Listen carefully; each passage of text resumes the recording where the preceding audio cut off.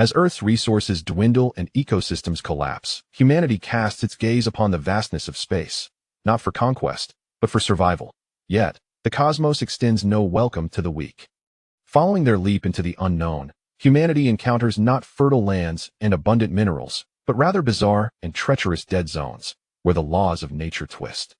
Unpredictably, some planets experience chaotic time flows, where a single day equates to a century.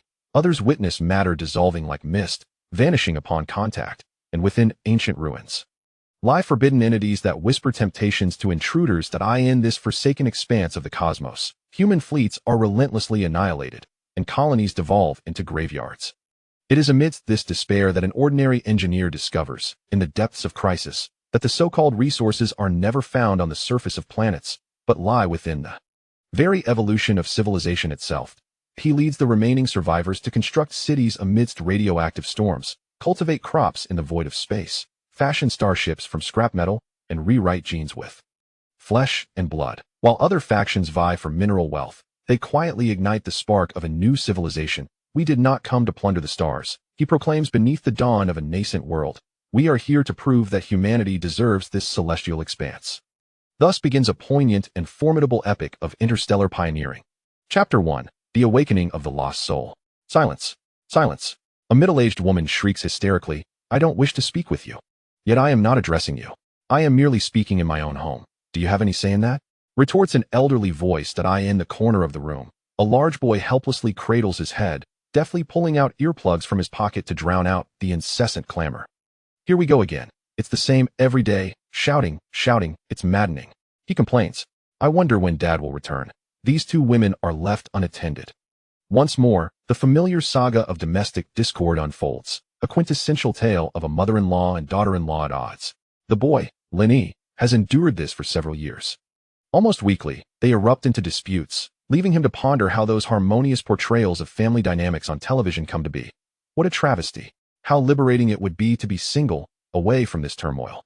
With both grandma and mom embroiled in daily arguments, there's no pleasing anyone. If only he could transcend this reality and find a quiet place, far removed from the clamor of the world, to await the end in peace. Lost in these idle thoughts, a product of his environment, Lin often found himself mediating during their quarrels. Yet, the more he intervened, the louder their arguments grew, escalating beyond what he could bear. Over time, he ceased to engage, content to remain uninvolved as long as things did not turn violent. As he drifted into a daze, Lin felt a heaviness in his head, his vision blurring, and the din of their fighting gradually faded away. He slipped into a deep slumber. Unbeknownst to him, the quarrel continued, and they had forgotten that the gas stove still simmered noodles. The outcome was dire. The boiling noodles extinguished the flame, leading to a gradual gas leak. Lin could never have imagined that he would meet such a trivial and untimely end. Brr, it's so cold. Suddenly jolted awake by the biting chill, Lin gasped. Did I forget to cover myself with a blanket again? Shivering uncontrollably, with tears streaming from his nose, he surveyed his surroundings, towering ancient trees, a dense forest, and the faint twinkle of scattered stars above. With wisps of white light drifting among the foliage, the tranquility enveloped him, and Lin paused, slapping his thigh in realization. Where am I? This isn't a dream. Upon closer inspection, he noticed a pile of extinguished embers from a campfire and a rudimentary grass hut behind him. Slap. He struck himself again. This is no dream. How did I end up in the wilderness? It's freezing. With little time for contemplation, he felt his body growing numb. Blood and breath struggled to flow, leaving him feeling as though he had just been pulled from a freezer. He searched his person and found a small box resembling a lighter and a long dagger. Testing the box like a lighter, he ignited it instantly, using some dry grass to rekindle the fire. As wisps of blue smoke curled upwards, the dim forest was illuminated once more by a flickering flame of hope. Lin circled the fire, warming himself before examining the small box and the long dagger that lay at his feet. The box was rectangular, about the size of 3 lighters, entirely black, with a button on top that, when pressed, unleashed blue and red flames of extreme heat.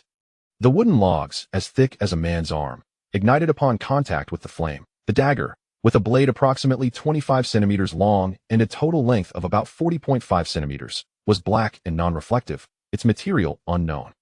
When he first ignited the fire, he used it to chop a branch as thick as his forearm, and the sensation was akin to slicing through wax. There was hardly any resistance. Astonished, Lin Yi marveled at this dream weapon of a man, albeit a tad short. After inspecting his equipment, he turned his attention to himself. Running his fingers through his short, uneven hair, he then felt his limbs, intact but alarmingly thin, resembling someone who had endured weeks of starvation. His attire, a form-fitting garment of an unknown material, was dark gray, complemented by matching shoes that as he continued to search his person, he discovered a slender cord strung with a jade pendant, pearlescent and inscribed with an ancient character for idea. Beyond these few items, knife, lighter, necklace, and his emaciated frame, there was nothing else. Gazing at his meager possessions, Lin Yi found himself in deep contemplation. First, this was clearly not his body. Secondly, the previous owner must have perished while attempting to survive in the wild or had become lost, perhaps starved or frozen to death. Thus, he surmised that he had experienced a soul transfer. But when did he die? Is this what they call crossing over? Yet, isn't this precisely what he had longed for? A smile crept across Lin Yi's face. There was no time for such musings. The immediate concern was to replenish this body's energy. As he regarded the two seemingly magical tools, the dagger that could slice through iron and the lighter that emitted flames of intense heat, he felt a sense of exasperation. Any earth dweller with such items would surely not succumb to starvation in the wilderness. Gripping the dagger, he began to dig at the roots of a tree, and before long, two plump earthworms appeared before him. Indeed, there was sustenance. Lin Yi's mouth curled into a grin, and he promptly snatched up a worm, tossing it into his mouth and chewing vigorously before continuing to dig. In the depths of space, at the monitoring station for trial star number 3.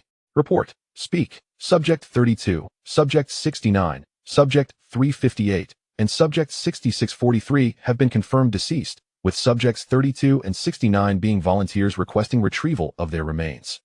Request granted. The general responded sternly. As soldiers pressed the button, a mechanical voice echoed. Subject 32 confirmed deceased, initiating retrieval. A beam of light shot from the monitoring station, piercing the void of space and striking the planet below. A mangled, bite-marked corpse was gradually drawn towards the station amidst the roars of beasts below. Retrieval successful, the mechanical voice declared. Subject 69 confirmed deceased. Life signs restored for Subject 69. Proceed with retrieval? Proceed with retrieval. Report. I understand. Cease retrieval, the general commanded coldly. But, the soldier stammered, anxious. Follow orders. Yes, sir. The soldier's eyes reflected a deep reluctance, yet he still issued the command to halt. He had witnessed such fleeting moments of hope far too many times, and though his heart ached, military orders were absolute. Perhaps with some effort, they could rescue the fallen, but more often than not, the outcome was a life marred by disability or a descent into madness, leaving them unable to care for themselves in their later years. Yet, this was the nature of the planetary trials. Life and death were left to fate. Upon entering the trials, all participants had signed waivers acknowledging the risks, absolving others of blame in the event of death. The general, observing the soldier's expression, smiled and said, "Relax, you will grow accustomed to it in time. Besides, they chose this path themselves. Those who succeed will bask in glory, while those who fail will return to dust." This cohort of planetary trial participants comprises merely 1,000 volunteers. The rest are criminals seeking to reduce their sentences, either facing life imprisonment or the death penalty. This is a marked improvement compared to over a century ago, when the mortality rate soared to an astonishing 90%. In those times, out of hundreds of thousands, fewer than 10,000 would awaken midway or survive to the end. They are fortunate indeed. At least their families are assured of support. Whether they succeed, awaken, or perish, their loved ones will face little hardship. The volunteer who just perished has elevated his family to the 4th tier of assistance. The soldier gasped, "Yes, sir." It is important to note that the Federation's assistance tiers range from 5 to 1, with 1 being the highest and 5 the lowest, where even the latter ensures a life free from want, complete with various benefits. The 4th tier equates to a comfortable living, with stable employment and regular holidays. In the event of accidental death, the Federation will conduct thorough investigations, ensuring sufficient personal safety. Tiers 2 and 3 even confer certain privileges, while Tier 1 represents an elite status devoid of actual power. However, Tiers 3 and above are exceedingly rare, awarded only for significant contributions to humanity. At this moment, Lin Yi, engrossed in digging for worms, remained blissfully unaware of how close he had come to being pulled away. Yet, even if he had known, it would hardly have concerned him, for he possessed a temperament that adapted easily to circumstances. He might have been astonished by the advancements of contemporary technology and the sheer misfortune of his situation, having traversed into the body of a recently deceased individual with no memories of a prior existence. Had he retained even a semblance of past memories, his composure would have been far more disrupted. Meanwhile, on the opposite side of the planet, amid a desolate expanse, a white-haired boy was dismembering a body marked with the number 6643 on its shoulder. He muttered to himself, "Thank goodness he wasn't a volunteer, otherwise, today would have been a fruitless endeavor. I'm so hungry." In the southern region of the planet, a striking figure suddenly swung a razor-sharp blade, cleaving a large black cat in two. Glancing at the severed creature, the figure turned and vanished into the night. In a swamp, a disheveled figure crawled slowly out from the mud. Observing a nearby figure being torn apart, he noted the number 358 inscribed on its shoulder. As he crawled, he murmured, "I'm sorry, brother. I must preserve my own life. I'll burn incense for you later." He made his escape. In the frigid northern snowfields, two little girls huddled together, shivering from the cold. One of them said, "Sister, why don't we leave? We are naturally gifted. Why endure this suffering?" The other girl, with a bitter expression, replied, "We can't. After finally escaping, we must endure for another 6 months. With our talents, we can secure third-tier assistance. Then they won't be able to drag us back home, and we can go wherever we please." Hope glimmered in the eyes of the two little girls. At the space monitoring station, the general glanced at the list of trial participants in his hands, a smile creeping onto his lips. It seemed that this time, someone remarkable had infiltrated the ranks. He hoped they would survive. Chapter 2. The pristine forest. Lin Yi was quite astonished to have unearthed dozens of earthworms. The soil here was unexpectedly fertile. In less than a square meter, he had excavated numerous worms, each as thick as a child's little finger. Gazing at the pile, which was ample enough to fill a large bowl, he felt a shiver run down his spine. Looking around, the trees were dense and towering, their ancient trunks reaching for the sky. The air shimmered with faint glimmers of light, reminiscent of fireflies. Could it be that he had traversed back to the age of dinosaurs? That seemed improbable, otherwise. How could he explain the presence of his clothes and knife? Shouldn't a time traveler enjoy certain privileges? Where was his cheat code? His system? System. Lin Yi silently chanted to himself, but alas, there was still no answer. Lost in his thoughts, he couldn't help but chuckle. He wrapped some earthworms around a twig and placed them over the flames to roast. Simultaneously, he seized one and popped it into his mouth, chewing it with a sense of trepidation. As he relaxed, he became acutely aware of the slimy, gritty texture in his mouth. Forcing himself to swallow it despite the overwhelming nausea, Lin Yi felt utterly repulsed. Indeed, the claims circulating online that earthworms tasted like chicken were nothing but deceit. He narrowly avoided vomiting. Had he done so, his body would have succumbed to weakness instantly. In the wild, earthworms are a readily available source of nutrition, rich in earthworm protein, boasting a protein content 23 times that of beef, and possessing considerable medicinal value. In traditional Chinese medicine, dried earthworms are an ingredient known as dilong. However, the taste left much to be desired. After a few crispy roasted worms, Lin Yi's eyes lit up. The roasting had imparted a pleasant saltiness and a delightful crunch. Yet, after consuming several, he felt a discomfort in his stomach. A sudden realization struck him: water. This body had not only gone a long time without food, but also without water. While a human can survive several weeks without sustenance, a mere few days without hydration could prove fatal. In this dark and foreboding place, where could he find water? Grabbing the remaining earthworms, he fashioned a large leaf into a cup, crushed the worms to extract their mucus and juices, filling the makeshift vessel to the brim. With no means to filter it, Lin Yi gazed at his sole source of water and swallowed hard. Here goes nothing. He closed his eyes, tilted his head back, and gulped it down. Fighting the urge to retch, he reassured himself that earthworms could cool the body, dispel wind, promote circulation, clear the lungs, kill bacteria, reduce inflammation, and, most importantly, sustain his life. As he regained his breath, he vowed not to consume such fare again, resolving to seek proper food the following day. With his hunger and thirst alleviated, Lin Yi felt significantly better, capable of enduring for a few more days. He added several more twigs to the campfire, ensuring it would burn through the night. As for the threat of wild beasts, if any had been lurking, he would have been taken long before the fire extinguished. Now, he would be powerless to resist. Exhausted, Lin Yi clutched his two precious resources tightly and succumbed to a deep slumber. Meanwhile, aboard the space station orbiting TrialStar 3, a report emerged. The vital signs of trialist number 69 are gradually stabilizing. They appear to be awakening, an excited soldier announced. The general, who had been resting with his eyes closed, abruptly opened them, ready to conduct a psychic energy assessment. In the realm of psychic detection, the results revealed a successful assessment. the psychic value measured at 6. Upon comparison, the original psychic value stood at 9, now diminished to 6. The general was taken aback. Throughout the years, he had encountered instances of rising psychic values, yet he had never witnessed a decrease in one that remained unawakened. A psychic value exceeding 10 signified awakening, while values below 10 were innate. Growth could only occur gradually through the body's absorption of ambient free psychic energy, alongside some exceedingly rare natural treasures and unique opportunities. Nothing else could alter this state. Only after awakening could one engage in the cultivation of psychic energy, which would then fluctuate accordingly. The general, deep in thought, calmly commanded, "Commence tracking and monitoring and conduct individual data collection for record-keeping." As the rain began to pour in the forest, the droplets, akin to yellow peas, fell rhythmically, pattering against the sparse leaves. Water splashed onto Lin Yi's face, rousing him from his slumber. Due to mental strain and excessive fatigue, Lin Yi had slept profoundly. Upon awakening, still in a daze, he glanced up at the sky, which had already brightened with dawn.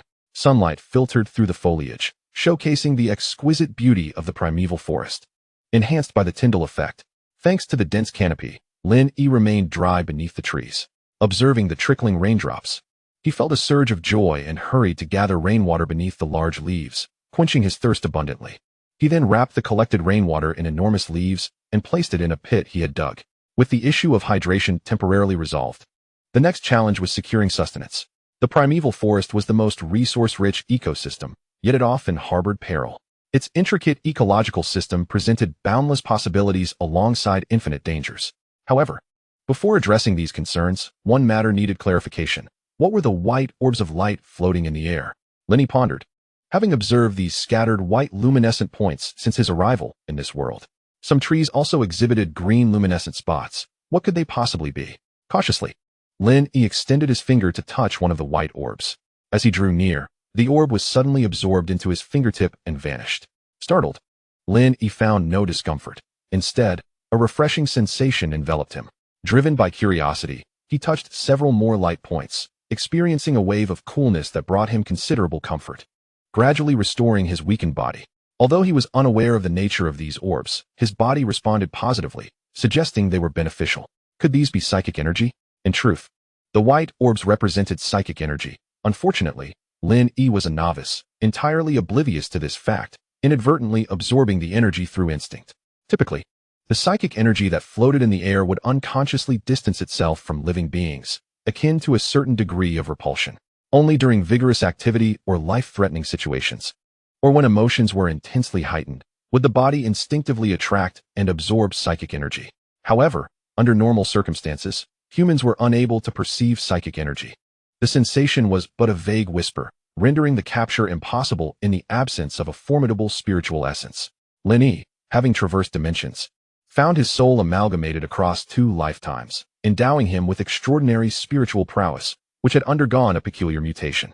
This enabled him to perceive ethereal energies and autonomously absorb them, a talent that could be deemed an awakening of innate gifts, albeit unbeknownst to others who could not detect it.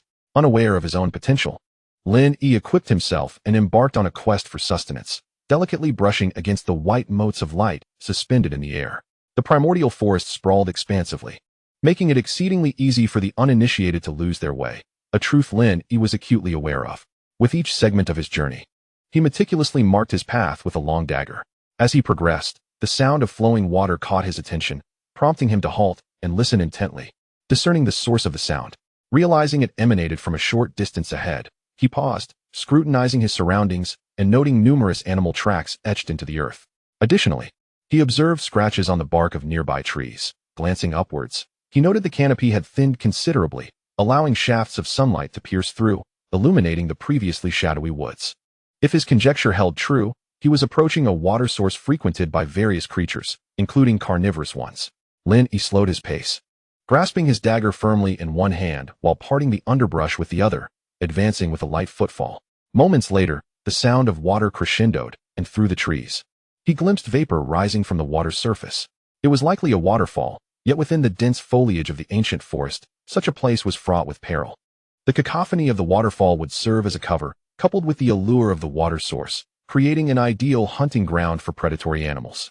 His hand trembled slightly around the dagger, not from fear, but from exhilaration. What could ignite a man's spirit more than the thrill of the hunt? It felt like an innate instinct, an impulse deeply embedded within his genetic lineage, stirring restlessly within him at this moment. In his past life, the only legal form of hunting had been fishing, and according to incomplete statistics from the Fishing Association of China, there were approximately 1.4 billion anglers in the nation, translating to 1 in every 10 individuals. This enigmatic organization was reputed for its unparalleled expertise, shrouded in mystery and allure. However, this was no longer his previous life. Within this untamed forest, all forms of hunting were legal. Lin Yi's blood raced with excitement. This was his inaugural foray into the realm of hunting. He tightened his grip on the dagger, striving to steady his racing heart. Taking a deep breath, he focused his gaze ahead, when suddenly, a chill coursed through him as he spotted a pair of crimson eyes peering from the sparse grass beside a rock. The slit pupils flickered, indicating that the owner of those eyes had also detected Lin Yi. Both parties remained motionless, locked in a silent standoff, each fixated on the other. What'll fate?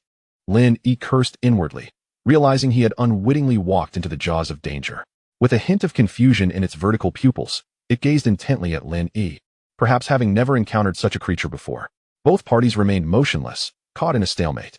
The owner of the vertical pupils appeared perplexed and uncertain, contemplating whether to strike.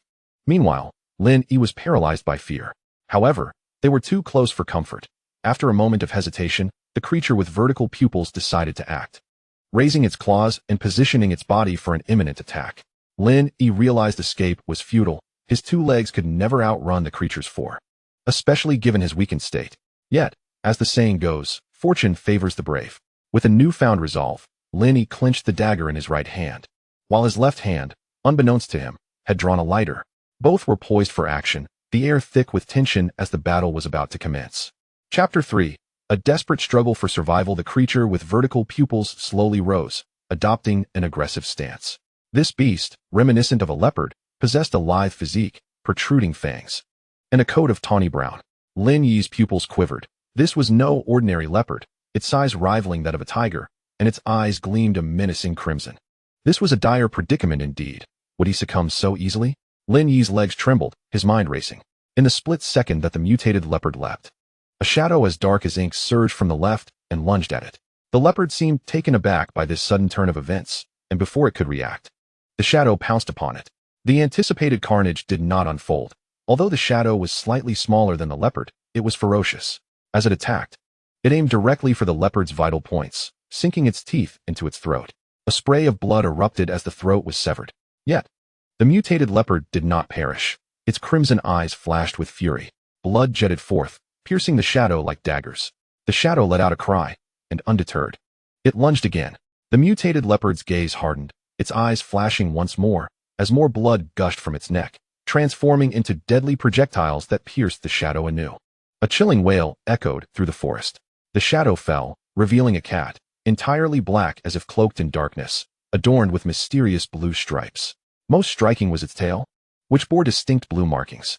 At this moment, the cat was drenched in a cerulean hue of blood, succumbing to silence at last. The mutated leopard appeared gaunt, its throat torn, gasping for air as the wind rushed through its ravaged throat, blood continuously spilling forth with each labored breath. Lin Yi remained dazed, unable to comprehend the swift brutality of the battle that had transpired in mere seconds. Gazing upon the blood-soaked ground, leaves, and rocks, the heavy scent of blood lingered in the air. After a moment of bewilderment, Lin Yi abruptly regained his senses. He stared at the panting leopard, a wave of dread washing over him. Looking back at the cat, he realized that, but for its intervention, he might now be lying lifeless on the ground. Observing the still-breathing leopard and assessing his surroundings, he noted the dense foliage, ensuring that the stench of blood would not dissipate anytime soon. Reflecting on the leopard's sinister tactics, he decisively retreated. Retreating nearly 30 meters, he crouched by a tree, patiently awaiting his moment. After 3 minutes, the leopard's breath ceased, its body no longer heaving. Lin Yi descended from the tree and, after another 5 minutes, sprinted towards the site of their recent confrontation. Skillfully avoiding the splattered blood, he approached the leopard. Giving it a gentle kick, there was no response, confirming its demise. A smile of excitement graced Lin Yi's face as he swiftly grasped his long dagger and began the process of skinning the beast. The mutated leopard was immense, nearly rivaling an adult water buffalo. Although it had shrunk somewhat after losing its blood, it still retained a size comparable to a calf. With practiced ease, Lin Yi utilized the sharpness of his blade, successfully removing the entire hide within a matter of minutes. He recalled his summer job at a slaughterhouse before his journey, where he had honed his skills by processing over 50 cattle. Skinning this creature felt like a trivial task. Recognizing the impracticality of transporting such a large hide, he resolved to take only a portion of the meat. He carefully severed 2 substantial thighs, along with a strip of tenderloin and a sizable chunk of belly flesh. Wrapping them in the skin, gazing at the nearly human-sized bundle of leopard hide, Lin Yi swallowed hard. Dragging the package, he then picked up the peculiar cat. Suddenly, his eyes blinked in surprise as he observed the cat's head, adorned with 3 striking vertical blue stripes, within which myriad glowing azure points danced. Curiously, Lin Yi drew forth his dagger and made an incision in the cat's head, revealing an irregular blue crystal, roughly the size of a pigeon egg. The dense clusters of azure points shimmered upon the crystal's surface. Intrigued, Lin Yi extracted it. Its warmth felt pleasant to the touch, accompanied by an alluring fragrance. The blue points lingered, while white points were drawn into the crystal from the air. Could this be the cat's inner essence? It was a pity it was so uneven. Lin Yi glanced towards the direction of the leopard's corpse, realizing he had not examined it closely before hastily skinning it. Upon a more careful inspection, he indeed noticed red luminous points within the body, particularly concentrated in the abdomen. Without hesitation, he began to dissect the belly, guided by the red points, and soon located a diamond-shaped red crystal near the heart. The crystal, the size of a fist, was adorned with numerous red points, although it remained inconspicuous amidst the blood. The mutated leopard was drenched in blood, and after skinning, it was even more so. No wonder he had overlooked it earlier. After a meticulous examination of the leopard, Lin Yi discerned that its eyes also contained red points, interspersed with hints of gold. He extracted the leopard's eyes, wiping them on the hide. The eyes, once removed, appeared semi-transparent pink and were remarkably hard, resembling glass, exhibiting a peculiar beauty. The crimson vertical pupils, flecked with a touch of golden red, presented an oddly enchanting sight, imbued with a hint of malevolence. Gazing at them for too long induced a slight dizziness, prompting Lin Yi to hastily avert his gaze. He felt a wave of lightheadedness wash over him, his body swaying unsteadily, seemingly weakened further. Quickly, he tucked the 2 crystals and the 2 eyes into the pocket of his bodysuit, grasped the leopard hide bundle with his left hand, and hoisted the blood-drained cat's corpse with his right, hastening back along the path he had come. Shortly after Lin Yi's departure, the sky gradually darkened, and a dazzling figure stepped onto the blood-soaked ground. Clad in a uniform black jumpsuit resembling Lin Yi's, yet adorned with a dark hood, her lithe and enchanting form unmistakably revealed her femininity. The girl inhaled deeply, savoring the rich scent of blood wafting through the air, before glancing at the carcass of a leopard, stripped of its legs, skinned, and with its eyes gouged out. A shiver coursed through her body as she murmured to herself, "It seems this forest has gained another ruthless individual, one to be reckoned with. Even an 8th-tier beast has been slain, and this ferocious creature may possess a unique bloodline." After surveying her surroundings and confirming the absence of traps, a smile graced her lips. Truly, a formidable figure, leaving behind such a bounty of flesh. Without hesitation, the girl proceeded to detach the chest meat and 2 front legs of the leopard. As her fingers adorned with rings gleamed, the limbs and meat vanished from sight. Upon observing the path from which Lin Yi had dragged the carcass, she hesitated momentarily before turning to walk in the opposite direction, muttering to herself, "Indeed, a true powerhouse," leaving no trace of concealment. Meanwhile, Lin Yi, resting beneath the great tree, remained oblivious to the misinterpretation of his prior actions. Even if he were aware, it would likely be of little concern, though he would undoubtedly feel regret, believing he had missed a chance to return to civilization. Exhausted, Lin Yi gazed at the extinguished bonfire beneath the tree and the darkening sky. He retrieved a lighter and ignited the remaining firewood. Unwrapping the leopard's hide, he placed a hind leg directly over the flames to roast. The leg bore several bite marks and knife cuts, remnants of his desperate hunger on the journey back. When he had resorted to consuming it raw, the hind leg was colossal, forcing Lin Yi to roast and eat in tandem. Once the outer layer was cooked, he deftly sliced off the tender meat, continuing to roast and consume, washing it down with the rainwater he had collected that morning. As he feasted, Lin Yi soon found himself unable to eat another bite. Upon inspection, he realized he had devoured nearly half of the leg, his abdomen now distended. Patting his belly, he finally felt satiated. The meat was remarkably tender, unlike the gamey texture of wild beasts. Having had the fortune of tasting tiger meat before his journey, Lin Yi recalled it as tough and dry, leaving him with bleeding gums for several days. In stark contrast, The roasted leopard meat had a texture akin to beef, unexpectedly succulent and juicy, providing Lin Yi with a delightful indulgence that led him to overeat. After trimming the remaining small portion of the hind leg, he wrapped it in large leaves and shaped some moist earth into a ball, burying it before the fire. He then retrieved the other hind leg, deboned it, and sliced the meat into strips, which he placed on a makeshift rack of sticks to smoke. Next, he wrapped the tenderloin in leaves, slathered it with a thick layer of mud, and ascended the great tree. At a height of 5 meters, he carved a hole the size of a human head into the trunk, placing the mud-sealed meat inside before sealing the opening. Once these tasks were completed, he turned to the mutated cat. He severed its head, eviscerated it, and discarded the entrails, peeling off the skin, which was riddled with wounds. The internal organs were wrapped in the skin and buried a kilometer away. The remaining cat meat was dried along with the bones. After concluding all tasks, Lin Yi settled into silence, quietly seated before the flickering flames. A multitude of thoughts swirled in his mind. This forest was undeniably perilous, teeming with countless unknown entities and unseen creatures. Today, having ventured less than 2 kilometers, he encountered 2 extraordinarily powerful beings. Their astonishing blood control abilities and incredible speed sent tremors through him. This was merely the proximity. The distant regions were shrouded in unimaginable dangers. Reflecting on the day's events, Lin Yi felt a twinge of trepidation. For the moment, sustenance was not an issue, as there was a water source within the territory of the nearby leopard. The paramount concern was evading those lurking threats. With this in mind, Lin Yi retrieved his unique finds from the day: 2 peculiar eyeballs, 1 irregularly shaped crystal of a haunting blue hue, and a red diamond-shaped crystal. Focusing intently, he observed that the eyeballs and the diamond crystal were surrounded by flickering red orbs, while the irregular crystal was enveloped in ethereal blue lights. There were also drifting white orbs in the air, some of which gravitated towards the crystals, only to be consumed. Even a mere touch of these white orbs would lead to absorption, imparting a sensation of comfort to his body. Once his mind relaxed, all the luminous orbs vanished. Upon concentrating once more, the colorful orbs re-emerged. Could this be my extraordinary ability? Perhaps it was a boon bestowed upon me after my traversal, or a latent talent from my previous existence.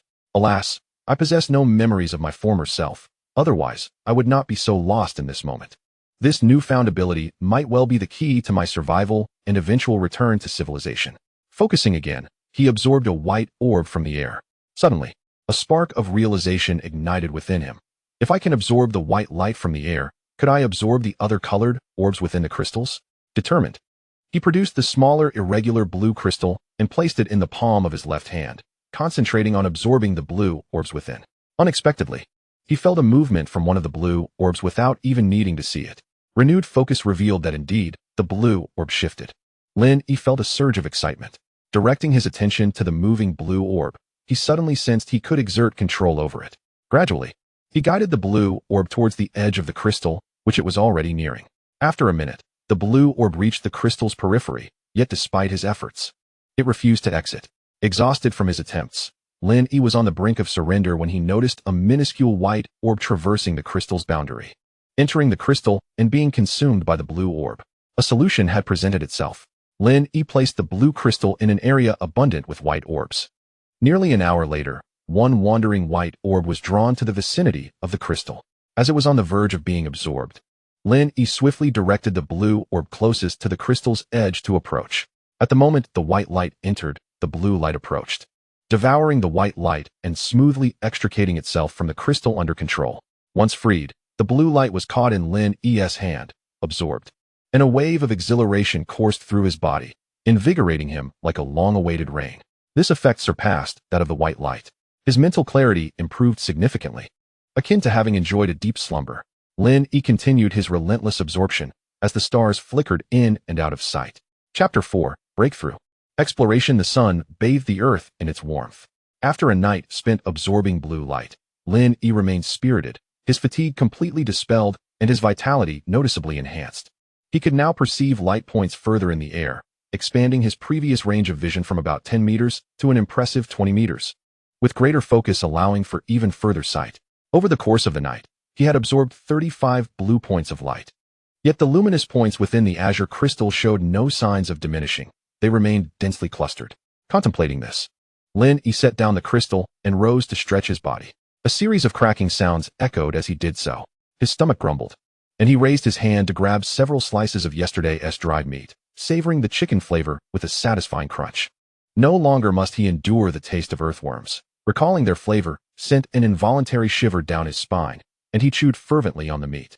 After consuming a few slices, Lin Yi unearthed a small portion of hind leg meat he had buried before the fire last night. Upon opening it, a tantalizing aroma wafted forth. The meat resembled braised pig's trotters, and as he gently tore it apart, the muscle fibers were distinctly visible, making it utterly appetizing. Cradling the sizable piece, larger than his own head, he dove into it, relishing its tender, juicy essence, reminiscent of his mother's braised pork trotters. Tears of nostalgia welled at the corners of his eyes as he pondered whether he would ever return home. Likely not, as this body was no longer his original form. What would he do if he returned? And this place was certainly not Earth. In truth, even listening to the occasional squabbles was a strangely delightful experience. Whether it was the rising steam from the food or the wind playing tricks on his senses, a glimmer of moisture appeared at the corners of Lin Yi's eyes. He quickly finished the remaining hind leg meat, yet an odd sense of hunger gnawed at him. As he touched his flat abdomen, he felt the distinct outline of abdominal muscles. Lin Yi was taken aback. Abdominal muscles? They weren't there yesterday, yet today they are. His body, which had appeared so frail just the day before, now exuded unexpected strength. He removed his jumpsuit to admire the prominent muscles, with smooth lines along his arms and clearly defined transverse abdominal muscles. Clenching his fists with vigor, he felt an overwhelming surge of power, as though he could vanquish 10 versions of himself from yesterday. As he continued to explore his physique, hunger struck him once more. Ignoring everything else, Lin Yi grabbed the remaining pieces of hind leg jerky drying on the rack, tearing into them with gusto. The not yet fully dried meat was delightfully chewy. Before he realized it, he had devoured the entirety of the remaining hind leg meat. Lin Yi stifled a dry throat and let out a satisfied burp, gazing at the barren shelves. A whole hind leg of meat, weighing dozens of pounds, had been devoured for breakfast. Lin Yi was taken aback by his own actions. Patting his slightly protruding abdomen with a sense of disbelief, it seemed he might starve before even leaving the forest. Mistakenly believing that the meat would last him for a long time, only to consume it all in a single meal. Assessing his robust physique, he clenched his fist, twisted his hips, turned around, and unleashed a punch. Crack! The punch produced a sonic boom, startling even Lin Yi himself. Was it truly this terrifying? He examined his unscathed fist, and then felt his swollen forearm. A smile slowly crept onto his lips. It was the first smile he had shown since his journey began.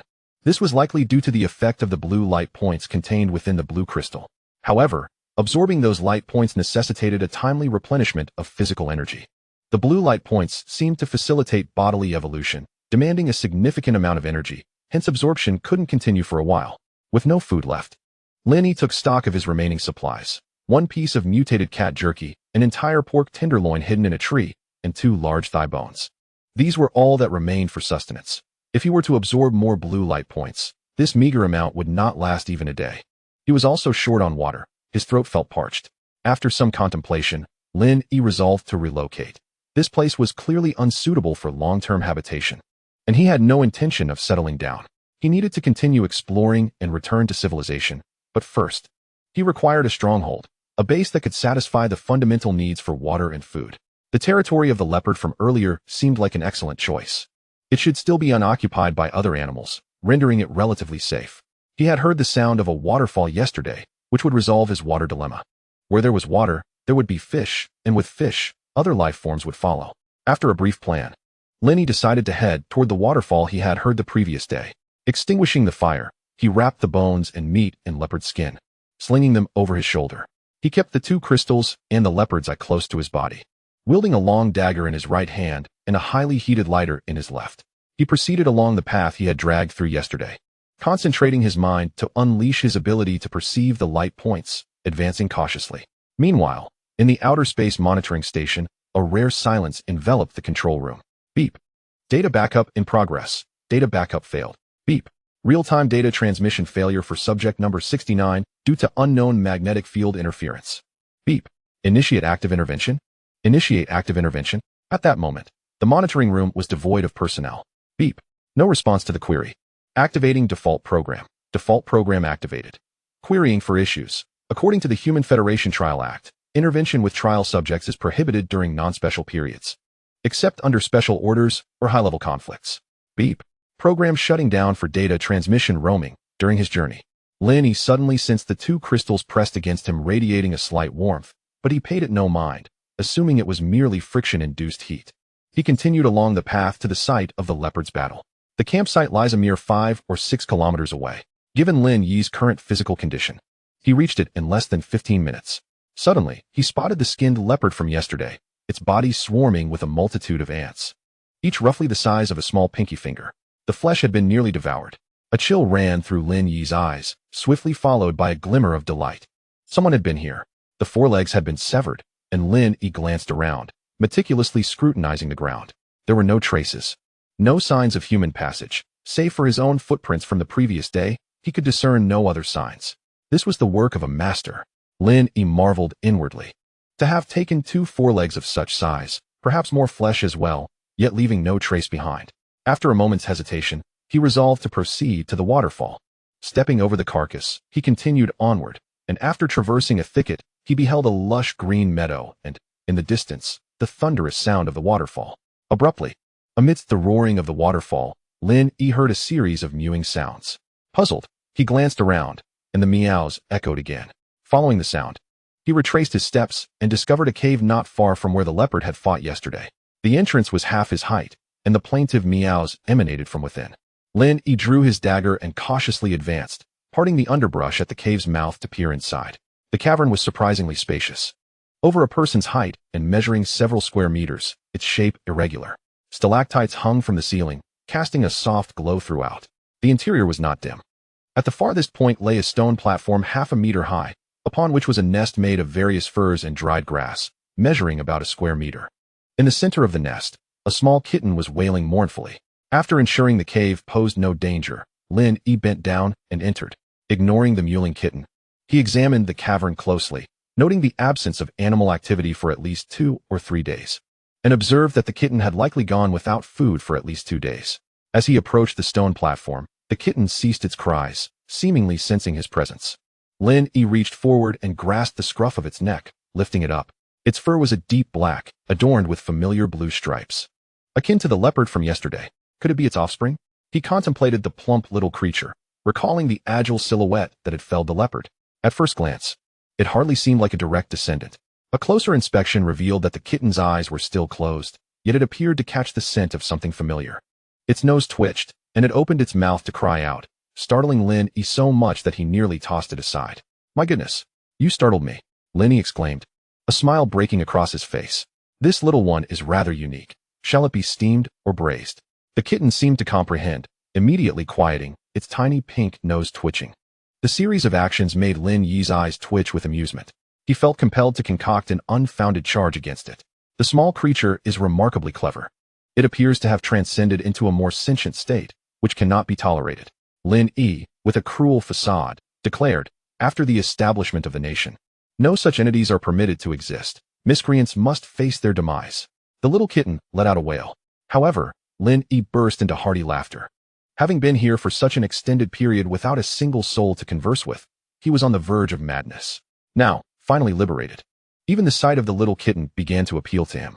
He set the kitten down and gently patted its shoulder, saying, "Fear not, little one. I shall protect you. As long as I have provisions, you shall not go hungry." The kitten rolled over repeatedly as if to convey its disdain, manifesting a look of sheer exasperation. It seemed the kitten had gone several days without food. Its mother, undoubtedly, was the deceased feline from yesterday. Indeed, that cat was a female. The blind kitten likely relied on nursing. In this desolate wilderness, finding nourishment would be a challenge. Perhaps a bit of water mixed with minced meat would suffice. At the mere thought of water, Lin Yi felt a parching thirst arise, which was quite uncomfortable. After a brief exploration of the cave, he discovered a small puddle in a corner, illuminated by luminescent stalactites that dripped water downwards. The puddle brimmed with water, continuously dripping yet never overflowing. Lin Yi was struck by the peculiarity of the situation. After observing for a while and noting that dozens of droplets had fallen without diminishing the puddle's contents, he pondered if this water was indeed drinkable. A sudden inspiration struck him. He seized the little kitten and positioned its mouth at the edge of the puddle. The kitten instinctively began to lap at the water, growing more vigorous in its actions, as if it were a parched soul finally receiving the long-awaited rain. After watching for a moment and confirming the kitten was unharmed, he tossed it into a nearby makeshift nest, disregarding its cries. This is for your own good. After prolonged hunger, one must avoid excessive water intake. With that, Lin, ignoring any concerns of cleanliness, buried his head in the puddle and drank deeply. After quenching his thirst, he noticed that the puddle remained entirely full, showing no signs of depletion. There was certainly something remarkable about this water. Chapter 5. The Spiritual Spring. A temporary abode. Lin observed the water level in the puddle, which showed no sign of diminishing. This puddle was indeed peculiar. Not only was the water continuously dripping, but it also never overflowed. He had consumed nearly a liter of water, yet the puddle remained unchanged. Moreover, the taste was surprisingly sweet. As Lin concentrated, a myriad of white specks appeared before him, drifting through the air, inhalable with each breath. No wonder he felt less fatigued since entering. It was no surprise that after several days of hunger, the little kitten had not perished and was still able to vocalize its distress. The abundance of these white specks was astonishing. Let us refer to them as spiritual energy for the time being. Upon gazing into the puddle again, Lin was nearly blinded by the radiance. After a moment, his eyes adjusted, revealing that the water was teeming with spiritual energy, overflowing and diffusing into the air. Looking beyond the puddle, he noticed a curved band of white light connecting the puddle to the depths of the cave's stone walls, leading further into the mountain. The stalactites above emitted a brilliance that rivaled that of the puddle, indicating that the concentration of spiritual energy in this location was significant. Perhaps it was a spiritual mine, with those stalactites being spiritual stones. Let us entertain that notion, for those luminous white orbs indeed confer benefits upon him. Once absorbed, they fortify the body and alleviate fatigue. The other potential uses remain to be discovered. Lin unsheathed his long dagger, carving through the rocky edge of the pool, diligently following the visible white light trail. The dagger was exceedingly sharp, and with Lin Yi's current strength, slicing through the rock was akin to cutting through tofu. In just a few strokes, he excavated the surrounding stone and thrust the dagger towards the white light. With a resounding splash, a torrent of water erupted, propelling Lin backwards. Gradually, the pressure subsided, and the water began to flow gently. Before long, the low-lying area that housed the pool transformed into a substantial basin. It became evident that the white light was emanating from a spring brimming with spiritual energy, suggesting that there was a waterway extending further below. This would have to be explored at a later time. For now, Lin pondered how to make the most of this spiritual spring. The thought of bathing in such a vast pool of water was suddenly appealing to him. However, he realized he needed to excavate an additional reservoir. After all, one cannot bathe in water meant for drinking. With that thought in mind, he set to work, carving a notch into the rock. Given that both the cave walls and the ground were rocky, using the dagger was quite effective. Half an hour later, he had sculpted a rectangular pool measuring approximately 1 meter in width and 2 meters in depth, neatly stacking the hewn stones around its perimeter. After finishing the pool, Lin fashioned a space for himself, a room, though not quite a room in the conventional sense, adjacent to the nook where the kitten resided. He excavated a stone platform about the height of a person. He shaped the platform to resemble a bed, extending outward and transforming the removed stones into brick-like forms, encircling the large pool that had formed at the site of the water's emergence. On the opposite side of the cave, he dug a 2-meter-high, 3-meter-wide independent bathroom, using the stones he had unearthed to craft various tables and chairs. With leisure and creativity, Lin even fashioned a large round table, accompanied by 4 or 5 tall stone stools. The dagger proved remarkably effective for these tasks. Although Lin Yi's craftsmanship could improve, it was adequate for a makeshift stronghold.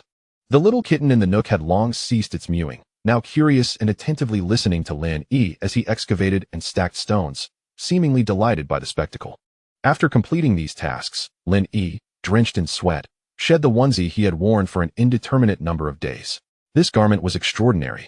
Not only breathable but also waterproof. Astonishingly, it allowed sweat to escape while repelling water from the outside. Furthermore, it provided a barrier against insects, having shielded him from countless forest pests over the past few days. To put it simply, without this remarkable onesie, the forest mosquitoes alone could have claimed Lin Yi's life multiple times over. Its only drawback was that it did not provide warmth. Indeed, it was far less insulating than a regular piece of clothing.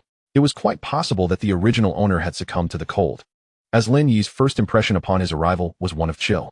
After removing his shoes, he leapt into the expansive pool, sending splashes of water that startled the little kitten. Meow? Ha! With a hearty laugh, Lin indulged in a leisurely bath, washing both himself and his clothes, all the while humming a merry tune, reveling in the moment. As he continued, however, he began to feel an unsettling pressure within his body. In a flurry, he concentrated, summoning the spiritual energy that coalesced in his eyes. Suddenly, a blinding white expanse enveloped him, with countless white specks penetrating into his very being, increasing in number and speed. His body swelled further, with veins protruding like serpents, tightly constricting his burgeoning muscles, bones cracking ominously, and hair standing on end. In a panic, Lenny swam toward the edge of the pool, when a sharp pain pierced his eyes, as if some binding force had been shattered. A tingling sensation coursed through him, and dark substances began to ooze from his pores. Ignoring the turmoil, the agony in his eyes intensified, feeling as though they were being torn apart, compelling him to arch his body and emit cries of distress. Time lost meaning as the pain lingered, until at last, a refreshing coolness washed over him.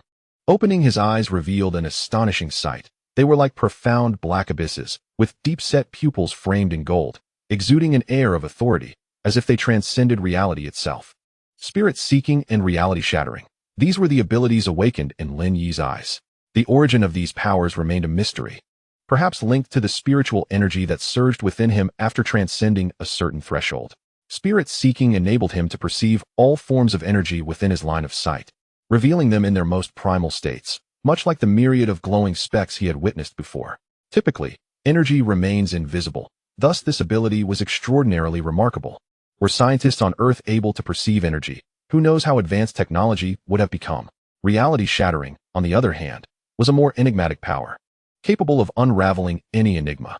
Yet Lin Yi sensed an inability to wield it, as his body reacted strongly to the feedback from his eyes, leaving him somewhat bewildered by the information. Nonetheless, he felt invigorated, despite the unpleasant odor clinging to him.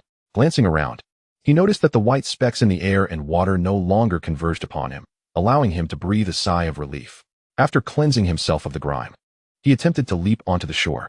With a resounding thud, he miscalculated his strength and found his head lodged into the ceiling of the cave. Straining, he extricated himself, only to land with a thump, leaving 2 shallow impressions in the ground. Upon looking up, he saw a hole the size of a human head, nestled among the formidable stalactites, sending a chill of fear down his spine. Goodness, that was terrifying, he thought, relieved he hadn't collided with those sharp stalactites, for that might have spelled doom. Lin Yi reflected on the newfound strength coursing through him. His physical prowess had surged, and he had acquired 2 remarkable abilities. His vision extended further than ever, and he felt that his eyesight rivaled that of an eagle. Leaning against the edge of the pool, I gazed into its reflection, examining my eyes, pure and translucent like jade, with deep pupils encircled by a gilded ring, and sclera as pristine as high-quality sheep, fat white jade. The blood vessels that once marred my eyelids had vanished completely, rendering them exceptionally bright. Some may not comprehend the significance of this. The reduction of retinal blood vessels allows the eyes to be shielded from various external influences. This structure enables the eyeball to maintain its integrity, thus enhancing visual acuity. Much like a flawless piece of jade holds greater value than one riddled with imperfections, so too does a purer ocular structure significantly augment visual performance. Emerging from the cave, I lifted my gaze towards the heavens, my sight piercing through the sea of clouds to behold a soaring eagle in the sky, every feather distinct and vivid. Wow! I exclaimed, astonished at the magnificence before me, realizing how blind I had been compared to my current self. Furthermore, I discerned a colossal energy core within the eagle, surely. It was a magical beast.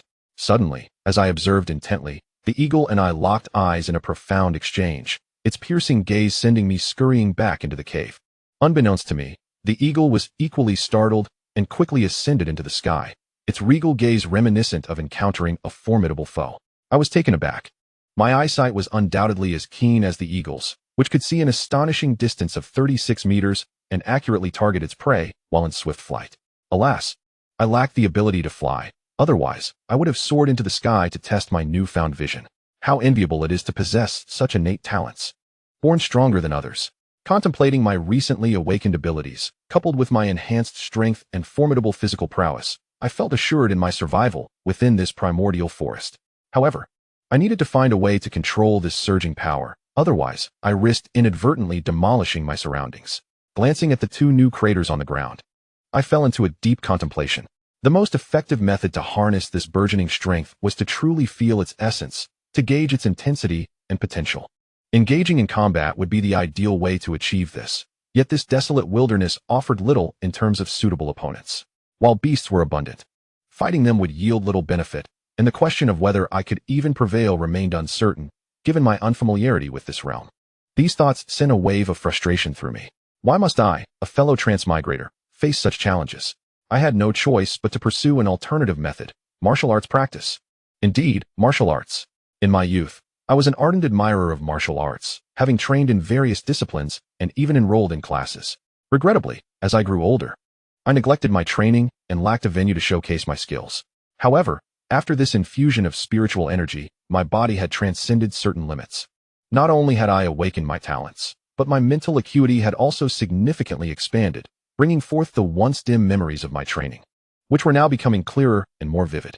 As I recalled the martial arts I had previously studied, the details began to resurface. Perhaps I shall commence with Tai Chi, I mused, and with that, I began to practice, albeit clumsily at first. Calm and composed, he began with the foundational movements, the diamond crusher, the lazy wrap, the sealed embrace, the single whip, the white crane spreads its wings, the oblique form, and the knee-pressing step. Even after completing the entire sequence, the thirst for more remained. He repeated it several times, feeling invigorated. Realizing that excessive ambition could lead to ineffectiveness, Lenny decided to focus on mastering one style before attempting others. He continued to practice leisurely. Chapter 6, Waterfall Adventure, Encounter after several hours. A wave of hunger enveloped him. Lin Yi paused, acknowledging his low efficiency and the peril of lacking control in this environment. Thoughts of the peculiar leopard and cat he had encountered, along with the soaring eagle in the sky, filled him with an overwhelming sense of urgency. Each creature could easily end his life. Clenching his fists, he felt a sense of self-preservation stirring within him. It was time to venture outside. He finished the remaining meat, mashing some raw flesh and mixing it with spring water to feed the little kitten. Although it was the kitten's first meal, it showed no resistance. Its little belly round and full, soon drifting off into a deep slumber. With a temporary stronghold established, Lin Yi planned to explore the surrounding area for signs of civilization. But first, he needed to master his explosive power. Suddenly, he recalled the colossal waterfall he had seen earlier. It could serve as an excellent training ground, provided there were no ferocious beasts lurking nearby. After a brief preparation, donning his attire and gathering his gear, he stepped out of the cave. The sun blazed overhead, marking midday, and the visibility was superb. Awakening his ability, Lin Yi activated his supernatural skills. After all he had experienced, he had grown more cautious, and his once restless heart found tranquility. With the capacity to use his abilities, he understood that no expenditure could outweigh the value of his life. Moreover, after his recent breakthrough, he could sustain his powers for extended periods. As he looked around, the flora and fauna transformed into three-dimensional shapes composed of green light points. While animals appeared in various hues, their energy levels discernible through the density and quantity of light points. This insight allowed him to gauge their strengths and weaknesses. Aside from a few towering trees, most plants were composed of sparse energy points, easily seen through his enhanced perception. With his ability activated, the world morphed into a vibrant tapestry of energy and color. This power felt almost extraordinary. Lin Yi was thrilled, noting that he had yet to uncover any drawbacks. With such capabilities, he could foresee danger and ensure his own safety. Navigating through the forest, he adeptly avoided the animals, rushing towards the waterfall. The thunderous roar echoed as he maneuvered past the last dense thicket, revealing a scene that left him in awe. It was not the picturesque cascade of water, reminiscent of the Milky Way descending from the heavens, but rather a colossal curtain of energy that blotted out the sky. Still in the throes of his heightened perception, the sheer brilliance of the energy was blinding, compelling him to deactivate his powers. The sight before him was beyond words. In that moment, Lin Yi mused. If only Li Bai were here, he wondered what earth-shattering verses he would compose. Before him lay a magnificent spectacle, steam rising, ethereal and delicate, ascending into the clouds, forming an immense curtain of water. The steam from the waterfall obscured its summit, as if it were thrusting directly into the heavens. Below the waterfall lay a vast, deep pool, its surface rippling from the impact of the cascading waters. After a brief period of acclimatization, Lin Yi quietly activated his spiritual sensing, deliberately avoiding the waterfall itself, directing his gaze instead towards the surrounding area and the pool's waters. Numerous creatures inhabited the vicinity of the waterfall, yet none possessed formidable strength.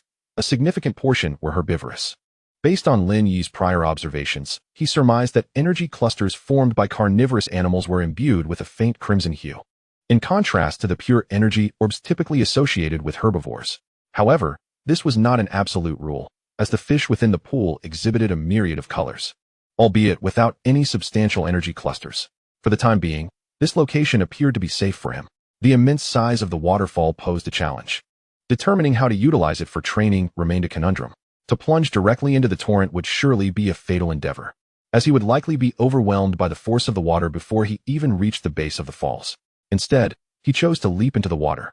Moments later, with a splash, several large fish were flung onto the shore. Lin Yi soon emerged from the depths. The abundance of resources here was astonishing. Having initially perceived the creatures as low in energy, he assumed they would be small, yet even the fish near the shore measured nearly half a meter in length. If he refrained from absorbing the blue light particles, a single fish could sustain him for several days. Suddenly, Lin Yi felt a jolt of awareness. There was someone nearby. An elegant figure emerged from the thick grass at the edge of the shore. The rising mist, combined with the dense foliage, placed Lin Yi in her blind spot, rendering him unaware of her presence. Had he not maintained his spiritual sensing, he likely would have missed her entirely. Contemplating for a moment, Lin Yi resolved to approach. Grasping the freshly caught fish by its tail, he slowly made his way towards the girl. The roar of the waterfall was so thunderous that even as he approached within 3 meters behind her, she remained oblivious. "Hey," Lin Yi called out. The girl paused, quickly turning her head, her sword instinctively thrusting forward. Alas, it was a moment too late. At the instant he called out, Lin Yi swung the large fish like a club with great speed. The impact resounded as it struck her forehead, sending her crashing to the ground. Her sword clattering beside her.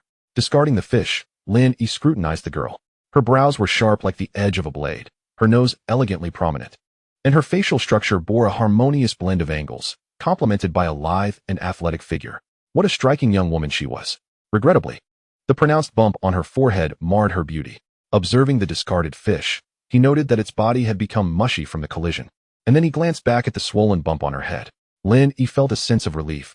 Had he used his hands, he might have lost the opportunity to encounter her. He picked up the long sword that lay on the ground. It was entirely silver, approximately 4 feet in length, double-edged, with its hilt entwined by a serpent. Such a weapon in the wilderness suggested either a seasoned warrior or a novice. You must be the former, Lin Yi muttered to himself. He speared 2 fish with the sword effortlessly, indicating its sharpness rivaled that of his long dagger. Grasping the girl by the ankle, he deftly swung her over his shoulder, his right hand wielding the sword adorned with fish, and proceeded towards the cave. Upon returning to the cave, the little kitten remained in a deep slumber, its purring resonating like a gentle lullaby. Gently placing the girl down, I fashioned a rope from leopard skin, binding her limbs securely. It was a necessity. Her athletic physique and the scent of blood that clung to her indicated she was undoubtedly a formidable opponent, and likely a ruthless one at that. The first thing she would do upon awakening would be to resist, so it was prudent to restrain her. Observing the girl, who appeared unlikely to awaken anytime soon, I resolved to make another trip to the waterfall, intent on catching more fish to store and dry for sustenance, as hunger had become a pressing concern. After several trips, I successfully brought back a dozen large fish, the smaller ones measuring half a meter and the larger ones exceeding 2 meters in length. Glancing at the still unconscious girl, I hoped my earlier efforts had not caused her any harm. Ignoring her for the moment, I began to process the fish. I constructed a simple rack and built a fire beneath it, quickly gutting the fish and slicing them in half, securing them with vines to smoke above the flames. In the depths of the primordial forest, devoid of blazing sun or fierce winds, and lacking even the most basic seasonings, smoking was the best method to preserve food. Using my sword to fillet the fish was both efficient and swift. With a single stroke, even the larger specimens were cleaved in 2. Little did the sword realize that it would be employed for such a purpose. Once this task was completed, I recalled a more pressing matter that required my attention: searching the girl. Naturally, I had the utmost respect for propriety. Taking advantage of her continued slumber, I rummaged through the pouch at her waist, as well as the various items adorning her neck and fingers. Upon a thorough examination, I discovered only a medical kit that exuded an air of advanced technology, containing an assortment of vials and syringes. The remainder consisted of herbs and peculiar stones, no sustenance whatsoever. A disappointing find. Upon conducting a meticulous search, I found no communication devices or any means of identification. Noticing that the girl wore clothing akin to my own, I felt a pang of unease. After some contemplation, I severed a piece of leopard skin, fashioning it into an eye mask to cover her eyes. Indeed, I intended to interrogate her, hoping to elicit some useful information. I splashed water on her to rouse her from her slumber. Coughing, she struggled violently, a flicker of panic crossing her features as she feigned composure. "Let me go," she implored. "I know of a resource drop point, I can tell you." I remained silent, observing her quietly. Perhaps sensing my unwavering gaze, she gritted her teeth and continued, "Don't kill me. I can team up with you. You can be the leader." I was taken aback. Murder? Teaming up? Leader? It seemed this place held greater significance than I had initially perceived. Pressing my dagger against her throat, the chill of the blade made her shudder. "I ask you answer. No hesitation, or you shall meet your demise." I aimed to instill fear within her. Her body trembled once more. I reiterated with icy resolve, "What is your name?" "Jiang Ning." She replied. Hesitation lingered. It was certainly not a true name. Lin pressed the dagger against his palm. "Jiang Qingning." The girl exclaimed urgently. "What year and month is it?" "The year 248 of the exploration era, February," she replied. "Where are we?" The girl's face displayed confusion, yet she did not hesitate. "Trial star number 3, the primitive wilderness." Lin furrowed his brow. The girl had no reason to deceive him, as these were fundamental inquiries. Exploration era? Trial star? A sense of trouble washed over Lin. This place undoubtedly was not Earth, nor even the solar system. He could not ascertain whether they still resided in the original universe. And it seemed he had unwittingly become part of a trial. The trial was set on star number 3, with its objectives shrouded in mystery. And the very planet itself served as the testing ground, indicating a civilization of considerable advancement. Moreover, it appeared that this trial permitted killing. This was rather ominous. "Elucidate the details of this trial." Lin Yi's cold voice resonated once more. The girl assumed Lin Yi was testing her, and without hesitation, she responded, "It is a level 1 trial, lasting for 1 year, with the sole task of surviving until the trial concludes." 1 year? Lin Yi refrained from inquiring how long the trial had already persisted, aware that it could lead to revealing too much. After a moment of contemplation, he inquired again, "Do you wish to form a team with me?" "Indeed. Without a team, the likelihood of survival until the end is minimal, and the trial encourages teamwork. Rest assured, once in a team, members cannot attack one another, or they will be immediately eliminated. Moreover, you will be the captain, should you eliminate me. You too shall face elimination." Lin pondered this for a while, remaining silent. The girl grew anxious. "I know the location of a supply drop. Teaming up with me is advantageous. Killing me brings no benefits. This time, there is no point system." Lin asked, "How does one form a team?" The girl was taken aback. "You do not know? Are you from Tianqing Street?" Only those from Tianqing Street are unaware of how to form a team. Lin offered no reply. The girl's gaze flickered before she continued. "You merely need to let your blood drip into the numbered mark on each other's shoulders." "A shoulder mark?" Lin swiftly pulled back the fabric of his left shoulder, revealing a dark number 69. He then examined the girl's shoulder, discovering a smooth, delicate shoulder marked with a dark number 136. The girl flushed with indignation. "Let go of me. I can do it myself." Ignoring her, Lin pricked his finger and let his blood fall onto the number 136. To his astonishment, the blood was absorbed by the inky numeral. Following suit, he pricked the girl's finger, allowing her blood to drip onto his shoulder, where the number eagerly absorbed it. Suddenly, both felt a warmth in their shoulders, a connection forming between them. "Ha!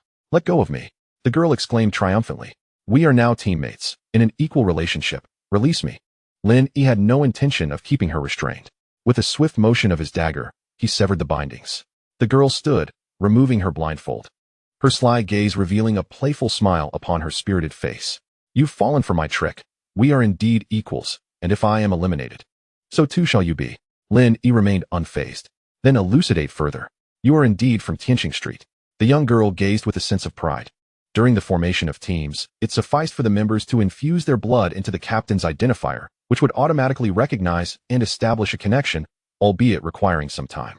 Should both parties infuse their blood into their respective identifiers, a pact of equality would be formed. If either side were to falter, the other would inevitably face elimination. Such a covenant could only be dissolved with mutual consent. Lin understood this well, observing the girl's smug expression. She believed herself to be the benefactor, oblivious to the fact that Lin was merely an uninformed novice. Lin could only imagine the regret that would wash over the girl upon discovering his true circumstances. Nevertheless, for now, it was best to maintain the facade. Since they were now a team, it was appropriate to exchange information and introduce themselves. Lin stated casually, "I am Lin, gifted in spirit seeking, and I currently possess ample supplies, at least sufficient for sustenance. This cave is a treasure trove I discovered." "Gifted? You possess a gift?" the girl exclaimed in shock, her image of a refined lady shattered. "Impossible. Such talents are exceedingly rare. In this batch of trials, fewer than 10 possess a gift. Those with gifts would not participate in trials, but would have long embarked on their cultivation." "Is it truly so rare to have a gift?" Lin Yi replied nonchalantly. Unfortunately for you, I am one of them.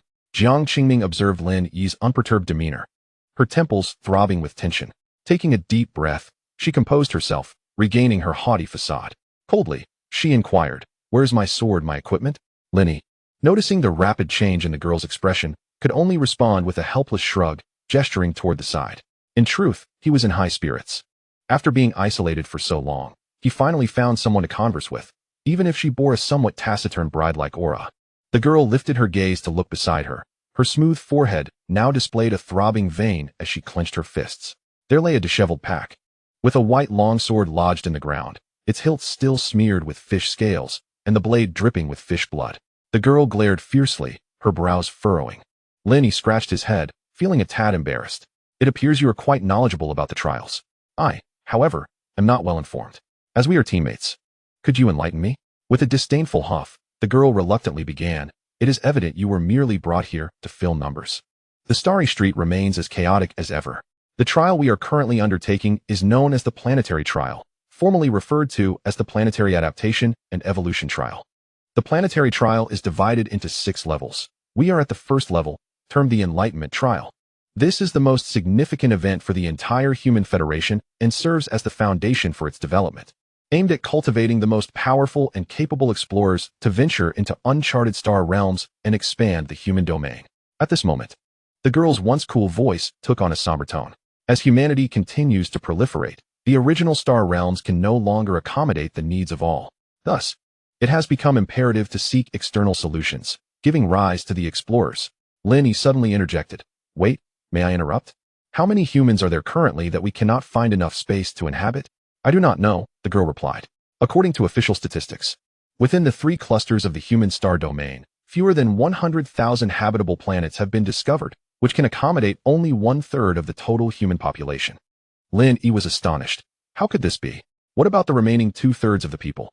And how many trillions of individuals could inhabit those 100,000 planets? Jiang Qingming, perplexed, asked, Don't you usually browse the star network? Are you one of those antiquated recluses? The remaining 2/3 are distributed, with half residing in various cosmic space stations on different planets, while the other half is scattered between Tianqing Street and Polaris Street. As for the exact numbers, I am uncertain. These figures are merely official estimates. Heaven knows how many unreported planets exist. A galaxy comprises at least trillions of planets. And even if habitable planets constitute less than 1/1000th, a star domain must contain thousands of galaxies, not to mention the countless artificial planets. Lin Yi pondered. That shouldn't be the case. The girl spoke again. The root cause lies in the technological explosion thousands of years ago when a remarkable genius developed a longevity serum, enhancing human genetics and significantly extending lifespans. The average lifespan now exceeds 600 years, with some remarkable individuals living over 2,000 years. As the population increased, other technologies lagged behind, far from achieving interstellar travel, leading to fierce wars over resources. The war thousands of years ago nearly shattered humanity's ancestral planet. Lin Yi interrupted again. The ancestral planet, Earth. Where is it? How far away is it? The girl frowned, visibly displeased, and replied, What Earth? Don't interrupt me. I don't know. I've only read about it in books. All I know is that it is our ancestral planet, the most suitable place for our survival. It is home to the upper echelons of the human alliance, as well as senior explorers and aristocrats. The mention of Earth disrupted Lin Yi's thoughts. At that moment, the girl spoke again, her cool voice laced with curiosity. Aren't you from Tianqing Street? You should know these common facts. Could you possibly be from Polaris Street? Lin Yi did not respond directly, but said, Please tell me about Tianqing Street and Polaris Street. Share what you know. Despite her confusion, the girl began. Tianqing Street is essentially a vast garbage dump that spans the 3 major star domains, named so because it resembles a street. Polaris Street, on the other hand, is a colossal asteroid belt encircling the entire tri-star domain. Together, these 2 locations house 1/3 of the entire human population. Lin Yi's lips twitched. A garbage dump? An asteroid belt? Spanning and encircling galaxies. Is this a joke? Furthermore, this girl seems to believe she hails from a garbage dump. After a moment of reflection, considering the average lifespan of 600 years, Lin Yi glanced at her youthful form. It appears I must endure for several more centuries. Lin Yi, feeling quite exasperated, asked, What are your plans for this trial? Jiang Qingming replied, Just to endure. What other plans could there be? In another 9 months, it will be over. Haven't you awakened your talent? What is it? Spirit seeking. I can perceive energy, Lin Yi replied proudly. And then, The girl queried, puzzled. Is that all? What use is seeing energy? Lin Yi's expression darkened, and he instantly activated his spiritual perception. With a fleeting glance, he discerned the situation of the young girl before him. Jiang Qingming felt a chill run down her spine, as if she were being seen through. She crossed her arms tightly and stepped back, her gaze fixed intently on Lin Yi's eyes. In a voice that was both cool and tinged with shyness, the girl spoke. What are you peering at with your talent? You scoundrel. Lin Yi deactivated his spiritual perception and replied, his expression still serious. You must be practicing some sort of martial art, for I can see the energy flowing through your meridians. However, your cultivation is flawed. The energy circulation in your palms, thighs, and lower back is obstructed, and one of your channels is completely severed. Such a clean break. The girl's face fell, surprise mingling with despair in her eyes. Moreover, Lin Yi continued, your right arm and left calf are also injured, causing energy stagnation. A smirk crept onto his lips as he added, I can even see the weakest point of your energy. With just a light strike, you would be utterly defenseless. Although spiritual perception may seem like an inconsequential ability, there is truth in the saying that no ability is useless, only those who fail to harness it. Seeing energy may sound trivial, yet everything in motion generates energy. Any object, creature, plant, or even natural phenomenon, as long as it is not in absolute stillness, possesses energy and thus qualifies for scrutiny. Of course, Lin Yi's current capabilities do not extend to perceiving the energy of inanimate objects or minute natural phenomena, were it not for the peculiar evolution of his eyes. Allowing him to see vast distances, this ability might have been rather ineffective. You can see my weakest point? You can even perceive my energy flow? The girl's voice trembled with astonishment. Lin Yi replied with enthusiasm, Isn't it marvelous? I find it utterly fascinating. Upon unlocking this ability, it feels as though I have stepped into another realm, a world entirely composed of energy. You too possess energy flow within you. How can you claim to lack talent? Jiang Qingming sighed, I am a celestial defect. As you can see, there is energy flowing through my meridians, but it is not due to any cultivation. Instead, it is a natural path that suits me best, albeit a flawed one. The energy cannot circulate, nor can I switch to another technique. Heaven has severed my path. The girl bit her lip, her fists clenched tightly. Lin Yi was at a loss for words, unable to offer even a comforting remark. What fault did she possess? Yet, why should it concern him? After a moment of silence, Lin Yi could not restrain himself any longer. If it's severed, then mend it yourself. If heaven has blocked your path, carve out a new one. There is always a way. The girl looked up, biting her lip, and quietly affirmed, there must be a way. It was as if she was rallying her own spirits.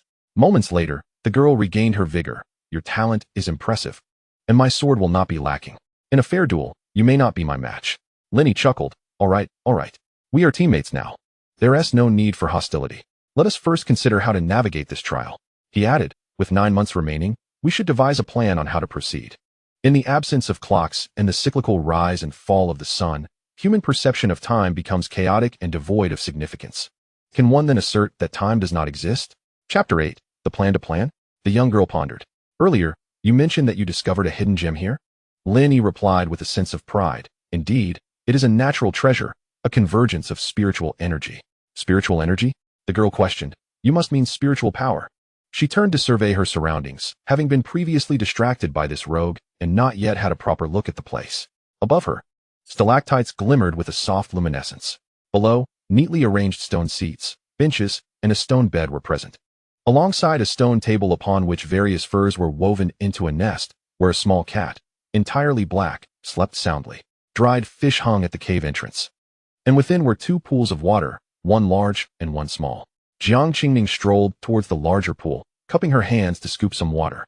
She slightly parted her lips to taste it, her eyes brightening. This is a spiritual spring. Lin Yi watched her drink, his mouth opening slightly as he hesitated to speak, pondering how to explain that this large pool contained his bathwater. The girl took another sip, remarking, why does this water have a strange taste? This is the spiritual spring. Lin Yi explained hurriedly. There is a spring head beneath. Due to water pressure, once the pool fills, it ceases to flow. In a couple of days, I'll find time to create a drainage path to empty this old spring. He quickly shifted the subject. This cave will serve as our temporary base. Tomorrow, I'll dig out a room for you. No need, I will manage myself. Jiang Qingming observed Lin Yi's peculiar demeanor, her brows furrowing slightly. She picked up a long sword. Elegantly twirling it in the air, the blade sang, and a cold light flashed as the fish scales and blood were flicked off, restoring its gleam.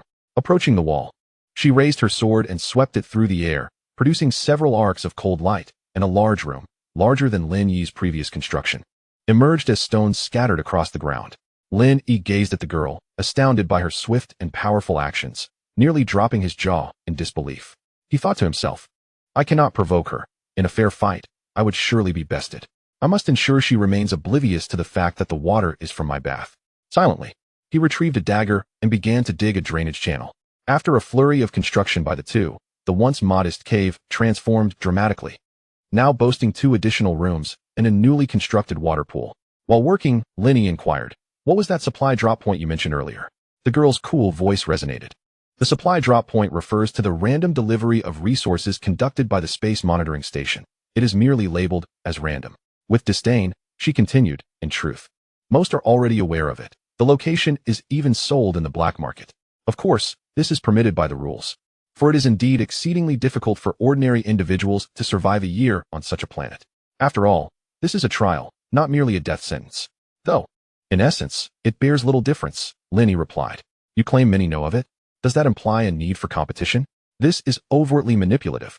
It is clearly designed to incite us to turn against one another. Yet, what purpose does that serve? Is the ultimate goal of the trial not to cultivate exceptional explorers? Are there truly enemies in the uncharted realms of exploration? Uncertain, prepare for battle. Indeed, this trial can be lethal, Lin Yi contemplated. The girl spoke again. The mortality rate of the trial is as high as 90%. And a significant portion of those perish not at the hands of the otherworldly beasts, but rather by their own kind. Lin Yi fell silent. The greatest harm inflicted upon one's peers often comes from the very same kind. What a bitter irony. Suddenly, Lin Yi paused, glancing at Jiang Qingming, and said, did you just mention preparing for a fight? Are you planning to seize resources? That seems unnecessary. Given our current capabilities, we could easily thrive here. Surviving a year is far from impossible. Jiang Qingming rolled her eyes at Lin Yi and replied, the first resource drop point is right here, in this primordial wilderness. Lin Yi countered, this forest is vast. Where will the resources be dropped? Uncertain, it's random. Then we might not even encounter it. We could just keep our distance and avoid any conflicts. Jiang Qingming rolled her eyes again, her expression somewhat playful. In this batch of trials, there are 100,000 people from each planet, randomly distributed. Tell me, how many do you think will venture into this primordial wilderness? You might bump into several just stepping outside. Will you fight, or will you not? Lin Yi was rendered speechless. Well, surely there will be at least 10 or 20,000 coming, right? Despite that number seeming insignificant in the vast expanse of the primordial forest, encountering a few would not be surprising. A teasing glimmer appeared in Jiang Qingming's eyes as she patted the dazed Lin Yi. Don't worry when the time comes. Just help me find people. I'm quite skilled at killing. If you hadn't ambushed me earlier, who would have captured whom, I wonder? Lin Yi watched the girl casually discuss killing, swallowing hard. This would be a formidable character to take captive. Unarmed, one could hardly prevail against those wielding weapons.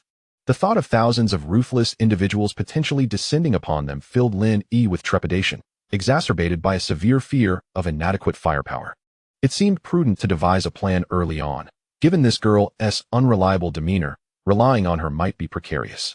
Lin Yi inquired, how long until the resource drop occurs? The girl replied, once every 2 months. So, there's less than a month remaining.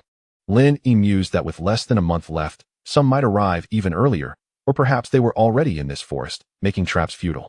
The only viable option was to find a place to hide and accumulate a substantial stockpile of food. However, observing the excitable girl, Lin Yi realized she would undoubtedly want to get involved. Thus, only one method remained. He touched the crystal in his pocket. The blue one could enhance both spirit and physique, with a greater emphasis on the former, while the properties of the red one remained unknown. And what are those eyes? He pondered their potential utility. After careful consideration, Lin Yi decided to keep his findings concealed for now. Shifting his focus to the spiritual spring, which could also enhance physical attributes, he asked Jiang Qingming, can you absorb spiritual energy? This pool contains a wealth of spiritual energy that could enhance your physical capabilities. Jiang Qingming replied, I am uncertain. I have yet to attempt it. Absorbing spiritual energy requires specific techniques, which correspond to designated pathways within the body. I possess particular pathways as well, yet they are incomplete, and I cannot ascertain whether absorption is possible until I try. With that, the young girl stepped towards the spring, gradually immersing herself in the water until it reached her ankles and thighs. She settled into a cross-legged position, the water now enveloping her chest. Lin Yi observed this scene, scratching his nose before turning to inquire, Do you feel anything? Does it feel as though something is being pressed into your body? A sensation of swelling in your meridians and skin?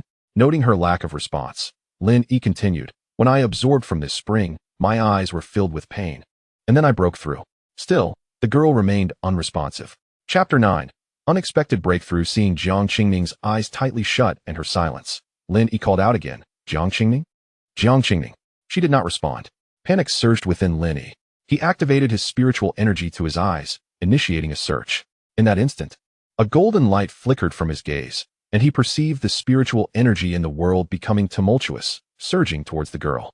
At that moment, the incomplete meridians within Jiang Qingming began to absorb the spiritual energy, akin to a parched desert welcoming a torrential downpour, voraciously consuming it. To Lin Yi's eyes, her internal meridians visibly swelled.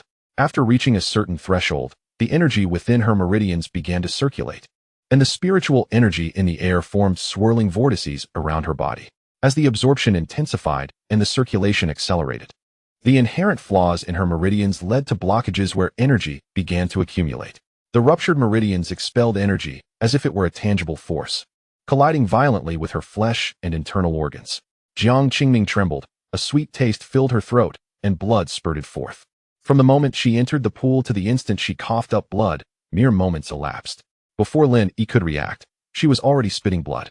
Seeing Jiang Qingming bleeding, Lin Yi hurried into the water to retrieve her. Yet, the absorption of spiritual energy persisted. She had succumbed to unconsciousness. But her body continued to autonomously draw in the energy. In Lin Yi's vision, the spiritual energy in the air surged like a tidal wave into her being. I must devise a plan. If this continues, she may very well explode, Lin Yi pondered anxiously. Why did the energy surge occur the moment she touched the water? Why did she not react when I splashed her with water earlier? It is imperative to halt the influx of spiritual energy, or at the very least, to slow it down. Otherwise, she will perish within a minute. The concentration of spiritual energy here is excessive. We must leave this cave. With that thought, Lin Yi grasped his long sword, hoisted the girl onto his shoulder, and dashed towards the cave's exit. His leg muscles tightened, propelling him forcefully off the ground. The earth shattered beneath him as he leaped out of the cave, sprinting into the distance. Glancing back at the girl, Lin Yi noticed that the absorption of spiritual energy had indeed diminished as they continued to distance themselves from the cave. The farther they ventured, the lesser the intake of energy became, and gradually, the vortices of energy surrounding Jiang Qingming's body dissipated. Lin Yi ran nearly 2 kilometers, nearing the spot where he had dug for earthworms. Upon further observation, Lin Yi noted that the girl's spiritual energy absorption had ceased, with only a trace of energy from the air still trickling in, which had little impact on her condition. He sighed in relief, gently placing her down. Due to the jolting, her long hair was somewhat disheveled, obscuring her pained expression. He reached out to gather the strands of hair from her face and wiped away the blood at the corner of her mouth. Bathed in the moonlight, a delicately contoured, slightly elegant oval face revealed itself to Lin Yi, with exquisite features and elongated brows. He found himself momentarily captivated, murmuring to himself, how extraordinarily beautiful. However, considering the current circumstances, such thoughts were rather inappropriate, so he quickly turned his attention back to the girl's condition. Within his spiritual sight, he observed that the previously swollen meridians had diminished, and the energy was being absorbed by her body through the channels, though the energy accumulation at several blockages remained unchanged. The damage caused by the ruptured meridians had begun to heal. How perplexing! There was no injury to her head, and given the roughness of the journey, she should have awakened by now. He gently nudged her, but there was no response. Checking her breath, it remained steady. He decided to find a suitable place to camp. Lifting her up, he contemplated for a moment before opting to carry her on his back. As he felt the softness against his back and the gentle sound of her breathing near his ear, a wave of warmth washed over him. Shaking his head, he repositioned her in his arms instead, avoiding the nocturnal predators and making his way toward the large tree where he had previously dug for worms. Upon nearing the tree, Lin Yi was astonished to discover that there was indeed a flow of energy within it, operating at a speed not significantly slower than the chaotic energy within Jiang Qingming. A glance around the surrounding trees revealed that none exhibited this phenomenon. It seemed this tree was extraordinary. And Lin Yi also noted that the hole he had previously carved into the trunk had healed remarkably well, leaving few traces behind. This was truly marvelous. He observed the energy flowing within the tree more closely, realizing it was not merely spiritual energy, but a mixture of several other unknown energies. There were white, golden red, silver, earthy yellow, and green energies swirling together, with green being the predominant hue. Nevertheless, he felt assured that the tree posed no threat to him. Having resided nearby for several days, and even excavating a hole without incident, he laid the girl down on a bed of hay beneath the tree. Noting that little spiritual energy was entering her body now, with only sporadic specks trickling in. For some unknown reason, the spiritual energy beneath the tree was particularly sparse. Lin Yi sighed in relief. He took out his lighter and ignited the remaining wood, instantly warming the area beneath the tree. After a series of exhausting events, Lin Yi felt thoroughly fatigued. His head grew heavy, and after adding sufficient firewood, he leaned against the tree and drifted into a light slumber. In the morning, dew condensed on the girl's long eyelashes, droplets cascading down like meteors across the sky, leaving glistening trails on her fair visage. Her lengthy lashes fluttered, and she shivered slightly as she began to awaken, her eyes slowly opening like autumn waters. "Hey, you're awake. How do you feel?" A boisterous voice emerged from the side as Lin Yi fervently gnawed on a roasted pig's knuckle. Jiang Qingming gazed at Lin Yi, whose face glistened with grease, and the succulent pig's knuckle in his hand. Her throat moved as she swallowed hard. "Here, have some skewered pig liver to replenish your energy." Lin Yi extended his hand, offering her a skewer of perfectly roasted pig liver. The young lady sniffed, extending her delicate fingers to accept the skewer, her lips parting slightly as she took small bites. "Hey, you haven't answered me yet. What happened yesterday?" The surge of spiritual energy rushed into your body. "Had I not pulled you out in time, you would have lost your life in that cave." Lin Yi spoke while munching. "We are teammates, so do not let me down. If you were to perish, I would be eliminated as well." With a hint of regret, the young lady replied, "I apologize. It was merely an accident and will not occur again." Lin Yi persisted. "Tell me in detail. Perhaps I can assist you." He continued to chew. After finishing the roasted pig liver, the young lady explained, "Yesterday, I merely attempted to absorb spiritual energy into my body, but the concentration was too high, triggering a reaction in my incomplete meridians, leaving me entirely out of control. However, it was not without its benefits." She raised her hand and clenched her fist, producing a series of cracking sounds. Lin Yi stared in astonishment, unable to fathom that such a delicate fist could create such a cacophony of joint pops. "I have surpassed the limits of the human body. By the classification of realms, I should have reached the second stage of cultivation, known as breaking limits," she declared. After a moment of surprise, Lin Yi inquired, "Breaking limits? How many stages are there in cultivation? What are they? You don't know? Clearly, you have also attained the breaking limits realm," the young lady responded. Cultivation is divided into 13 stages, also known as the 13 realms or domains. The first 5 stages are spirit absorption, breaking limits, wind control, constant sky, and exploration. "And what about the later stages?" Lin Yi pressed. "You won't encounter those in the short term. Explaining them would be futile," she answered slightly evasively. "However, there is a particularly unique realm known as the Awakening Realm, which is not included among the 13 realms. Anyone has the opportunity to enter this realm, and not just once. Yet, most individuals squander their entire lives without ever reaching it." "Are you referring to the Awakening of Talents?" Lin Yi asked, taking a hearty bite of the roasted pig leg. Chapter 10. Encounter and Battle. Jiang Qingming tossed aside the skewer stick and wiped her mouth. "Not entirely. The Awakening Realm encompasses not only the awakening of talents, but also the awakening of various other aspects, such as traits and domains. Anything is possible, albeit it remains exceedingly unreasonable. Talent awakenings are relatively rare, including secondary and tertiary awakenings, which you will come to understand in due course." The young lady unapologetically snatched 2 skewers of roasted meat from the fire and began to eat them. Lin Yi let out a satisfied burp, discarding the finished bone. "What shall we do next? Should we return to the cave?" "Of course, we will return. As long as I do not actively absorb spiritual energy, the cave poses no threat to me. It is merely an ordinary spiritual mine," Jiang Qingming said, finishing her 2 skewers. "Moreover, if utilized properly, it can enhance one's strength." She clenched her fist again, her eyes sparkling with excitement. As Lin Yi observed that she had nearly finished her meal, he began to gather their belongings, tossing the long sword back to Jiang Qingming while stooping to hoist a sizable portion of pork. This pork was procured from an ordinary wild boar that had roused Lin Yi from his slumber early that morning.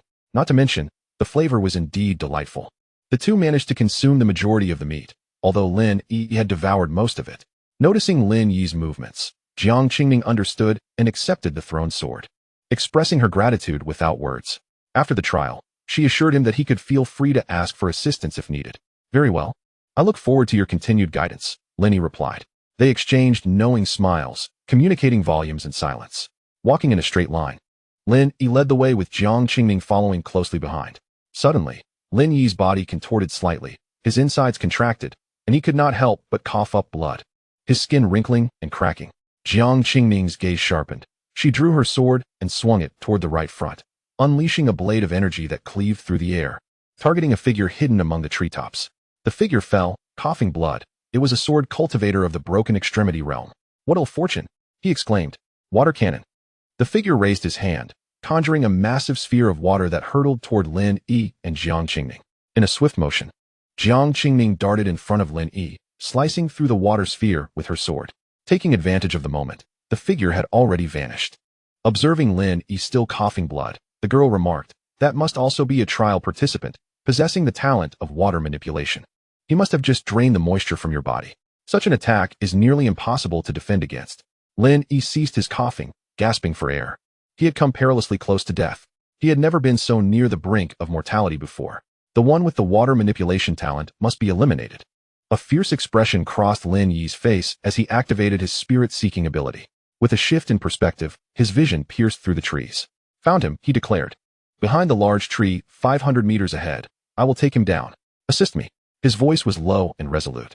Having never been so close to death before, he was genuinely shaken, yet it served as a reminder that this world was no longer the one he once knew. Jiang Qingming glanced at Lin Yi, offering no rebuttal, and nodded before pursuing him with her sword drawn. Lin Yi hurriedly followed, remaining vigilant of the water manipulator's movements. The assailant who had ambushed Lin Yi was named Lu Ming, a nondescript junior from the Lu family of Water Star. He had never been highly regarded within his family, and initially sought only a mundane existence until the end of his days. However, at the age of 60, serendipity led him to discover a guiding map, thus embarking on the path of cultivation. Due to limitations in talent and resources, Lu Ming had not achieved much, spending over a decade merely reaching the spirit-gathering stage. At the age of 74, unable to endure the solitude of slow progress in his training, he decided to participate in the trial and entered the trial star. It is well known that trial stars are meticulously selected planets, abundant in resources and rich in spiritual energy. Indeed, as he had anticipated, since entering the trial star and utilizing that guiding map, he had reached the pinnacle of spirit gathering in just a month, awakening his talent for water manipulation. Believing he could now soar to great heights, he regrettably faced defeat in his very first battle. Lu Ming pressed his hands against the palm-sized wound on his chest, which continued to seep blood. Unable to comprehend why that seemingly feeble lad could withstand the relentless pull of his innate water manipulation. One wonders if his physical form surpasses even that of a third-tier beast, especially since such creatures cannot endure it. To make matters worse, he has entangled himself with a formidable sword cultivator at the pinnacle of the realm.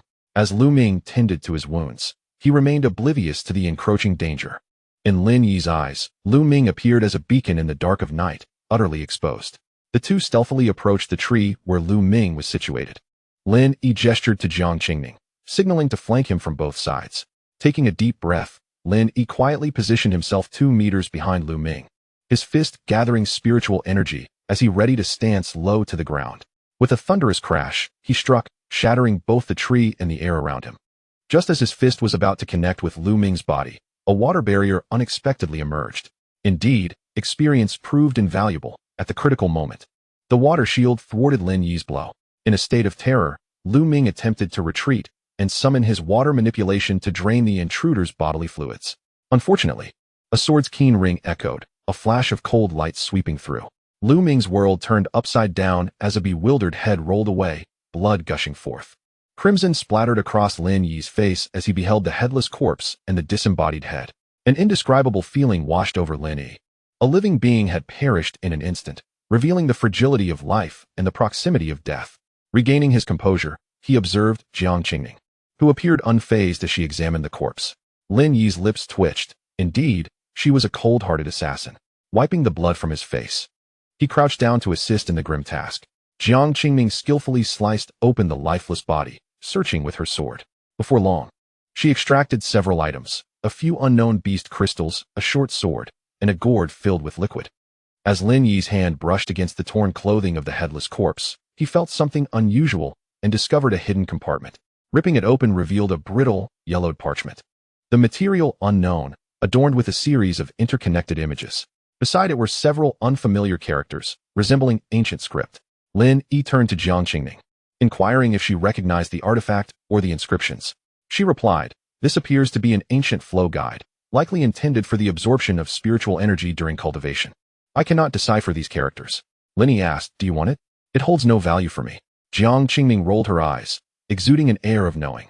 Chuckling, Lin Yi acknowledged her point. After all, she was a celestial severer, her meridians severed, and thus incapable of utilizing it. "I shall take this gourd, the rest is yours," Jiang Qingming coldly declared. "Very well," Lin Yi responded, swiftly gathering the items from the ground, particularly the beast crystals. His current prowess was largely attributed to a previous blue crystal, and these crystals likely bore similar properties. They represented a substantial means of strengthening oneself. And the flow guide must possess considerable worth, for the water manipulator was indeed formidable. Had it not been for their surprise attack, overcoming him in a short time would have been uncertain. After tidying up their belongings, they buried the corpse in a pit and returned home together. Chapter 11. The guiding map. Upon returning to the cave, Lin Yi was immediately greeted by the pitiful cries of the little kitten. Having been away for a day and a night, the poor creature must have been starving. Lin Yi hurriedly picked up the little feline, only to discover that it had opened its eyes, its small orbs glistening with tears as it mewed softly, evoking an inexplicable sense of cuteness. Jiang Qingming glanced at the kitten and recognized it as a blue Huan spirit cat, an exceedingly rare beast capable of reaching the 6th tier in adulthood, with its abilities still unknown. Furthermore, this one had deep blue eyes, potentially indicating some form of mutation, thus possessing significant potential. Lin Yi observed the strikingly blue eyes and pondered why it was referred to as a blue Huan spirit cat when it clearly appeared black. As he stroked the kitten's ebony fur, it promptly calmed down. Jiang Qingming, exasperated, cast a glance at Lin Yi. "How should I know? Perhaps its blood is blue." Lin Yi contemplated this, recalling that during the battle with the leopard, the spirit cat had indeed emitted blue blood. With this thought in mind, he began to prepare food for the little kitten, mashing raw meat and mixing it with spirit spring water until it formed a paste, which he then poured into a freshly carved stone bowl. Setting the kitten down, he watched as it crawled eagerly towards the bowl, devouring the food voraciously while emitting satisfied mews. Observing the kitten's joyful feast, Lin Yi gradually relaxed. Meanwhile, Jiang Qingming returned to her room while Lin Yi prepared the kitten's meal, laying her sword horizontally across her legs and sitting cross-legged on the stone bed, engaging in quiet meditation. After ensuring the kitten was settled, Lin Yi also retreated to his own chamber. Sitting on the stone bed, Lin Yi quietly reflected on the experiences of the past few days. Since his inexplicable arrival in this world, he had encountered fierce battles between leopards and cats, from which he had fortuitously emerged unscathed. Uncertain of the nature of the blue crystal, he had absorbed its luminous points and inadvertently broken through. Shortly thereafter, he met Jiang Qingming, forming a partnership, and after a series of unexpected events, he had managed to rescue her. Then came the ambush that nearly cost him his life. He realized he was still too weak, a brute with power but lacking finesse. Ever since breaking through to the extreme realm, Lin Yi felt a tremendous energy and potential lying dormant within him, akin to possessing a treasure mountain yet remaining lost in its depths. He could only rudimentarily harness the spiritual energy within, unable to fully realize its potential, much like a child wielding a stick taller than himself. After calming himself to think, Lin Yi recognized that he did not lack strength, but rather the technique and experience to wield it effectively. In the short term, he resolved to cease absorbing spiritual energy and blue crystals, focusing instead on honing his skills. However, based on his memories from his previous life, he knew that he could only marginally enhance his physical strength techniques, while the true treasure of spiritual energy remained elusive. Originally, he had intended to inquire about Jiang Qingming's experience, but since she had only absorbed spiritual energy the day before, he feared that asking would yield little benefit. She could only seek her guidance on combat techniques. As Lin Yi contemplated Jiang Qingming's formidable swordsmanship, a shiver coursed through him. Suddenly, an idea struck him, and he hurriedly rummaged through his belongings, unearthing a weathered, yellowed blueprint. He recalled Jiang Qingming mentioning that it resembled a guide for cultivating spiritual energy. Being a celestial remnant, she inherently possessed a flawed cultivation method, rendering this guide useless to her. However, for Lin Yi, who lacked any innate talent or natural cultivation method, it might prove invaluable. Furthermore, the water-controlling individual had kept this guide close at hand, indicating its significance. Perhaps the entirety of his abilities stemmed from this very blueprint. With nothing to lose, Lin Yi resolved to experiment with the cultivation, as he desperately needed to enhance his strength. After all, 9 months lay ahead, and he feared he might not endure. Although he could not decipher the script upon the diagram, The illustrations were comprehensible. Upon closer inspection, the guide depicted a figure with various acupoints interconnected by meridians, forming a complete circulatory diagram. In total, there were 108 acupoints, 9 major and 99 minor, evenly distributed throughout the body. The 9 major acupoints were located at the center of the brow, neck, heart, chest, both arms, dantian, and both thighs. The journey presumably commenced from the heart, with spiritual energy coursing through all acupoints to create a cycle, thereby attracting the energy of the heavens and enhancing control over it. However, the challenge lay in locating these 108 acupoints and mastering the flow of energy through them. Based on Lin Yi's observations of Jiang Qingning, human meridians inherently contained energy, albeit scarce and stagnant, with corresponding energy existing within the acupoints. The energy in the meridians formed linear patterns, while that within the acupoints appeared as points. This made it simpler for Lin Yi, whose talent lay in sensing spirits and perceiving energy. Identifying the acupoints on his body would not pose a significant challenge. The difficulty would arise in facilitating the flow of energy. Lin Yi ceased his contemplations. Mere thoughts were futile without action, for practice is the sole measure of truth. Resolutely, he set to work, recognizing the lack of refined methods and opting for the simplest approach, to draw upon his mental strength. Guiding the energy as he had when absorbing the blue energy from the crystal, he began with his left hand, hoping to mitigate any severe consequences by stopping if necessary. Focusing intently, Lin Yi attempted to draw the energy from the major acupoint in his left hand, but found it utterly unresponsive. Undeterred, he shifted his focus to the smallest acupoint, gradually coaxing the energy. Suddenly, it stirred. The meridian energy within the small acupoint began to move, gradually increasing in flow, 1 particle, 2, and soon a cascade of energy surged forth, as if igniting a chain reaction. Lin Yi guided the energy within the meridians towards the nearest small acupoint, striking it. Yet it quivered without breaking through. Lin Yi remained undeterred. Where there is one opportunity, there is another. As long as movement is possible, it signifies a chance for breakthrough. Once, twice, thrice. By the 5th attempt, the energy within the acupoint oscillated with increasing intensity. On the 6th attempt, it successfully passed through the small acupoint. At the moment of passage, a formidable pull emanated from the acupoint, drawing in the ethereal energy that flowed freely in the surroundings. The energy that entered the acupoint was propelled forward by the flowing energy within the meridians, spreading to other pathways. Now, Lin Yi felt considerably lighter, merely needing to control the energy from the first meridian and direct it towards the other unflowing acupoints. 1, 2, several acupoints were breached. The energy flow within the meridians quickened, and more acupoints burst open until his entire left hand, save for the major acupoint, was cleared. However, when all the energy surged towards the major acupoint, it momentarily halted, remaining immobile. Lin Yi, unconvinced, attempted once more. The ethereal energy within the meridians surged again, drawing in a substantial amount of ambient energy, forming whirlpools around Lin Yi's body. Although it paled in comparison to Jiang Qingning's explosive power, it was not far off. A resounding crash echoed in Lin Yi's realm. The energy within the major acupoint thrashed violently, yet it did not break through. On the 3rd attempt, the flow of energy accelerated, accumulating in greater quantities. Finally, it shattered the barrier. Lin Yi's spirit relaxed, and he succumbed to unconsciousness, having exhausted his mental strength. Chapter 12. Becoming stronger, uncertain of how much time had passed, Lin Yi awakened from his stupor, groggily opening his eyes, only to be met with a wave of excruciating pain coursing through his body, particularly in his arm, where sharp pangs assaulted his nerves. What is happening? Why does it hurt so much? Lin Yi raised his hand to tap his head, and after a moment of recollection, he remembered that he had successfully breached the acupoint. But everything after that was a blur. He lifted his painfully throbbing left hand, and was astounded to discover that the ethereal energy within him had surged nearly threefold. The energy flowing through his left hand was now remarkably manageable, almost as if it were an extension of his own will. However, this sensation was absent in other areas of his body. It seemed he had succeeded. This intense pain must be a residual effect. Lin Yi utilized his ethereal energy to clear his meridians once more, and the pain subsided slightly. It appeared effective. His strength had nearly doubled. How formidable would he become if he could clear all his meridians? The thought left Lin Yi in awe. He raised his hand and clenched his fist, the air erupting with a resounding boom.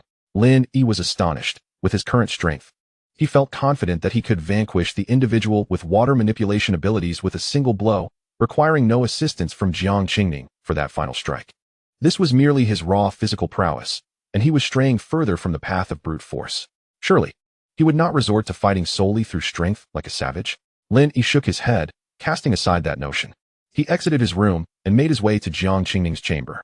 As the recently repaired room lacked a door, he walked straight in. Upon entering, he beheld Jiang Qingning seated cross-legged upon the stone bed, her long sword resting across her knees, eyes closed, seemingly engrossed in her cultivation.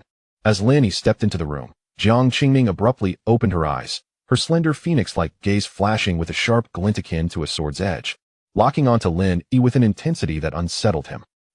Excuse me, Lin Yi stammered, a hint of anxiety creeping into his voice. Jiang Qingning continued to scrutinize him. Her voice as cold as ice. What brings you here at such an hour? Lin Yi was momentarily dumbfounded. Was it really the middle of the night? He had been so preoccupied with the surge of his own powers upon awakening that he hadn't noticed the time. How could he possibly explain his presence? Feeling apprehensive, he scratched his head and managed to say, I wanted to seek your guidance on swordsmanship. Jiang Qingning's eyes narrowed with suspicion as she assessed the beads of sweat forming on Lin Yi's forehead. Tomorrow, she replied, her tone firm. It's too late tonight. The sounds of combat would attract wild beasts. Lin Yi exhaled in relief. All right, tomorrow it is. He then made a hasty retreat from Jiang Qingning's room. And as he glanced back, he noticed a faint smile tugging at the corners of her mouth. Once outside, Lin Yi took in the inky blackness of the night. Indeed, it was already well past midnight. It seemed he had lost consciousness for quite some time. Thankfully, he was within the safety of the cave. Had he been outside, he would have been snatched away by the feral beasts long ago. Perhaps it was time to open a window in his room, he mused. However, that could wait. The priority was to comprehend his own strength. With that thought, he activated his spiritual perception. Examining himself closely, he focused on his left hand. He noticed the energy flowing through the meridians of his left hand was significantly swifter than in other parts of his body. Moreover, his control over the spiritual energy in his left hand was markedly superior as well. Yet, he observed that the meridians in his left hand were slightly cracked, with spiritual energy surging through the fissures and impacting the delicate nerves. This seemed to be the source of the excruciating pain he was enduring. What should he do? It appeared that this injury would not heal quickly. If he were to engage in intense combat, the accelerated flow of spiritual energy could exacerbate the agony. He needed to devise a plan. As he pondered, clarity eluded him, so Lin Yi decided to set aside his worries. Sleep was elusive, and he wondered what he could possibly do in the dead of night, until he found a remedy for his meridian injury. He decided to refrain from any attempts at channeling energy, lest he find himself in pain even while walking. What could he do instead? Perhaps he could absorb the blue crystal? With that thought, Lin Yi retrieved all the crystals he possessed. Among them were two he had salvaged from a previous encounter between a leopard and a cat, one blue and one red. Additionally, he had 4 more crystals obtained from a certain individual with water-controlling abilities, 1 black, 2 green, and 1 white. He had previously absorbed the blue crystal, which enhanced his mental acuity and capacity for absorbing spiritual energy. The red crystal from the leopard was still a mystery. He had no time to explore its effects. Now, with a moment to spare, Lin Yi picked up the red crystal and began the absorption process, employing the same technique he had used with the blue crystal. Having broken through 2 realms and absorbed the blue crystal, Lin Yi found his mental fortitude significantly strengthened, making it considerably easier to draw upon the energy of the red crystal. Before long, a crimson energy orb was absorbed. Following its absorption, Lin Yi felt a surge of warmth coursing through his body. His blood flow quickened considerably, and his heartbeats grew stronger and more vigorous. After absorbing over 20 red energy orbs, Lin Yi sensed a slight ability to control his blood flow. The sensation was subtle, but soon after, he absorbed nearly 100 more crimson orbs. At this point, he felt he could exert some control over his blood. Although this control remained somewhat faint, it revealed to Lin Yi the function of the red crystal. Upon fully absorbing it, he would gain the extraordinary ability to manipulate his blood. Blood control? In a certain sense, this skill was no less impressive than water manipulation. Was this an artificially bestowed talent? Lin Yi marveled at the thought. However, this ability held little significance for him at this stage. He lacked the time to fully absorb the crystal. Observing the crystal from which he had recently absorbed nearly 100 energy orbs, he noted that the energy points within showed no sign of diminishing. Setting aside the red crystal, he picked up the green one and began to absorb its energy in the same manner. After consuming nearly 100 green energy orbs, Lin Yi felt considerably lighter. It appeared this crystal enhanced speed, yet it was of no use to him at the moment. He then turned his attention to the white crystal and commenced absorption. Upon consuming the first white energy orb, a refreshing sensation coursed through the ruptured veins of his left arm. What was this? Lin Yi hastily continued, consuming 2, 3, then 5 orbs.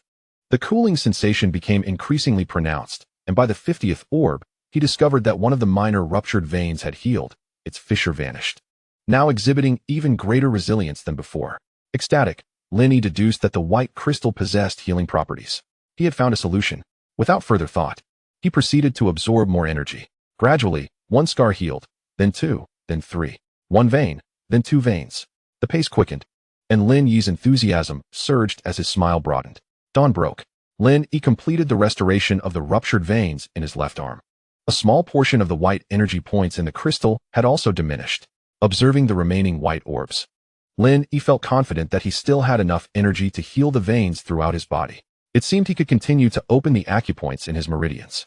Clenching his now pain-free left hand, Lin Yi displayed an expression of excitement. He retrieved his guiding map and resumed channeling the spiritual energy through his veins to stimulate the acupoints. He was growing stronger, completely unaware that he had missed the appointment to spar with Jiang Qingning. Chapter 13, Sparring Noon. An overwhelming sense of hunger jolted Lin Yi from his training. Sensing the newfound strength in his body and the surging spiritual energy within, a smile slowly crept across his lips. The intense hunger pulled Lin Yi back to reality once more. Goodness, what time is it? I'm starving. Lin Yi rose from the stone bed where he had been training, stowing away the nearly half-absorbed white beast crystal. Stretching his limbs, his bones cracked in a symphony of sound. After nearly a day of channeling energy and absorbing the white crystals to mend the damaged meridians, Lin Yi had successfully opened most of his meridian orifices. Only the pathways in his chest and head remained unactivated. Stepping outside, he glanced at the sky, where the sun hung high. Lin Yi seemed to recall something important that he had yet to attend to, but the thought eluded him. As he walked toward the cave's entrance, he suddenly caught a whiff of a most unpleasant, charred protein scent. At that moment, he felt a chilling gaze fixated upon him. Turning his head, he beheld a striking figure standing at a distance, poised and upright, with a white longsword at her waist and a wooden sword in her hand. Her eyes, filled with a haunting intensity, were directed at Lin Yi.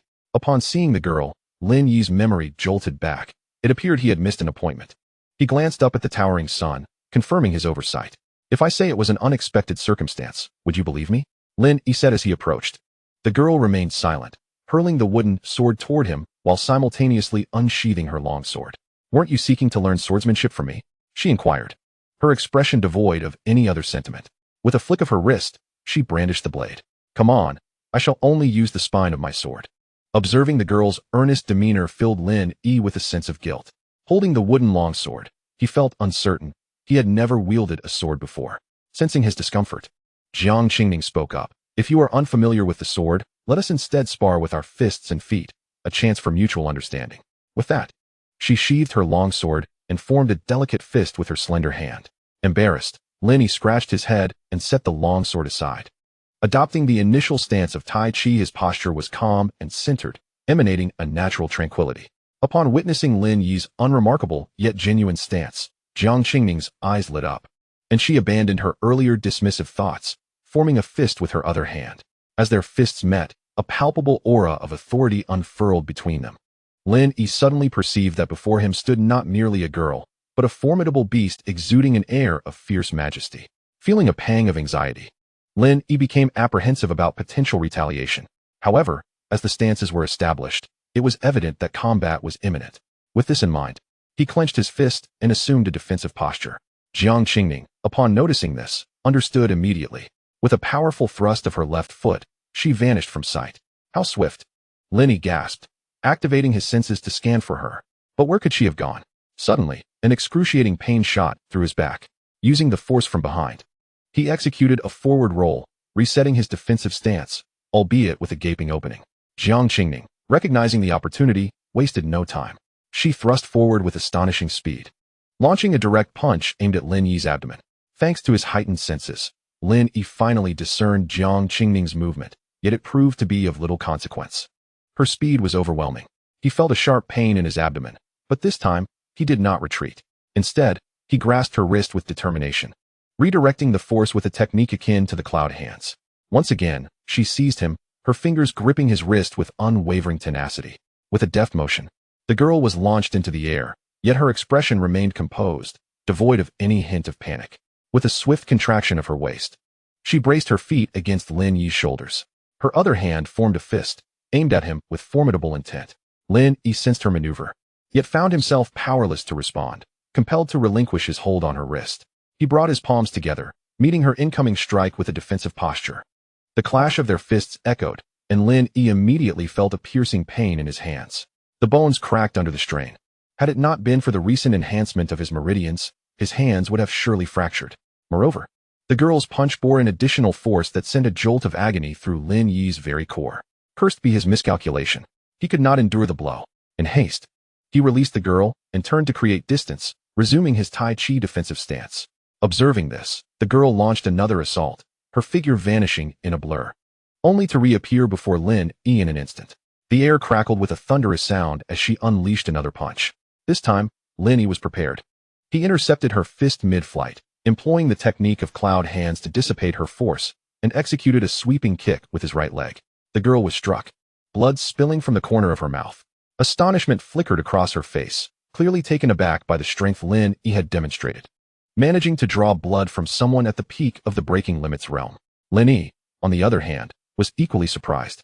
He had anticipated that such a power-laden kick would decisively end the engagement, only to find that it merely repelled the girl, causing her to bleed slightly from her mouth. He had thought his might sufficient to secure victory, yet it proved inadequate. His strength was already several times that of an ordinary practitioner at the breaking limit stage. Yet it still fell short of his expectations. However, he contemplated that once he fully opened the meridian diagram, his power would likely surge even further.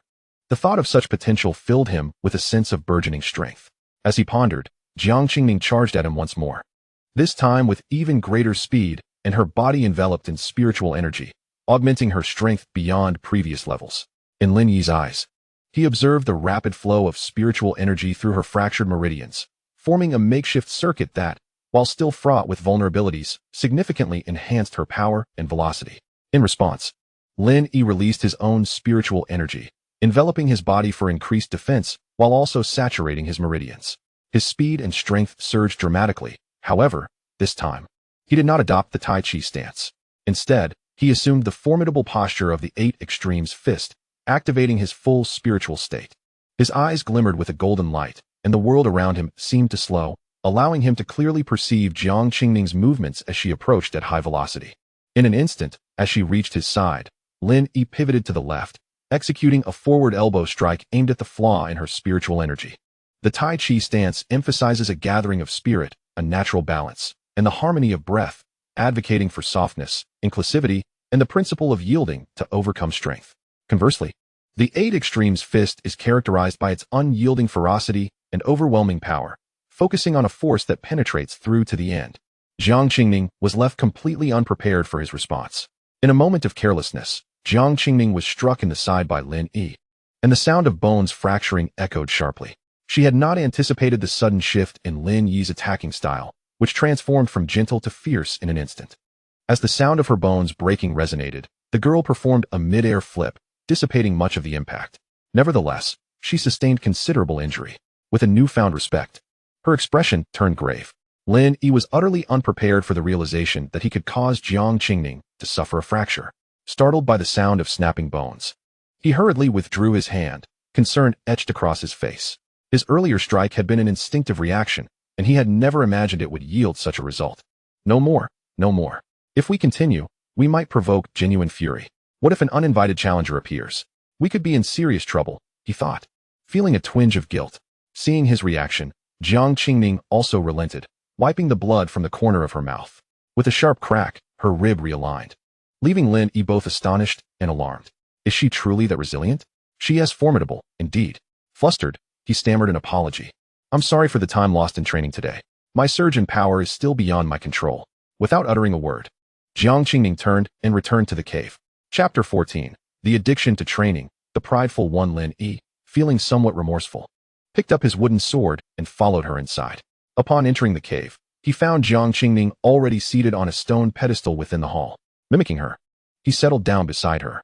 Jiang Qingning glanced at Lin Yi, initially intending to vent her frustration on him, but was taken aback by the fact that he had injured her. With a sigh, she remarked, "Your strength has exceeded my expectations. You possess ample power, yet lack in technique and experience."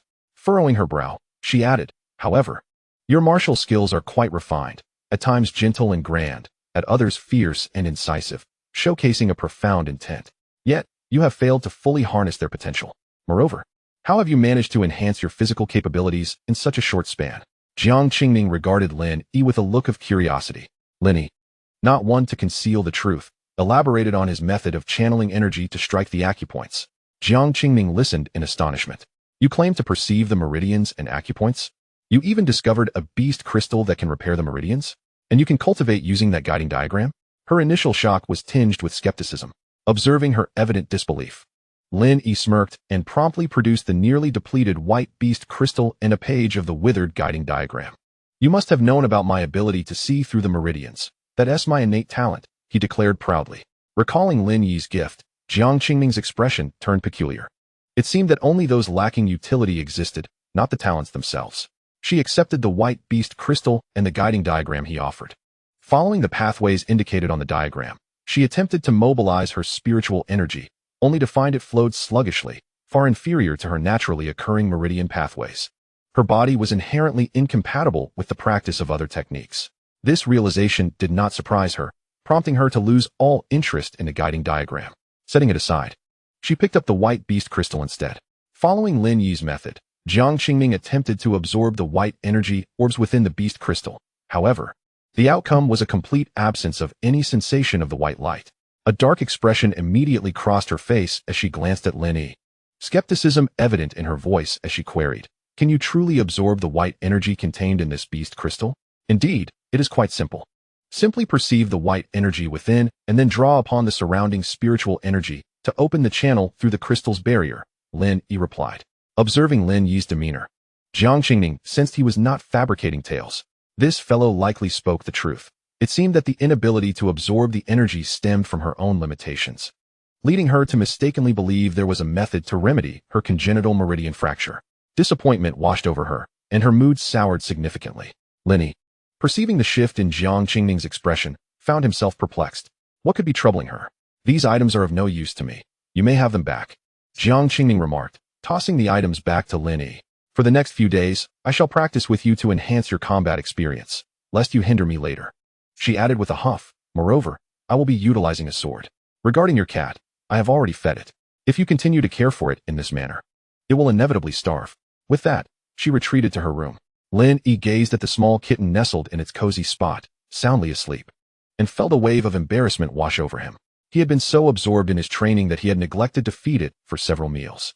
Yet, the exhilaration of becoming stronger was simply too intoxicating, akin to an addiction. This sensation resembled that of a student who, after a period of diligent study, witnesses their grades gradually ascend, a thrill incomparable to anything else, reminiscent of a euphoric high. The tangible experience of personal growth was undeniably compelling. At this moment, Lin Yi finally understood why some individuals would sacrifice sleep for the pursuit of cultivation, or why prolonged retreats could span centuries. The allure of becoming stronger truly was addictive. Lost in thought, Lin Yi felt a sudden pang of hunger that abruptly pulled him from his reverie. He patted his growling stomach and rummaged through his belongings, discovering a lack of food. In the kitten's feeding bowl, he found 2 charred remnants of meat.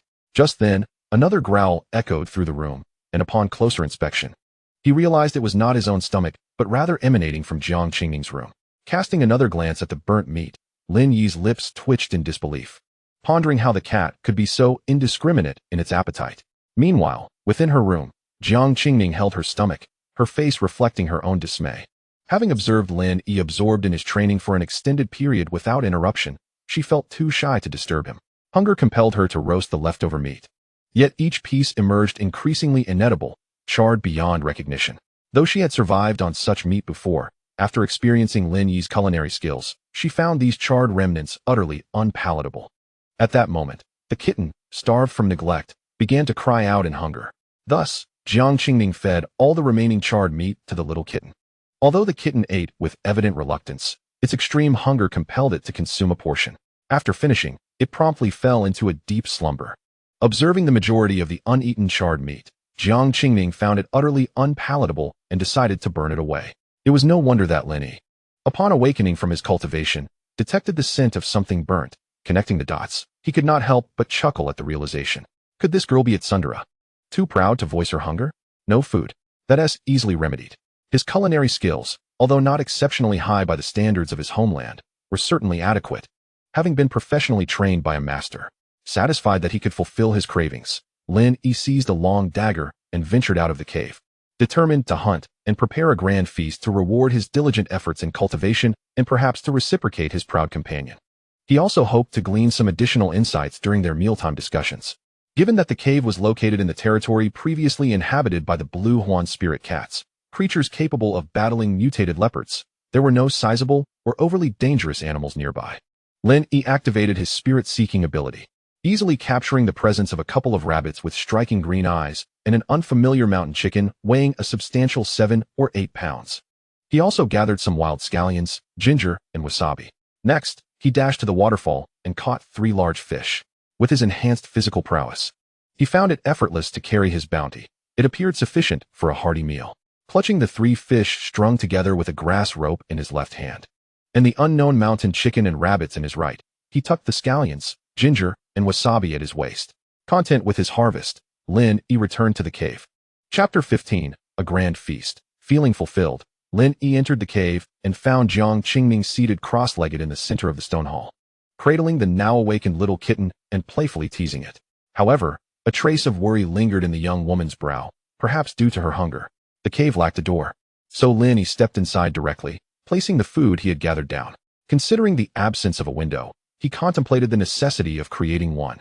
A window in the room and a skylight above the hall would alleviate the dimness. Yet, given the cave's location within the mountain, installing a skylight in the center was impractical. Instead, he resolved to create an opening above the door to allow light to filter in. Otherwise, he would have to light a bonfire daily. Gathering firewood could exhaust him, leaving little time for other pursuits. However, there was no rush. He would be residing here for nearly 9 months. As Jiang Qingming observed Lin Yi returning with food, the worry in her eyes diminished significantly, though a slight furrow remained. Today we shall feast. I will prepare spicy rabbit heads, braised rabbit, pan-fried yellow fish, and beggar's chicken, Lin Yi exclaimed, his face alight with joy. How do you ascertain that these items are edible? I have observed that you have also misplaced the food manual provided for the trials, Lin Yi inquired. Her brow furrowed in confusion. Food manual? Jiang Qingming echoed. New species are birthed in the cosmic realms every moment, yet not all are fit for consumption. The number of those that can serve as nourishment is scarce, and even fewer can be mixed together. A moment's carelessness could lead to poisoning. Jiang Qingming's voice, cold and serene, resonated in the air. Moreover, the fatalities resulting from the consumption of unidentified flora and fauna amount to millions each year. There was once a trialist on a testing planet who perished after combining various unknown plants and animals into a broth. Upon their demise, a virus emerged from their corpse, highly contagious with a mortality rate of 99. Consequently, numerous life forms across hundreds of planets faced extinction. Henceforth, the trial institution began issuing every trialist a food manual detailing the consumables permitted on the testing planet. Are you truly certain that these items are safe to eat? Upon hearing this, Lin Yi's initial instinct was to dismiss the notion as false, yet upon reflection, she realized that Jiang Qingming had no reason to deceive her. Could it really be that exaggerated? In the eyes of the Huaxia people, anything that moves is considered meat, and anything green is deemed a vegetable. This thought ignited a peculiar sense of pride and a feeling of conquest within Lin Yi. What did you consume before encountering me? I have indeed lost my food manual. Lin Yi responded. Now I comprehend how the original body met its end. I wondered how such abundant resources could lead to starvation. It turns out there was ignorance regarding edibles, water, and the absorption of spiritual energy, the girl replied, her expression somber. Lin Yi felt a wave of sympathy wash over her. In the perspective of the Huaxia people, the belief that anything capable of movement is meat and anything verdant is a vegetable holds its merit. Food, akin to medicine, possesses 4 temperaments: cold, hot, warm, and cool, and 5 flavors: sour, bitter, sweet, spicy, and salty. As long as one grasps the fundamental principles of dietary science, ensuring that the properties of food do not conflict, significant issues can be avoided. Furthermore, Lin Yi has the ability to perceive the most basic forms of energy, rendering the understanding of dietary principles as simple as eating and drinking. Rest assured, with me around, you shall not go hungry, Lin Yi declared confidently. The cool voice interrupted. You have yet to explain how you are so certain of the edibility of these items. Fear not. I have memorized the entirety of the food manual, Lin Yi replied, a hint of guilt creeping in. But that is a 20 terabyte file, she added awkwardly. Do not worry. If need be, we can always test for toxins. Lin Yi suggested, casting her gaze toward the small kitten. Sensing the malicious intent in Lin Yi's eyes, the kitten hurriedly burrowed into Jiang Qingming's embrace. Observing Lin Yi's confidence, Jiang Qingming felt her anxious heart begin to ease, her furrowed brow softening slightly. Ignoring her, Lin Yi proceeded to the edge of the water pool, withdrawing a dagger to begin preparing the ingredients. She first washed the scallions, ginger, and garlic, setting them aside for later use, and even carved a few stone plates to accommodate these items. Lacking tools, Lin Yi resorted to improvisation, crafting what was necessary from the surroundings. Perhaps due to the infusion of spiritual energy, the stones within the cave proved to be more resilient than those outside. Yet, they remain unable to withstand the sharpness of a dagger. Thus, they are aptly suited for crafting culinary implements. After nearly half an hour of labor, Lin Yi finally fashioned a rudimentary set of pots and bowls, which, albeit simple in appearance, are serviceable enough. The first task at hand is to attend to the rabbit. The novice swiftly seizes the creature, which is still lively, having merely been rendered unconscious rather than killed.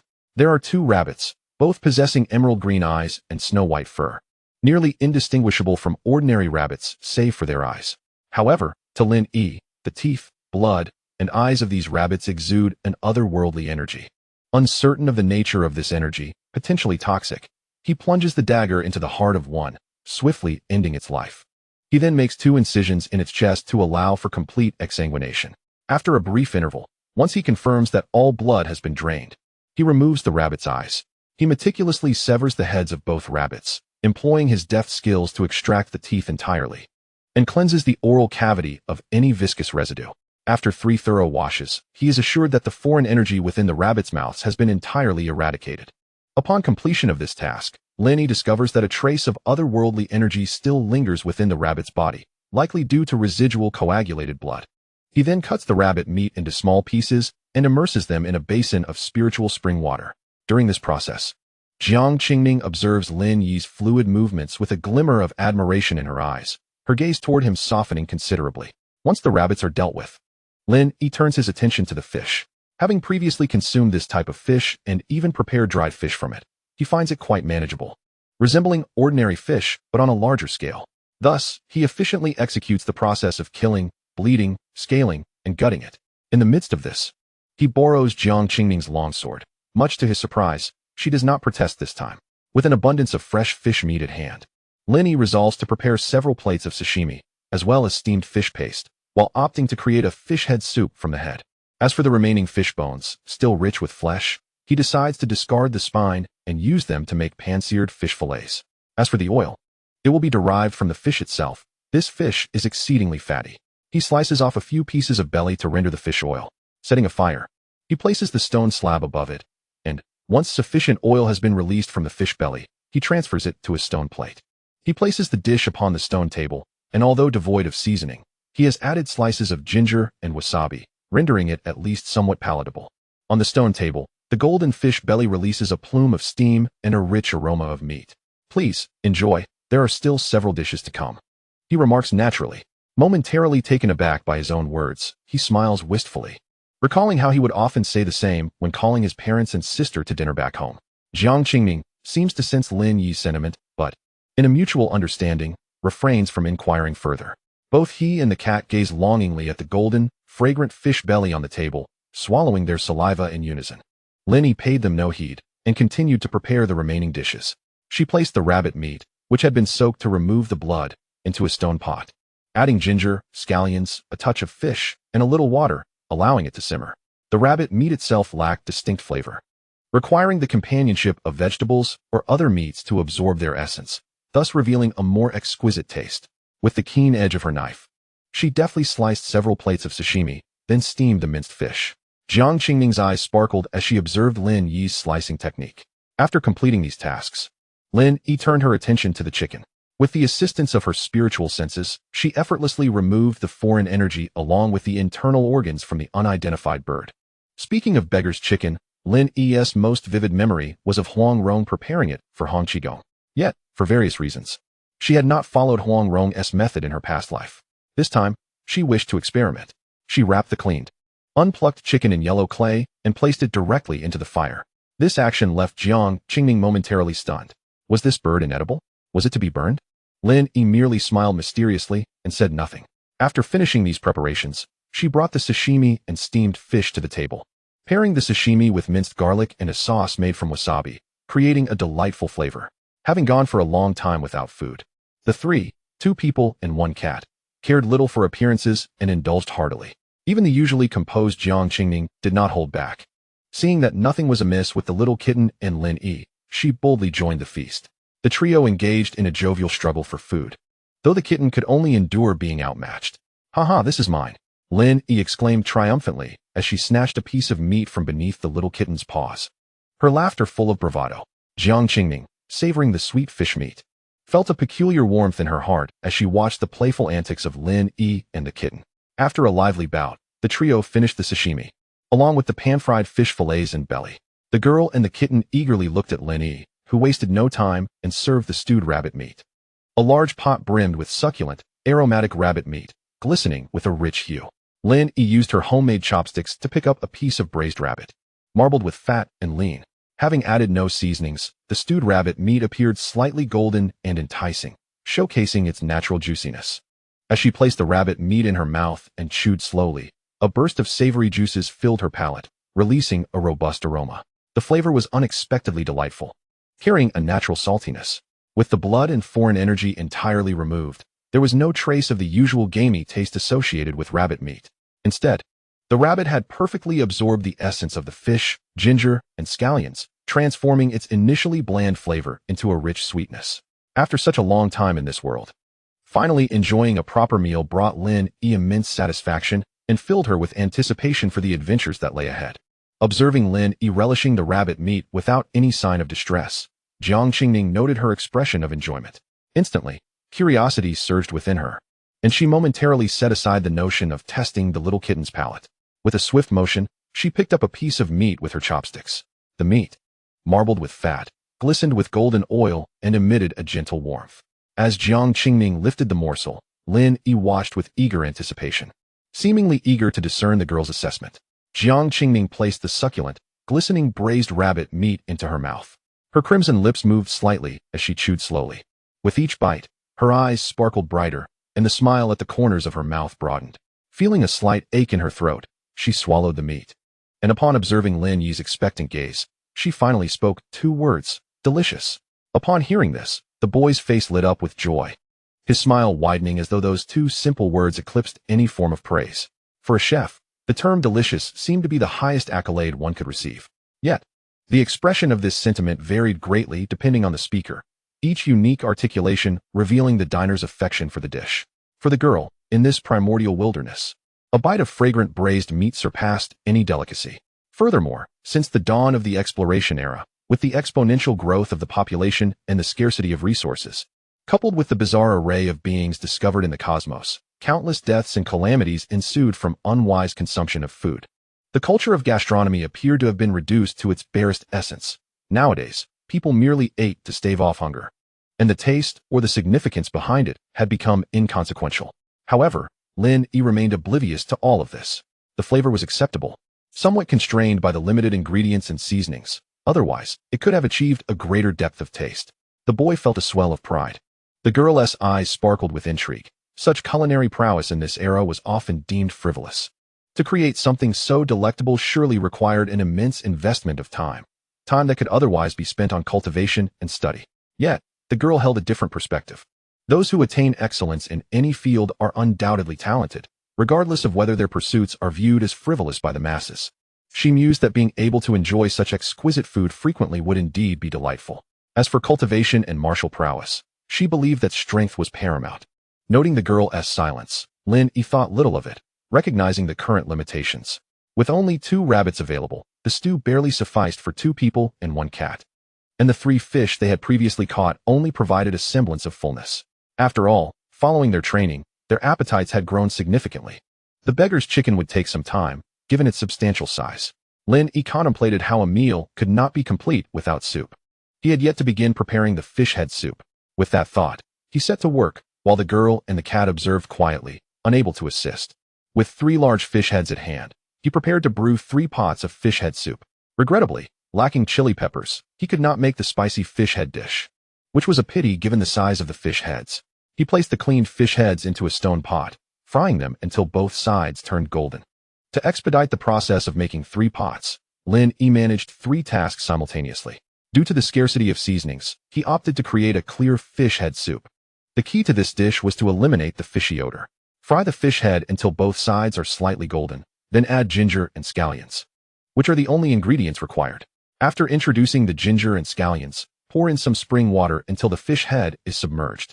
When preparing the clear braised fish head, it is crucial to refrain from adding any seasoning, especially salt. Regrettably, Lin Yi had no option to add any. Avoid adding seasonings, simply braise it. After simmering over medium heat for 30 minutes, the fish broth will exude a delightful aroma and rich flavor. As the broth turns a milky white, reduce the heat to low and allow it to simmer gently. Throughout the braising process, the fragrance intensifies, causing the little kitten to drool, no longer restrained by Jiang Qingning. And it leapt down to wander between the 3 pots. The young girl also displayed a look of anticipation. However, before the fish broth was ready, the 3 of them caught a whiff of an unusual meaty aroma. The scent seemed to emanate from a nearby fire that was nearly extinguished. A smile crept upon Lin Yi's lips, her expression enigmatic, as she cleared the firewood to reveal a clay ball. The peculiar meaty fragrance wafted from the cracks of this earthen sphere. Both the person and the cat fixated their gazes upon the clay ball. Aware of their attention, Lin Yi no longer concealed it, and promptly cracked open the clay ball. At the moment it split, a unique savory aroma lingered in the air, refusing to dissipate. Lin Yi fully removed the clay shell, revealing a perfectly encased chicken, its feathers and skin adhering to the yellow clay. As the shell was peeled away, the charred feathers and skin fell away, unveiling succulent, juicy, and alluring chicken meat within. It appeared that success had been achieved, and Lin Yi's anxious heart was instantly at ease.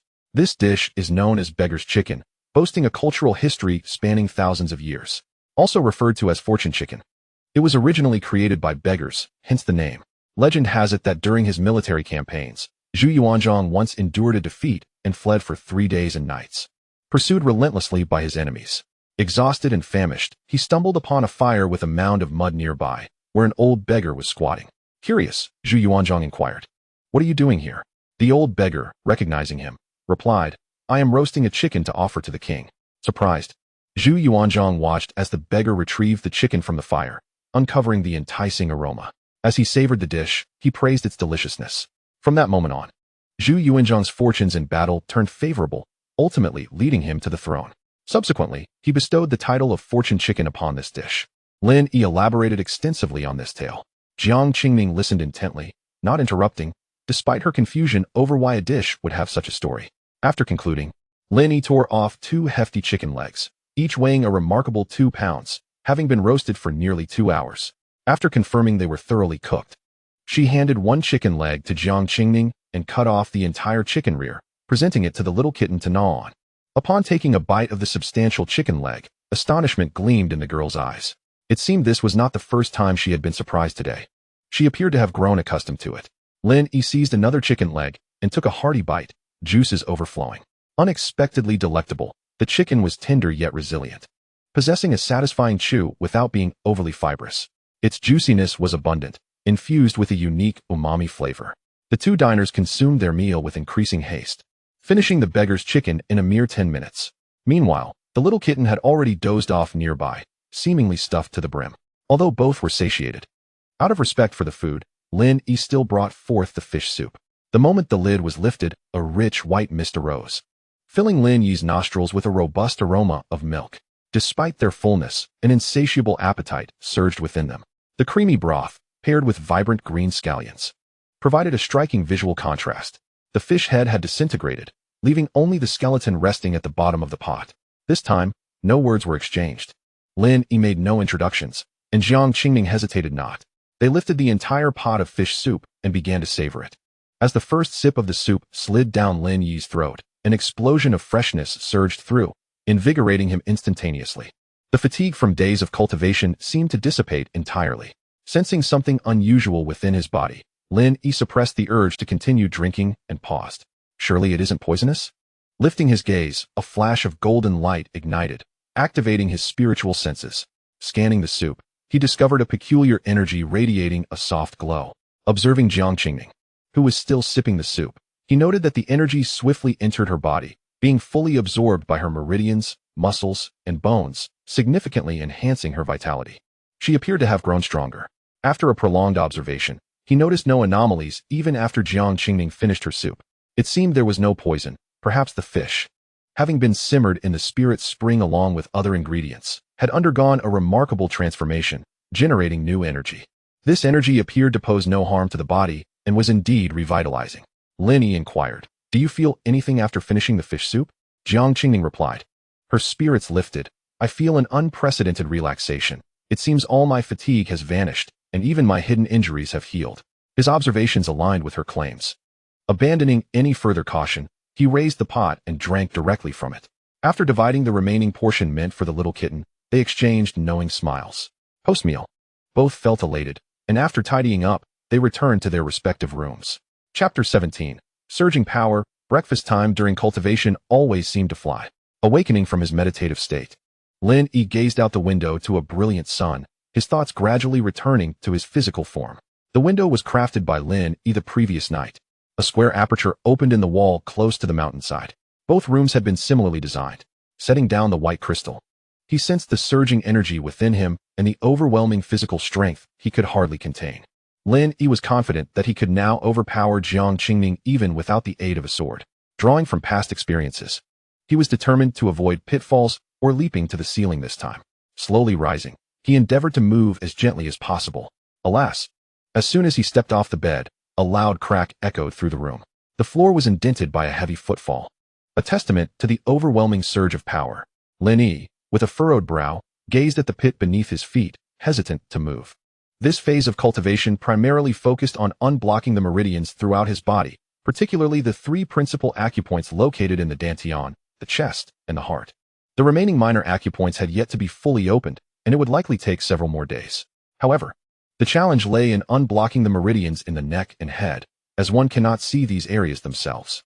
The rapid unblocking of his entire meridian system had been largely due to his innate talent for spirit seeking, coupled with an extraordinary perception and control over spiritual energy.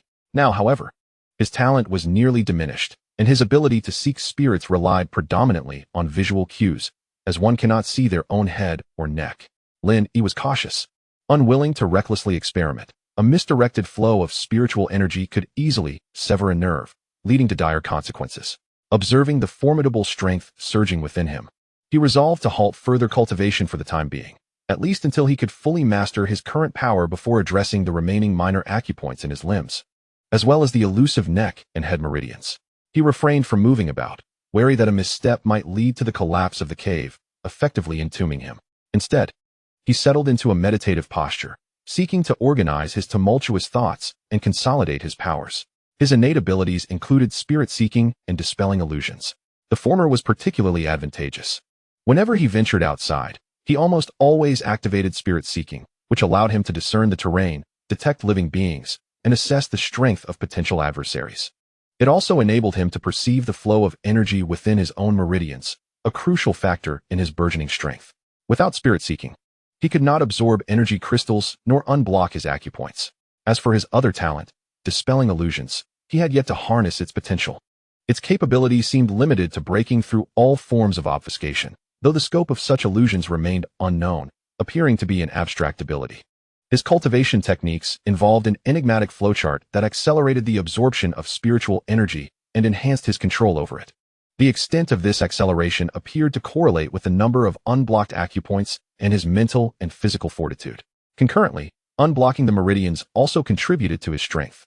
It could be described as a versatile technique, with his current offensive capabilities relying on unparalleled speed and strength, complemented by martial arts he had only half mastered. The most memorable among these were Tai Chi, 8 extremes fist, certain Shaolin styles, as well as 5 animal play and 8-section brocade. These forms were easily searchable online, and in his previous life, he had pursued them with great interest, ultimately discovering that they served little purpose beyond physical fitness. However, in this realm, paired with extraordinary power and speed, these structured martial arts proved to possess remarkable offensive potential. Presently, he practiced only Tai Chi and 8 extremes fist, with the prospect of revisiting the other 3 styles when time permitted, yet for now, he understood that quality outweighed quantity. The methods of attack are still too few. One cannot engage in close combat against those fierce beasts. Lin Yi felt distressed. Should he seek her out to learn the art of swordsmanship? As the saying goes, a month of staff training and a year of knife practice. But how long must one practice the sword to see results? It should also be measured in years. And what he lacks most at present is time. Lin Yi sensed that danger was imminent. He must cultivate effective combat power in the shortest possible time. Ever since he heard Jiang Qingming speak of resource point deployments, his sense of crisis had intensified, an ever-present danger lingering around him. Unable to conceive any solutions or leads, he decided to familiarize himself with his own strength. After a considerable time, he could barely move without damaging the floor. Stepping into the hall, he intended to prepare a meal. To his dismay, as he lifted the stone pot, it cracked with a loud clang, and his hand was reduced to a powder. Watching the powder drift from his palm, Lin Yi's brow twitched. It seemed he would not be cooking anytime soon. He had 2 rabbit heads left over from yesterday, intending to make spicy rabbit heads, but the wasabi he had brought back was consumed during their sashimi feast. Besides, he had eaten heartily yesterday, leaving the 2 rabbit heads untouched. They would have served perfectly for breakfast. With no other options, he reluctantly approached the young girl's door. Upon arriving at her stone cave, he noticed a wooden door had been added, rudely constructed yet completely obscuring the view inside. This was a makeshift door Lin Yi had crafted while digging a window the previous night. He raised his hand to knock, but hesitated, realizing that had he proceeded, he might have ruined the newly installed door. Relieved, he called out, "Jiang Qingming, are you awake? Could you come out for a moment?" The girl, hearing his voice, appeared somewhat puzzled but opened the door nonetheless. "What is it?" she inquired. Could you help me make breakfast? My strength has surged quite dramatically. I can barely hold the pot," Lin Yi explained with a grin. A flicker of surprise crossed her features, followed by a furrowed brow. She said nothing and stepped outside. Glancing at Lin Yi, she asked, "How do we proceed?" Lin Yi considered her lack of culinary experience and opted for the simplest instructions to ensure they would indeed have breakfast. First, boil some water in a pot. Then place the rabbit heads inside to blanch them, and afterward, take them out to pluck the fur. Finally, skewer them and roast them. The girl remained silent and followed his instructions. Unfortunately, she struggled to ignite the flames, leaving her covered in soot. Lin Yi could hardly bear to watch and pulled out a lighter. "Don't you have one of these?" With a few smudges of ash on her forehead, resembling a little cat, she replied expressionlessly, "During the trial, each person can only bring 2 items. I chose a sword and a medical kit." Lin Yi understood. After using the lighter, he easily ignited the fire to boil the water. Once the rabbit heads were immersed, the girl seemed unsure of her next step. "You should stir with chopsticks to ensure they heat evenly, making the plucking easier. Hurry, hurry. It can't be cooked for too long, or it will be overdone," Lin Yi urged anxiously. The young girl, upon hearing this, hastily began her task. Chapter 18. The tumultuous battle by the waterfall after a flurry of activity. They finally managed to enjoy the roasted rabbit head. Although it was slightly charred, and the brain within remained uncooked, Lin Yi refrained from voicing any complaints. Especially when he noticed the girl, Jiang Qingming, with her hands smeared in soot and her face adorned with streaks of black, resembling a little kitten. Carefully, he picked up the rabbit head skewered on a bamboo stick and, under the girl's expectant gaze, took a bite. With a crunch, he exerted too much force, shattering the bones. Not particularly concerned, he continued to chew, but after a few mouthfuls, his expression soured. However, observing the anticipation in the girl's eyes, he chose not to reveal his discomfort, silently resolving never to allow her to cook again. In truth, Lin Yi had prepared himself for a rather unpalatable experience. Yet he was still unprepared for its sheer inedibility. The bitter charred exterior was further marred by remnants of rabbit fur, creating a gritty sensation while eating. The bitterness soon gave way to a sourness, and as he inadvertently crunched through the skull, the raw brain within emitted a taste that defied description. Seeing Lin Yi's lack of reaction, Jiang Qingming grew curious and prepared to taste it herself. Lin Yi attempted to raise a hand to stop her, but ultimately refrained. Perhaps it was better for her to experience this for herself. After all, no amount of persuasion from him would suffice. With a slight parting of her lips, she nibbled at the meat, and after a brief chew, her body jolted, her complexion shifting dramatically as she bent over to vomit. "How could you eat this? It's horrendous," she exclaimed, tears streaming down her cheeks, laced with confusion. Lin Yi offered no response, discarding the roasted rabbit head and rinsing his mouth with a handful of spring water. "It's not a big deal. Just let me handle the cooking from now on," he thought, still shaken by the memory of such dreadful food. It had been ages since he had tasted anything so unpalatable, perhaps not since his first attempts at cooking. Glancing at the half-eaten rabbit head, he mused that its flavor was even worse than the raw earthworms he had consumed upon arriving in this world. Upon hearing Lin Yi's comments, Jiang Qingming wholeheartedly agreed. Realizing that, At her age, the first truly terrible meal she had experienced was one she had prepared herself. After sampling Lin Yi's cooking, she discarded her own roasted rabbit head, even giving it a contemptuous stomp. Thus, breakfast ended in disarray. Lin Yi sent Jiang Qingming out to hunt, to which she readily consented. His only request was for her to bring back any small creatures, as he could manage the cooking himself. Meanwhile, Lin Yi, still recovering from his physical limitations, focused on familiarizing himself with his newfound strength, striving to gain control over it as soon as possible. After all, he could easily injure himself in a fight if he wasn't careful. He resumed practicing Tai Chi, which had transformed from its originally gentle form into a more vigorous and formidable style. With Lin Yi's relentless practice, his movements became increasingly graceful and silent, culminating in a punch that barely made a sound. Time slipped away unnoticed as the sun began its descent. Has he been hunting for so long? The surrounding wildlife was plentiful, yet his companion had yet to return. A wave of anxiety washed over Lin Yi. Could something have gone awry? Grasping his dagger, he dashed out of the cave, activating his spiritual senses. He scanned the dense jungle.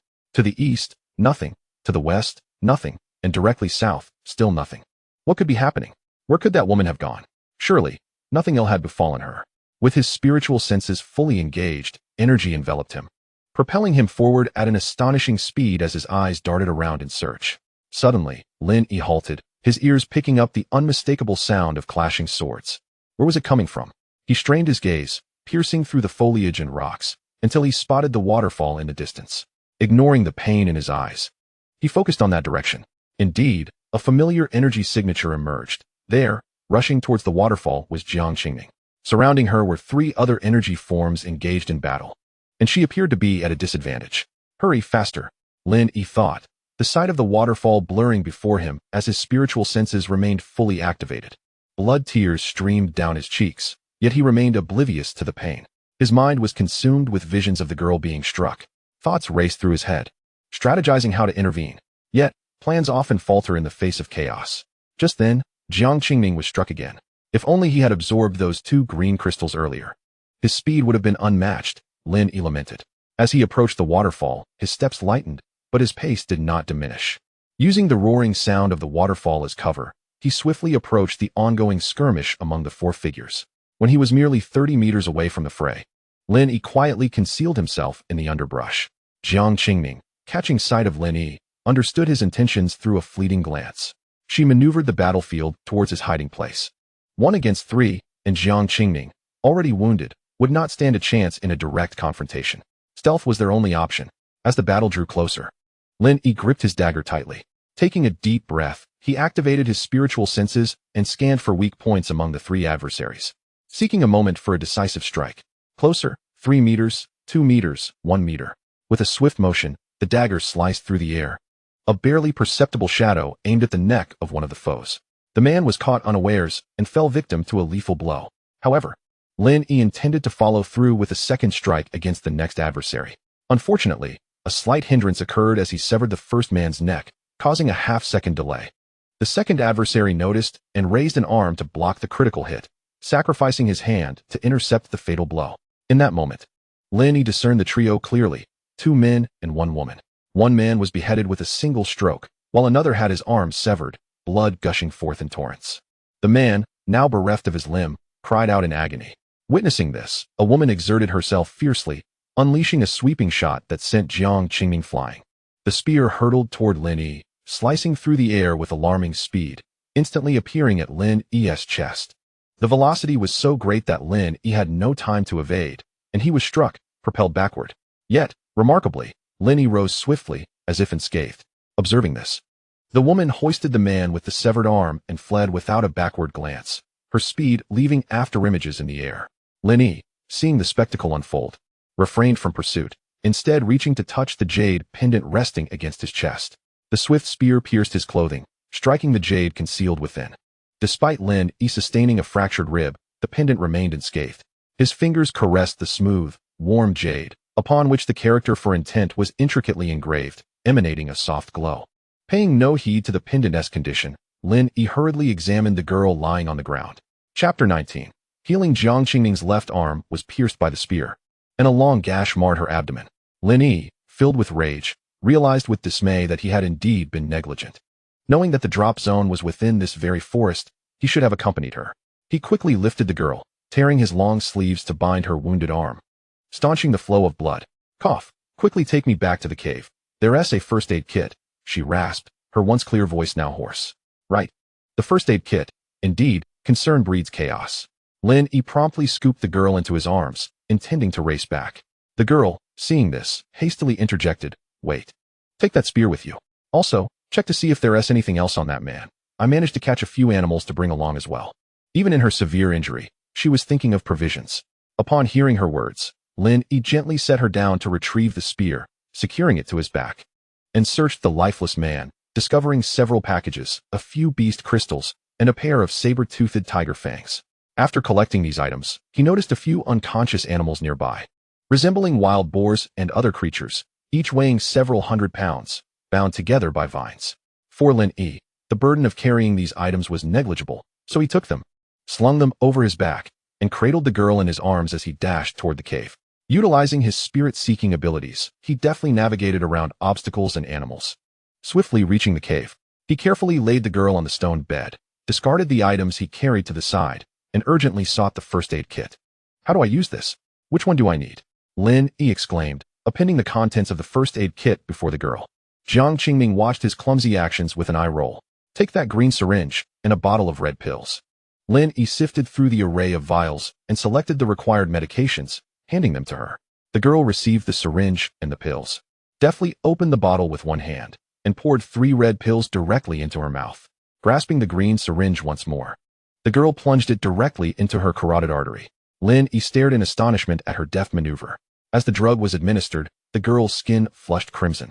Her breathing grew rapid, and her body temperature soared. Indeed, it was high. Lin Yi watched as waves of heat emanated from Jiang Qingming's scarlet skin, inwardly lamenting that she might be cooked. The girl's face contorted in pain, her silver teeth gritted tightly. Quick, fetch me water. Hurry. Submerge me in the spirit spring.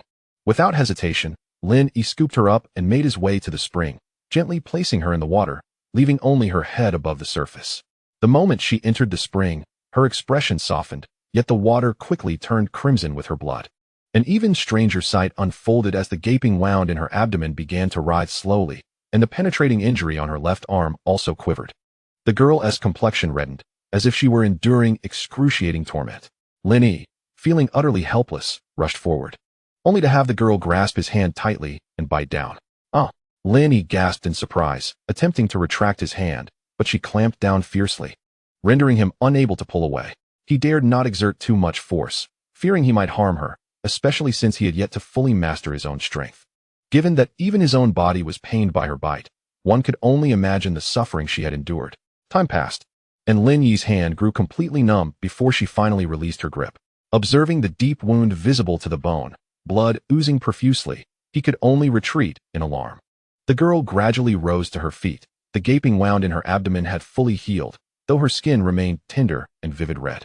Her garments were entirely torn, exposing her abdomen to the air, showcasing clearly defined muscle lines and a tantalizing waist, with her fair skin and black bodysuit accentuating her exquisite figure. The visual impact was overwhelming. Lin Yi, momentarily forgetting his own injury, stood transfixed by the sight before him. Hey, the girl called out, jolting Lin Yi back to reality as he quickly turned away. Hiss. The moment his sense of pain returned, Lin Yi inhaled sharply. You foolish girl. Why did you bite me? Regaining her composure, the girl blinked her lively eyes. Who told you to come so close? Is it my fault? Her voice carried a playful lilt. How unfortunate. Hurry, do you have any more medicine? What was that green syringe? Lin Yi exclaimed, cradling his injured hand. The green syringe was a limb regeneration serum. It's gone, just 1 vial. You wouldn't need it anyway. Your injuries are merely superficial, she replied. You can take half of that red pill. It's a blood replenishing pill. There's also a bottle of white pills. There should be a few left. Just take one. Upon hearing this, Lin Yi hastily picked up the red pill the girl had just consumed, carefully slicing it in half with a knife and tossing it into his mouth. A surge of warmth coursed through his body, and the blood from his wound flowed more rapidly. Lin Yi was taken aback. Upon witnessing the scene, the young girl's lips curled into a faint smile. Without hesitation, she retrieved a white vial, extracted a single white pill, and placed it into Lin Yi's mouth. Almost instantly, the visible blood from his wound began to clot and heal. Lin Yi's brows furrowed with suspicion. He wondered if this woman was seeking to exact revenge upon him, though he had no proof. The girl looked at Lin Yi, her face illuminated by a radiant smile, which caused Lin Yi's lip to twitch in response. What is your situation? Were you not supposed to be out hunting? Why did you engage in a fight? He demanded, seeking an explanation. If I hadn't arrived in time, you would have been lost. A shiver of fear coursed through Lin Yi. He was grateful that he had decided to search for her. Otherwise, she might have been buried somewhere unknown. The girl's expression darkened, her gaze revealing a glimmer of murderous intent. Those three are trialists, and one of them is a gunner. They had mastered a combined attack technique. Or else I would have dispatched them long ago. Lin Yi was taken aback by the chilling words coming from the typically serene girl, feeling slightly disoriented by such a stark contrast. Was she truly capable of such ferocity? She had exhibited a similar duality when he had previously captured her. Unaware of Lin Yi's discomfort, the girl continued, while hunting, I had taken down several animals and was on my way to the waterfall to catch fish when I encountered those three. They attempted to recruit me into their team, which I declined, and thus the altercation ensued. The woman was exceptionally skilled. Her marksmanship was truly remarkable. In a one-on-one confrontation, she would certainly have been outmatched by me. But they chose to engage in a combined assault. Their coordination was lacking, which allowed me to exploit their weaknesses. Then you arrived, and the rest is as you know. Lin Yi pondered the implications. It seemed he had let a formidable adversary escape. However, the long gun remained in his possession, and it was unlikely that the woman could wield her impressive marksmanship without it. He grasped the long gun, which was weighty and approximately 2 meters in length, adorned with a spiraled pattern whose material was unknown. It could be bent, but only slightly. The tip was gilded in purple gold and approximately 6 feet long, tied with a red tassel. As he wielded the weapon, the tip whistled through the air, eliciting a smile from Lin Yi. This gun felt like an extension of himself. Chapter 20. The Art of Marksmanship. Prelude. Although he had acquired a fitting weapon, Lin Yi was unskilled in the art of marksmanship. For the time being, he would use it as a mere pointed staff. The girl seemed to sense his thoughts. Do you know how to handle a gun? She inquired. Lin Yi shook his head. No, I have never learned or studied it. Perhaps you could teach me? Raising an eyebrow and revealing a slight smile, the girl replied. Very well, if you wish to learn, you must address me as master. Lin Yi's lips twitched. He found her playful demeanor somewhat disconcerting. Yet, he was unperturbed by the audacity typical of a young man of the 21st century. Without hesitation, he called out, Master, Master, Master, repeating the title several times. The girl seemed taken aback by his directness, momentarily rendered speechless. She soon regained her composure, resuming her cool demeanor as she spoke. The most fundamental techniques of marksmanship are blocking, grasping, and thrusting. These core principles embody the essence of all firearm techniques. With impeccable skill, she intercepted and seized the weapon in a swift motion, channeling strength from her wrist to her waist. She reached out to take the long spear from Lin Yi's grasp and began to demonstrate. Jiang Qingming's slender and agile figure wielded the formidable spear with grace, creating a whirlwind of energy that left Lin Yi in awe, a striking visual spectacle. Each interception and grasp generated a gust of wind, the spear's tip moving unpredictably in wide arcs and tight circles, resembling a playful dragon, exhibiting remarkable agility. When thrusting, the spear shot forth like an arrow released from its bowstring, racing forward with a force akin to thunder and lightning, swift and fierce. After a brief demonstration, the young girl paused to catch her breath, tossing the spear back to Lin Yi and continuing her explanation. She elaborated that the techniques of other spear styles fundamentally derive from the concepts of interception, seizing, and thrusting, evolving and transforming from these basics. To master true skill, one must first perfect the fundamentals of interception, seizing, and thrusting, achieving a level where the spear flows like the wind and surges like a dragon before delving into other techniques. Thus, she advised him to focus on mastering the basics, for the foundation of any technique is paramount. With the present moment free of distractions, Lin Yi intended to practice directly, grasping the long spear and attempting to replicate Jiang Qingming's earlier movements with meticulous attention. However, after a few attempts, he found himself stumbling and faltering. Just as he resolved to continue practicing, his stomach protested. Glancing at the darkening sky outside, he recalled that he had not eaten all day. Although his training had granted him the ability to absorb spiritual energy and stave off starvation, the feeling of hunger remained, relentless in its presence. In the vastness of the world, the need for sustenance loomed largest. Nothing could deter him from eating. With that thought in mind, Lin Yi casually tossed the spear into the ground and set about preparing the collection of animals he had brought back. The girl, who had been observing Lin Yi's practice, had just begun to recognize his potential in spear techniques, but was taken aback when he abruptly abandoned the weapon. This unexpected action left her momentarily speechless. She had just begun to appreciate having such a promising disciple, only to witness this turn of events. Anger surged within her. But upon seeing Linny busy with the ingredients, she remembered that she, too, had not eaten all day and had recently healed from her injuries. The gnawing hunger returning to her. In an instant, her ire dissipated. Those who have never experienced hunger cannot fathom its terror. Ironically, the girl was among those who had known hunger all too well, having endured nearly a month without food. Had Lin Yi not taken her under his wing and teamed up with her, it was uncertain how long it would have taken for her to find sustenance. Over the years on this trial planet, countless individuals had succumbed to madness from starvation. It wasn't that they couldn't eat, it was that they dared not. Consuming the wrong food could lead to immediate death. Abstaining could prolong survival, at least allowing for the absorption of spiritual energy to prevent death from starvation. Though the sensation of hunger persisted, eventually, the inability to endure would drive one to madness. In desperation, one might consume anything.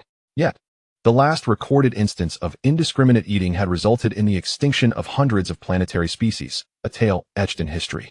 With the perpetrator's family and lineage condemned to a life of labor on a mining planet, never to escape their fate. Since that time, the authorities have meticulously compiled a food manual and enacted relevant legal frameworks. Each challenger participating in the trials was provided with a set. Yet it is not uncommon for some to misplace theirs. Jiang Qingming lost her food manual during a skirmish. Contrary to what one might assume, the food manual is not a booklet, but rather a device resembling an antiquated Nokia scanner. It contains extensive information on the flora and fauna of the trial planets. While it does not encompass everything, it covers a significant majority, albeit with the drawback of being cumbersome to carry. Ironically, the device operates on batteries, which are only available at resource drop points. One can only imagine how many individuals will converge upon the primal wilderness this time. The young girl felt fortunate to have encountered Lin Yi, who had memorized the contents of the food manual, although she remained skeptical. In the primal wilderness, beside a waterfall, a formidable woman accompanied a man with a severed arm back to the site of their confrontation. The scene was chaotic, marked by numerous animal tracks. While the headless man had vanished without a trace, leaving behind a pool of blood. "Damn it, my arm is gone," the man lamented. "Silence," the stoic woman replied. Her expression darkened. "Even if your arm were intact, we would still be unable to reattach it." She searched the area for her spear, but found it missing. As expected, "It has been taken," she muttered in frustration. "Let us depart from this place. Once we acquire weapons from the resource point, we shall return to settle the score with them. They must be nearby." "Yes, sister," the man replied, not daring to utter a word of dissent. The two then quietly slipped away from the waterfall. In a cave, Lin Yi gazed at the table laden with 6 dishes and a soup, a swell of pride rising within him. Not everyone possesses the ability to enjoy such a feast in the wilderness. The young girl also admired the spread, her eyes sparkling with anticipation as she swallowed. A small kitten had been circling the table, but alas, it was too small to leap onto it.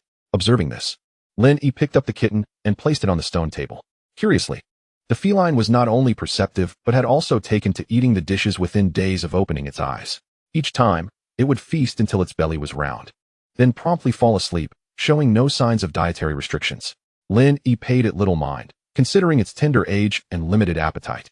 Once it matured, it would likely hunt for itself, alleviating any concerns. After inviting Jiang Qingming to take a seat, the trio, 2 humans and 1 cat, began to devour their meal with gusto. The young girl relaxed considerably, playfully competing with Lin Yi for food, who, in turn, occasionally snatched bites from the kitten. Laughter and joy echoed throughout the cave. At the western edge of the primal wilderness, where the desert met the land, a white-haired youth stood at the brink of the sands. His tattered clothes hung loosely. His lips cracked, and his garments were stained with blood. Yet his eyes shone with a peculiar brightness, revealing hints of excitement and madness. The white-haired boy spoke, his voice hoarse and dry. "I have finally emerged from this accursed desert. Next, I shall seek out my kindred." The young boy's cracked lips curled into a bloodthirsty smile, reminiscent of the excitement before a sumptuous feast. Chapter 21, Chaos Unfolds. Space Monitoring Station above Trial Star Number 3. General, the initial deployments of the other trial stars have commenced. Shall we proceed with our own? Upon hearing the soldier's words, the general roused from his feigned slumber. A subtle smile graced his lips. "Not yet. Patience is key. We must wait for all the actors to arrive." The general lifted his gaze, peering through the command room's glass window at the vast expanse of stars. "Order all deployment teams to prepare. The first batch will commence in the primordial wilderness tomorrow." "Yes." A splendid performance is about to begin. As night fell, The well-fed little kitten had already drifted into a deep slumber in its nest. Meanwhile, two individuals busied themselves harmoniously within the stone cave. The girl tidied up the remnants of their meal, while Lin Yi stood beside a newly constructed small pool. Washing the pots and pans, they conversed about future plans, the atmosphere pleasantly amiable. This reminded Lin Yi of the mundane evenings back on Earth, cleaning up and watching television with family after dinner. Jiang Qingning seemed to recall something as well, her mood notably light, her lips occasionally curling into a smile. At least within this cave, they felt exceptionally at ease. This cave, formerly the kitten's den, was remarkably concealed. Had Lin Yi not heard the kitten's cries, he would never have discovered it. Since designating it as a temporary stronghold, Lin Yi had planted numerous trees and shrubs outside the cave, which not only enhanced its concealment, but also provided soundproofing. Moreover, several traps were installed at the entrance and windows. Whenever an animal approached the cave, Lin Yi would be alerted immediately. Coupled with his innate talent for sensing spirits, he could discern whether the intruder was an animal or a human. For now, this cave stood as the safest refuge in the surrounding wilderness. Once everything was tidied up, Lin Yi extinguished the campfire and lit 3 fish oil lamps. These lamps were freshly crafted, featuring stone-carved bases, freshly pressed fish oil, and wicks woven from an unknown coarse fiber. The wicks, ignited by the fish oil, burned brightly without any unpleasant odor. Most importantly, they had an exceptional burn time. A single wick could last for 23 days, provided there was sufficient fish oil. As the fish oil lamps flickered to life, the cave was noticeably illuminated. After finishing her tasks, the girl sat cross-legged on a stone stool, patiently awaiting Lin Yi's completion. When the fish oil lamp was ignited, the astonishment reflected in the girl's eyes was greater than ever before. Observing her reaction, Lin Yi pondered thoughtfully. Have you never seen this before? The girl quickly composed herself, her voice cool and clear. I have seen it. And it is precisely because I have seen it that I am astonished. These are items that only appear in history books, presumably used by primitive people. I never imagined I would witness them in reality. Her response left Lin Yi speechless. How many years had passed? Just how advanced is contemporary technology? Once the trial concludes, it would be prudent to delve deeper into the current history. This object, known as a fish oil lamp, serves merely as a source of illumination and is likely to burn for approximately 12 days. Please take one back with you when you return to your room. The young girl's face brightened with joy. Lin Yi pondered for a moment, noting the increasing number of individuals in this desolate forest. It would be wise for us to venture out together in the future. It would be far safer that way. Jiang Qingning wholeheartedly agreed, acknowledging that had Lin Yi not arrived in time, she might have met her demise. Death seemed to lurk ominously close. Logically, the resource distribution should have commenced long ago, as nearly every trial planet receives supplies once a month. It has been over a month. How can there be no response? The young girl fell into contemplation as well. With the passage of time, the influx of newcomers is likely to escalate, making navigation increasingly difficult. How much do you know about the trials? And what of the resource distribution? Lin Yi inquired hastily. The girl reflected briefly before elucidating. The ultimate aim of the trials is to select the most exceptional explorers and warriors. The resource distribution is designed to incite conflict among participants, facilitating a more efficient process of survival of the fittest. The resources allocated encompass an extensive range, from food to weaponry, combat techniques to cultivation methods, ordinary medicines to miraculous elixirs. Everything imaginable is included, even energy crystals. In essence, anything conceivable is likely to appear, including numerous resources unattainable by mere wealth. Crucially, this entire operation is under the complete jurisdiction of the federal military and the Academy of Sciences. These insights were imparted to me by my elders. Upon hearing this, Lin Yi remarked on the cunning strategy employed. Attracting individuals through the most unadulterated form of benefit is often the most irresistible tactic. Moreover, on the trial planet, these incentives are magnified to an extraordinary degree. Imagine a fresh piece of meat tossed among a pack of famished wolves. The ensuing commotion would be unimaginable. It is uncertain how many people would flock to this primitive wilderness. Lin Yi turned to the girl with a question. Would you consider competing for those resources? The girl appeared somewhat taken aback by his inquiry. Had I not encountered you, I surely would have engaged in the scramble. However, now we have sufficient provisions. As long as we endure for 9 months, we shall be fine. If there is something you desire, I can assist you, provided we ensure our safety. Upon hearing her response, Lin Yi felt a weight lift from his heart. He was apprehensive about the girl's intention to contest for resources. With her current lack of such thoughts, he unexpectedly felt a surge of eagerness himself. The maple forest would undoubtedly become quite lively, and perhaps he could seize a favorable opportunity.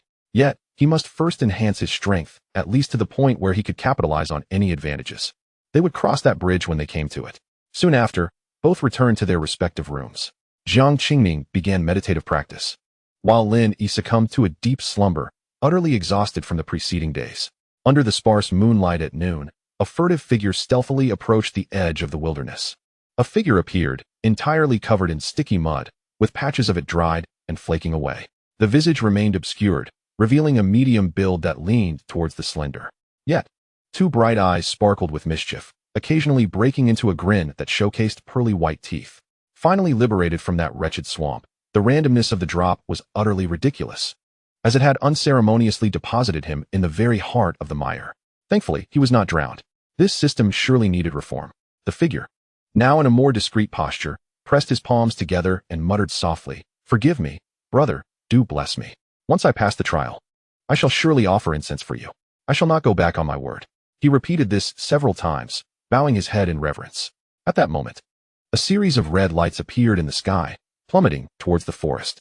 As they descended to a certain altitude, parachutes suddenly deployed behind each light. Enormous jars cascaded down in waves towards the woodland. The figure, still with palms pressed together, suddenly had a realization, his spirits lifting, and his demeanor becoming even more mischievous. Indeed, being early is not as fortuitous as being timely. "Thank you, brother. I shall offer incense shortly." With his hands still clasped, he bowed once more and then vanished, racing towards the forest. Chapter 22. Descent. The code Lin Yi, deeply ensconced in slumber, was abruptly awakened by a series of howling sounds. Blinking sleepily, he soon found the din escalating, which sent a jolt through him. What was happening? What noise was so deafening? He hastily leaped from his bed and exited the stone cave. Upon emerging, he discovered a slender figure standing quietly at the cave's entrance, sword in hand. Gazing intently at the sky, her exquisite eyes reflected an unprecedented gravity. Lin Yi followed her gaze upwards and noticed a multitude of objects descending from the heavens. The spirit seeking had commenced. Upon closer inspection, Lin Yi discerned that these were enormous jars, each accompanied by a parachute, numbering in the thousands. Among them, several exhibited significant energy reactions. Curiously, many were drifting towards the cave. As the massive jars descended to a certain height, their parachutes ignited in flames, causing them to plummet rapidly in various directions throughout the forest. Lin Yi noted one jar with an exceptionally intense energy reaction that fell near the cave, precisely towards the direction of the large tree where he had previously dug for worms. Was it mere coincidence? How could it be that direction again? Suddenly, the entire forest erupted into a cacophony, filled with the roars of various animals and the shouts of humans, transforming the once tranquil woodland into chaos. The two exchanged glances, both seemingly recognizing the resolve reflected in each other's eyes. Let us seize this opportunity. It would be a shame to let such a chance slip away. To refrain from taking action would be to dishonor one's own fortune. Follow me, we shall act together. I've discovered one. The energy within the jar is particularly potent, and there must be something valuable inside. Lin Yi spoke urgently, having made the decision to act without hesitation, determined to seize the best prize. All right, let us go. The young girl, aware of Lin Yi's talent, consented and gestured for him to lead the way. The two did not linger, hastening towards the site where the jar had plummeted.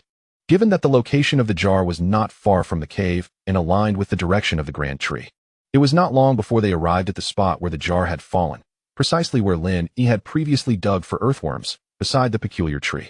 A massive, oval-shaped jar stood over 3 meters high, with a portion embedded in the soil, the moist earth emitting wisps of vapor from the jar's heated surface. As they approached, they discovered a combination lock atop it. Exchanging glances filled with confusion, they pondered the nature of the lock. What could the code be? Observing Jiang Qingming's perplexed expression, Lin Yi deduced that she, too, was unaware of the password. The lock was a simple one, consisting of 10 digits with 6 spaces above them. This was exceedingly troublesome. A 6-digit combination from 10 numbers could yield as many as 1 million possibilities. How long would it take to try every option? The thought made Lin Yi's head throb, pondering which fool had devised such a method. Meanwhile, in the headquarters of a space station, a young girl sneezed twice. What was happening? Had she been overexerting her mind recently? "Oh, my poor body," she murmured to herself before resuming her work, intermittently munching on a few potato chips. At the forest's edge, a disheveled figure was anxiously pacing around the enormous jar, scratching his head in frustration. What on earth could this password be? He lamented, having attempted hundreds of combinations. "I'm done with this," he exclaimed, kicking the jar with vigor before dejectedly walking into the woods. Back with Lin Yi, he asked Jiang Qingning, "Do you know the password?" "I don't know. Logically, these supply drops shouldn't have a password. It has never been the case in previous years. I've never heard of any supply drop requiring a code," she replied. "No passwords in previous years?" Lin Yi mused, resting his chin in his hand. His gaze then shifted to the door handle at the center of the jar. Reaching out, he grasped the handle and twisted it. With a click, the door swung open. Lin Yi was taken aback, his hand hovering in surprise, while Jiang Qingning looked at him in astonishment. It opened just like that? Was the combination lock merely decorative? They exchanged glances, both wearing expressions of disbelief. Yet, the door had indeed opened. Gently pulling it ajar, a radiant light emanated from within. Lin Yi, momentarily overwhelmed by the energy radiating from inside, felt a pang of discomfort in his eyes and hastily shut his spiritual senses. The girl was equally stunned by the sight before her. The moment the door opened, an array of colorful crystals tumbled forth, forming a substantial heap. Most of the crystals were white, with only a few being of other hues. The white crystals were uniformly sized, all perfect dodecahedrons, while the energy crystals of other colors varied in size and shape. Noticing the girl's astonishment, Lin Yi grew increasingly curious about the nature of these objects. He casually picked up a white, diamond-shaped crystal and squeezed it between his fingers. It was remarkably hard. Given Lin Yi's current strength, he could easily crush a piece of granite into powder. Yet, this egg-sized crystal showed no reaction whatsoever. What on earth were these things? So resilient, and yet they harbored immense energy within. Observing the girl still in shock, Lin Yi could no longer contain his curiosity and directly inquired. His voice jolted the girl from her stupor. She seemed to realize her momentary lapse, and, suppressing her surprise, began to explain. These white crystals were energy crystals, while the variously colored crystals were known as anomalous crystals.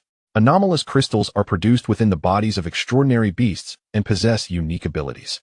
Energy crystals can replace the ambient energy in the air, allowing for absorption by the human body. Furthermore, due to their high energy density, the absorption rate is significantly accelerated. However, these crystals are of no use to us. One must at least reach the common heaven realm to absorb them, which we cannot. At this point, the girl paused and glanced at Lin Yi, seemingly considering that he might be capable of absorption. After all, he had previously absorbed an anomalous crystal to heal himself. What a peculiar being. If he could absorb anomalous crystals, he might also be able to absorb these energy crystals. The girl couldn't help but scoff inwardly. The more she contemplated, the more irked she became, exclaiming, "Even if you can absorb them, I should get half of these crystals." Lin Yi was perplexed by the girl's sudden change in demeanor and wondered what had caused her agitation. Were these crystals truly valuable? Could the resources obtained on this trial star be taken away?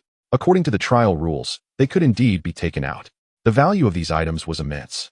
A single ordinary energy crystal could be exchanged for an entire building. Collectively, these crystals might well be enough to purchase a small habitable planet. After hearing the girl's words, Lin Yi gazed at the enormous vat, towering over 3 meters and measuring 2 to 3 meters in diameter, his eyes gleaming with greed. These were riches, an entire building or two, simply to collect rent and live in ease. The thought of owning a planet made Lin Yi's eyes blaze red as he murmured to himself. Owning a building and collecting rent had been Lin Yi's ultimate dream in his past life. He never expected that it would materialize so soon in this life. Witnessing Lin Yi's fervent gaze, the girl suddenly felt a twinge of fear. "Wow!" A loud exclamation abruptly pulled Lin Yi from his reverie. The two turned to see a lecherous figure standing behind them, equally red-eyed and gaping in astonishment, drool escaping from his open mouth. Lin Yi sensed an imminent threat. Chapter 23. Chun Ji the newcomer, with his crimson eyes, displayed a look of astonishment that rivaled that of Jiang Qingning earlier. Chun Ji had never imagined that he would one day behold such an abundance of wealth. The entire warehouse was filled to the brim with countless energy crystals, wealth beyond his wildest dreams.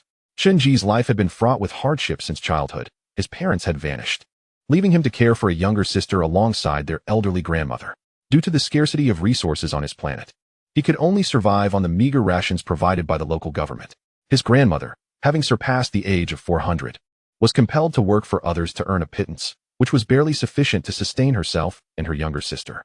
Additionally, she had to finance her own education, as the remote location of their planet precluded access to free federal academies. To acquire a systematic education, one had to enroll in private institutions. The food distributed by the government was scarcely enough for mere subsistence, and all of his grandmother's earnings went towards paying his tuition, while his sister, as she grew older, would also require schooling.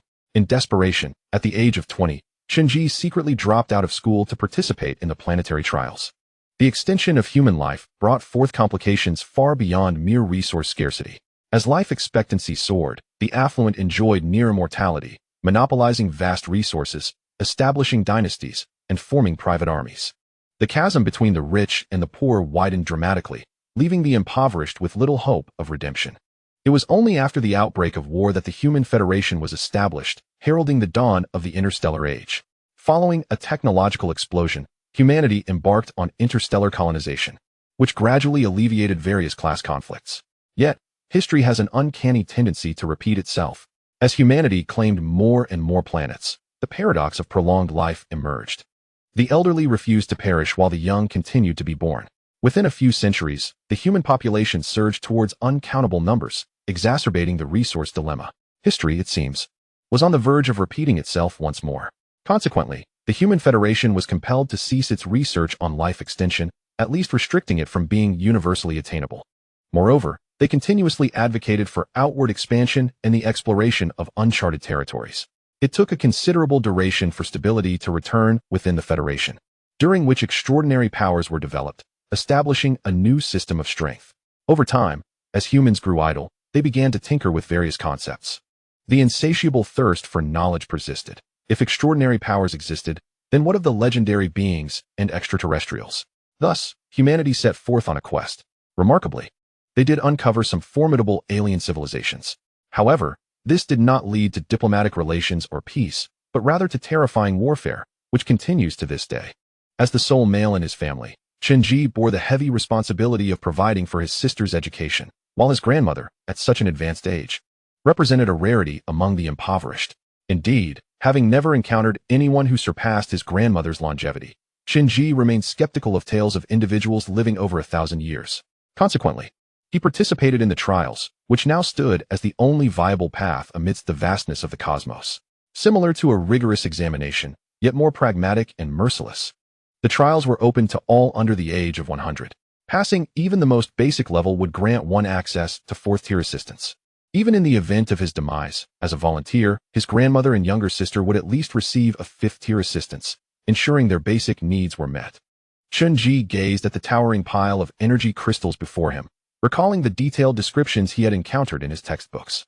Suddenly, a multitude of thoughts flooded his mind. He then sensed a searing gaze fixed upon him, one that harbored ill intentions. Regaining his composure, Shinji turned to face Lin Yi and Jiang Qingning. Adopting a rather cheeky demeanor once more, Lin Yi glared intently at the lecherous figure before him, confirming through their exchanged glances that this was indeed someone intent on stealing from him. He promptly signaled to Jiang Qingning to assume a combat stance, and upon seeing this, the young woman unsheathed her longsword. Observing their postures, Shinji quickly realized he had been misjudged. He immediately cowered, exclaiming, "Please, spare me. I am merely Shinji, here to make a living through trials. I beg for your mercy." His voice rang out loudly. Having been on the trial star for over a month, Shinji had faced numerous life and death situations, deftly navigating through them with the skills he had honed on the edge of his home star.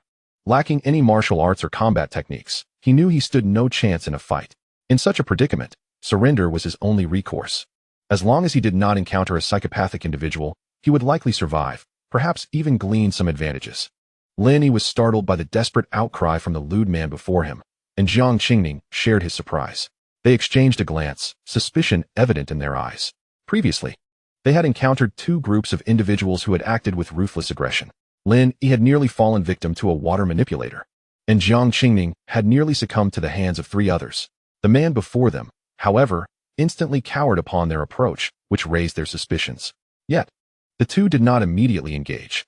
Lin Yi activated his spirit-seeking ability to scrutinize the lecherous figure. To his astonishment, he discovered that the man possessed no formidable energy and showed no signs of any meridians circulating within. He was merely an ordinary person. But how could an ordinary individual survive for so long on this perilous planet? Surely, a wild beast would have claimed his life by now. Unconvinced, Lin Yi intensified his spirit-seeking ability, fixating intently on the man. However, nothing amiss was revealed. This was indeed a bona fide, ordinary individual. Shinji felt increasingly uneasy under the intense scrutiny of the somewhat menacing man, especially as he noticed the golden glint in his eyes. He felt exposed, as if his very essence was laid bare, and his anxiety grew. "Dear sir and madam, I truly harbor no ill will. I implore you to let me go. Chen-Ji bit his lip, resigning himself to the thought that the crystals could be theirs. He would relinquish his claim entirely. You still desire my crystals?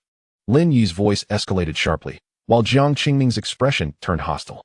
Chen-Ji, taken aback by their reactions, found himself at a loss. Suddenly, darkness enveloped him, and he felt nothing. Lin Yi had swiftly maneuvered behind Chen-Ji, delivering a blow that rendered him unconscious. Only when the figure lay motionless on the ground did Lin Yi breathe a sigh of relief, confirming that he was indeed an ordinary person.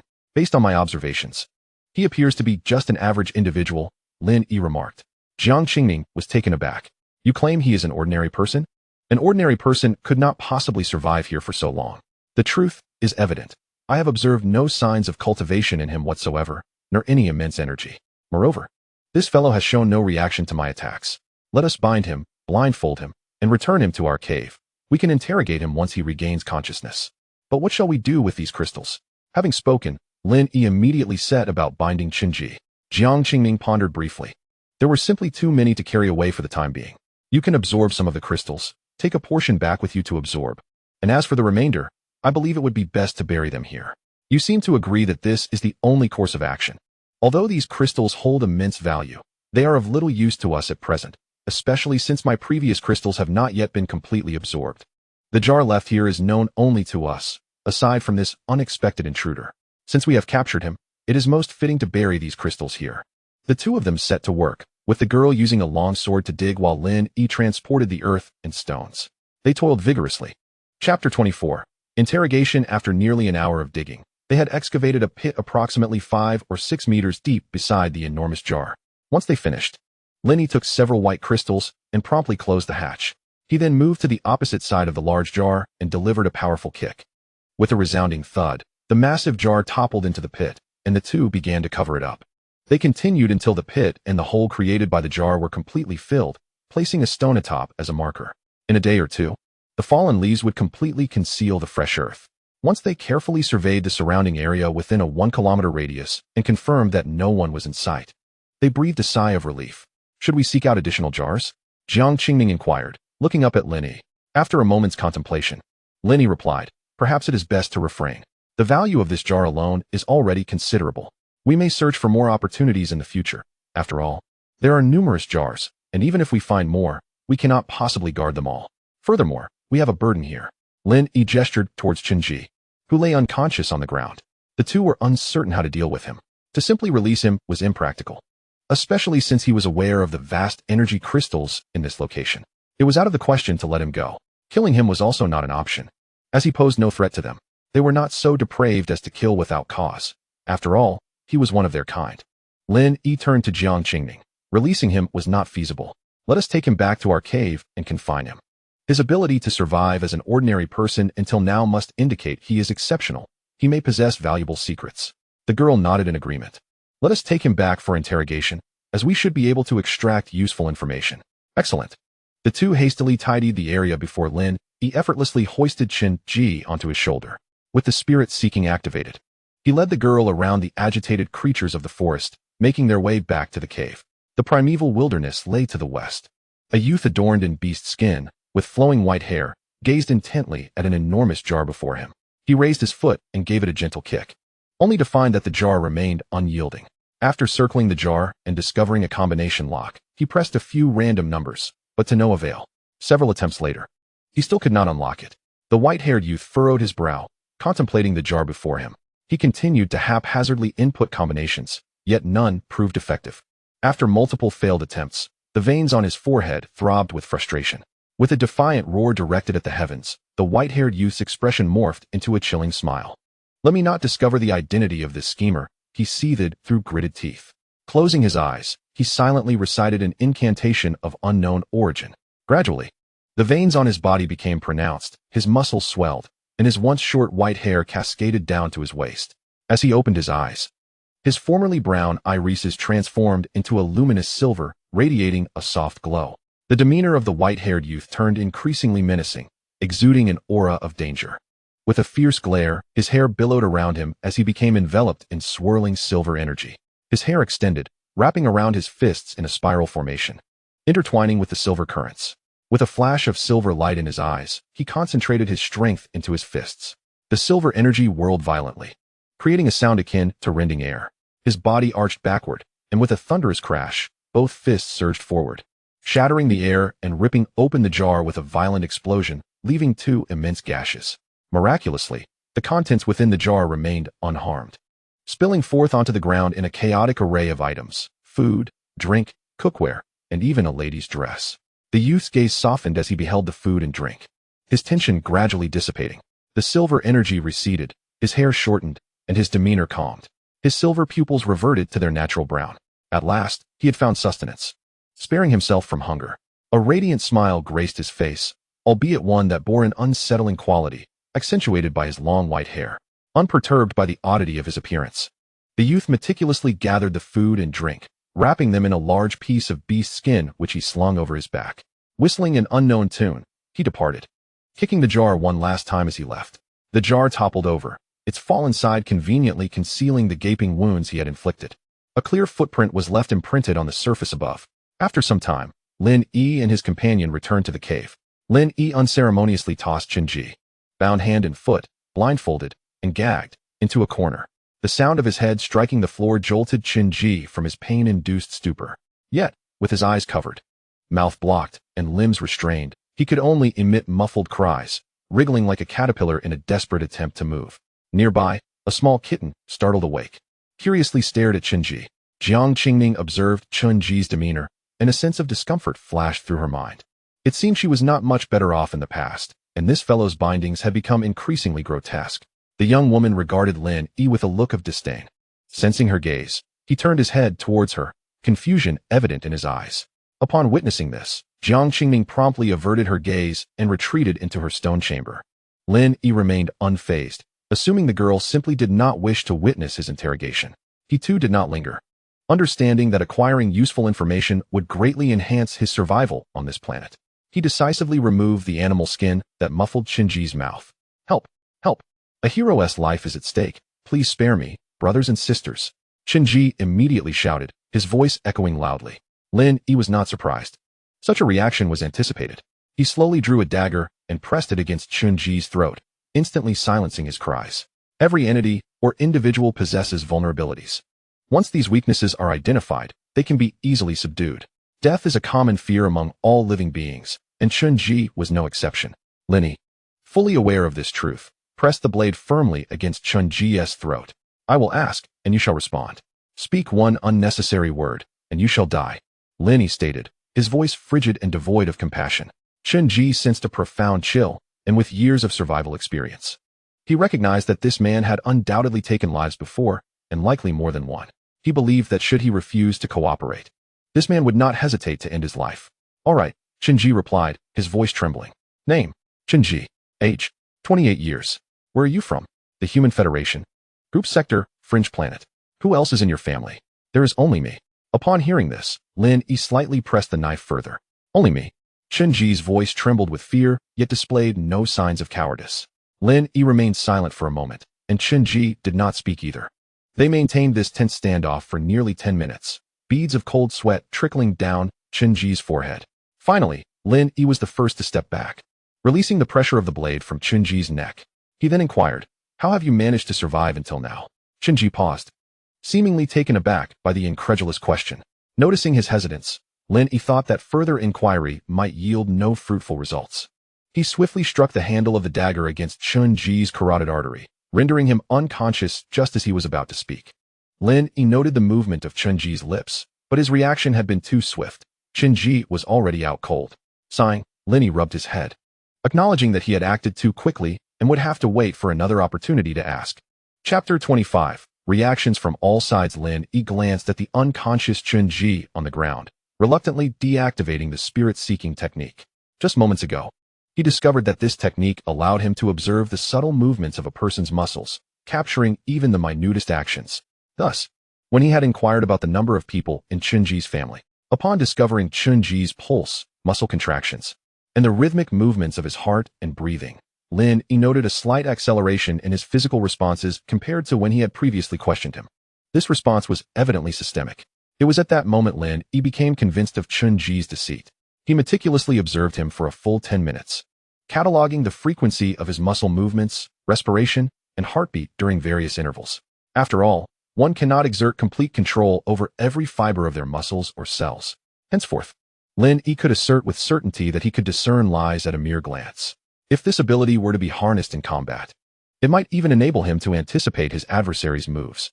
Through various applications of his talent for spirit-seeking, Lin Yi recognized the extraordinary potency of this ability. Contemplating his other innate gift, which surpassed even his spirit-seeking prowess yet remained untapped, he found himself filled with eager anticipation. As Lin Yi pondered these matters, a nearby kitten suddenly mewed. The languorous cries of the little creature instantly put him at ease. Since the onset of resource distribution, Lin Yi had been on high alert, never allowing himself to relax until he heard the kitten's call, which washed over him like a wave of tranquility, inducing a sudden drowsiness. He had long anticipated an influx of people to this location following the distribution, yet after such a prolonged period, encountering only one individual felt decidedly amiss. He worried about the potential for unforeseen events to unfold. However, upon relaxing, he recalled that only 100,000 individuals were scattered across the entirety of the planet for this trial, a mere drop in the ocean, akin to a few drops of water in a pond. The thought of this calmed him significantly. Nevertheless, he could not afford to be complacent. Having already encountered 6 people within a 10-kilometer radius of this forest was telling. At the very spot where he had first released worms, he had come across 6 others by the waterfall. This indicated a considerable population density within the forest. It could not simply be a matter of luck, whether good or bad, as he could stumble upon others with just a few kilometers of wandering. Meanwhile, another individual was deep in contemplation. At the spatial monitoring station on trial star number 3, a general scrutinized a tracking report provided by his subordinate. This report detailed the movements of none other than Lin Yi. The general's brow furrowed in thought. This young man was no mere flash in the pan. Yet how could he have encountered 6 people in a matter of days within a primordial forest spanning millions of square kilometers, which housed only a few tens of thousands? While this might suggest an element of luck, the general fixated on one particular statistic, the surge in Lin Yi's spiritual energy levels, which had exceeded the limits of the broken realm and approached those of the common heaven realm. Curiously, the report indicated that he still resided within the broken realm. How perplexing. The general wondered if this young man had awakened a latent talent.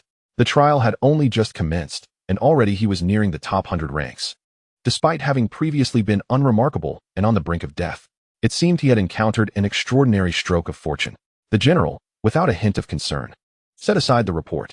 Throughout his extensive life, he had encountered numerous prodigies, yet only those who survived could truly be regarded as geniuses. The deceased were of little worth, unworthy of excessive attention. In this universe, the principle of survival of the fittest prevails. All of humanity crawls through existence. The state of the war at the front remains uncertain. Supporting those reckless actions from the beginning was a grave error, albeit too late to rectify. The general shook his head and resumed perusing another document. Had half of the individuals already perished in the world below? Once more, he shook his head. The mortality rate remained alarmingly high, yet those who persevered were undoubtedly the elite, perhaps even the creme de la creme. His gaze hardened, and his aged visage took on a somber gravity. Everything was for the sake of humanity. In the frigid northern expanse, beside a frozen lake and towering snow-capped mountains, 2 petite girls, clad in thick furs, were skillfully spearing fish with sharp tree forks. "Ah, sister, look, I caught a fish," exclaimed one girl, a small mole adorning the corner of her eye, proudly raising the fork that impaled a palm-sized fish, its azure blood trickling down. "Well done. It seems we might have meat today. Quickly, scan it with the food manual to see if it's edible." The elder sister, maintaining a level head, knew all too well that while they had speared many fish over the past days, few were safe to eat. "I'm certain this one is edible," the younger sister declared confidently, retrieving a bulky food manual akin to a vintage mobile phone. The elder sister couldn't help but feel exasperated.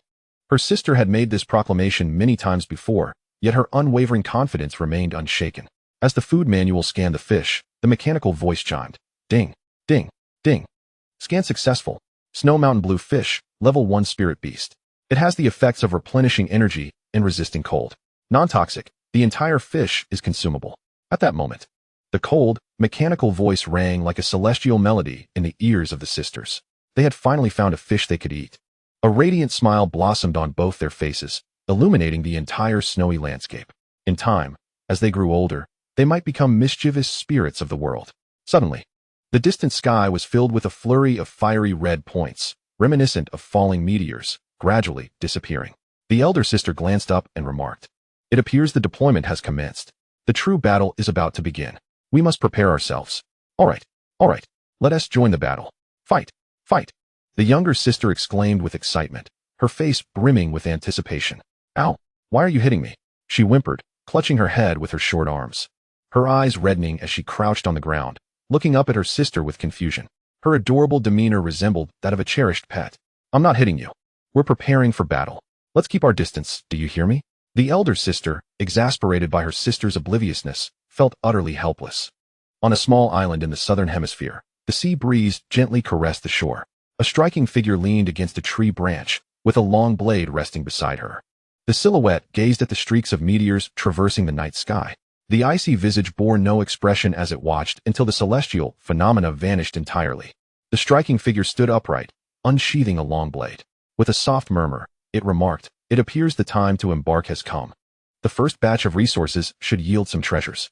In an instant, the figure soared into the air, traversing the sea, gradually heading northward.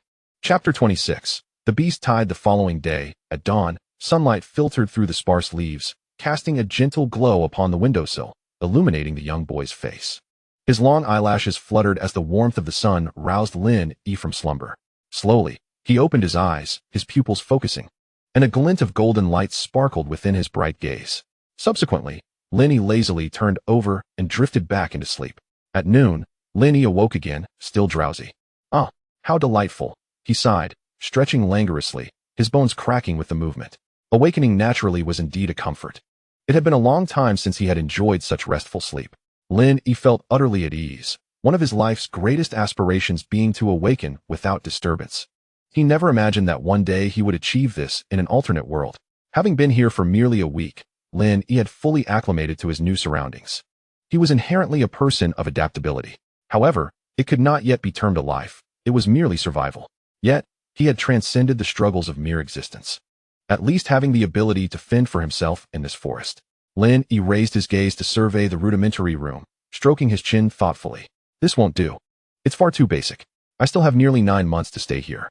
How can I manage without even the most fundamental necessities and furnishings?" Yet, he pondered whether this inclination was somewhat frivolous. Lin Yi found himself bemused by his own thoughts. After all, this was a planetary trial, a test of survival. Would this approach be detrimental? Moreover, he realized he had not practiced his cultivation for 2 days and found himself nostalgic for that invigorating sensation. Perhaps today would be a day for practice? Yet, lying down felt so comfortable. Ultimately, he chose to recline once more, in the heart of the primordial wilderness. Amidst the ancient mountains, a majestic dragon beast, its body adorned with shimmering golden scales, seemed to sense something, slowly opening its golden vertical eyes. In an instant, an overwhelming pressure enveloped the entire mountain range, warping the very air itself. The once vibrant primordial mountains fell into an eerie silence, broken only by the faint whimpers of subservient creatures. As the golden-eyed dragon's gaze flashed with brilliance, a peculiar wave of energy spread throughout the wild forest. The dragon appeared to possess considerable intelligence, sensing the presence of other visitors within the wilderness, entities foreign to this planet, its brow furrowing in discontent. It let out a low growl, and immediately the entire mountain range, even the sounds of submission, fell silent, cloaked in profound stillness. Subsequently, as the strange energy seemed to detect something, the dragon's eyes brightened, its gaze brimming with excitement. The regal head turned towards a direction, as if something alluring awaited there. The dragon beast slightly rose, causing the surrounding space to tear apart with a thunderous roar, drawing in the nearby flora and fauna into the spatial rift. This sudden emergence of the rift seemed to startle the dragon beast, yet it also appeared to be entrapped by the fragility of the surrounding space. With no other choice, the dragon beast reluctantly lay down, and soon after, the spatial rifts vanished. Observing from above, one could see that the dragon beast was ensnared within a uniquely patterned formation. Any force exceeding what this formation could withstand would result in the surrounding space fracturing. Cursed be the illusion monarch. One day, this formation shall not contain me, and then I shall bring ruin upon the human star domain. The majestic dragon beast suddenly spoke, its voice resonating with authority, as if recalling something. The dragon beast let out a furious roar towards the sky. One day, I shall reclaim what is mine. Roar, roar. The majestic dragon beast's bellow echoed through the primordial forest, sending waves of terror through the creatures dwelling in the ancient mountains, who could no longer suppress their fear and began to flee in disarray, the panic spreading outward from the mountains. This initiated a terrifying tide of beasts. From the perspective of the cosmos, it resembled a droplet falling into a pond, with ripples gradually extending from the ancient mountains, expanding further and further, leaving devastation in their wake as trees were uprooted and vegetation trampled. More and more creatures joined the fray, either willingly or under duress. Larger beasts trampled the smaller ones. Carnivorous creatures attacked, and herbivores scattered. The scene grew increasingly chaotic. Leni, who had been peacefully slumbering, was abruptly awakened by a resounding roar. What on earth is happening? What is that sound? Ouch, that hurts. Startled, Leni rolled off the stone bed, striking his forehead against the sharp corner. The corner was dulled, while Leni's forehead bore a bruise. He clutched his forehead, wincing in pain. Jiang Qingning, equally startled, was jolted from her meditation. A trickle of blood escaping from the corner of her mouth. Her cultivation was already more arduous than that of ordinary individuals, and the sudden, authoritative roar disrupted her focus, causing an unexpected disruption in her spiritual energy and resulting in internal injury. Fortunately, the injury was not severe, and a couple of days' rest would likely suffice for recovery. The young woman wiped the blood from her lips, her eyes reflecting a mixture of astonishment and concern, as if she were startled by the dragon's roar and distressed by her own cultivation mishap. Suddenly, a spark of realization ignited in her mind, and she hurriedly leapt from her bed. With her body pressed against the ground, she lay down, ears attuned to the earth, listening intently. After 5 minutes, her expression grew increasingly grave, as if she had heard the most unwelcome sound. Listening for another minute, she confirmed her fears and gritted her teeth, cursing under her breath. The young woman quickly rose and dashed towards Leni's room. Bang, bang, bang. Leni, are you there? Come out, this is serious. Her voice was urgent and slightly frantic. Come out, it's a tide of beasts. In the room, Lin Yi was rubbing his forehead when he heard the girl's voice, prompting him to hastily rise and open the door. Suddenly, her last words left him in shock. Beast tide? The door swung open with a loud creak. But at that moment, there was no time to ponder the noise. Clarify yourself. Where is this beast tide? Lin Yi inquired urgently. In this forest, and it's drawing nearer. The girl replied, her voice laced with urgency. I just listened for 5 or 6 minutes to confirm it's a beast tide, and the scale is vast. Lin Yi felt a chill run down his spine. A beast tide, whether in modern times, ancient history, or fantastical tales, was an extreme danger. He recalled a past encounter abroad where he had witnessed a small-scale beast tide of rats.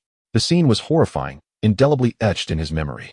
Wherever the swarm passed, nothing remained. No grass, no fowl. This planet, this forest, was home to countless formidable beasts, and should a large-scale beast tide occur, the consequences would be unimaginable.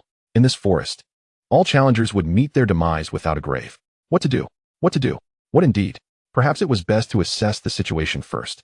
Lin Yi then dashed out of the cave and ascended the nearby mountain. Upon reaching the summit, he activated his spirit-seeking ability, concentrating intently and gazing into the distance. His senses were heightened to the maximum.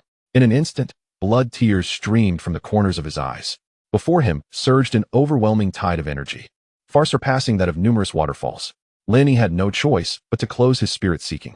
Against such a natural calamity, human effort was futile. In such circumstances, the only option was self-preservation, though even that was uncertain. With his head bowed in contemplation, Lin Yi eventually regained his focus. It seemed this was the only course of action. Chapter 27. Digging having come to a resolution, Lin Yi hurriedly descended the mountain. He found Jiang Qingning anxiously waiting. I have a plan, with an 80% chance of evading this crisis. Upon hearing this, Jiang Qingning urged, stop dawdling, just tell me. Noticing Lin Yi's hesitance, the girl's expression turned slightly irate. Lin Yi scratched his head. Calm down. We need to dig inward into the mountain, at a downward angle, creating a sufficiently deep hole and expanding the space. With our weapons and current physical abilities, we can accomplish this in a short time. This will significantly mitigate the threat of the beast tide, provided it doesn't linger too long. After a moment of thought, Lin Yi added, to be safe, you should catch a few large animals. The beast tide is still far from us, and it will take at least 10 minutes to reach here. Go catch some animals quickly, and remember to drain their blood and remove all the innards. I will handle the digging. Rest assured, I will finish before you return. Lin Yi reiterated, remember, drain the blood completely. You must. The girl tightened her grip on her longsword. All right, I'll do my best to return within 10 minutes. With that, she turned and sprinted toward the cave entrance, employing her swift footwork as she ran. Lin Yi gazed at the girl vanishing swiftly from his sight, and he too began to take action. The reason for sending the girl to capture animals instead of embarking on this task himself, despite Lin Yi's innate talent for swiftly locating creatures, stemmed from the fact that the mountain was not something that could be excavated carelessly. A single misstep could lead to a disastrous collapse. He directed his attention towards the mountain, activating his spirit-seeking ability to scrutinize the rock formations. With his talent in full bloom, his vision penetrated the stones, rapidly scanning the interior of the mountain, instantly grasping the entire structure and flow of the terrain. However, blood tears once again streamed from the corners of Lin Yi's eyes. His abilities had been pushed to their limits. Indeed, he had overexerted himself, with danger looming. He could not afford to dwell on his condition. The present must be secured for the future. Wiping the blood tears from his eyes, he seized a long dagger and began to carve into the rocks. Just moments prior, Lin Yi had memorized the most resilient section of the mountain, the very spot where energy was most concentrated. His dagger danced swiftly, slicing the hard stones into orderly square shapes. He subsequently arranged these cubic stones in the hall, leaving just a narrow passage wide enough for two to squeeze through. The little kitten observed curiously from the side, mewing incessantly as the stones piled up before it, nearly obscuring its view, causing it to cry out in distress. Yet, Lin Yi found himself devoid of the time or inclination to attend to its plight. He needed to excavate a shelter before Jiang Qingming returned. Thanks to the extreme sharpness of the dagger and Lin Yi's considerable strength, he had already carved out a triangular tunnel slanting downward to the depths of the mountain within 2 or 3 minutes. Ample space for 2 or 3 individuals to traverse simultaneously. This passage was dug directly between the rooms of Lin Yi and Jiang Qingming, descending at an angle. With a depth of 20 meters, Lin Yi was left breathless and exhausted after completing the tunnel. It was a testament to how fatigued he was, given that his physical condition could easily allow him to run dozens of kilometers without breaking a sweat. Now, digging a mere 20 meters had left him gasping for air. After resting for a minute, Lin Yi resumed his work, continuing to carve the rock. As he progressed, he sensed the concentration of spiritual energy below intensifying remarkably, rivaling that of the spring water above. Suddenly, the dagger struck something hard within the rock, becoming immovable. The impact nearly caused Lin Yi to stumble. What was this? What could possibly be so hard? Given the sharpness of his dagger and his current strength, cutting through the stones felt akin to slicing through butter. How could such an unyielding substance appear so suddenly? Cautiously, Lin Yi withdrew the dagger, relieved to find it unscathed. He then began to carefully slice through the rocks above, revealing a massive, irregular white crystal. Such a colossal spiritual energy crystal. Staring at the nearly person-height, irregular milky white crystal before him, Lin Yi's eyes widened in astonishment. With a swift motion, he slashed at the air with his dagger, producing a sound reminiscent of metal clashing against metal.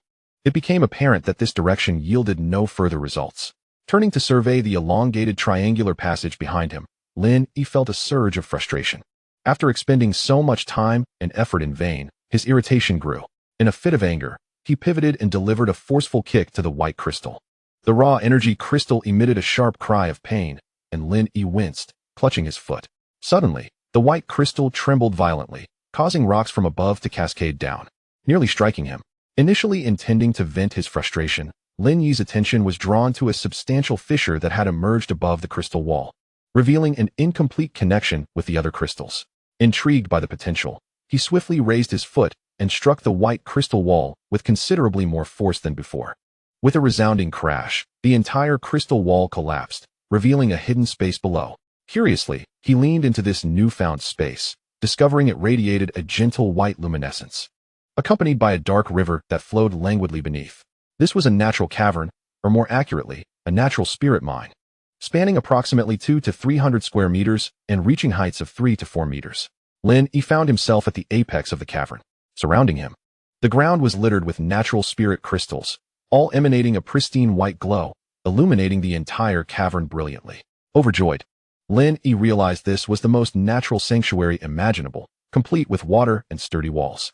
With a leap, he descended into the cavern, surveying the area and finding no signs of wildlife. Observing the dark river once more, he noted that the water mirrored that of the spring above, but with even more abundant spiritual energy, indicating a shared source. To his delight, he spotted fish swimming in the crystal-clear depths. This was wonderful news. Not only had he found water and shelter, but now there was food as well. He hurriedly returned to fetch Jiang Qingming. With a single bound, He re-entered the passage he had been digging, carefully cradling the small kitten and its nest before placing them in the cavern. He then returned to the dwelling, bringing along the unconscious Chen-Ji and depositing him into the cavern as well. Now, aside from the 2 rooms for himself and Jiang Qingning, the rest of the space was filled with rocks, save for a narrow passageway allowing both of them to traverse through. Lin Yi planned to block this passage upon Jiang Qingming's return. After a tense 5 minutes of waiting, a lithe figure with a sword appeared. Lin Yi smiled, but his expression quickly shifted to concern as 2 additional figures materialized behind her. Chapter 28. New allies. Lin Yi's heart raced as he observed the 2 figures emerging behind Jiang Qingming. His smile faded, replaced by a serious demeanor as he drew his dagger and assumed a defensive stance. As the figures fully emerged, he was momentarily taken aback. One was strikingly alluring, while the other exuded a powerful presence, an imposing figure he recognized from his previous encounter with Jiang Qingming, the woman wielding a lance. The impression that the woman left on him was profoundly striking, especially given her ability to incapacitate Jiang Qingming to such an extent. One must concede that the woman's prowess was indeed formidable. Another figure, alluring and voluptuous, adorned with a dark ring, was unfamiliar to him. What astonished Lin Yi was that both individuals bore injuries, and their wounds were rather severe. The 2 stood parallel to Jiang Qingming, exuding no hostility, their gazes icy. Observing this, Lin Yi relaxed his battle stance, though his spirit sensing remained vigilant, the wariness in his eyes undiminished. Jiang Qingming, noticing Lin Yi's eyes still shimmering with golden light, understood his caution and quickly began to explain. Lin Yi, do not be alarmed, they are not foes. The girl's voice carried a hint of apology. Lin Yi, interpreting her somewhat apologetic gaze, surmised the situation but found the woman less than trustworthy, suspecting ulterior motives. The distant roars of beasts grew increasingly louder, causing the ground to tremble slightly. It seemed the beast tide was approaching swiftly. Can we trust them? Lin Yi inquired. Rest assured, they are trustworthy, the girl affirmed, her gaze steady. Very well, if that is the case, let us all proceed inside. The beast tide is imminent. Upon hearing this, the enchanting figure spoke up. Do you truly have a means to evade this beast tide? It is of the highest caliber, reaching millions in level, with numerous formidable beasts of the 7th, 8th, and even 9th ranks among them. The alluring girl cast a glance at Lin Yi, her eyes betraying skepticism. Before Lin Yi could respond, Jiang Qingming could not contain herself, her tone icy. This is not your place to question. Silence yourself and step back. The enchanting figure, taken aback by Jiang Qingming's demeanor, retreated with a huff, thinking, if I were not at a disadvantage, humph. The valiant figure exhibited no reaction, maintaining a stoic expression.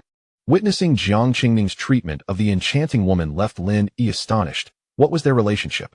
Let us not dwell on that. We should enter. How is the excavation of the cave progressing? The cave is ready, and there is a natural cavern below. However, the conditions inside are somewhat peculiar. You may find them shocking, so be prepared. Peculiar conditions? The girl asked, puzzled. Have the animals been captured? If not, there is no need to pursue them. They have been caught. They are behind us. As per your request, they have been drained of blood and had their entrails removed, but there are only 2. They weigh approximately 300 to 400 kilograms each. Lin Yi turned to look behind the 3. Indeed, 2 massive, unidentified beasts lay gutted, drained, and discarded on the ground. Lin Yi approached to inspect, confirming that the blood had been drained and the entrails completely removed. Excellent, that will suffice. Cut them into pieces and carry them into the cavern below. We must hasten our entry. The girl, upon hearing Lin Yi's command, wasted no time, drawing her long sword with swift precision to dismember the 2 beasts, directing the 2 maidens to carry the remains into the subterranean cave. Lin Yi watched, astonished by this display of efficiency. How can you command them? Lin Yi questioned in shock and confusion, gazing at Jiang Qingming. The girl, observing Lin Yi's expression, couldn't help but smile. I'll explain later. Let's first see how extraordinary your cave is. All right. Lin Yi promptly led Jiang Qingming toward the natural spiritual mine. 2 other young women were busy transporting the meat of an unknown beast. Lin Yi paid them no mind, unconcerned about any potential mischief. For beneath them flowed a hidden river, teeming with fish that could serve as sustenance. The meat of these strange beasts was of little consequence. Upon entering the familiar cave, the girl discovered it was now filled with square rocks, leaving only a passage wide enough for 2. Her room remained intact, prompting a smile. As they ventured into the triangular passage, the girl gazed at the lengthy corridor, over 20 meters long, astonished that Lin Yi could excavate such an expanse in such a short time. Approaching the natural cave refuge, Lin Yi wore a mysterious expression and turned to the girl. Are you mentally prepared? What lies below may differ from your expectations. I hope you won't be frightened. Frightened? How absurd, she replied with a dismissive shake of her head. She believed nothing could scare her, having already faced life and death. Lin Yi chose not to elaborate further and led her toward the glowing cave entrance. Upon reaching the entrance, rather than allowing her to peek in, Lin Yi grasped her delicate hand and leaped into the cave together. Jiang Qingming was startled by the suddenness of his action. Aside from her father and grandfather, no man had ever held her hand before. However, as they landed, her eyes widened in astonishment at the luminous sight before her, leaving her utterly speechless. Seeing her astonished expression brought Lin Yi a sense of satisfaction. Regrettably, he had neither a phone nor a camera to capture this moment. What a pity it was. Just as Lin Yi lamented this missed opportunity, the girl regained her composure. Despite Lin Yi's earlier warning that this place was special, the reality of the situation still left her in awe. Everywhere she looked were countless natural spiritual energy crystals, akin to an ordinary person stumbling upon a ground strewn with gold and gems, so breathtaking, so surreal. Though the girl came from a wealthy family, she had never encountered such an abundance of spiritual energy crystals. To compare the previously discovered massive jar filled with crystals to this sight was like comparing a small hill to a mountain. There was simply no contest. Akin to the disparity between a mountain of silver and a mountain of gold. Even adding the remaining beast crystals from the jar could not match the value of the spiritual energy crystals here. The young girl found herself in a state of perplexity. Logically, nearly all resources on this planet should have been thoroughly explored, so how could such a vast array of spiritual energy mines remain hidden? Moreover, the spiritual crystals radiated a gentle luminescence, indicating a high level of purity. It was inconceivable that the exploration team could have overlooked them. As she pondered this mystery, she suddenly felt something gripping her right hand, tightening its hold. Lifting her gaze, she realized that her hand was being clasped by Lin Yi, who occasionally fidgeted. How does it feel? My hand, isn't it quite pleasant? It's all right, rather soft, she replied, momentarily taken aback by Lin Yi's words. Observing the teasing expression on the girl's face, Lin Yi awkwardly released his grip, his palm instinctively rising to touch his nose, which only elicited a more disdainful look from her. Lin Yi now realized the awkwardness of his gesture. Caught in a dilemma of whether to drop his hand or not, the increasingly unnerving gaze from the girl made him feel profoundly embarrassed, wishing he could either vanish into the ground or bury himself in a hole. The atmosphere grew increasingly bizarre, and unable to withstand the tension, Lin Yi swiftly turned away, picking up a small kitten to distract himself. Meow? Meow? The kitten, puzzled, didn't he understand why this bipedal creature suddenly embraced it. The girl watched the boy's flustered demeanor, and a smile crept onto her lips, silent laughter escaping her. That smile, paired with her angelic visage and autumn-like, captivating eyes, was truly enchanting. One smile could captivate a city, a second could enthrall a nation. Regrettably, someone was not fortunate enough to witness such beauty. Wow. Suddenly, two distinct exclamations shattered the peculiar atmosphere. Lin Yi looked up to see two heads poking from above the opening. One head was strikingly handsome, while the other was alluringly beautiful, both mouse agape in astonishment, as if they had witnessed something extraordinary. Their surprise was far greater than that of Jiang Qingming, who had received a warning from Lin Yi, whereas these two were completely unprepared, truly startled. At that moment, the girl's gaze turned ominous as she scrutinized them, and Jiang Qingming contemplated whether to silence them. The two girls seemed to sense the danger in Jiang Qingming's eyes, snapping back to seriousness. Rest assured, we will not disclose this place, they both promised, otherwise, we would suffer a setback in our cultivation. I too would face the same consequence for uttering a word. Jiang Qingming replied, her voice steady. The two girls spoke in unison, fearful that any delay might result in their demise, fully aware of the gravity in Jiang Qingming's gaze. Moreover, it was evident that she was not a gentle soul. Her eyes told tales of bloodshed and disregard for their lives. Upon hearing their vows, Jiang Qingming's expression softened, and she ceased to regard them further. Lin Yi remained an onlooker, having no intention of interjecting.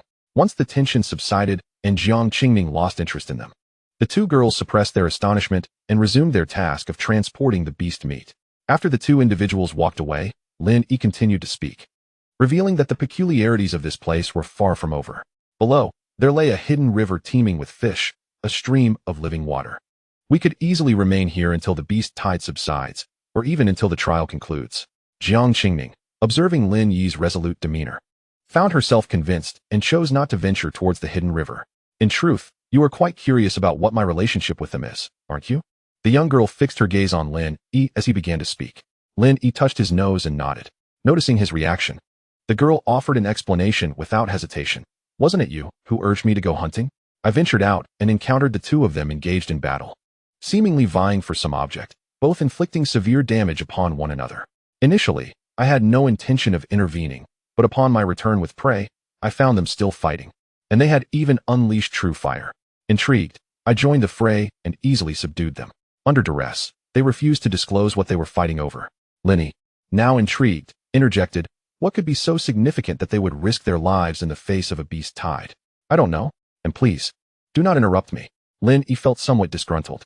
The girl continued, "Through my coercive negotiation, I offered to help them survive this beast tide, ensuring their lives in exchange for their silence regarding the object of their contention." She paused for a moment before adding, "After all this talking, I find myself parched." Lin E, momentarily at a loss for words, quickly poured water for Jiang Qingning.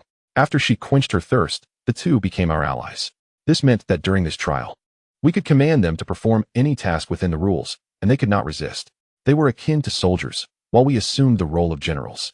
However, we were also obligated to guide them through the trial and refrain from seizing whatever it was they were contending for. Lin E was genuinely astonished. Such fortuitous circumstances. A simple hunting trip had yielded 2 compliant companions. It seemed assistance would now be at hand. Yet, the immediate priority remained to survive the impending beast tide. Moreover, with the addition of 2 more individuals, the fish in the hidden river might not suffice to feed us, and the duration of the beast tide remained uncertain.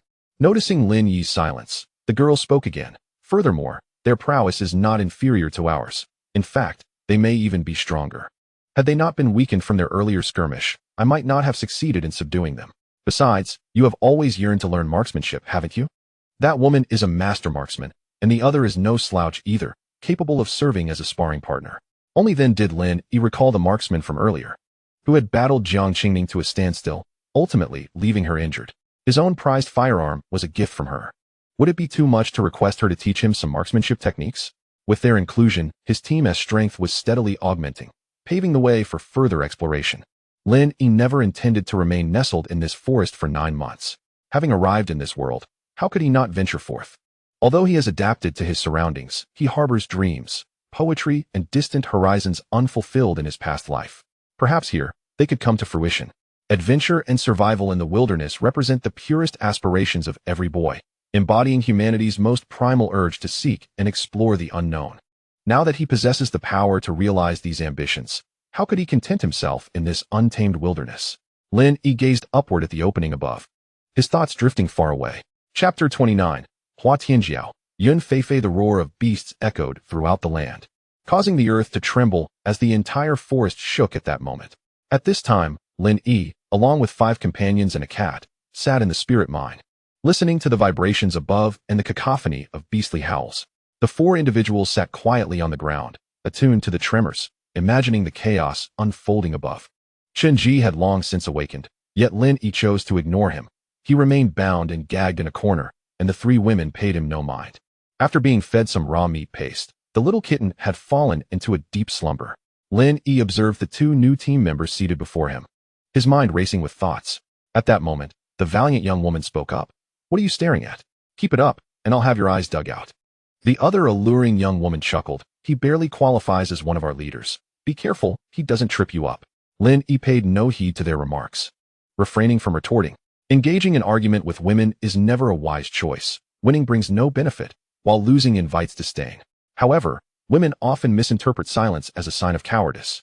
The fierce-looking girl shared this sentiment, turning her head away from Lin E, unwilling to acknowledge him.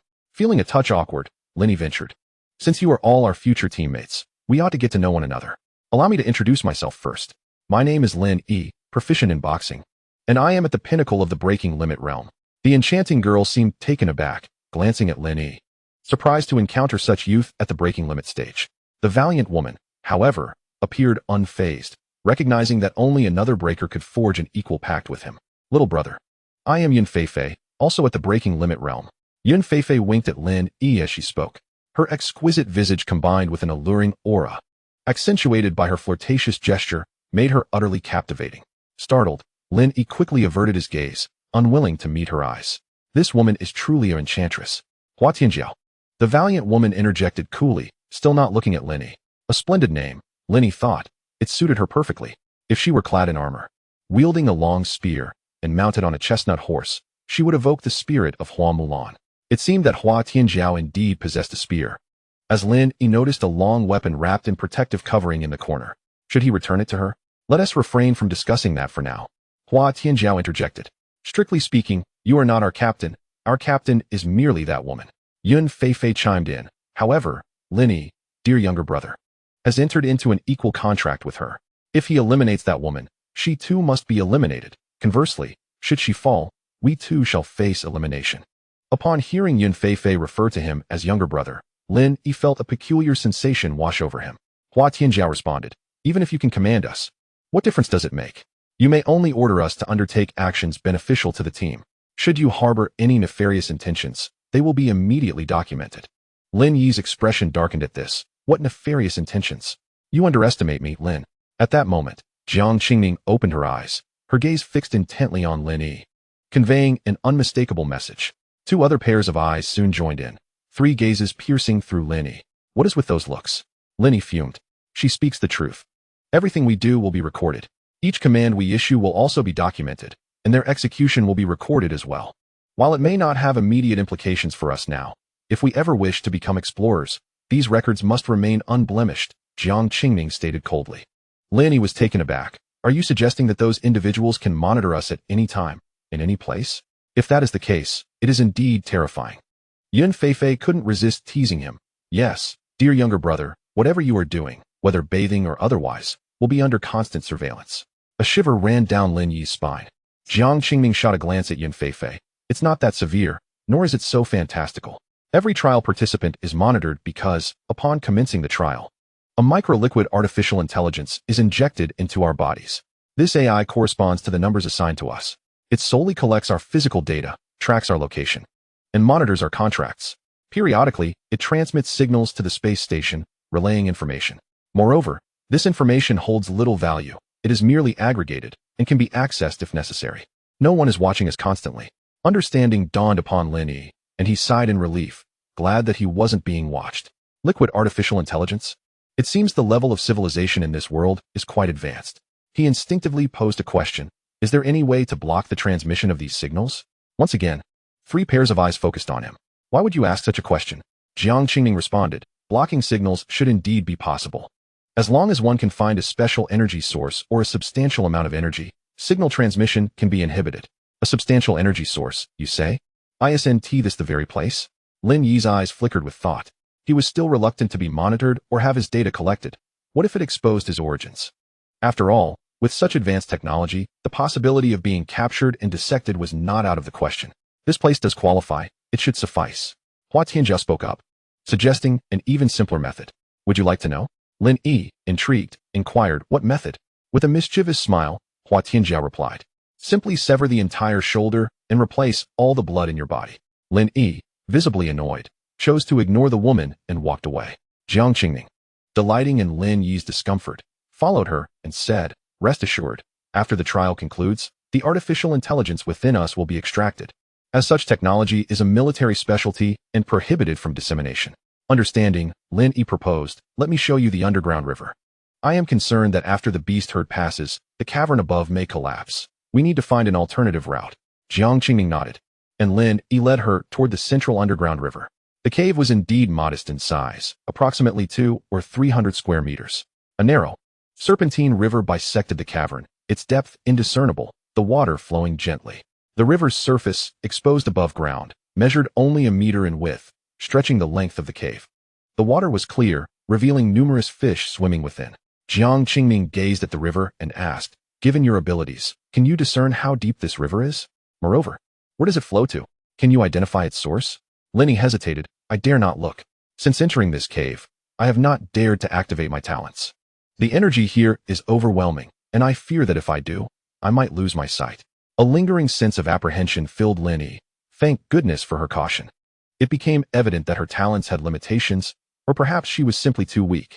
If she were stronger, perhaps she could penetrate the mysteries of this spiritual mind. Thus, it seemed they had no choice but to descend. The girl's eyes sparkled with determination. Lin Yi shared her sentiments. There's no rush. Before that, let us first have a meal. It has been quite a while since we last ate. Perhaps we can extract more information from those two women at the dinner table, such as what exactly they are vying for. Jiang Qingning contemplated this and licked her lips in anticipation. As the mine was entirely unyielding to excavation, Lin Yi had no choice but to ascend and retrieve the previously used pots and pans. Upon reaching the surface, she discovered that the entrance had completely collapsed. Her own chamber was also in ruins, but Jiang Qingning's room remained intact, despite the continuous roars of beasts echoing from outside. After retrieving the cookware, Lin Yi realized there was no firewood. She had only instructed Jiang Qingning to hunt, neglecting to ask her to gather firewood. What now? It was indeed difficult to prepare a meal without it. Suddenly, an idea struck Lin Yi, and she clapped her hands together in realization. Who said that without fire there could be no food? Raw meat could also suffice. Precisely, sashimi. Originally, sashimi referred to finely sliced fish, but over time, it came to denote finely cut meat. Historical records show that the consumption of raw fish dates back to the Zhou dynasty, specifically to the 5th year of King Xian of Zhou, 823 BC. In ancient times, sashimi was a popular delicacy. However, this technique demanded a chef's exquisite skill and a sharp knife. Fortunately, Lin Yi possessed an exceptionally sharp blade. Observing the fish in the underground river, she noted their remarkable freshness. Surely they were edible. Lin Yi hesitated to activate his spirit-seeking ability for observation. What should he do? If this fish posed a danger, it could spell disaster. He casually caught 2 palm-sized fish and approached the group. Which of you possesses a food manual? I need to borrow it, Lin Yi inquired. The 2 women, understanding his intent upon seeing the fish in his hand, promptly retrieved a box from their backpacks. Yun Feifei took the fish from Lin Yi and began scanning it with the food manual, while Hua Tianjiao did the same, as trust had yet to be fully established. Beep, scan successful. 3rd-tier spirit fish is edible and non-toxic, 2 mechanical voices announced. Little brother, do you have fire? How can we eat this without fire? Yun Feifei asked. Lin Yi, slightly irritated, replied, No, and please refrain from calling me little brother, I am not a child. The young girl giggled in response. Meanwhile, Hua Tianjiao, undeterred, discarded the fish in her hand, approached the riverbank, and caught another spirit fish. After removing its entrails, she bit into it with fervor, blood trickling down the corner of her mouth. Lin Yi was taken aback. Turning to Yun Feifei, he asked, Has she always been this fierce? Yun Feifei dismissed his concern, saying, What does it matter? When hunger strikes, you could eat anything, even something dead. She chuckled, preparing to gut her fish like Hua Tianjiao. However, just as she was about to proceed, Lin Yi snatched the fish from her hands and also took away the one Hua Tianjiao was gnawing on, provoking a glare from her. Wait a moment. Is this how you eat? Such wastefulness. You're squandering such fine ingredients, Hua Tianjiao exclaimed in frustration. How am I supposed to eat it without fire? Give it back. She moved forward, ready to reclaim her fish. Lin Yi quickly raised his hand to stop her, saying, No, wait. I'll take care of it. I can prepare it. Have you ever heard of a dish called sashimi? Sashimi? Never heard of it. Both women responded, intrigued. Jiang Qingning, having overheard Lin Yi, felt a flicker of curiosity as well, knowing how well he cooked. It seemed a new dish was in the making. Without further ado, seizing the moment to foster team cohesion, especially during hunger, Lin Yi found a relatively flat, rectangular spirit crystal to serve as a cutting board. He unsheathed a long dagger and grasped a palm-sized, arm-thick spirit fish. With deft and practiced movements, he skillfully gutted it and scaled its skin. His actions flowed seamlessly, captivating to behold. Jiang Qingning watched with admiration, her eyes sparkling with interest. Hua Tianjiao and Yun Feifei were equally drawn in by the elegant finesse of Lin Yi's technique. They had seen chefs before, but a chef so young with such mastery was indeed a rarity. After meticulously completing the tasks of skinning, scaling, eviscerating, and deboning, Lin Yi arranged the pristine fillets of 2 fish, free of bones, on a stone platter, preparing to commence the delicate art of slicing sashimi. In ancient times, culinary practices emphasized the refinement of ingredients and the meticulousness of preparation. Thus, the thinner the sashimi, the better. This technique not only preserves the original essence of the ingredients, but also enhances the unique and delicate texture. Naturally, if the quality of the fish is exceptionally high, one might opt for slightly thicker slices, imparting a rich and robust mouthfeel. After sampling a slice of the fish, Lin Yi's eyes sparkled with delight. What a treasure! The texture was exquisite and sweet, rich in oils, leaving a lingering aftertaste that rivaled even the finest bluefin tuna. Furthermore, it exuded an abundance of spiritual energy, truly living up to its name as Lingling fish.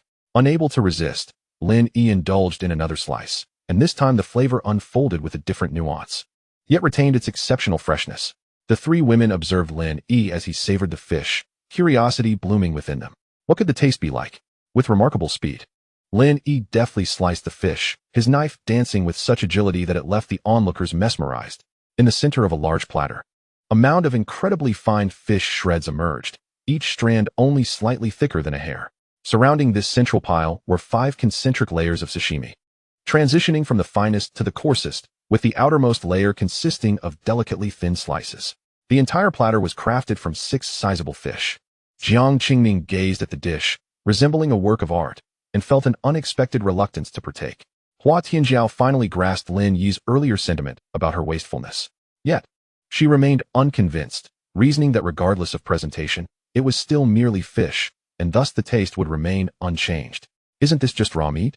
I refuse to believe it could be that delicious, she muttered. However, Yun Feifei's gaze towards Lin Yi transformed, her eyes shimmering with newfound intrigue. All right, you may taste it now. Although there are no additional seasonings, the fish itself is already remarkably fresh and sweet. The flavor should be exceptional, Lin Yi proclaimed proudly. The 3 women wasted no time and eagerly picked up their chopsticks. Chapter 30. Emergence. Astonishment. Jiang Qingming delicately lifted a small portion of the fish shreds with her chopsticks. The strands were glistening and had been cut against the grain, severing the fish's fibers. The flesh appeared almost translucent, and though the fibers had been horizontally sliced, they remained intact and distinct. The surrounding spiritual energy crystals emitted a pearlescent glow that illuminated the fish, rendering it visually stunning. Indeed, beautiful. It is rare to describe a dish as beautiful, yet this was the sentiment Jiang Qingming experienced. The dish was so aesthetically pleasing that it felt almost sacrilegious to consume. Nevertheless, under Lin Yi's hopeful gaze, the young woman finally brought the fish to her mouth and began to chew. Initially, she anticipated that such finely cut fish would be loose and dissolve effortlessly in her mouth. To her astonishment, the fish possessed an unexpected chewiness. How to describe it? It was not the same kind of chewiness one would find in beef, but rather a unique, fruit-like texture. The moment it touched her palate, it was refreshingly cool and slightly sweet, devoid of any fishy taste. It bore no resemblance to the experience of consuming raw meat. The flavor was surprisingly delightful. The young girl chewed a few times, her eyes growing ever brighter, before she continued to extend her chopsticks, selecting pieces of meat from other parts of the dish. Lin Yi watched with great satisfaction. As a chef, nothing brought him more joy than seeing someone relish the food he had prepared. At that moment, Hua Tianjiao also began to use her chopsticks, though instead of the central pile of fish shreds, she opted for the outer slices. Gently lifting a piece of fish in front of her, she scrutinized it. The slice was thin enough to be translucent, with its patterns distinctly visible. Hua Tianjiao was not one to hesitate. She was eager to discover how the flavor of the fish had transformed under Lin Yi's careful handling. With a hint of mockery, she mused, "Let me see what you can do with all your fancy techniques." As the fish entered her mouth, Hua Tianjiao's thoughts momentarily faltered.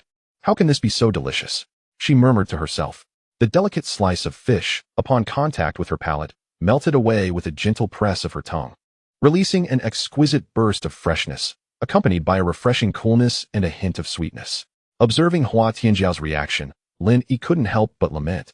If only I had some ice, the flavor could elevate to another level. Upon hearing Lin Yi's remark, Yun Feifei, who was enjoying a piece of fish belly nearby, withdrew her satisfied expression and turned to him. "You want ice? You believe it could enhance the flavor of the meat?" Her eyes were filled with curiosity. Indeed, if ice were available, the taste of the fish would ascend to greater heights, and it would add a different texture, Lin Yi replied. "I have ice. My talent is ice manipulation. How much do you need?" At that moment, the young girl raised her palm, and the air above it rapidly crystallized into ice. This spectacle astonished Lin Yi. Although he had mentally prepared himself, given the extraordinary talents in this world, witnessing ice form from thin air was still breathtaking. Yun Feifei's ability was far more impressive than that of the water manipulator he had encountered previously. "All right, let us have a sizable piece, as large as this plate," Lin Yi instructed, pointing at the dish containing the fish. Yun Feifei raised her hand and wielded her ice manipulation talent, creating a round ice platter beneath the dish, rising a good few centimeters high. Instantly, the entire plate of fish was enveloped in a mist of vapor, a chill radiating outward. The others, feeling the sudden drop in temperature, gazed at Yun Feifei with a newfound seriousness. Lin Yi, too, sensed the coldness. It seemed this woman named Yun Feifei was no ordinary individual. Given his current physical condition, it was quite rare for him to feel such coldness. If the chill had been any stronger, he might have found himself immobilized. Hua Tianjiao's gaze towards Yun Feifei altered as well. After all, this woman had not displayed her talent during their earlier encounter. Jiang Qingming, however, showed no reaction. Whatever her talent may be, I shall sever it with a single strike. Yin Feifei seemed to sense their scrutiny and remarked, "No need to be so astonished. It's merely an ice manipulation talent. Many possess it. Now, let us see how the fish has changed." With that, she picked up her chopsticks and selected a piece of meat. The fish, now imbued with an intensified chill, offered an elevated flavor experience. As several individuals indulged in their meal, their eyes sparkled with delight. And soon they began to compete for the food with little regard for decorum. Chopsticks danced chaotically over the emptying platter. Lin Yi gazed at the now vacant dish, a lingering desire evident in his eyes. Since embarking on his cultivation journey, his appetite had grown exponentially, and he had secured only a meager share of the feast, with the majority consumed by the women present. However, he reassured himself that there were still fish available.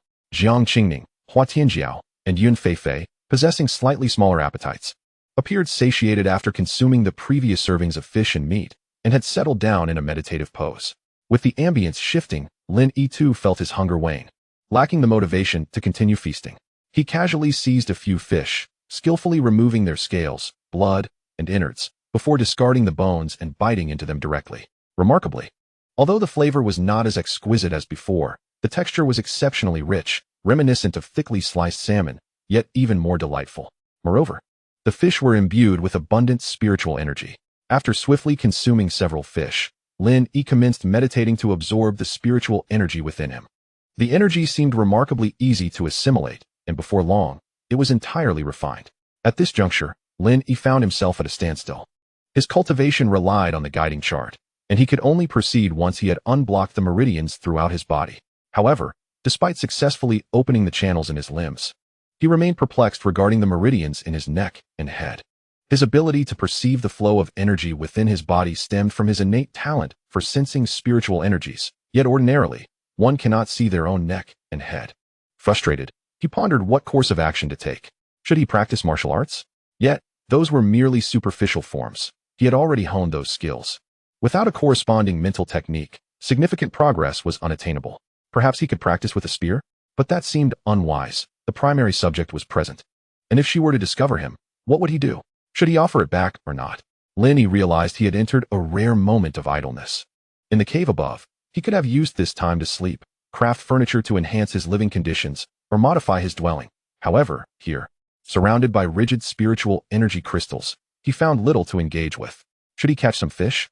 That too seemed unnecessary. The fish remained in place, easily caught whenever he desired, ensuring freshness. With nothing pressing to occupy his time, he considered investigating above.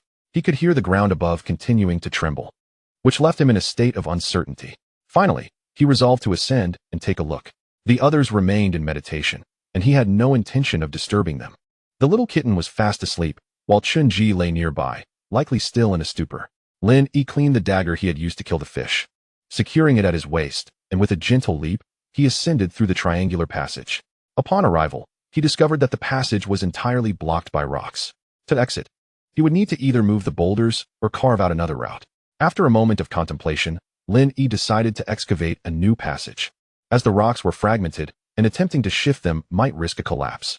With resolute determination, Lin Yi immediately embarked on his quest to uncover the spiritual essence.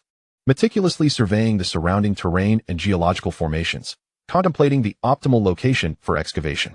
After a period of observation, he resolved to dig a perpendicular passage at the center of the current corridor, extending approximately 10 meters before proceeding to excavate outward in a parallel direction to the original passage until he breached the mountain's exterior.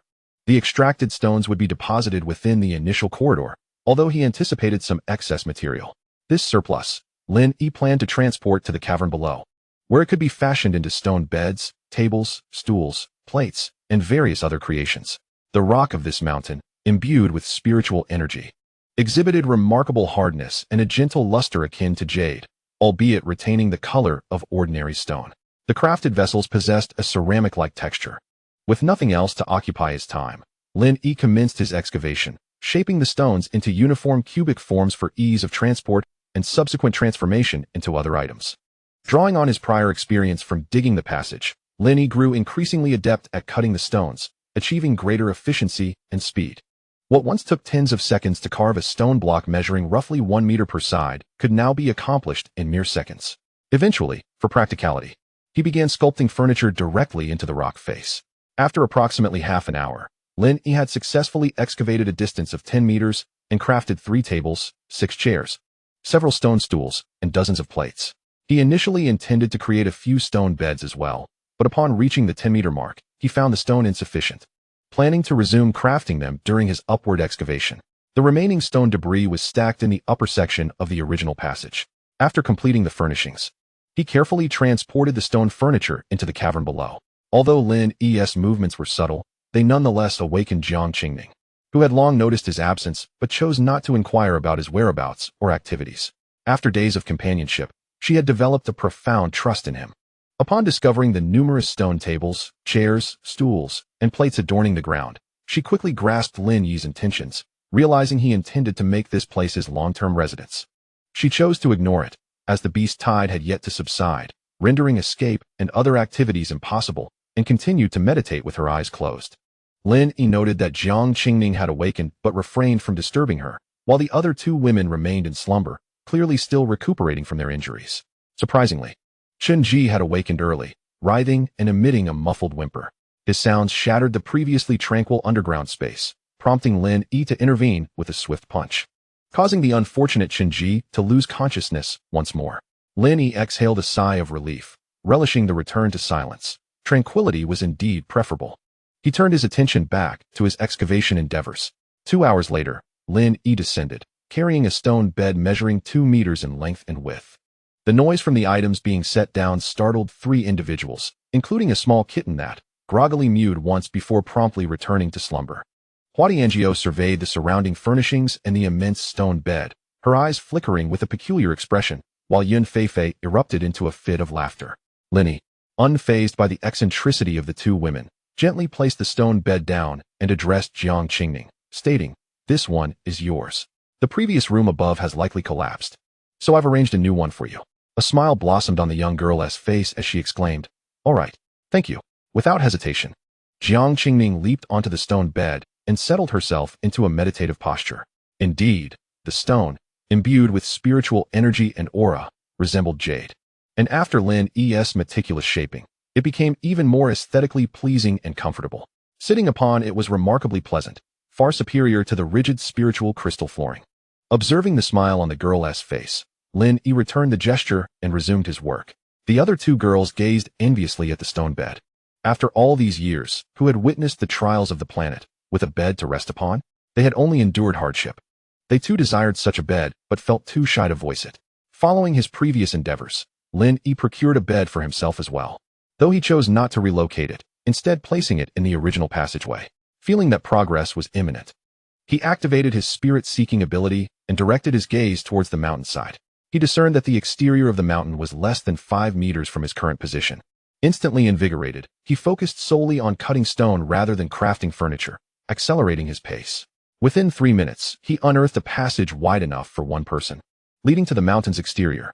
Gently pushing aside the outer layer of soil, he cautiously peered out, keeping his spirit-seeking ability active. Upon emerging, he realized he was positioned halfway up the mountain. The small kitten's den was situated at the base of the mountain, and through his excavations, he had reached the mountain's core. From his observations, the mine should lie at the mountain's center. He now found himself at the halfway mark, descending. What met his eyes was a vibrant tapestry of energy, various colors swirling in clusters, of differing sizes, all in motion. Above, below, among trees, and even on the mountainside, strange beasts of energy dashed and leapt. The hole he had excavated was minuscule compared to the grand scale of the mountain, and having merely poked his head out, he quietly observed, noting that the creatures had yet to detect his presence. With his spirit-seeking ability activated, Lin Yi could only perceive the myriad colors of energy clusters.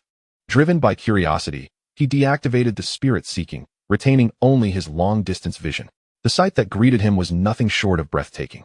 He had never before encountered such an array of bizarre creatures. Fish with 6 eyes soaring through the air, cats with 7 tails, 3-headed dogs, horses engulfed in flames, and pigs with wings soaring above. All manner of extraordinary beings were frantically fleeing in panic. This experience had truly broadened his horizons. Not only that, but the brutal clashes of the ferocious beasts left Lin Yi utterly astounded. Amidst the frenzied sprinting of these creatures and the savage assaults of carnivores upon herbivores, severed limbs and various shades of blood soared through the air, creating an exceptionally shocking tableau. After being mesmerized for nearly a minute, a piercing squeal from a flying pig jolted Lin E back to reality. When he raised his gaze, he found himself locked in a stare with the airborne swine. The look in its eyes was one of profound intelligence. Lin E inwardly cursed his misfortune. He had been discovered.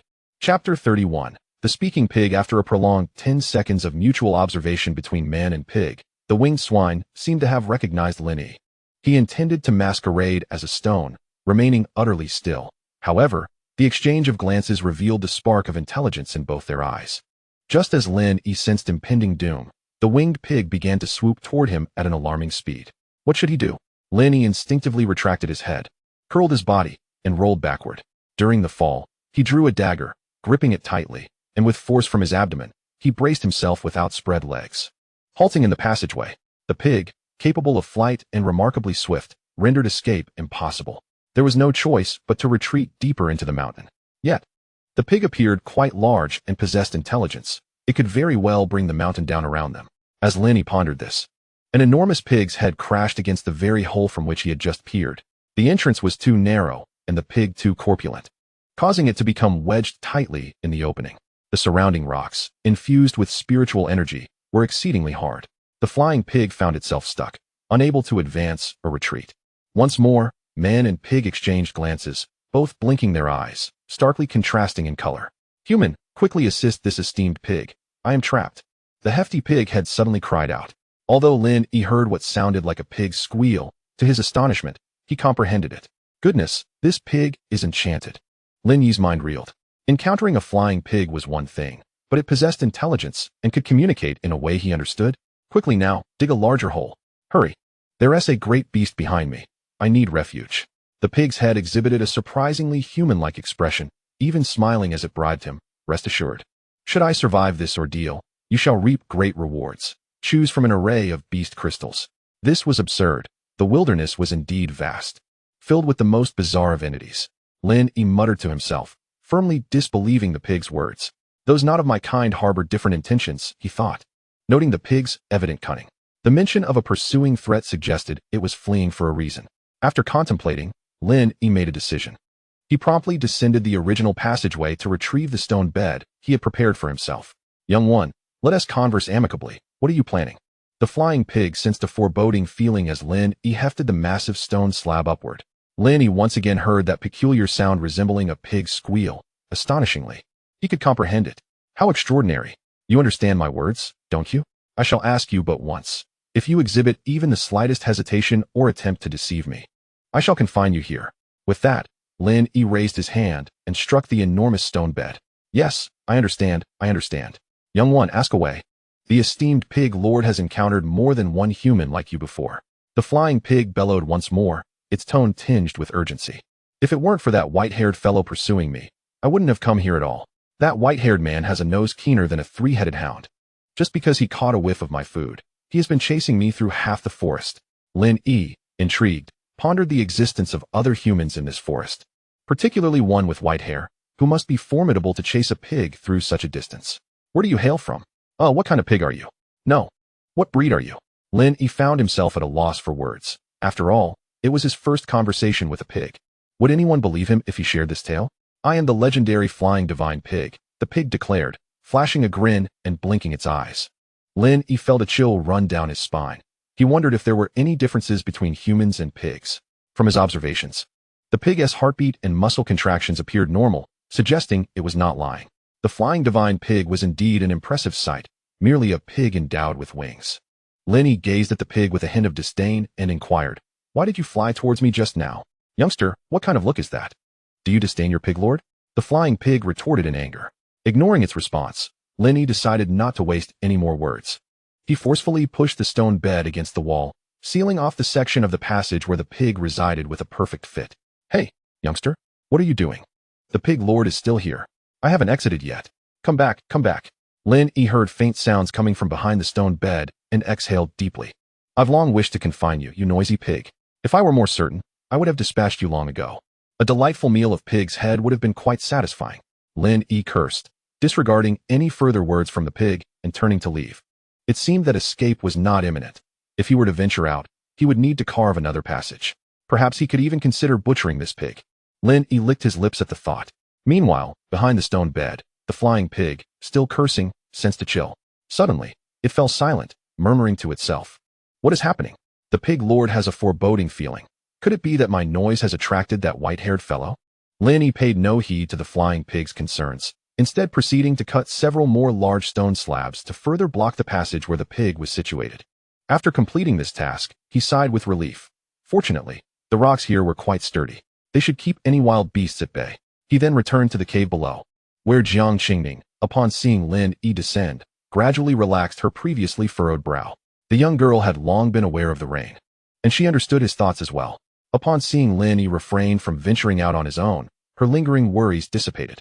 Lin Yi, lost in contemplation, pondered whether to share his encounter with the talking pig. Surely, they wouldn't think him foolish. Given Jiang Qingming's kindness, she would likely not dismiss him. Yes, he would tell them. At that moment, Hua Tianjiao and Yun Feifei emerged from their meditative state. Observing the faint smiles gracing their faces, Lin Yi surmised that they were nearly healed. He exchanged a knowing glance with Jiang Qingming, who promptly rose to her feet. Lin Yi beckoned Hua Tianjiao and Yun Feifei to join them. Once all three girls were seated upon the stone chairs, Lin Yi spoke with a hint of trepidation. I have something to share with you. Today, I encountered a talking flying pig. After he spoke, he raised his gaze to gauge their reactions. Jiang Qingming furrowed her brow and replied coolly, You went out? Yes, Lin Yi admitted, scratching his head. The girl remained silent. Hua Tianjiao's eyes displayed a mix of curiosity and slight skepticism, yet she reasoned that Lin Yi had no reason to deceive them. However, she chose not to voice her thoughts. At that juncture, Yun Feifei interjected, Where's this pig now? It should still be nearby, right? Otherwise, you wouldn't have felt the need to share this with us.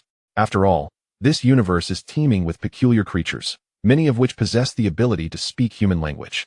At this, the other two girls turned their attention to Lin Yi, silently awaiting his response. Indeed, you are correct. The pig is just above us, trapped by the rocks overhead. It won't be able to free itself for a while. I have also sealed the passage with rocks, Lin Yi explained. Hua Tianjiao then inquired, Is the pig strong? It shouldn't be very powerful, or else it wouldn't be stuck.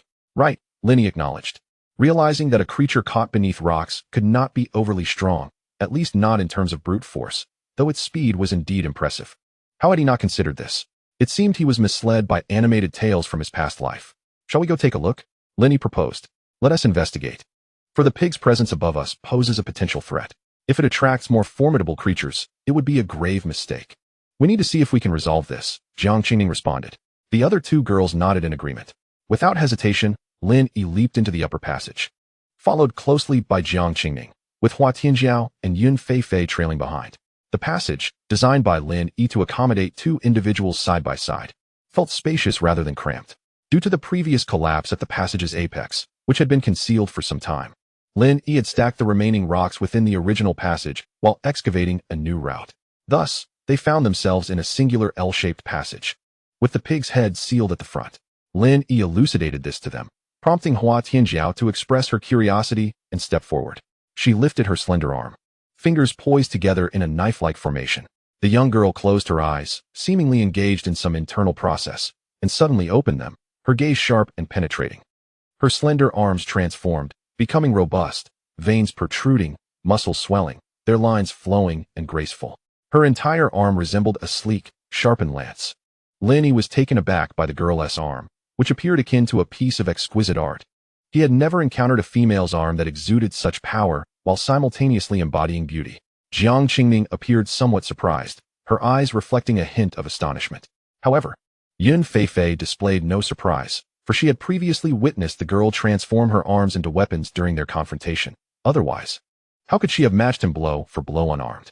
Before them, Hua Tianjiao slightly bent her right arm and gently thrust it forward.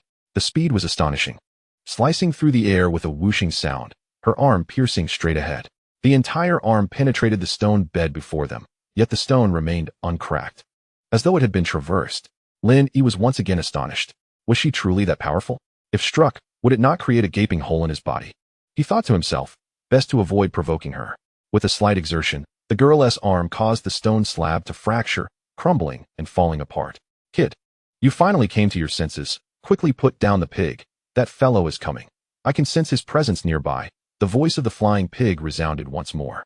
As the dust settled, for pairs of eyes fixated intently on the talking pig, It seemed there truly existed a pig that could speak. Yun Feifei covered her mouth in shock. Before Lin Yi could utter a word, Hua Tianjiao, with a serious expression, warned, "Be cautious. This pig isn't merely talking. It communicates telepathically. Such a capability denotes at least a level 9 beast."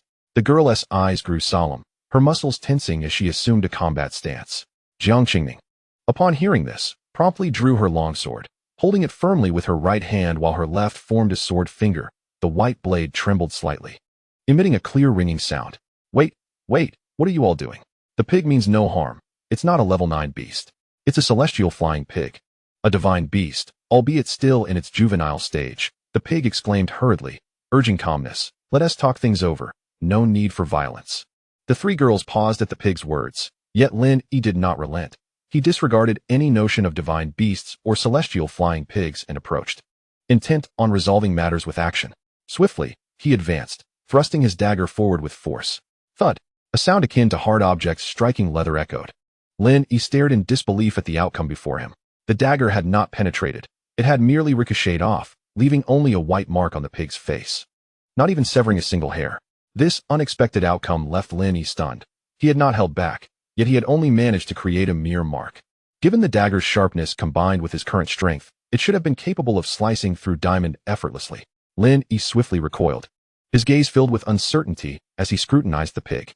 Activating his spirit sense to the fullest, his eyes flared with intensity, as if attempting to unveil the secrets behind the creature. Jiang Qingming and the others shared expressions of bewilderment. Was this pig truly endowed with such formidable defenses?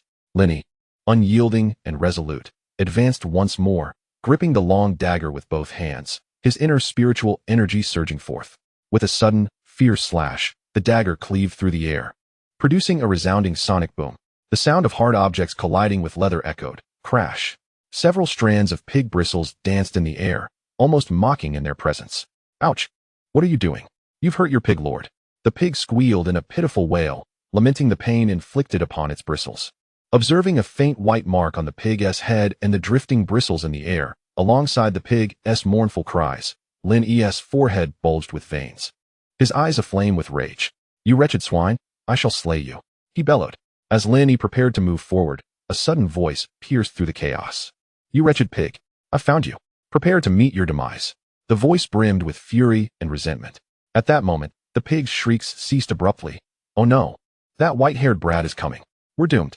Despair washed over the pig's features, a human-like expression of hopelessness that Lin Yi had never witnessed before. As if it had encountered its nemesis. Ultimate divine white strike. The voice echoed from beyond the mountains, unmistakably belonging to a youthful figure, imbued with an icy authority. The piercing cries of the pig resonated throughout the entire forested mountains. Chapter 32. Is it worth it? The sudden outburst left them momentarily stunned, while the pig's wails reverberated, ringing in Lin Yi and his companion's ears. Moreover, amidst the beast tide, the pig's cries not only disoriented Lin Yi and his group, but also attracted a multitude of formidable beasts. Yet, the white-haired youth remained undeterred, relentlessly attacking the pig's rear. You foolish pig, seek death, be silent, he uttered coldly. Before them, a significant portion of the pig's body was exposed, its rear drenched in blood. Though it was merely a superficial wound, the agony provoked the pig to continue its howls, drawing in swarms of beasts. Suddenly, the sound of galloping hooves erupted, as a fiery white horse neighed, charging toward the mountain summit. The white-haired youth, witnessing this, swiftly evaded the oncoming threat. Damn it, wretched pig. I'll settle the score with you later. At that moment, Lin Yi and his companions, still within the tunnel, sensed an ominous premonition. Lin Yi's right eyelid twitched incessantly, his heartbeat quickening. Sensing impending danger, he activated his spirit-seeking ability, scanning the surroundings. Peering through the rocks towards the sky, Lin Yi's pupils dilated in shock. Run! Without hesitation, he turned, grabbing Jiang Qingming and sprinting toward the lower spirit mine. Their speed left fleeting phantoms in the air. Witnessing this, Hua Tianjiao and Yun Feifei hastily followed suit. Just as they exited the passage, an overwhelming pressure accompanied by a deafening neigh descended upon them, fracturing the very peaks themselves. Following this, the flaming white horse, with a thunderous stomp, reverberated through the air, causing the mountains to tremble violently. The mountains above the halfway mark erupted with a cataclysmic explosion, sending shards of rock soaring into the sky. With a resonant cry, the white horse reared back, enveloped in flames that surged around it. Glancing at the shattered peaks below, it galloped away. In the distance, a silver-haired youth, reflecting upon the earlier scene of the horse trampling the mountains, suddenly found himself in a peculiar state. The world around him became vividly clear. The memory of the horse's earlier charge replaying in his mind with exquisite detail, each nuance vividly apparent, intricately woven into his thoughts. With his eyes tightly shut, he exuded an aura of profound energy. Were anyone to witness this moment, they would certainly be astounded. Such insights are rare and cannot be sought after. Abruptly, the youth moved, raising his palms forward, stepping back with his left foot, while his right foot thrust forward. The air trembled, producing a resounding boom, as the ground ahead fractured and erupted. The scene resembled a miniature version of the earlier horse's charge. So it is thus. I shall name this technique the celestial steed step, he murmured, slowly opening his eyes. The previous madness entirely vanished, revealing pure, unblemished irises. At this moment, he was utterly transformed from the boy he had been. Meanwhile, Lin Yi and his companions had plunged deep into the subterranean spirit mine, the collapse of the mountain having completely buried their original passage. Jiang Qingning found herself pinned beneath Lin Yi, with Hua Tianjiao and Yun Feifei behind them, the four of them piled together like a human tower, surrounded by a scattering of debris. It hurts. Lin Yi, get off me, you're so heavy. Jiang Qingning protested weakly. Apologies. Lin Yi replied, feeling somewhat reluctant. You're both so soft. You too, hurry and get off. You're crushing me, he exclaimed, pushing the two off him. Having retreated later, Hua Tianjiao and Yun Feifei were still somewhat dazed from the shockwave of the horse's charge. They were groggily shoved to the ground by Lin Yi, landing with a thud and clutching their heads in pain. Could you be a bit gentler, little brother? Yun Feifei chided playfully. Hua Tianjiao merely rubbed her head, showing little other reaction. What just happened? Hua Tianjiao asked, puzzled. I don't know, but the energy was immense, and judging by its shape, it must have been a horse, Lin Yi replied, still shaken. Had we not discovered it in time, we might have been buried beneath the rubble. It's all that pig's fault. If it hadn't been for its incessant noise, we'd have been fine. I should have just taken it out when I had the chance, Lin Yi muttered resentfully. The pig had been struck directly. He wondered how it fared now. But given its tough hide, it was unlikely to have perished. Furthermore, who was the person attacking the flying pig outside the mountain? They had managed to make it squeal so loudly. It seemed that with the first supply drop, all manner of strange beings had begun to emerge in this area.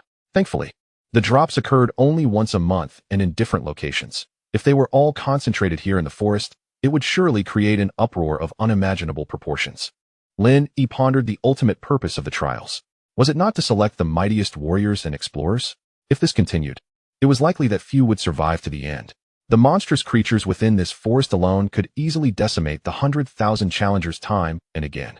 In this instance of the beast tide, it is estimated that very few will survive. What purpose does such a trial serve? Is it merely a means to lead individuals to their demise? Lin Yi was perplexed, and he was not the only one. At that moment, within the command center of the number 3 trial station in outer space, the general's fury was palpable. What is the situation? Why has the beast tide erupted so suddenly? And on such a large scale throughout the entire forest? He demanded. Report. Satellite observations from the space station indicate that a violent energy reaction occurred in the central region of the primal wilderness, along with a spatial rift. A soldier's voice responded, growing increasingly faint. The general's expression darkened, revealing little more than a grim countenance. Are you suggesting that this planet harbors royal-level beasts or perhaps royal-level powerhouses? Absurd. A mere sneeze from a royal beast could obliterate this planet, and a casual flick of a finger from a royal powerhouse could reduce it to ashes. Are you really asserting that there exists royal energy on this planet? The general's anger surged. Is the hunting team merely complacent? Why are there still so many 9th-tier beasts on this planet? He glared at the scene displayed on the screen, where a white horse galloped across the mountains, cursing vehemently. Report the death toll from this catastrophe. Since the onset of the beast tide, over 13,300 lives have been lost, including 23 volunteers, came the hesitant reply from the soldier. And what else? The general's voice was cold, suppressing his rage. And the number continues to rise, the soldier added, faltering under the weight of the news. Veins throbbed on the general's forehead as he could no longer contain himself. The air around him swirling with tumultuous energy, his wrath igniting. Warning! Warning! Energy levels exceeding critical thresholds. A mechanical voice announced coldly. The soldiers were thrown back as chaos erupted within the command center, alarms blaring. Immediately halt the trial and retract all participants. The general commanded, his voice resolute, as if he had reached a monumental decision. Unthinkable. General, reconsider. I am unwavering in my decision. No. To unilaterally stop the trial would result in military tribunals for all 130,000 personnel aboard our space station. General, please reconsider. The general's gaze remained steadfast. If something goes awry, I shall bear the consequences. You cannot bear such a burden. A cool, feminine voice accompanied the activation of the screen, revealing a striking figure before the general, tall, graceful, and exuding the authority of a superior. According to the regulations governing federal trial participants, those who halt a trial without authorization face severe penalties, including death or life imprisonment. Her voice continued, icy and unwavering. Even if you possess honor that could spare you from execution, what of the 130,000 aboard the space station? Their best fate would be relegation to the fringes of the galaxy. And you, once a general among thousands, would fall from grace to become a prisoner, forever marked by infamy in the annals of history. Can you shoulder that? Is it worth it? The general's gaze began to waver. Is it worth it? He whispered hoarsely. Indeed, is it worth it? I cannot bear it either. Yet below, a massacre unfolds. Those being slaughtered are our successors, those volunteers, those brave souls who dared to partake in the trials, those who are willing to contribute to humanity. Their average age is but a few decades. Are we to stand idly by while they are mercilessly slaughtered? The tall figure fell silent. After a moment of silence, the tall figure spoke softly, inquiring about the duration and extent of the beast tide. The general remained silent, casting a glance at the soldier beside him. The soldier, startled, reported that the tide had arisen from unknown causes and had persisted for nearly a day. Based on the scale of the phenomenon, it was inferred that it would last approximately a week, potentially affecting the entire inland area. The third trial star was divided into the inland, the northern wasteland, the western desert, and the southern sea, with the inland comprising 2/3 of the planet's landmass, encompassing primeval forests, swamps, the White Plains, and countless hills, with the primeval forests situated at its center. Is the situation truly so dire? What could have caused such an extensive beast tide?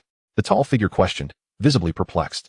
Regardless of the cause, if the trials continue, in 9 months we will witness 1 million corpses. The losses incurred will be astronomical. This trial must be halted. It is utterly meaningless. The general's eyes widened in fury as he glared at the tall figure. Elder Yun, do not be hasty. Halting the trials is impossible. My very existence is to ensure that the trials proceed, no matter how devastating. The general, on the verge of speaking, was interrupted by the tall figure. However, I can, with my utmost authority, shorten the trial period to 3 months. The necessary projects must still be carried out. It will depend on you, Elder Yun, to train them effectively within this time frame. The general pondered briefly before nodding in agreement. Very well, that is a compromise I can accept. You can rely on me. With a sigh of relief, the general felt a weight lift from his shoulders. Seeing the general's acquiescence, the tall figure slightly bowed in acknowledgement before vanishing as the light screen closed. The general gazed down at the planet through the screen, exhaling softly as he addressed the young participants. I can assist you only to this extent. Your survival now depends on your fortune. I hope you can surprise me. At that moment, Lin E and the others, along with those still alive on the planet below, received a message, due to unknown reasons. The trial period had been altered to 3 months. The trials would conclude in 3 months, wishing everyone success in their martial endeavors. The message appeared directly in their minds, leaving them all in shock. How was this accomplished? Lin E looked up and inquired of the other 3, who confirmed they had received the same message. What kind of sorcery was this, allowing a message to manifest directly in their consciousness? Was it technology or mysticism? Had the technology of this world advanced to such a degree? Perhaps it was not as extraordinary as he had imagined. He glanced at the number 69 on his shoulder. Previously, he had heard from Jiang Qingning and the others that the trial participants possessed a form of liquid artificial intelligence within them. Could that be the source? If it could transmit information directly within the body, could it also take a life? Linny felt a chill at the thought. It is not surprising that he harbors such thoughts. After all, his previous life was steeped in the mundane, devoid of advanced technology or extraordinary powers.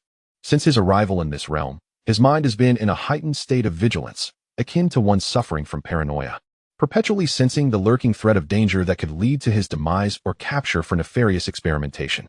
It is as if an ordinary individual suddenly finds something within themselves that possesses the power to dictate their very existence. Initially, the predominant emotions are panic and confusion. The feeling of being controlled is profoundly unsettling, for one's life seems to rest entirely in another's hands. At this moment, Lin E embodies this state of uncertainty and apprehension. The expressions of the 3 women vary. Jiang Qingning wears a soothing demeanor, while Hua Tianjiao exhibits a hint of excitement. Yun Feifei, on the other hand, bursts into cheers, eagerly anticipating the return home in 3 months to the warmth of her familiar bed, her cozy room, and the company of loved ones, along with delectable meals. Such thoughts stir exhilaration within her. Apart from Lin Yi, the atmosphere in the space becomes infused with joy. Jiang Qingming seems to notice Lin Yi's unease and gently pats his shoulder, asking, "What troubles you? Is this not a cause for celebration?" Awakened from his reverie, Lin Yi looks up at the young women and inquires, "What could have caused this trial to be so brief? Is it due to the beast tide? Could the shortened duration be a result of numerous fatalities, or perhaps an impending increase in difficulty? I harbor an ominous premonition." Upon hearing Lin Yi's words, the previously buoyant atmosphere turns somber as they too contemplate this possibility, which had been overshadowed by their earlier merriment. "Little brother, do not dwell on such thoughts. You will age, take it one step at a time. It is better to wear a smile." Yun Feifei reassures him with a smile. Even the typically reticent Hua Tianjiao offers words of comfort. "Do not always think the worst. If the sky falls, there will be someone tall to support it. What is there to fear? If worst comes to worst, I shall protect you." Jiang Qingming again pats Lin Yi's shoulder and smiles at him. Observing the three women's kindness warms Lin Yi's heart, easing his anxiety. Indeed, if the sky should fall, there would be someone to uphold it. Lin Yi returns their smiles. Chapter 33. The arrival of Chunji. Meanwhile, the white-haired youth racing through the forest learns of the trial's duration being limited to 3 months. His expression fluctuates between uncertainty and malice as he smirks, revealing a cruel smile. The acceleration of the trial indicates that something significant has transpired. He hopes to encounter intriguing individuals, and a cruel glint flickers in his eyes as he propels himself forward, swiftly ascending into the air, leaving the ground behind. In the depths of the earth, within the mineral cave, Lin Yi's spirits lift significantly after receiving comfort from Jiang Qingming and the others.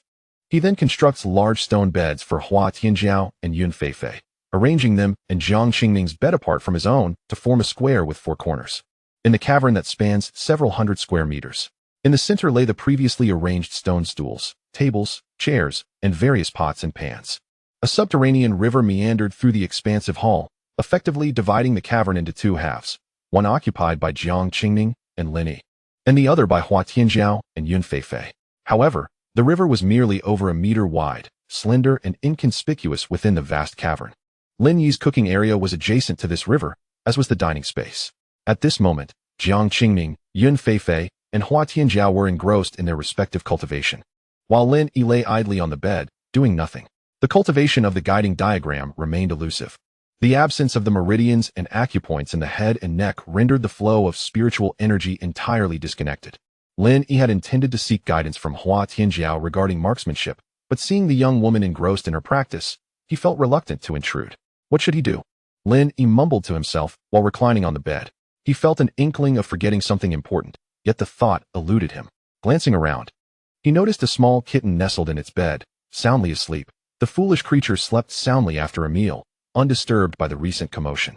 Suddenly, Lin Yi caught sight of something writhing in the corner. As he looked closer, a figure bound and gagged, with its eyes covered, came into view. Lin Yi was startled, recalling that he had captured a prisoner. What was his name again? Chunji. Yes, that was it. Amidst the recent turmoil, he had completely forgotten about him. It had been several days without water or food. Surely he wouldn't perish from hunger. Lin Yi rose from the bed and approached, relieved to see that Chunji was still wriggling, indicating he was alive. He still needed to extract some information from him. It wouldn't do for him to starve to death. Observing Chunji, who appeared on the brink of collapse, a wave of guilt washed over Lin Yi. "I'm sorry, my friend. It's my fault for mistreating you." Hastily, Lin Yi helped Chunji to sit up, freeing his hands and feet, as well as the gag from his mouth and the blindfold from his eyes. Upon his release, Chunji's gaze was fixed intently on Lin Yi, his voice hoarse. He implored, "Brother, please, I was wrong. I'll tell you everything you want to know, no holds barred. If I withhold a single word, may lightning strike me down, and my corpse be left unrecognizable."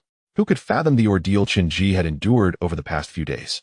He swore that if given the chance to relive it, he would never again enter such trials nor venture a single step into this primal wilderness. Faced with this devil, he would divulge everything without a moment's hesitation.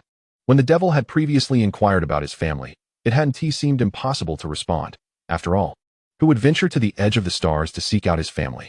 In hindsight, Chunji was filled with regret for his earlier impulsiveness. Just that fleeting hesitation had led to an unimaginable ordeal. Bound and immobile, with his mouth gagged and eyes blindfolded. He could only hear with his ears and smell with his nose. Hunger, thirst, and despair continuously consumed Chun-Ji's body and soul. Chun-Ji felt that there was no suffering left in this world that could bring him down. Lin Yi observed the expression of the gaunt figure before him, witnessing a tumultuous shift in his gaze, from anger and resentment to despair, and ultimately to a fearless, almost transcendental detachment. For the first time, Lin Yi beheld such a kaleidoscopic display of emotions in a single gaze. "Brother Chun-Ji, are you all right?" Lin Yi inquired with a tinge of regret in his tone. Upon hearing Lin Yi's voice, Chun-Ji abruptly returned to the present, and his eyes, once filled with a haunting detachment, now brimmed with fear. "This demon. I am fine," he replied, his voice still hoarse and trembling. Lin Yi regarded Chun-Ji with concern, wondering if the boy had lost his wits. He had become a mere shadow of himself, having gone days without sustenance, and yet he claimed to be fine. The notion that Chun-Ji might indeed be in a state of folly deepened Lin Yi's sense of guilt. "Chun-Ji, from this day forth, you are free," Lin Yi declared.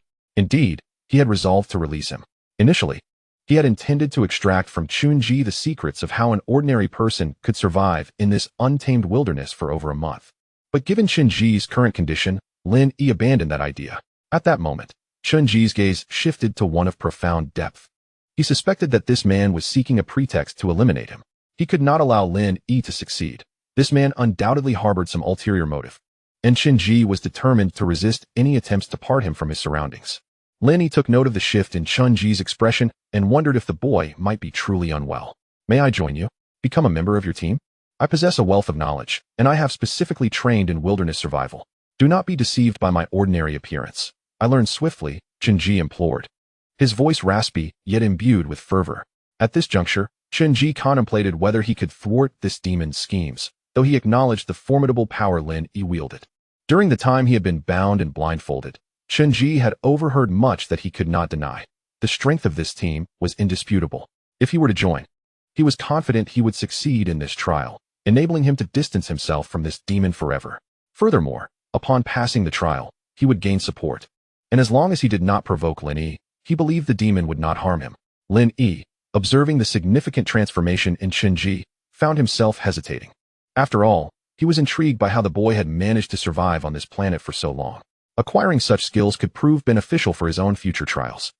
However, he needed to consult with the others first. After all, he was not alone but part of a team. The inclusion of a newcomer would require the consent of the group.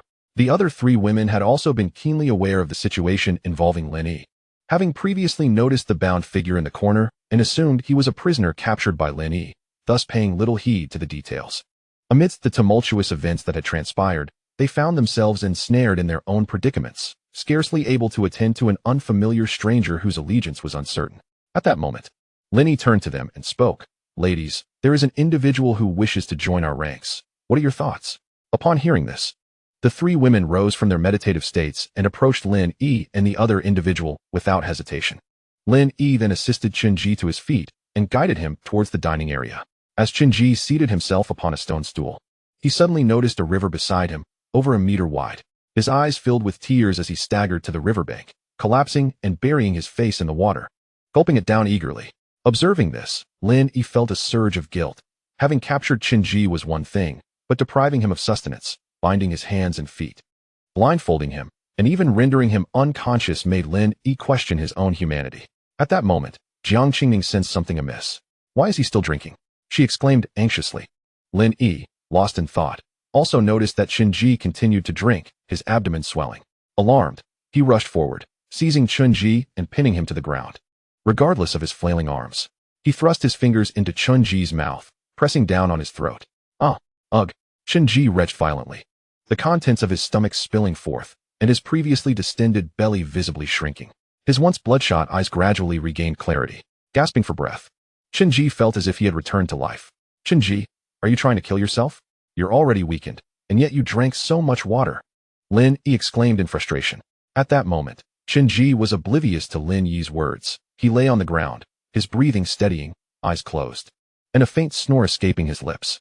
"No need to call out. He has fallen asleep, likely from exhaustion," Hua Tianjiao remarked, rolling her eyes at Lin Yi. Upon hearing this, Lin Yi activated his spirit-seeking ability, observing Chun-Ji and confirming Hua Tianjiao's assertion. He was indeed asleep. This is rather perplexing, he thought, as the three women approached, only to find the subject of their discussion fast asleep. Lin Yi had intended to present some challenges to Chunji. His name is Chunji. He expressed a desire to join us, and I captured him a week ago. Jiang Qingming, you are aware of this, Lin Yi explained. Gesturing towards the slumbering Chunji, Jiang Qingming nodded in acknowledgement. At that juncture, Yun Feifei spoke up, if I am not mistaken. This fellow seems to be an ordinary human. After hearing Yun Feifei's words, Hua Tianjiao began to investigate Chunji further. After thorough examination, she confirmed he was indeed an ordinary person. But how could that be?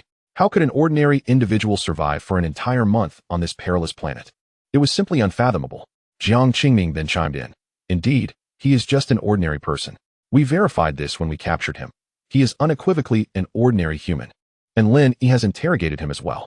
Absolutely, when I apprehended him, he was indeed an ordinary man, Lin Yi concurred. Regarding the interrogation, no useful information was extracted. Lin Yi finished speaking, awkwardly scratching his head.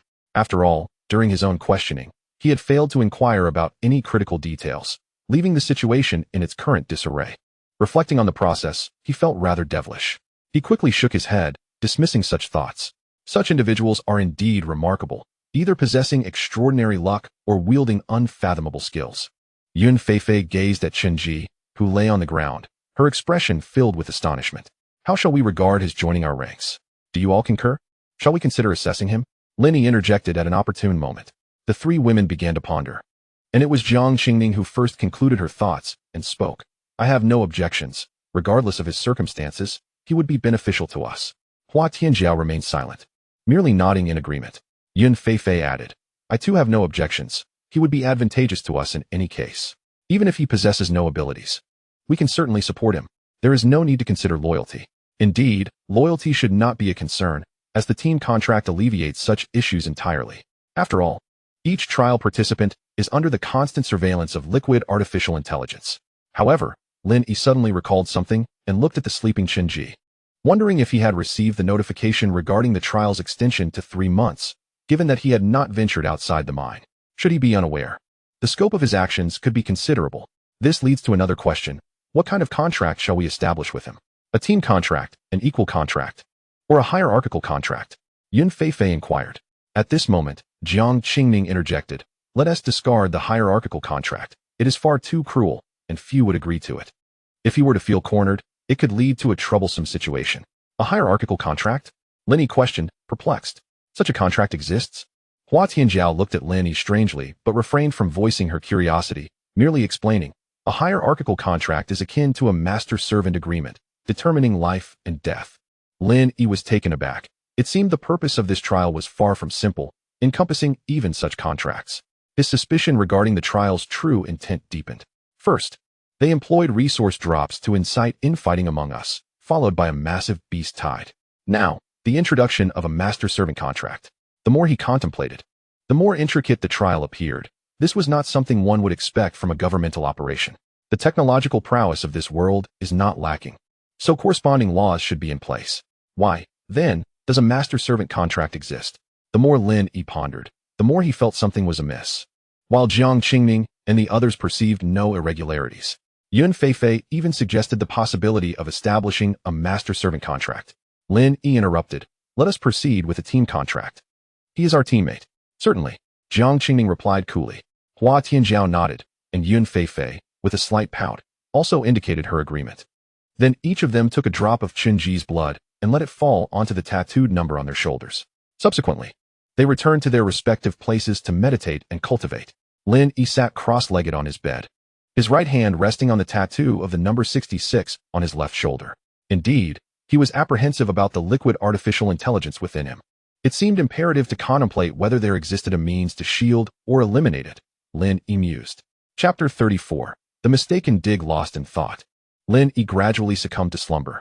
Rarely did he snore, though the sound was soft. It added a subtle melody to the tranquil underground space. Time slipped away, and eventually, Lin Yi awoke from his dreams. Slowly opening his eyes, he was greeted by the sight of a white energy crystal at the cave's ceiling, emanating a gentle radiance that was not at all blinding. How long had he been asleep? His mind felt foggy. Lin Yi tapped his head, sat up, and surveyed his surroundings.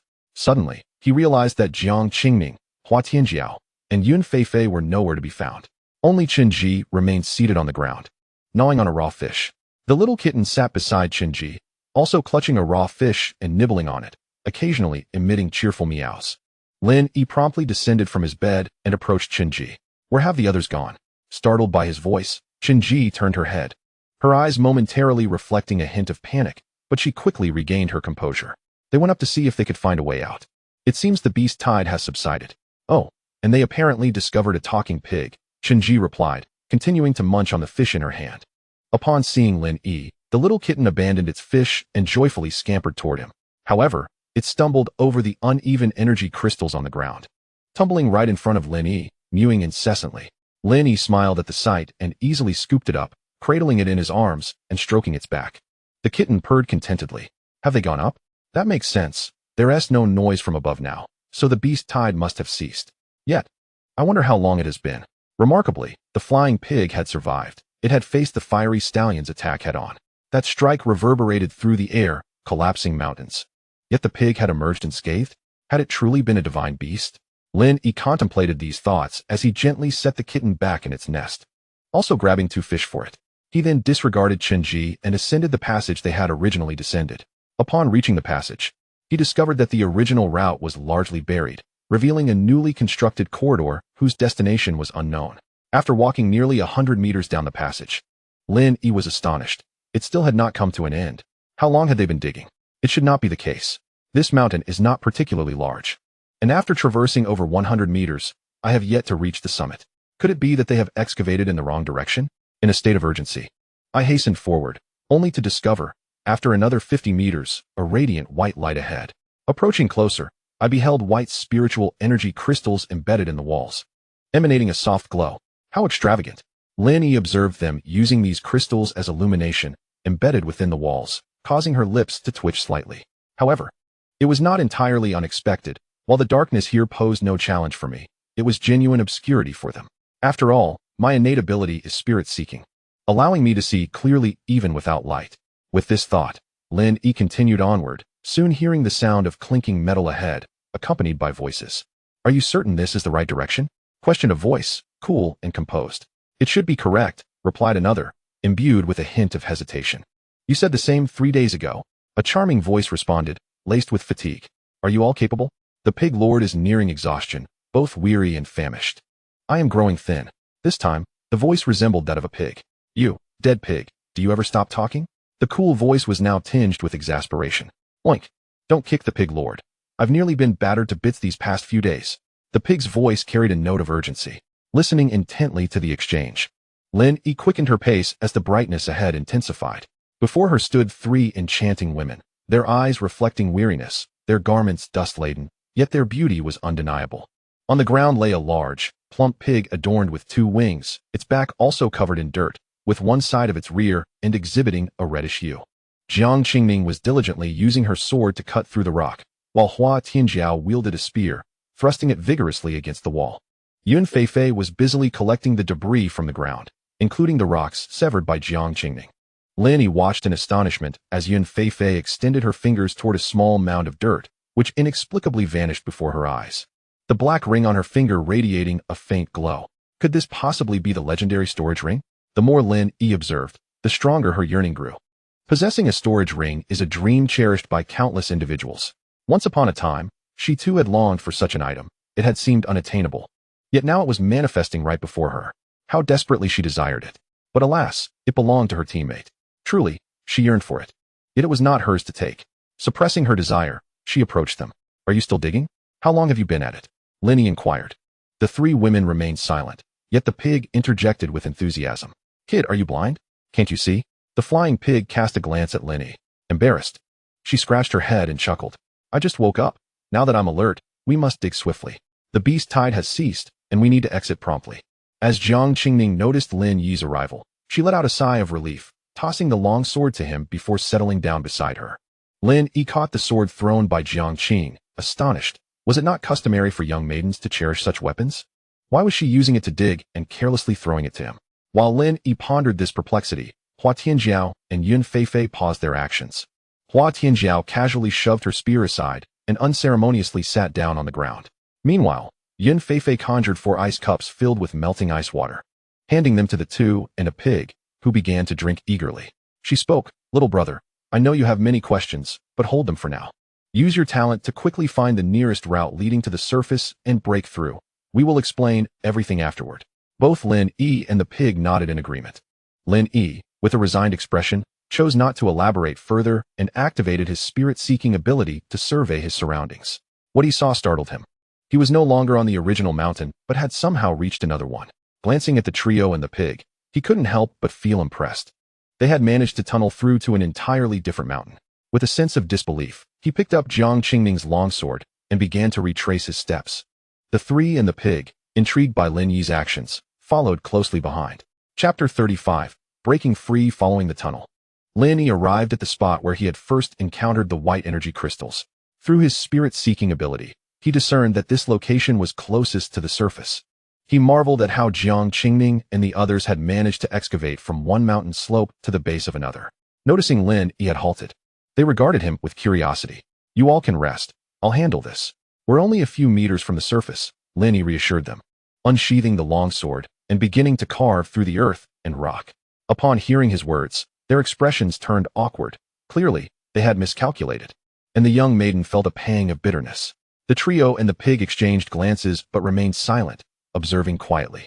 Soon, Lin Yi, utilizing the sword's sharpness, unearthed an upward passage. Gentle sunlight streamed in, so bright that the others squinted against it, having been buried underground for over a week.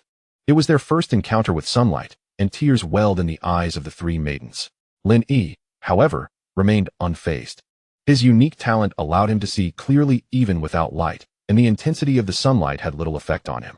He chose to remain still, allowing them time to adjust to the brightness. After a considerable period, their tears ceased, and Lin Yi led them up the newly formed tunnel to the surface.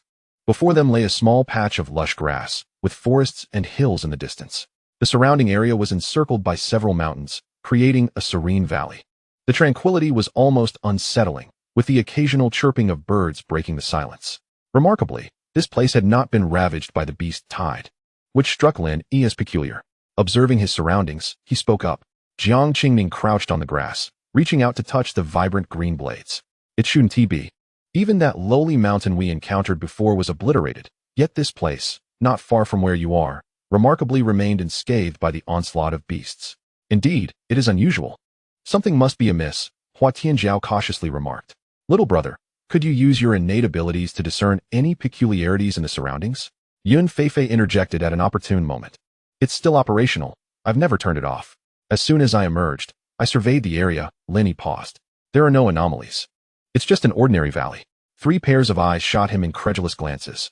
Lin Yi felt a flush of embarrassment. "Little brother, why are you panting while speaking? Are you feeling weak?" Yun Feifei retorted sharply. "What are you all doing? Hurry up and help old pig. And you, can't you dig a larger hole?" Just then, a pig-esque squeal rang out, laced with irritation. "All right, that corpulent pig is stuck again." Lin Yi rolled his eyes, turned around, and unsheathed his sword to widen the hole just enough to extract the flying pig. "Come on, little one." Once liberated, the pig shook its tiny wings, dislodging the dirt clinging to its form. One couldn't help but wonder how those diminutive wings could support such a hefty body. Moreover, this pig possessed the ability to communicate telepathically, which was remarkable in itself. Otherwise, how could it understand the nuances of its own oinks and respond accordingly? "Little one, your gaze is unsettling. What are you plotting?" The flying pig, noticing Lin Yi's scrutiny, trembled slightly and retreated. Observing this, Lin Yi decided to disregard it. Turning to the three girls to inquire, "How long have I been asleep, and what transpired during my slumber? The surroundings should be safe. We can discuss in detail. Also, how did you manage to dig through to another mountain?" At his words, the others exchanged furtive glances, their expressions tinged with embarrassment. It was Jiang Qingning who finally spoke up. "You've been asleep for approximately a week. We saw you sleeping soundly, so we didn't wake you. After 3 days, the beast tide seemed to have ceased. At least, it fell silent, and the ground no longer trembled." She paused before continuing. "On the 4th day, we heard the pig-esque squeals, and we excavated that plump pig from the previously mentioned passage. Afterward, we discovered that aside from being able to converse with us, it could fly and had somewhat tougher skin. It was otherwise rather unremarkable." "Hey, girl, how can you speak of your old pig in such a manner? He is a divine beast, valiant and heroic." The flying pig protested, its voice filled with exasperation. However, none of the others paid it any heed. Hua Tianjiao and Yun Feifei, witnessing Jiang Qingning recounting the recent events to Lin Yi, chose not to interrupt and dispersed to explore the surroundings. With no attention directed towards it, the flying pig ceased its protests and began to chase after the little rabbits frolicking in the grass. Subsequently, we contemplated digging a passageway to escape. However, we were cautious not to excavate recklessly. After all, what if it collapsed? Thus, we decided to continue digging along the path you had previously carved, delving deeper, as the area above was littered with debris, prone to collapse. The girl's voice faltered momentarily, and a rare blush adorned her cheeks. You already know what happened next, right? Ha! Upon hearing this, Lin Yi burst into laughter, which provoked an indignant glare from the girl. One could hardly blame them. After all, in the pitch-black underground, they had no idea where to dig, and they lacked his unique talent to perceive the earth's veins. Observing the girl, her face smeared with dust and her clothes covered in grime, Lin Yi's laughter gradually subsided. Indeed, had he not suddenly awakened his gift, he might have met an untimely demise long ago. A wave of melancholy washed over Lin Yi as he reflected on his experiences since arriving in this world. Though few, each event had left an indelible mark on him, far deeper than the memories of the past 20 years. Everyone yearns for the unknown and envies freedom, yet these desires come at a cost. Lin Yi had abandoned the warmth of his 20-year sanctuary to venture into this perilous and unfamiliar realm. Truth be told, he had initially felt exhilarated, but soon found himself lost and nostalgic, ultimately settling into a state of acceptance. Given another choice, he might have chosen to remain in that peaceful world forever. Yet, there are no what-ifs. As a wise saying goes, if one cannot escape it, one must learn to embrace it. Humans are the most adaptable beings in existence. Gazing at the blushing girl before him, Lin Yi felt a renewed sense of purpose. At the very least, he would help her pass this trial before contemplating anything further. He was not one for elaborate schemes, nor did he possess a tendency to fret over matters beyond his control. As he looked at the girl, whose beauty seemed almost surreal, the dust upon her lent her a sense of authenticity. To be candid, Jiang Qingning's character was an enigma to Lin Yi. Initially, when he had captured her, she had exhibited a whimsical demeanor, only to later adopt a more frosty disposition. It was as if she had transformed from a mute bride to a ruthless executioner, calmly silencing her foes. Now, witnessing the bashful girl before him, Lin Yi felt a peculiar sense of intrigue. Yet, all these facets seemed to encapsulate the essence of Jiang Qingning. Noticing Lin Yi's unwavering gaze, the girl appeared somewhat unsettled, wondering if there was something amiss on her face. She instinctively reached up to touch her cheek, and upon discovering the dust on her hand, she shot Lin Yi an accusatory glance before vanishing from his sight in an instant. Lin Yi stood there, utterly bewildered. Chapter 36. Rest and recuperation. As he watched the girl depart, Lin Yi found himself in a state of confusion. Indeed, women were ever so elusive. Activating his spirit-sensing ability, he surveyed his surroundings and confirmed that this place was remarkably safe, enclosed by mountains that formed a secluded paradise. After a thorough exploration, he realized that the area was quite expansive, yet still within his line of sight. The locale was inhabited by various creatures, though they were merely ordinary beasts, devoid of any extraordinary features. However, Lin Yi did discover a noteworthy sight. Nestled in the valley's heart was a deep pool, nearly 20 meters wide. The other aspect lies in his inability to perceive. It is not an abundance of energy, but rather a complete absence of energetic flow. From a distance, the entire pond appears a dark azure, yet upon closer inspection, it reveals itself to be ordinary water. Strangely, this water seems to obscure his line of sight. Lin Yi is astonished, for his current vision, without activating his spirit-seeking ability, is nearly twice that of an ordinary eagle. If he were to activate it, he could see through mountains and stones. Yet, this small pond eludes his perception, allowing him to discern only about a meter's depth. Moreover, his spirit-seeking ability yields no response, failing to reveal any energetic movement within the water. Remarkably, he can still see fish swimming beneath the surface. After circling the pond several times, Lin Yi finds no anomalies. However, the absence of oddities is, in itself, the greatest anomaly. This pond unsettles him, as he feels an unseen presence watching him, sending a chill down his spine. He heeds his instincts and distances himself from the pond. Returning to the site where he previously emerged from the cave, Jiang Qingning and her companions have returned, bringing with them their quarry. Hua Tianjiao exudes an aura of dominance as she carries a live spotted deer, its legs broken and dripping with blood, bleeding pitifully, which only amplifies her commanding presence. Lin Yi has never encountered such a formidable woman. Yun Feifei, on the other hand, holds a large rabbit in each hand, with a bundle of wild vegetables tied at her waist. The sight of her enchanting beauty evokes the image of an ancient forest spirit. Jiang Qingning appears damp. Her hair freshly washed, her previously grimy visage now radiating a refreshing clarity. Yet, there is a glimmer of vexation in her gaze as she looks at Lin Yi, filled with a sense of inexplicable annoyance. The flying pig seems to have vanished, likely having fled, being an extraordinary creature. It is regrettable. He had wished to glean further insights about this forest and this planet from it. Hua Tianjiao and Yun Feifei placed their catch and gathered wild vegetables on the ground, all of which have been scanned and confirmed edible by the food manual. Yun Feifei speaks up, and Hua Tianjiao nods in agreement, stating, "The rest is up to you." Lin Yi smiles at them, assuring, "No problem, leave it to me. I will prepare these ingredients. You two go down and bring up the little kitten and Shinji. And also catch a few fish. Don't forget to bring up all the pots and pans." The two women nod in acknowledgement and set off. At this moment, Lin Yi turns to gaze at the girl, who is evaporating the moisture from her body through focused energy. "Where did you find water?" he inquires. The girl halts. Glancing at Lin Yi, the previous annoyance now vanished from her countenance. She replies in a cool, measured tone, "There is a small stream at the foot of that mountain. It should be spring water." She gestures towards a mountain to her right front. Lin Yi looks in that direction and activates his spirit-seeking ability, confirming the presence of a stream with a considerable flow of water. Nodding at the girl, he picks up the game and wild vegetables and makes his way toward the stream. Upon arriving at the location, Lin Yi discovered a modest stream, its waters shallow, barely reaching half a meter in depth. Gazing towards the source of the water, he noticed a small waterfall above. Beneath the cascade lay a tranquil pool. A delightful spot indeed. Lin Yi proceeded toward it with his catch in hand. Upon reaching the waterfall, he observed two sets of footprints along the bank, accompanied by considerable water stains, likely remnants from Jiang Qingning's previous bathing here. After a moment of contemplation, Lin Yi resolved against slaughtering the animal in this pristine area, as it would contaminate the water source. Though the likelihood was minimal, this place was undoubtedly suitable for washing, with the small waterfall serving as a natural shower. The pool below was not deep, merely a few centimeters, allowing one to see the bottom clearly, with the deepest part measuring no more than half a meter.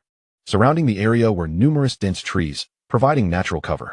With a bit of renovation, this could serve as an excellent bathing spot. Subsequently, he carried his catch to the previously discovered stream, seeking a clean and relatively flat patch of grass to place it down. At that moment, Hua Tianjiao and the others arrived, bearing several large fish and a collection of pots and pans, followed by Qinji. Upon observing Lin Yi noticed a small kitten nestled comfortably in Yun Feifei's arms. He smiled and accepted the pots and fish from them, then turned to Qinji, saying, "Come lend a hand, let me see your skills." Qinji promptly complied. Lin Yi proceeded to hang the four-legged deer, swiftly gripping its neck to sever its spine. With a clean cut, he opened the major arteries to let it bleed out. The entire process took less than 10 seconds, executed with precision.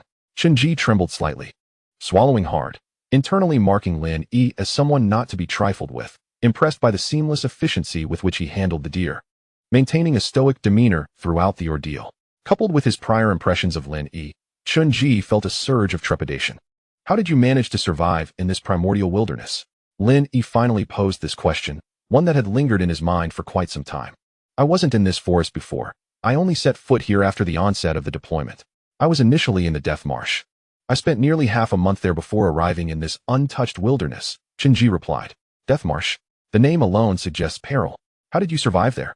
Were there no venomous creatures or formidable beasts? How did a mere ordinary person evade such threats?" Lin Yi inquired, his curiosity piqued further after hearing Qinji's response. After a moment's pause, Qinji spoke again. "I had a teammate, but he perished, bitten to death by a monstrous creature. I managed to evade danger by hiding in the marsh. As for my sustenance," he hesitated, "I lacked a manual for food. When I first arrived on this planet, I inadvertently lost it while fleeing from the beasts. As for what I ate, I simply consumed whatever I encountered. Regarding large animals, at the slightest sound, sight, or any movement, one must immediately flee and hide." Qinji spoke with a hint of trepidation and a touch of melancholy. Upon hearing this, Lin Yi felt an overwhelming sense of his own fortune. Chapter 37. The Chef's Dilemma. "But you previously claimed to have survival skills in the wilderness and that you learned quickly?" Lin Yi questioned, perplexed. "Isn't this just wilderness survival?" Qinji, bewildered, replied, "I escaped while doing my utmost to stay alive. To stand before you unscathed as an ordinary person is indeed a remarkable feat." Lin Yi responded with surprise. "This is not wilderness survival. It is akin to wilderness evasion," he scoffed. Isn't wilderness survival about having sufficient food, drink, and shelter? Look at your gaunt appearance. Chen Ji felt an impulse to retaliate against Lin Yi's remarks. The crux of the matter lies in the era they inhabit. In Lin Yi's mind, wilderness survival resembled the adventures of Bear Grylls or others of his ilk, where sustenance was not a significant concern. However, the reality was that they were on trial star number 3, rife with ferocious beasts lurking everywhere. Were Bear Grylls and the like to find themselves here, they would likely not survive a week. Ultimately, it is a disparity in perception and worldview. Despite Lin Yi's formidable abilities and physical prowess, his understanding and beliefs remained tethered to his previous world. Though he had experienced much since arriving in this realm, it was far from sufficient to dismantle his erstwhile beliefs. Yet, perhaps this ignorance was not entirely detrimental. After all, ignorance breeds fearlessness, and fearlessness fosters courage to forge ahead. Chen Ji, a native of this world, while not entirely knowledgeable, possessed a fundamental understanding of its nuances and thus approached the world with reverence. Such individuals often lead long lives. It is difficult to discern which perspective is superior, as each possesses its own merits. Lin Yi had once been an ordinary person. This was merely a difference in cognition, devoid of right or wrong. What skills do you possess? Lin Yi inquired, directing his gaze toward Chen Ji. This question indeed left Chen Ji momentarily speechless. What did he possess in terms of skills? No one had ever posed such a question to him. Throughout his life, he had navigated numerous challenges and acquired a wealth of knowledge. However, when pressed to articulate his abilities, he found himself at a loss for words. Seeing Chen Ji silent, Lin Yi remained unconcerned and continued preparing the ingredients. They would have ample time to interact in the future, and he would gradually come to understand. The sick deer was still bleeding, so he set it aside, lamenting the loss of such fine venison, unable to process it properly. Watching the precious blood flow away with a heavy heart. Grasping the 2 rabbits, Lin Yi planned to skin them since the water had yet to boil. These were merely ordinary rabbits, albeit larger than usual, with one weighing around 20 pounds. After removing the skin and entrails, they would still yield a substantial amount of meat. With 5 individuals present, the 2 rabbits, along with the fish and the sick deer, should suffice for a meal. The growth and strength had led to an increased appetite. Ordinary food was simply insufficient. Only the formidable beasts, with their ample energy, could satiate hunger while simultaneously enhancing physical vigor. These ordinary provisions barely suffice to satiate hunger. Even in such generous quantities, a fully grown spotted deer, dozens of pounds of rabbit, and several large fish could easily nourish a multitude of average individuals. After hastily skinning the rabbits and eviscerating them, Lin Yi gazed at the rabbit pelts, feeling a twinge of regret. The most delectable part of the rabbit is undoubtedly the head, and after removing the skin, there was little left to savor. Once the task was completed, with Chen Ji's assistance, Lin Yi began to skin the deer.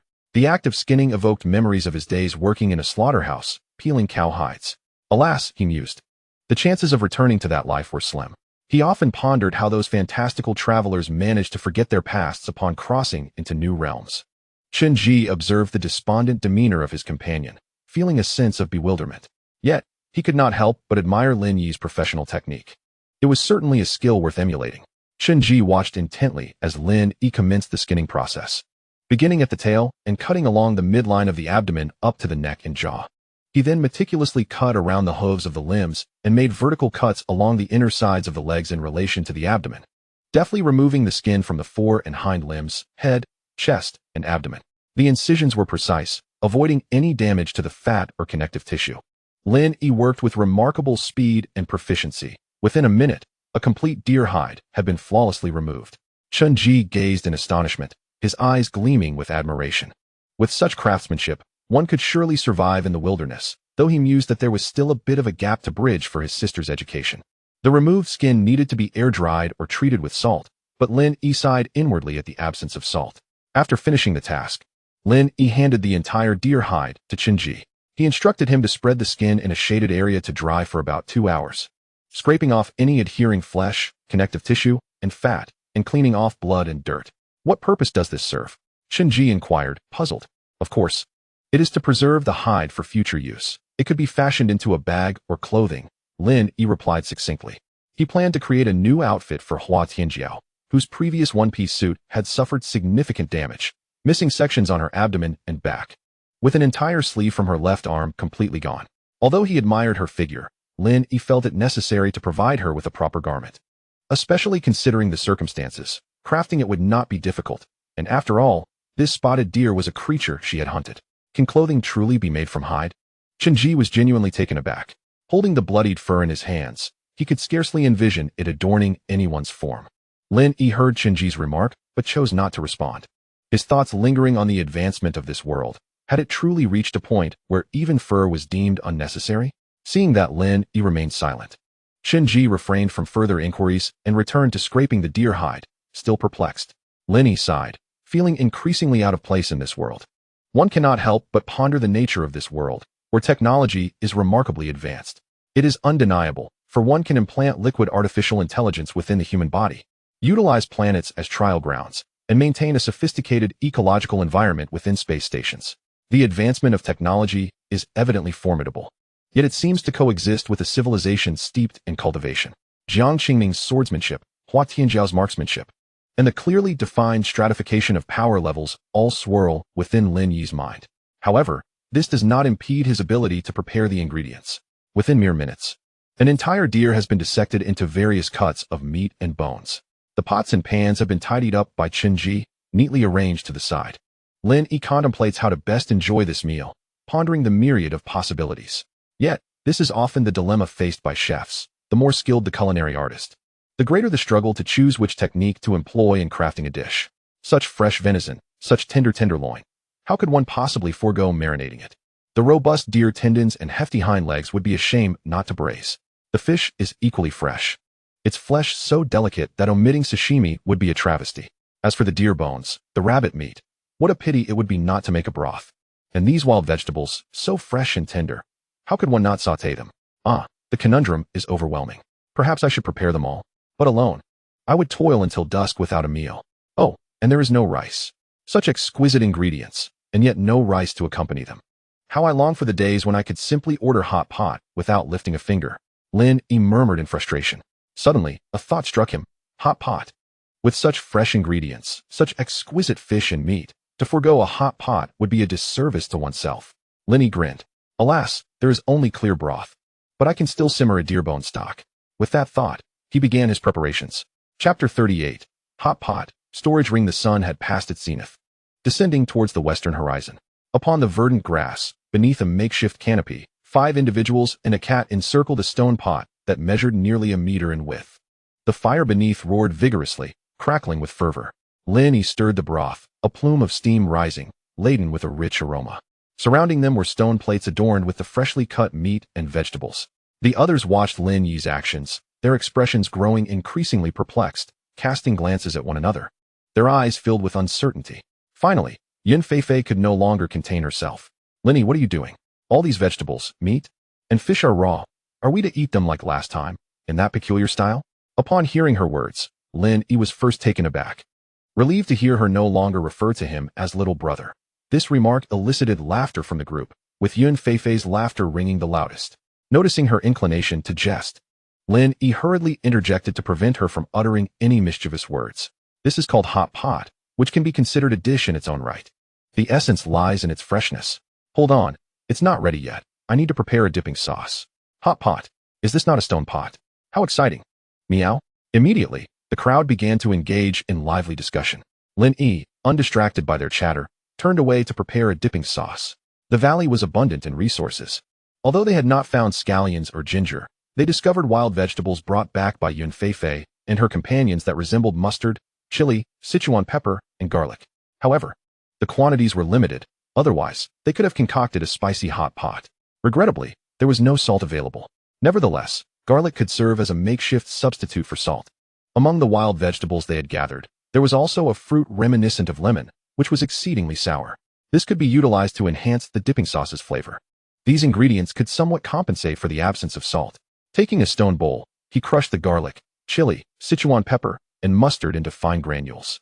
In another bowl, he thoroughly squeezed out the juice from the lemon-like fruit. He combined half of the crushed mixture with the juice, while the other half was drizzled with heated deer fat, releasing a delightful, spicy aroma into the air. At that moment, several pairs of eyes beneath the shelter turned towards him, and the sounds of conversation ceased. The group sniffed the air, with Chenji inhaling deeply, exclaiming, "What a fragrant delight! What is it?" Noticing the commotion, Lin Yi hurriedly carried 2 bowls of dipping sauce towards them. "Here are 2 bowls of hot pot dipping sauce. Please share." It might be a bit spicy. So dip lightly. Qinji quickly rose to assist in distributing the sauce. Moments later, Jiang Qingming gazed at the sauce before her, her nose twitching in anticipation as she looked towards Lin Yi. The method of enjoying hot pot was simple. One would immerse fresh deer meat, fish, or vegetables into the pot, cook them briefly, and then retrieve them to dip into the sauce before consuming. Lin Yi then produced a pair of slender, pre-prepared chopsticks and demonstrated the process to the group. Ah, the nostalgia, the familiar taste. Do try it. He placed a piece of tender, thinly sliced deer meat into his mouth. The meat was cut so finely that it was translucent, and after a brief immersion, he quickly retrieved it, not bothering to dip it in sauce before savoring it. The texture was crisp and tender, accompanied by a subtle sweetness and the fragrance of fresh grass.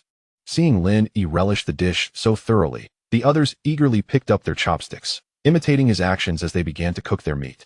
Lin Yi indulged in several more pieces, dipping them into the sauce.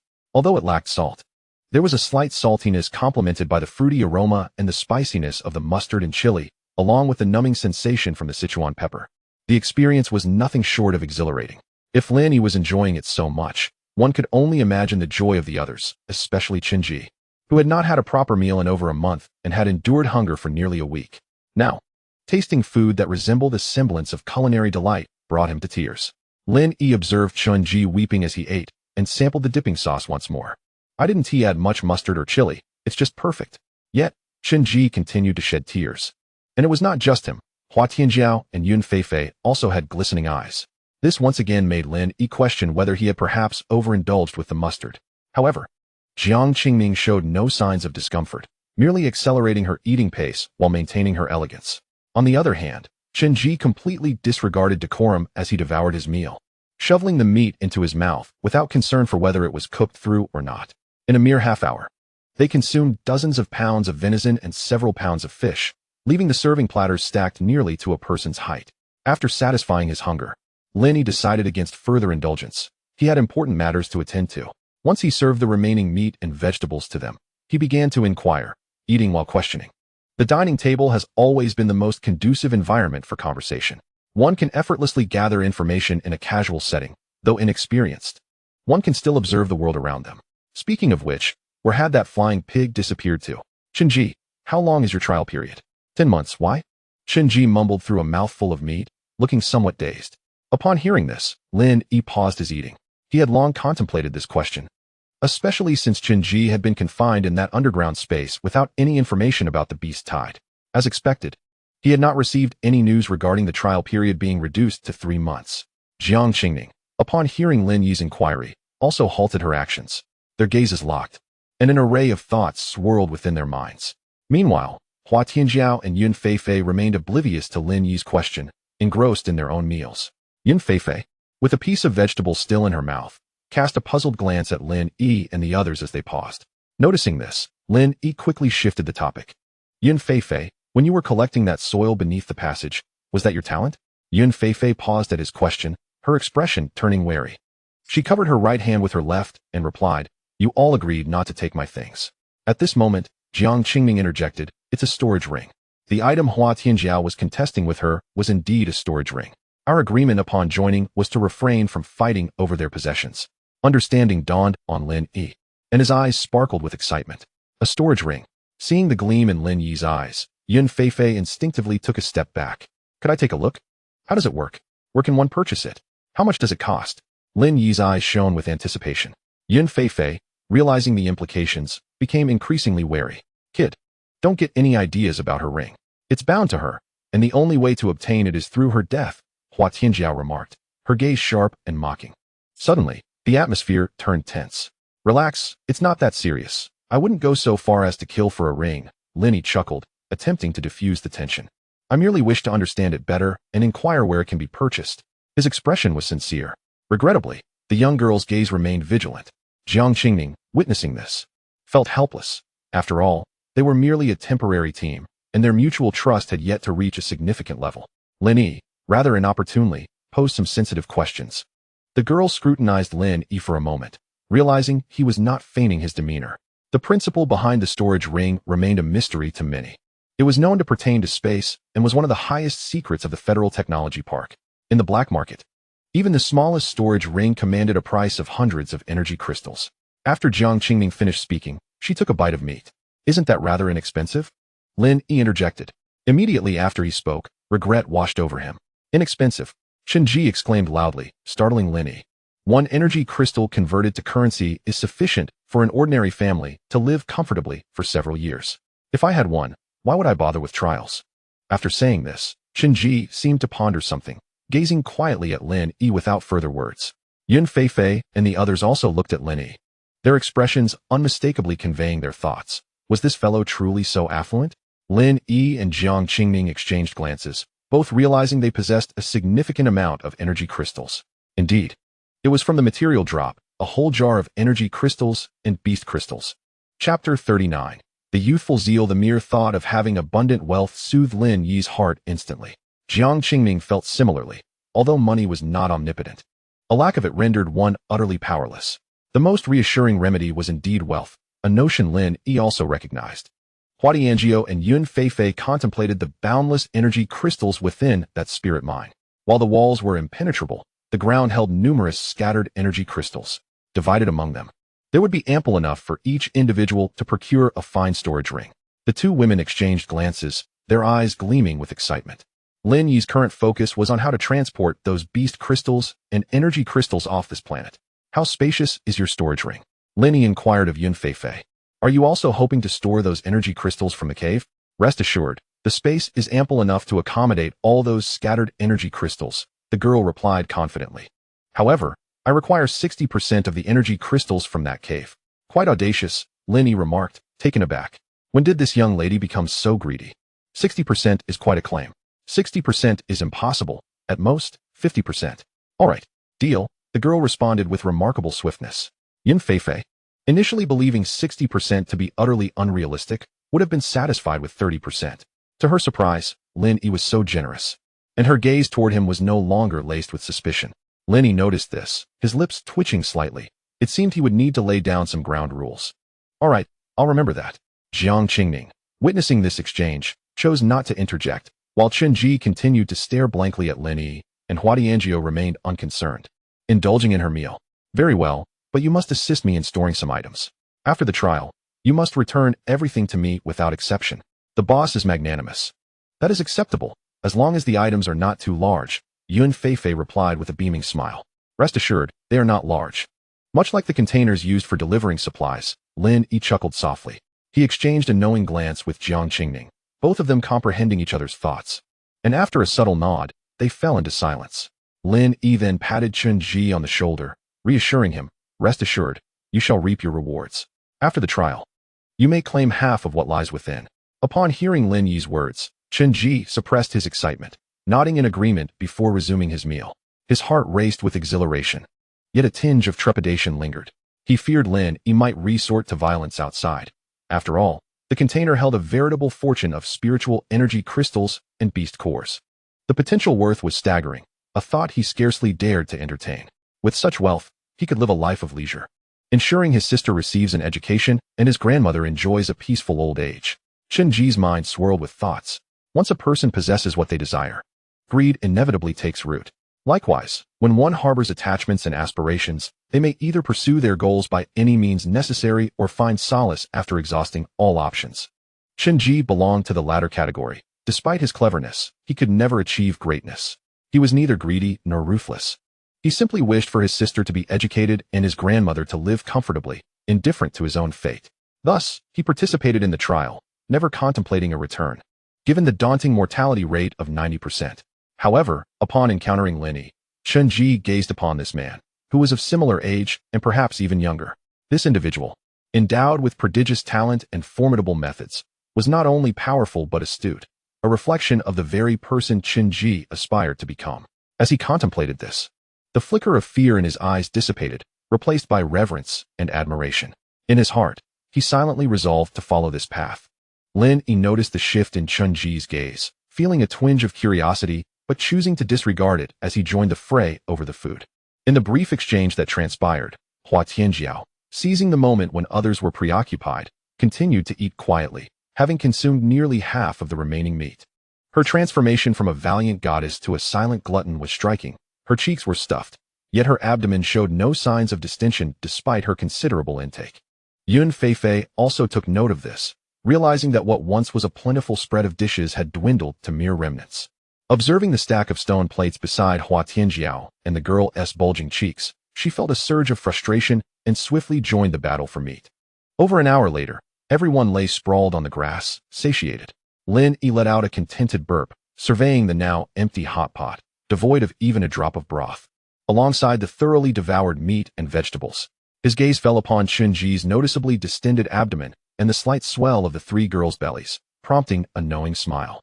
The most gratifying moment for a chef is witnessing the satisfaction on their guests' faces after they have relished the dishes prepared for them. At least in this moment, Lin Yi felt a profound sense of fulfillment. Before his journey across realms, he had merely been a young man battered by the harsh realities of society. From a gentle haven, he entered a gladiatorial arena, shedding his innate vigor, entangled by the very essence of growth. Rather than toiling away, he sought a startup fund, establishing a modest eatery in his hometown. With his culinary skills, he believed he could sustain himself, planning to quietly navigate through life. Alas, in a bewildering twist of fate, he found himself thrust into another realm. It is of little consequence. He was inherently a mere shell of a person, having received the education due to him. He completed university, only to face unemployment upon graduation, and the military was not an option. In just a few short years, he had relinquished his youthful exuberance. If one were to ponder the duration of personal growth, it might be encapsulated in a fleeting moment. He witnessed his parents' struggles, the harshness of life, and the encroaching gray of age. Ultimately, the boy he once was faded into the past, as aspirations succumbed to reality. Lost in thought, Lin Yi felt tears stream down his face. Jiang Qingning, sensing Lin Yi's unusual demeanor, glanced over, prompting the boy to quickly turn away, discreetly wiping the traces of his tears. As he lifted his gaze, he beheld a soaring eagle against the backdrop of a blue sky adorned with white clouds, alongside the blazing sun and scattered stars. Indeed, in this world, one can see stars even in daylight. The boy was struck by the realization that he was no longer in the constrictive world that bound him, but rather in a strange realm free from cages, where his soaring spirit could not be contained. At that moment, Lin Yi felt an unprecedented sense of relaxation and freedom, as if all restraints had vanished. In this instant, his youthful vigor severed the tendrils of growth that clung to him. He became an unstoppable force, a surge of sharp energy radiating from his being. Spiraling upwards toward the sky, Jiang Qingming and Hua Tianjiao were taken aback. To them, Lin Yi appeared as an unparalleled blade of brilliance, his energy piercing the heavens. He found himself enveloped in a peculiar state, feeling as though nothing in this world could hinder his progress, just as nothing could suppress his enterprising spirit. Chapter 40. Three Great Energies. Moments later, Lin Yi emerged from this extraordinary state, feeling a sense of unprecedented well-being. Alongside the flowing spiritual energy within his meridians, he sensed another strange force. This energy felt gaseous, yet distinctly different from mere gas. He could perceive its presence and direct its flow. With a mere thought, a stream of energy, sharp as a blade, manifested at his fingertips. This scene was astonishing, akin to a glimmering knife dancing at the tip of his fingers. Could this be the essence of vigor? A commanding female voice resonated. Upon hearing it, Lin Yi quickly looked up, startled by the sight before him. Just less than a meter away, a formidable figure was intently focused on the ethereal stream at his fingertips. Startled by the proximity, Lin Yi was momentarily taken aback, while three other figures nearby stared in astonishment. In that brief moment of distraction, the girl reached out her finger to touch the flowing energy. However, before she could even encounter the flow of energy, the girl's fingertips were lacerated as if by a blade, leaving a trace of blood. What a sharp aura! Hua Tianjiao marveled. Lin Yi, witnessing the admiration on Hua Tianjiao's face, felt a surge of astonishment himself. Typically reserved, Hua Tianjiao seldom engaged in conversation, often displaying a cool demeanor. Yet, this rare glimpse of expression beyond her usual indifference was truly a sight to behold. Simultaneously, Lin Yi began to focus on the energy flowing from her fingertips. The fact that it could elicit such admiration from Hua Tianjiao suggested its extraordinary nature. Upon closer inspection, Lin Yi discerned a singular trait, its sharpness. Is this what you refer to as sharpness? Is there a deeper significance? Lin Yi inquired, directing his gaze toward Hua Tianjiao. Since realizing Lin Yi had awakened this sharpness, the girl had shed her previous aloofness and begun to exhibit a newfound warmth. This is sharpness, specifically known as youthful sharpness. It possesses but one defining characteristic, its unparalleled sharpness. Do not underestimate this trait. Its sharpness knows no bounds. I once heard of a prodigious youth who, harnessing this sharpness, cleaved an entire planet. The girl paused momentarily, her eyes reflecting a yearning spirit. Before Hua Tianjiao could continue, Yun Feifei interjected, expressing her exasperation. The most frustrating aspect is that this power cannot be cultivated. It is the most trivial among the three energies. In theory, anyone can awaken sharpness. Yet the awakened are exceedingly rare. Furthermore, this power is particularly unstable. Its existence is unpredictable, much like the ephemeral nature of youthful sharpness. Indeed, Hua Tianjiao resumed, without exception, those who awaken sharpness are prodigious youths, ultimately becoming significant figures. Sharpness can be deemed a standard for measuring exceptional talent. Lin Yi nodded in understanding. At that moment, a cool voice interjected. However, this power is not entirely beyond cultivation. It is merely exceedingly challenging. Without the right opportunity, progress is nearly impossible. The voice hesitated before continuing. Sharpness is linked to one's temperament, will, and spirit. Beyond that, my knowledge is limited, as very few pursue the cultivation of this power. My father once stated that although sharpness ranks lowest among the three energies, it is not due to a lack of strength. On the contrary, it is remarkably powerful. But its inability to be widely cultivated and its inherent instability contribute to its lower status. After Jiang Qingning concluded, Lin Yi could not resist asking, "So what exactly are the three energies you mentioned?" The group fell silent, realizing he had only just learned of them. Jiang Qingning sighed in exasperation. The three energies are the scholarly aura, the warrior's battle spirit, and the youthful sharpness. This is common knowledge. How can you be at the pinnacle of the extreme realm and still be unaware of such fundamental concepts? Lin Yi, feeling somewhat chagrined, refrained from responding, wary of revealing his ignorance further. The scholarly aura distinguishes between clarity and turbidity, adept at transformation, most famously represented by the righteous spirit. Warriors embody ambition. Those who are combative possess integrity, which constitutes the battle spirit. A martial artist without battle spirit can never be deemed a qualified warrior. At this point, Jiang Qingning paused, raising her gaze towards Hua Tianjiao. "Do not gaze upon me. I have yet to cultivate my battle spirit. Should I succeed in harnessing such power, none of you combined would stand a chance against me," Hua Tianjiao remarked with a dismissive pout. Surprisingly, Jiang Qingning did not counter her assertion, nor did Yun Feifei. This only deepened Lin Yi's curiosity about the nature of battle spirit, which evidently conferred a remarkable augmentation of strength. At that moment, Jiang Qingning spoke once more. "However, descriptions of this formidable spirit are rather scarce. It is a force characterized by an unwavering resolve to advance." A renowned master of this spirit left behind a poignant verse.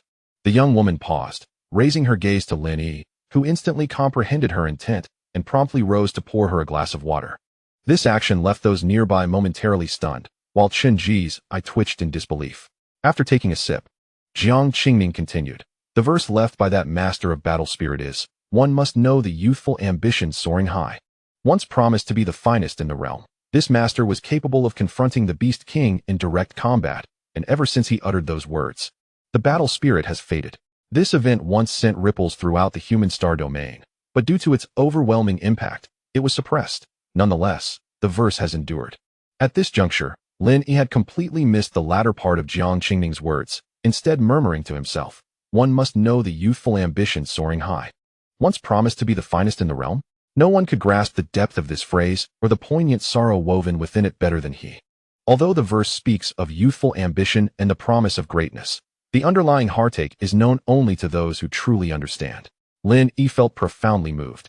Growing up is a verb that has, in many ways, dulled his once sharp spirit, his aspirations, and his determination. He began to accept his own ordinariness, realizing that many outcomes require effort to achieve, and even then, success is not guaranteed.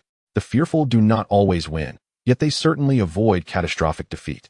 In former days, he might have concocted numerous excuses for himself, but now, having traversed into this extraordinary realm, he feels unencumbered, with the past severed and the future yet to unfold.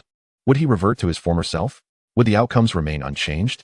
In his youth, he believed that success would come swiftly, unhampered by separation. Years later, he came to understand the truth. To seek the osmanthus flowers while toasting with wine is never quite like the carefree days of youth. What does it matter?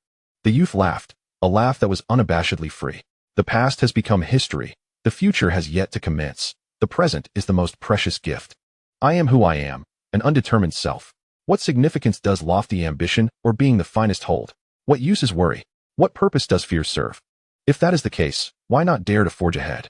You remain you. Still that youthful spirit. Youth knows no fear and requires no definition.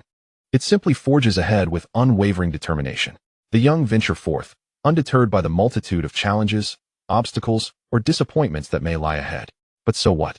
A youth is still a youth. I am still myself. At this moment, Lin Yi's eyes sparkled with clarity, his mind awakened, as he re-entered a peculiar state. The currents of energy around him swirled, and his battle spirit surged skyward. In that instant, the youth's brilliance shone forth, leaving Jiang Qingning and her companions taken aback, hastily retreating 10 paces from Lin Yi's vicinity. At this moment, Hua Tianjiao's eyes reflected a sense of bewilderment as she murmured to herself, "Is it truly so easy to enhance one's sharpness?" She had once experienced it herself, yet found it not particularly formidable. A single defeat had extinguished her prowess. Chapter 41. Fierce combat. Lin Yi's situation left the young girl in shock. The mere ability to awaken one's sharpness was already an extraordinary feat. To achieve a second enhancement in such a brief period was a blow to Hua Tianjiao. The boy was enveloped in a wild aura of sharpness that surged towards the heavens. Within a 10-meter radius, grass and air were cleaved apart, the ground appearing as if it had been ravaged by a chaotic storm, revealing patches of yellow earth beneath. However, Lin Yi remained oblivious to his surroundings. His eyes were tightly shut, his body suspended in space, as currents of energy swirled around him, their brilliance flickering. At that moment, Jiang Qingning turned to Hua Tianjiao and spoke, noting that Lin Yi had now emerged as the strongest member of their team. As the most pure-hearted warrior and a skilled gun wielder, do you have nothing to say? The girl regarded Hua Tianjiao with a look imbued with unspoken significance. Silently observing her, Hua Tianjiao, in a state of turmoil, found herself struck down twice in a single day. Logically, she should not have been so easily disheartened. Nevertheless, the events she had witnessed today were undeniably staggering, profoundly affecting her spirit. Seeing Hua Tianjiao's silence, Jiang Qingning continued, "If you do not take action today, you may find yourself forever estranged from the path of battle energy, not to mention the elusive essence that follows." The girl paused, adding, "Perhaps your journey as a warrior will come to an abrupt end." Upon hearing this, Hua Tianjiao suddenly shattered the bowl in her hand. An overwhelming surge of spiritual energy coursed through her, her brows furrowed with intensity and her gaze resolute. At this moment, she was determined to forcefully break the mirror of her limitations, making a commotion that rivaled Lin Yi's. Jiang Qingning's lips curled into a subtle smile. Indeed, she aimed to incite a clash between Hua Tianjiao and Lin Yi. However, as she had stated, the situation was as she predicted. This was a blatant scheme, leaving Hua Tianjiao with no option to refuse. Yet, it presented advantages for both parties, contingent upon Hua Tianjiao's victory. Should she lose, her path in martial arts would be irrevocably severed. Conversely, a victory might awaken her battle energy, propelling her to great heights. Additionally, this confrontation could assist Lin Yi in mastering his surging power and skillfully employing his awakened sharpness. Sometimes, an overwhelming brilliance could prove detrimental. Lin Yi's rapid ascension from awakening his sharpness to a second enhancement had left him ill-prepared and unfamiliar with such power. Without refinement, it risked spiraling out of control, endangering both himself and others. Jiang Qingning observed Lin Yi, who was still in contemplation, alongside Hua Tianjiao, who was striving to break through. Who would emerge victorious in this encounter? The anticipation was palpable. Originally, Lin Yi's awakening of sharpness rendered Hua Tianjiao, who also resided in the realm of breaking limits, virtually without hope of victory. At best, she could maintain a stalemate. Yet, Lin Yi's extraordinary achievement of a second awakening in such a short span was nothing short of a miracle, an unprecedented phenomenon. After this second awakening, Hua Tianjiao understood that her chances of winning were slim. She recognized her predicament, knowing that only through a forceful breakthrough and a desperate gamble could she have a glimmer of hope, especially since Lin Yi had yet to fully master the sharpness gained from his breakthrough. Why must you incite them to battle? And how could that madwoman agree? Yun Feifei looked at Jiang Qingning, hoping she could clarify her confusion. Jiang Qingning cast a glance at Yun Feifei, sensing that this woman was far from ordinary. Her depths concealed. She was a pure martial artist, yet today, her spirit had been struck down twice, a devastating blow to her path in martial arts. Moreover, she practiced the art of gun mastery, which emphasizes relentless forward momentum. You may not comprehend. Martial artists may face defeat or even perish, but they must never retreat. Especially since she wielded a gun, a symbol of unwavering resolve in the martial realm. After hearing this, Yun Feifei shook her head, still perplexed as to why they should fight. From Lin Yi's breakthrough to now, she remained utterly bewildered.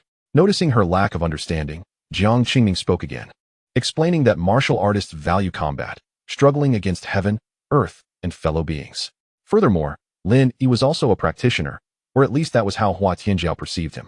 You understand the principle of like repelling like and the conflict of two tigers, do you not? This time, Yin Feifei grasped a portion of the concept. Essentially, it was about fighting. Indeed, as her elder brother had said, martial artists were nothing more than brash warriors who only knew how to battle. At this moment, the spiritual energy surrounding Hua Tianjiao gradually dissipated. She had successfully broken through. Lin Yi's sharp brilliance also began to retract as he awakened from his enlightenment. Was this the realm of wind control? The young girl suddenly floated off the ground, feeling significantly lighter, with her internal spiritual energy now magnified several times over. Lin Yi, also suspended in the air, widened his eyes, the sharp glint flickering away. He felt an overwhelming sense of power, as if with a mere exertion, he could obliterate everything in his path. The girl noticed Lin Yi, and as they floated in the air, their gazes locked. Hua Tianjiao looked at Lin Yi. Her brows arched, her spiritual energy surging, and roared, "Let us battle." The girl reached behind her and grasped the long gun, embedded in the ground afar, trembled, and swiftly flew into her hand. With fervent eyes, Hua Tianjiao gazed at Lin Yi, brimming with combat spirit. Although Lin Yi was still bewildered, he sensed the boiling fighting spirit emanating from Hua Tianjiao. Simultaneously, her fervor ignited Lin Yi's own desire for battle, awakening the violent and indomitable spirit hidden within him. Excellent. This suits me perfectly. Let us fight. Lin Yi howled to the heavens, his own sharp energy surging. In an instant, their gazes met. Both sensing the battle intent within each other, the fight was about to commence. Though unaware of why he could now fly, Lin Yi was undeterred as he assumed a combat stance, his 8 extremes fist buoyed by the air, his entire being enveloped in sharp energy. The girl was equally undeterred. With a flick of her gun, she unleashed it like a dragon, propelling herself forward with incredible speed. With a resounding boom, the spiritually charged long gun collided with Lin Yi's energy-wreathed fists, sparks flying and the air erupting. Both displayed an unyielding advance in their stances. The forward momentum of the gun master clashed with Lin Yi's indomitable spirit at that moment. Their battle was a fierce confrontation. Although the girl dared not engage Lin Yi in close combat, she still clashed her long gun against his fists and elbows. Lin Yi felt increasingly frustrated in battle. Although the 8 extremes fist excels in offensive techniques, it fundamentally relies on the power derived from the earth. Now, suspended in midair, he was unable to unleash the ferocious and dominating strength characteristic of the style, resorting instead to relying on his spirit and youthful vigor to contend with the girl. Hua Tianjiao recognized this limitation, thus exerting her efforts to elevate the battlefield. At that moment, the advantages of her realm became apparent. The wind control realm not only allowed for a surge of spiritual energy, but, as the name suggests, enabled flight. As long as her internal energy was not depleted, she could soar through the skies as if riding the wind. This was the very foundation upon which the girl dared to confront Lin Yi after her breakthrough. It was only when they reached a considerable altitude that Lin Yi sensed something amiss. Why were they ascending higher? Glancing down, he felt a slight tremor in his legs. Not from acrophobia, but from a sudden realization of his precarious situation. He regretted his inexperience in battle, had he initially pulled the girl down toward the ground. He might have avoided this predicament altogether, maintaining an undefeated stance. After yet another collision, Hua Tianjiao noticed her spear felt significantly lighter. Alarmed, she realized that after so many clashes, the weapon was now battered, with the metal damaged by her own sharp energy. Indeed, the legendary sharpness was formidable. With her internal energy dwindling, it seemed that a swift resolution was imperative. Hua Tianjiao turned to Lin Yi, declaring, "I am about to unleash my ultimate move. Prepare yourself and don't perish." The girl lunged forward with remarkable speed, reaching Lin Yi's side in an instant. At that moment, Lin Yi sensed impending danger, his heart racing. He hastily adopted a defensive stance, enveloped in sharp energy. The dual glimmers of cold light erupted from in front of him with astonishing speed. To his right, at a critical juncture, he activated his spirit-seeking talent, barely catching a glimpse of the spear's trajectory. He then focused his energy into defense. However, the tail of the spear, executing a swift maneuver, emerged from behind him with a resounding crack. "You've lost," the girl panted, addressing him. Lin Yi looked on in astonishment at the girl floating in midair, wielding 2 segments of the spear, with the shaft and the tail now separated, the tail even broken. Hua Tianjiao beamed with a radiant and exuberant smile. Seeing her bold demeanor, Lin Yi couldn't help but smile back. "Yin Feifei, observing the two inexplicably laughing figures above. Felt a twinge of annoyance. "Hey, you two," she shouted. "Are you done laughing? If you're finished, come down already." Humph. Chapter 42. The water pool. Lin Yi and Hua Tianjiao exchanged a glance. After their skirmish, their relationship had softened. The girl shrugged and began to descend. Lin Yi quickly followed, retracting his sharp energy and allowing himself to drop. With a loud crash, dust billowed as Lin Yi landed heavily. His legs sank entirely into the ground, debris scattering around him. Thankfully, Jiang Qingming and the others had left the area earlier. Otherwise, they would have been enveloped in dust. At that moment, Hua Tianjiao also gently descended. Seeing Lin Yi's disheveled state, she shrugged and waved her hand, sending a gust of wind that cleared the dust away, revealing Lin Yi, completely ensnared in mud up to his waist. Ha! Yun Feifei mercilessly mocked from the side, unable to contain her laughter. Lin Yi's expression darkened as he pushed himself up from the ground. Glancing at his unscathed clothing and shoes, he marveled at the exceptional quality of the fabric. How had he flown just moments ago? Reflecting on the sensation experienced during the battle, Lin Yi closed his eyes, feeling a surge of energy emanating from his fingertips, gradually enveloping his arms, and ultimately his entire being. He began to ascend gently into the air. Such a wondrous power! Lin Yi exclaimed, soaring higher and faster, growing increasingly adept with each moment. Few could claim the ability to fly without having reached the wind control realm. Jiang Qingming gazed in awe at Lin Yi's airborne figure. Meanwhile, Yun Feifei remarked enviously, "What a fortunate lad," her admiration unmistakable despite the tinge of jealousy. "There's nothing to it. You'll be able to fly once you reach the wind control realm too," Hua Tianjiao chimed in. "But how long will that take?" "I've only just broken through to the extreme breaking realm," Yun Feifei lamented. Jiang Qingming cast a glance at Hua Tianjiao and spoke coldly. "That last move was my sword technique, wasn't it?" "No, it wasn't." "Yes, it was." "No, it wasn't." "Yes, it was." "I didn't expect this hot-headed gun practitioner to steal my sword technique." "No, you're overthinking it. That was merely a new insight I gained." Hua Tianjiao denied it with a hint of insecurity. Jiang Qingming, however, remained unyielding in her conviction. The two engaged in a nonsensical banter while Lin Yi continued to float above. He ascended higher until a sudden chill prompted him to survey his surroundings. Realizing he had reached an altitude of 100 meters, the view was nothing short of breathtaking. Above him, clouds swirled, some low enough to touch, exuding a soft, surreal quality. Looking down, he was met with devastation. Fallen trees and land that appeared to have been plowed. Many once majestic mountains lay crumbled. Activating his spirit-seeking ability, he observed numerous injured animals wailing below. Although days had passed since the beast tide, its repercussions lingered. Yet, contrary to expectations, there were no corpses strewn about. Instead, vultures soared overhead, while packs of wolves and hunting dogs prowled the ground. It seemed the animals that perished during the beast tide had been completely consumed, leaving no waste and no chance for decay. Indeed, in such circumstances, creatures were either trampled into pulp or devoured. Lin Yi recalled the shocking scene he had witnessed earlier on the mountainside, where colossal and formidable beasts roamed, a sight that left him awestruck. For someone who had spent over 20 years in a mundane city, only ever visiting the zoo to see animals, such a spectacle was profoundly moving. Even now, the memory resonated within him. Suddenly, the distant cries of eagles broke the silence, and several hawks swooped toward him. Lin Yi hastily descended. Just as he was about to touch down, he spotted a familiar figure, a winged flying pig. The creature's limbs were ensnared by several tentacles, and beneath the tentacles lay the peculiar water pool Lin Yi had previously discovered. At this moment, the flying pig was desperately flapping its diminutive wings. Yet it was still being dragged downwards by the tentacles. Indeed, this pig was trapped here. Lin Yi flew towards the direction of the flying pig, which, upon noticing him, cried out in a voice of utmost despair, Kid, please save me. Save the great pig. I am about to be devoured." Hearing this, Lin Yi's expression darkened, and he contemplated turning away. However, after a moment's thought, he decided to continue forward. "I will assist you, but you must refrain from calling me kid and cease referring to yourself as the great pig. Promise me that, and I shall help. Otherwise, I will take my leave." "Impossible, kid.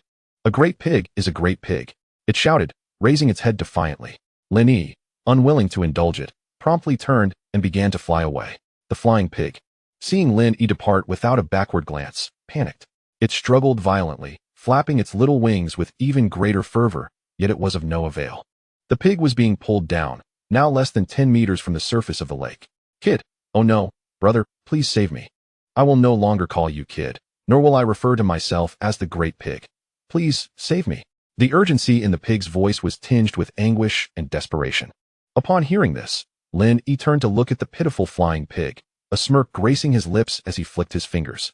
Two slender streams of sharp energy shot forth, slicing through the air and swiftly severing the tentacles that ensnared the flying pig's legs. This was a method Lin Yi had just conceived. With his current strength, even a mere flick of his fingers could produce a sonic boom. And by channeling the sharp energy from his fingertips, the force would surely be amplified and reach even greater distances. This trial proved remarkably effective. Just as the tentacles were severed, a peculiar sound akin to a shout echoed forth. "Kid, run. The creature beneath is about to emerge." The flying pig swiftly darted away from the lake's surface, soaring at an incredible speed into the distance. Meanwhile, more tentacles emerged from the lake's surface. Yet under the scrutiny of Lin Yi's probing ability, no energy was detected. Strangely, this was the first instance where his unique ability failed to function. Lin Yi then flicked his fingers again, sending 10 streams of sharp energy slicing down towards the lake's surface. Wherever they passed, the tentacles were severed, and the momentum of the sharp energy continued unabated towards the water. Upon contact with the lake, they vanished, and a tremor resonated beneath the surface before calmness returned. Eerily serene, no tentacles emerged again. The 10 streams of energy lost contact, leaving Lin Yi uncertain whether they had dissipated or met another fate. A sense of dread washed over Lin Yi as he surveyed the placid lake below. His probing abilities still revealed nothing. Beneath him lay merely an ordinary lake, devoid of tentacles or any detectable energy. The stillness was unnervingly palpable.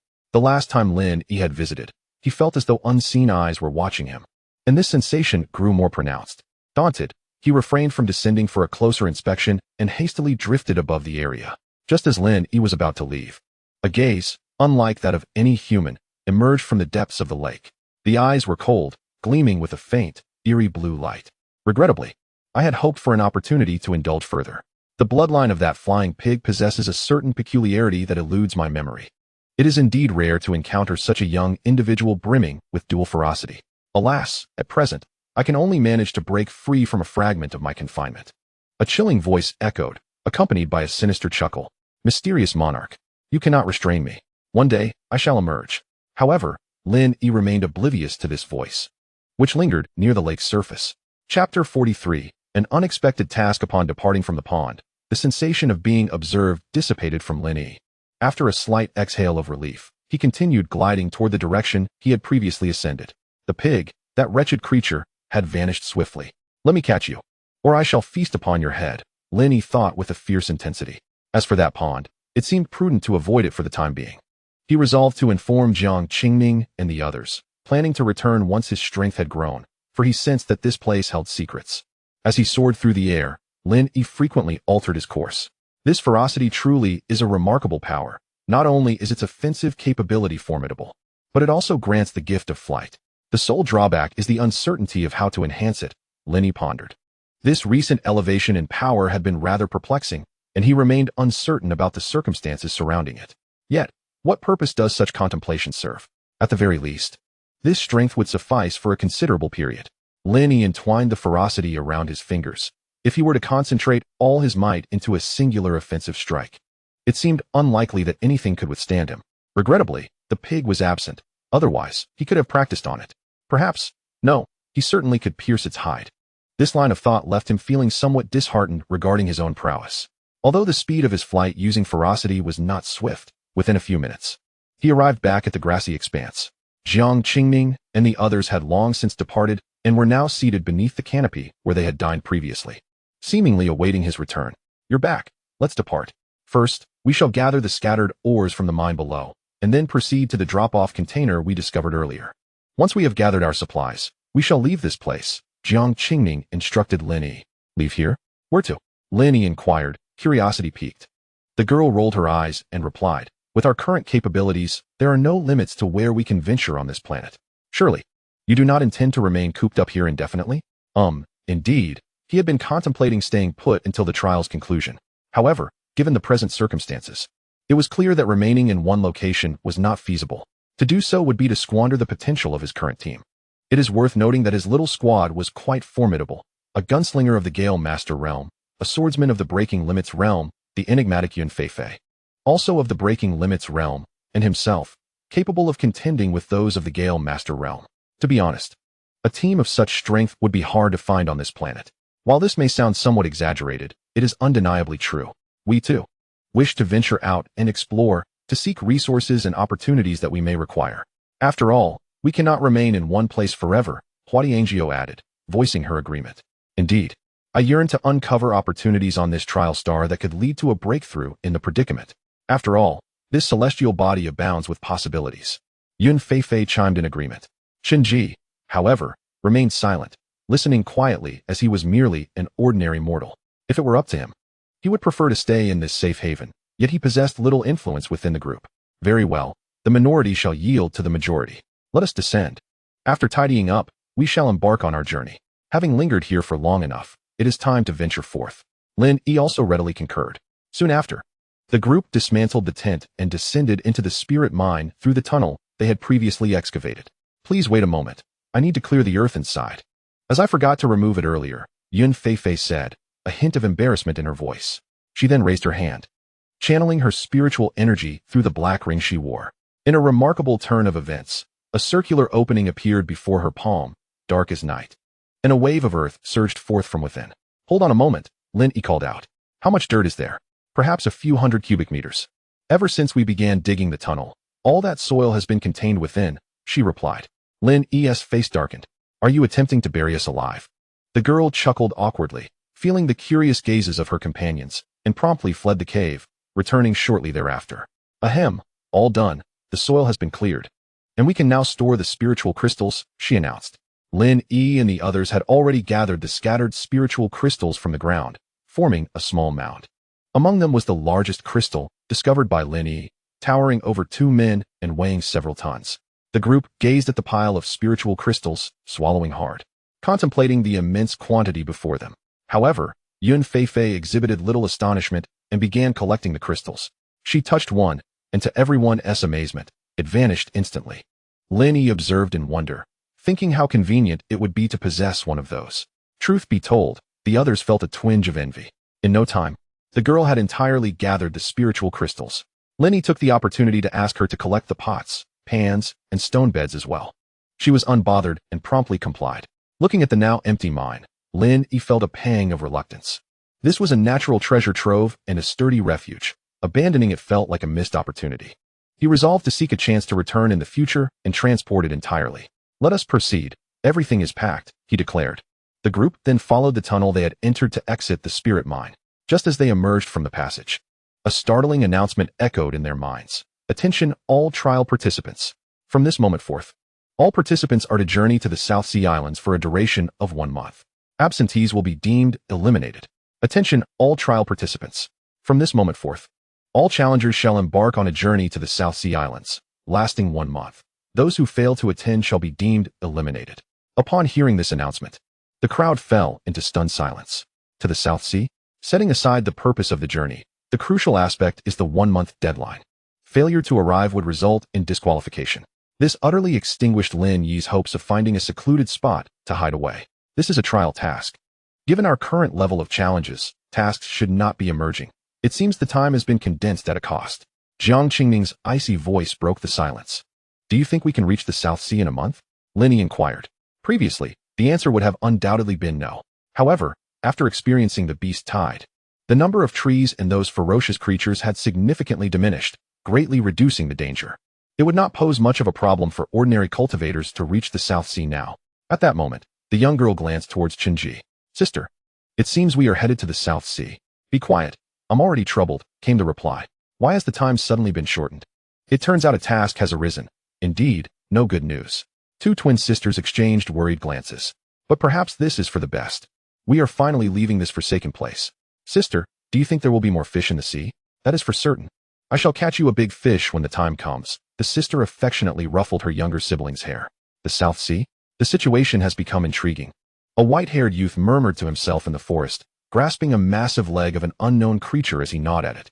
Suddenly, a figure soaring rapidly through the night sky halted, landing gracefully atop a giant tree. The figure was tall and slender, with flowing long hair and a sheathed blade in hand, exuding an icy demeanor. After a moment's hesitation, the figure soared forward, leaving a trail of afterimages in its wake. Chapter 44. The journey begins. Originally intending to depart, Lin Yi and the others returned to the spirit mine cave. They sat in silence on the ground. The atmosphere unusually tranquil. Chen Ji was filled with trepidation. After much contemplation, he finally spoke first. Perhaps you should go on ahead without me. When the trial concludes, do consider my share as well. You may donate it to a welfare organization. This was Chen Ji's carefully considered decision, as he was an ordinary person, and the prospect of overcoming numerous challenges to reach the South Sea seemed nearly impossible. It would also be unrealistic to expect them to reserve their earnings for his family, as it could potentially bring misfortune to his grandmother and sister. Moreover, being merely an ordinary team member, his absence would not hinder their success in this trial. Don't rush. We will find a way. Rest assured, a solution will present itself. At worst, we shall take one step at a time, Lin Yi reassured him. Chen Ji nodded in response. In truth, bringing him to the South Sea would not be exceedingly difficult. It is not burdensome to carry one person with my strength. Hua Tianjiao remarked. The key concern lies in the arduous journey, which may even cost one their life, she added, casting a glance at Chen Ji. Before Chen Ji could utter a word, Hua Tianjiao interjected, however, arriving in the South China Sea may not necessarily be in your favor. That place is undoubtedly teeming with extraordinary talents, and we might find it challenging to protect you. Furthermore, the trials ahead are likely to be formidable. Consider your decision carefully. Indeed, the choice is yours, and we shall respect your decision, spoke Jiang Qingning in a cool tone. Yun Feifei remained silent, preoccupied with the ring she was toying with. After a moment of hesitation, Chen Ji gritted his teeth and resolutely made his choice. I will go. He acknowledged the potential consequences, but felt compelled to venture forth. After all, one cannot live a life of cowardice. This time, fortune favored him with a powerful team, and such an opportunity may not arise again. Rather than face elimination, it would be wiser to take a risk. Who knows, perhaps the floating board could transform into a battleship. Lin Yi was not surprised by Chen Ji's decision. Anyone bold enough to come to the trial star had certainly set aside any fear of death. If one is unafraid of mortality, then why not strive harder and take a greater gamble? At that moment, Lin Yi looked at Chen Ji with newfound appreciation. A person possessing courage and determination is destined for a promising future. Now that we have made a decision, let us prepare for this journey. It will be a long trek, and it is prudent to be well equipped. Lin Yi addressed the group, who all nodded in agreement. Let each of us gather what we need. Tomorrow we depart. Chen Ji, come with me to catch some fish. Subsequently, everyone dispersed. Throughout the night, Lin Yi managed to capture over 200 spirit fish.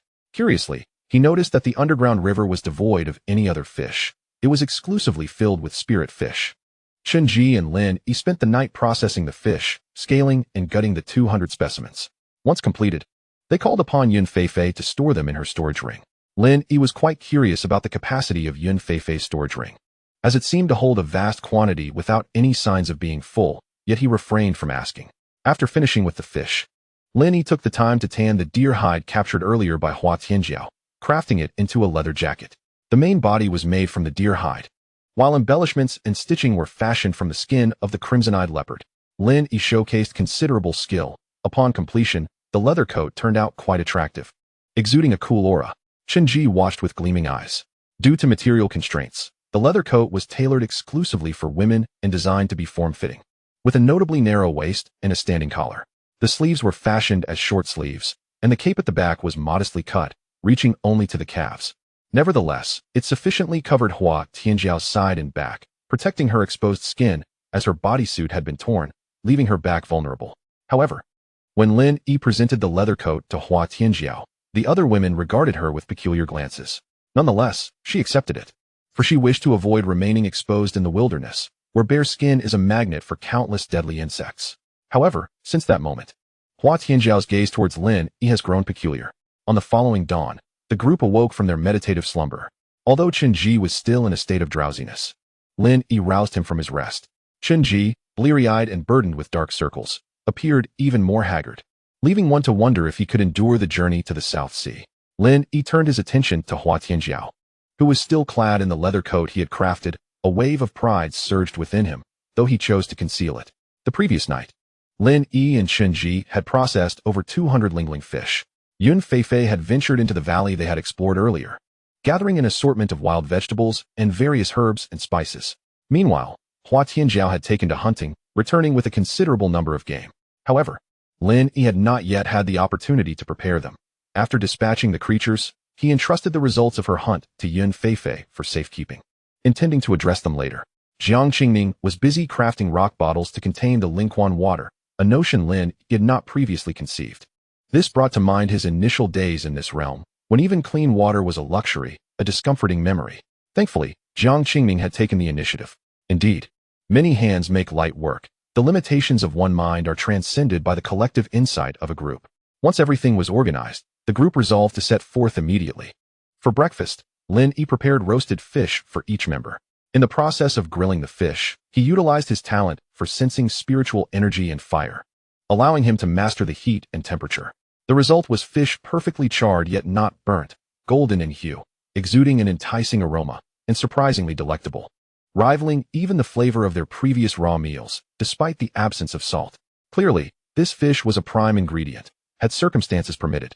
Lin Yi would have wished to take a few back for cultivation. Alas, such thoughts were mere fancy, for he had inquired with Yun Feifei, and her storage ring could not accommodate living creatures, at least not hers. After satisfying their appetites, the group emerged from the cave. As they traversed a thicket, Hua Tianjiao unexpectedly dashed into the underbrush, emerging moments later with a wild horse in tow for Qinji. The horse was robust and majestic, exuding an aura of power, tethered by an unfamiliar vine through its nostrils. With Hua Tianjiao's imposing presence, the horse, though seemingly reluctant and occasionally whinnying, was compelled to bear Qinji. The horse's speed was commendable. While it could not match Lin Yi's swiftness, it was not far behind Yun Feifei. After attending to these matters, the group finally set out on their journey to the South Sea. Chapter 45. The transformation of sharpness into weaponry before completely departing from the forest. Lin Yi made a visit to the site where he had buried the canister. "This is what I need you to help me carry," Lin Yi remarked, pointing to the excavation before him. A towering canister, 3 meters high and with a radius of over 2 meters. "What treasures lie within this container that you hold in such high regard?" Yun Feifei inquired. Her curiosity piqued as she gazed at Lin Yi, eager for an explanation. After a moment of hesitation, Lin Yi spoke up. "Let me make this clear. You cannot take anything from inside. Rest assured, I already possess 50% of the energy crystals. I am not in need of your meager offerings, even if they are energy crystals," Yun Feifei replied nonchalantly. Indeed, the contents within were energy crystals, but not solely limited to that. At this juncture, Jiang Qingming interjected, her voice laced with a hint of amusement. Lin Yi remained silent and directly pulled open the door. With a resounding crash, a plethora of vividly colored crystals tumbled to the ground, forming a small mountain. Hua Tianjiao and Yun Feifei stood in stunned silence, and even Qinji was momentarily taken aback. Despite Lin Yi and Jiang Qingming being somewhat prepared, they could not suppress their astonishment. The scene before them was overwhelmingly breathtaking, akin to presenting an insurmountable mountain of gold to an ordinary person. The sheer impact was beyond verbal description. After a pause of several seconds, Hua Tianjiao and Yun Feifei gradually regained their composure. "Let me be clear. You cannot covet our belongings, but upon completion of the task, we can grant you 10%. Yes, for both of you." Lin Yi addressed Yun Feifei and Hua Tianjiao. Jiang Qingming nodded in agreement from the side. After all, when wealth reaches a certain magnitude, the concept of money becomes abstract. Therefore, Lin Yi and Jiang Qingming felt no pain in offering a portion. However, Yun Feifei's eyes sparkled with excitement, and Hua Tianjiao also felt a stirring within. This sum of money could ensure their financial security for the rest of their lives. At that moment, Lin Yi patted Qinji on the shoulder and reassured him. "Don't worry, you will receive your share.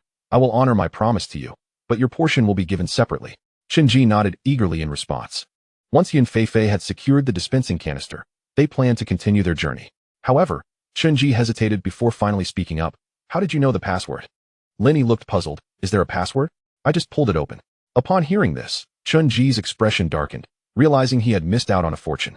It turned out there was no password, and he had foolishly tried to guess one. "I know where another dispensing canister is located, and it's not far from here," Qinji informed the group.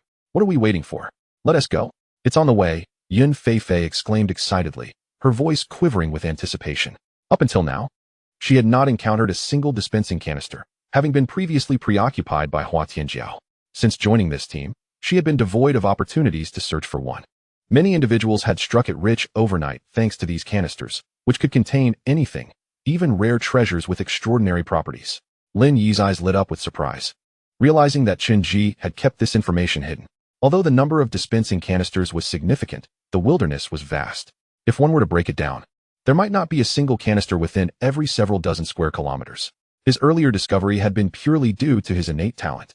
Not only have we endured a massive beast tide, but also the number of dropped containers that have been destroyed or buried is incalculable, making their retrieval nearly impossible. Moreover, they must hasten to the South China Sea, leaving them with little time to search. To discover even one of them now would be akin to receiving an unexpected windfall. Let us set off without delay. The majority of the contents shall belong to you, while we can divide the rest equally, Lin Yi proposed. Agreed. Chen Ji responded without hesitation. In truth, the wealth that Lin Yi had already agreed upon was more than sufficient for him. He never anticipated that his own container would hold anything of substantial value. The group swiftly made their way to the edge of the forest. Stop.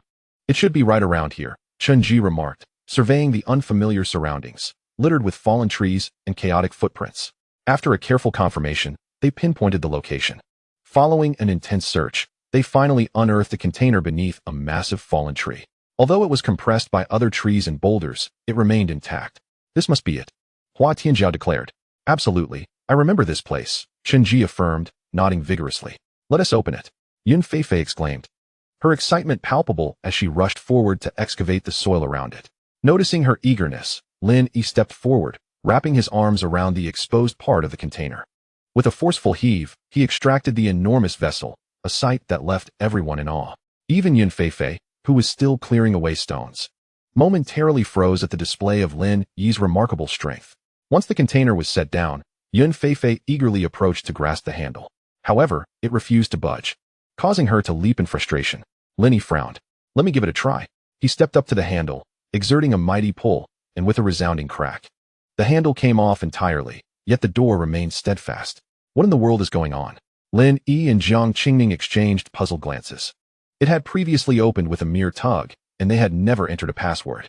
Suddenly, Lin Yi noticed a series of numbers at the password input area. Have you already entered a password? He inquired, looking at Chen Ji. Indeed, I have entered it countless times, Chen Ji replied. That must be it, originally. The container had no password, but the one entered later is the true locking mechanism, Jiang Qingming deduced. Lin Yi nodded, their thoughts aligned. What shall we do now? Perhaps we could attempt to split it open? Hua Tianjiao suggested, brandishing a spear as she stepped forward. Lin Yi quickly sidestepped. A loud clang echoed as the spear struck. Yet the container bore no mark. Is it truly that resilient? The girl exclaimed in astonishment. Lin Yi, why don't you try using your sharp energy to see if it can breach the container? Jiang Qingming proposed. Lin Yi complied, channeling his sharp energy around his fist and delivering a powerful blow. Although the container remained unbroken, several marks were left on its surface. Effective. Try to condense your sharp energy into blades or swords. It may yield extraordinary results, Jiang Qingming urged. Lin Yi was perplexed by such thoughts. Yet he did not rush to inquire further. Instead, he promptly set about to try. After experimenting, he discovered that the sharp energy in his hands was completely unruly, darting about chaotically. Just as it coalesced halfway, the energy suddenly erupted, nearly injuring several individuals. Was there any explanation for this? Lin Yi, confused, turned to Jiang Qingming for clarification. As far as I know, the training of sharp energy encompasses a level called transforming sharp energy into weapons, which allows the energy to coalesce into weaponry, yielding unexpected effects. When there is an excessive amount of sharp energy, it becomes exceedingly difficult to control. A mere misstep can lead to an explosion. Lin Yi felt distressed. Why not try to attach the sharp energy to a weapon? Jiang Qingming suggested.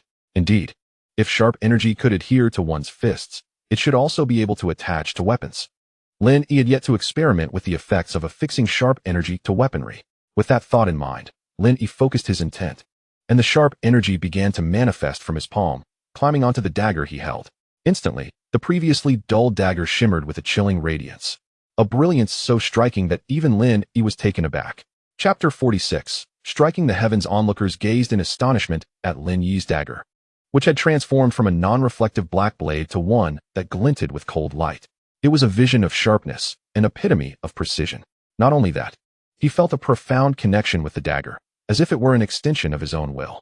Amidst the curious gazes of the crowd, he gently traced the blade across the surface of a throwing canister. Contrary to his expectations of immense resistance, the motion was unexpectedly smooth. Indeed, it was nothing short of silky.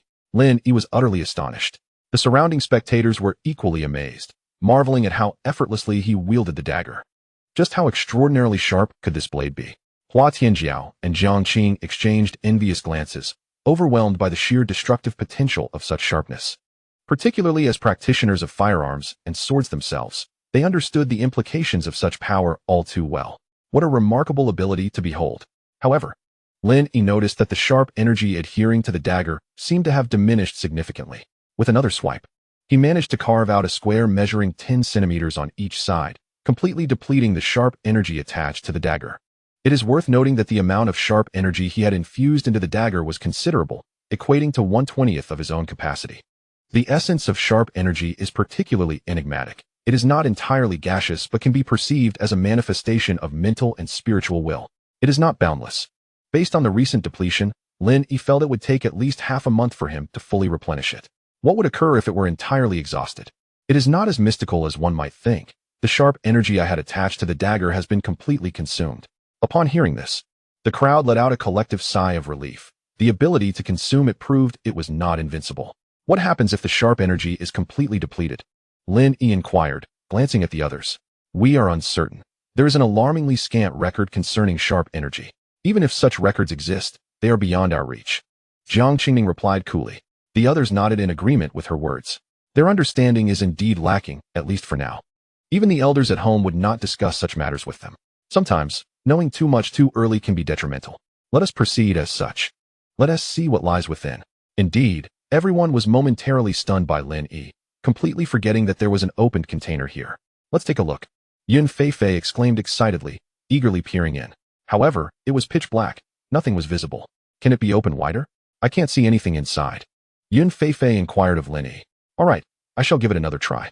This time, Lin Yi, having learned from experience, refrained from cutting a full square opening. Instead, etching a cross on the lid of the container. Each line of the cross measured half a meter in length. This consumed nearly 1.5% of Lin Yi's remaining energy, causing him considerable distress, as he could not ascertain how long it would take to recover. Gazing at the cross-shaped incision before him, Lin Yi decisively delivered a powerful kick aimed at one of the corners. Indeed, that corner caved in. Subsequently, Lin Yi forcefully pried the other 3 sides open. What greeted their eyes were an array of peculiar items. However, one object captured Lin Yi's attention. It appeared to be a firearm. Quickly, he urged everyone to come and see what was inside, instructing them to take anything useful and to store the rest in their storage rings. The crowd hurriedly gathered around. This is a limited edition firearm, crafted with utmost dedication by the Federal Research Institute. Yun Feifei immediately recognized the strange weapon. Lin Yi too had spotted the firearm first, captivated by its considerable size and unusual beauty. It was an alluring deep blue-black, with smooth lines, measuring approximately 1.5 meters in length. The initial impression it conveyed was one of dominance, as if it were a fierce weapon, a harbinger of death. That was Lin Yi's first instinct. This was undoubtedly a weapon of formidable power. Let us discover what remarkable firearm this is. It surely cannot be an ordinary object. The girl hastily dragged the firearm out. Indeed, she had to drag it out, as Yun Feifei was unable to lift it. Observing this, Lin Yi quickly stepped forward, and upon grasping it, the first sensation he felt was its weight. Given his current strength, which he himself could not fully comprehend, he was astonished that such a mere firearm could feel so burdensome. Just how heavy is this weapon? Is it truly meant for human use? Lin Yi lifted the firearm with both hands, experiencing a slight struggle, but managing nonetheless. Let's see if there are any markings on the barrel. Lin Yi glanced and discovered that there were, indeed, inscriptions. They were crafted using a special technique, embedding a mysterious red metal into the barrel, forming the words "Strike Heaven." A splendid name, quite imposing. After observing for a moment, Yun Feifei sighed. So it is Strike Heaven. No wonder it seemed so familiar. What a disappointment. Have you seen this gun before? Lin Yi asked curiously. This firearm has quite the history. It frequently appeared at major auctions, but after several failed bids, it vanished without a trace. I never expected it to be taken by the authorities, only to be sent here as a deployment item, replied Hua Tianjiao. Is there something wrong with this firearm? Lin Yi inquired. The gun possesses an eerie aura, having passed through the hands of 7 different owners. Yet, the most fortunate fate among them was that of its third master, who became a mere vegetable, while the others met with tragic ends. Nevertheless, this does not substantiate anything definitive. Hua Tianjiao paused, noting that despite the gun's ominous history, it still attracted myriad admirers. The most catastrophic incident even incited a planetary war. However, with the demise of its final owner, the gun's scope mysteriously vanished. Hold on, Lin Yi interjected. You claim this gun sparked a planetary war. Does it truly hold such immense value? And as for the missing scope, it could simply be recreated. The girl rolled her eyes, visibly displeased at Lin Yi's interruption. Hua Tianjiao continued. This weapon has claimed the lives of beings of the 11th rank. Entities capable of cataclysmic destruction. Of course, I cannot vouch for the specifics. That is merely what has been circulated. As for your notion of reconstructing the scope, had there been even a hint of possibility, the Federation would never relinquish this gun. However, a sniper rifle without a scope is merely a heap of worthless scrap. Furthermore, it is exceedingly difficult to wield, burdened with an unwieldy weight. To dismantle it for metal smelting would be utterly lamentable, which is why it has ended up here. Hua Tianjiao sighed softly, stroking the imposing weapon before her. At that moment, Lin Yi's mind began to buzz with ideas. A scope? Perhaps it was unnecessary for him. How does one even operate this gun? Let us see if there are any rounds available, he inquired. Just then, Jiang Qingning, rummaging through her belongings, burst into laughter. Lin Yi looked at her, puzzled.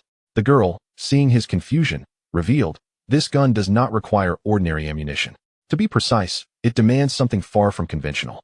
You will have to discover it for yourself. Moreover, you might not even be able to use it. First, you must gain its recognition. She gestured toward the gun in Lin Yi's grasp. Lin Yi felt an imperceptible tremor coursing through the weapon, as if it were quaking in trepidation. Chapter 47. The gun acknowledges its master. Lin Yi's grip on the sniper rifle quivered. Suddenly, an involuntary chill ran down his spine, and he instinctively thrust the weapon away from him, retreating rapidly while drawing the dagger at his waist, his body now on high alert. What is happening? What is going on? Hua Tianjiao exclaimed, her demeanor shifting to one of vigilance as she gripped her long gun. Jiang Qingning half drew her sword, embodying the essence of a sharpened blade, exuding a fierce brilliance. Chen Ji and Yun Feifei, frightened, scurried to the side, peering cautiously from behind a tree, their eyes fixed on Lin Yi. Yet, after several tense seconds, nothing transpired. The group exchanged bewildered glances. No, there is something amiss with that gun. It moved. Lin Yi's gaze was resolute, convinced he had not misperceived. At that moment, all eyes fell upon the eerie, dark blue-black firearm lying motionless on the ground. How could a gun possibly move? The onlookers were perplexed. Yet, their wariness remained intact. After enduring so many harrowing experiences, one must maintain a healthy skepticism. For a moment of negligence could lead to dire consequences. Each of them had learned this lesson well. A minute elapsed, and the gun remained utterly still, devoid of any response. Unable to contain his curiosity, Lin Yi cautiously approached it and gave it a gentle kick. Yet there was still no response. Lin Yi, feeling uneasy, flicked his fingers, sending forth two streams of sharp energy towards the sky. Remarkably, at the moment they made contact with the barrel of the firearm, the energy vanished as if absorbed. The onlookers were filled with astonishment, realizing that the weapon indeed harbored some anomalies. As several individuals retreated, Lin Yi too stepped back, simultaneously channeling the sharp energy onto the blade of his weapon. However, at the instant the energy enveloped the blade, Lin Yi sensed a faint connection with the firearm. Indeed, it was a subtle bond, a mental link that was not overtly pronounced. Out of curiosity, Lin Yi unleashed a dozen more streams of sharp energy towards the sky. The sensation of this mental connection intensified, and upon reaching a certain threshold, Lin Yi seemed to hear a vague voice. More, I want more, the voice echoed, reminiscent of an innocent child, tinged with naivete and innocence. Lin Yi observed the astonishment on the faces of those around him, which only grew more pronounced. After thorough confirmation, it became clear that this voice emanated from the firearm on the ground, and none of the others appeared to hear it. Has it come to life? Lin Yi murmured to himself. What do you mean by that? Jiang Qingning inquired. Her curiosity piqued, though a hint of caution flickered in her gaze. The gun. It seems to be speaking, Lin Yi replied, his tone laced with disbelief. In that tranquil forest, a cool breeze rustled the leaves, sending a shiver down the spines of the four companions.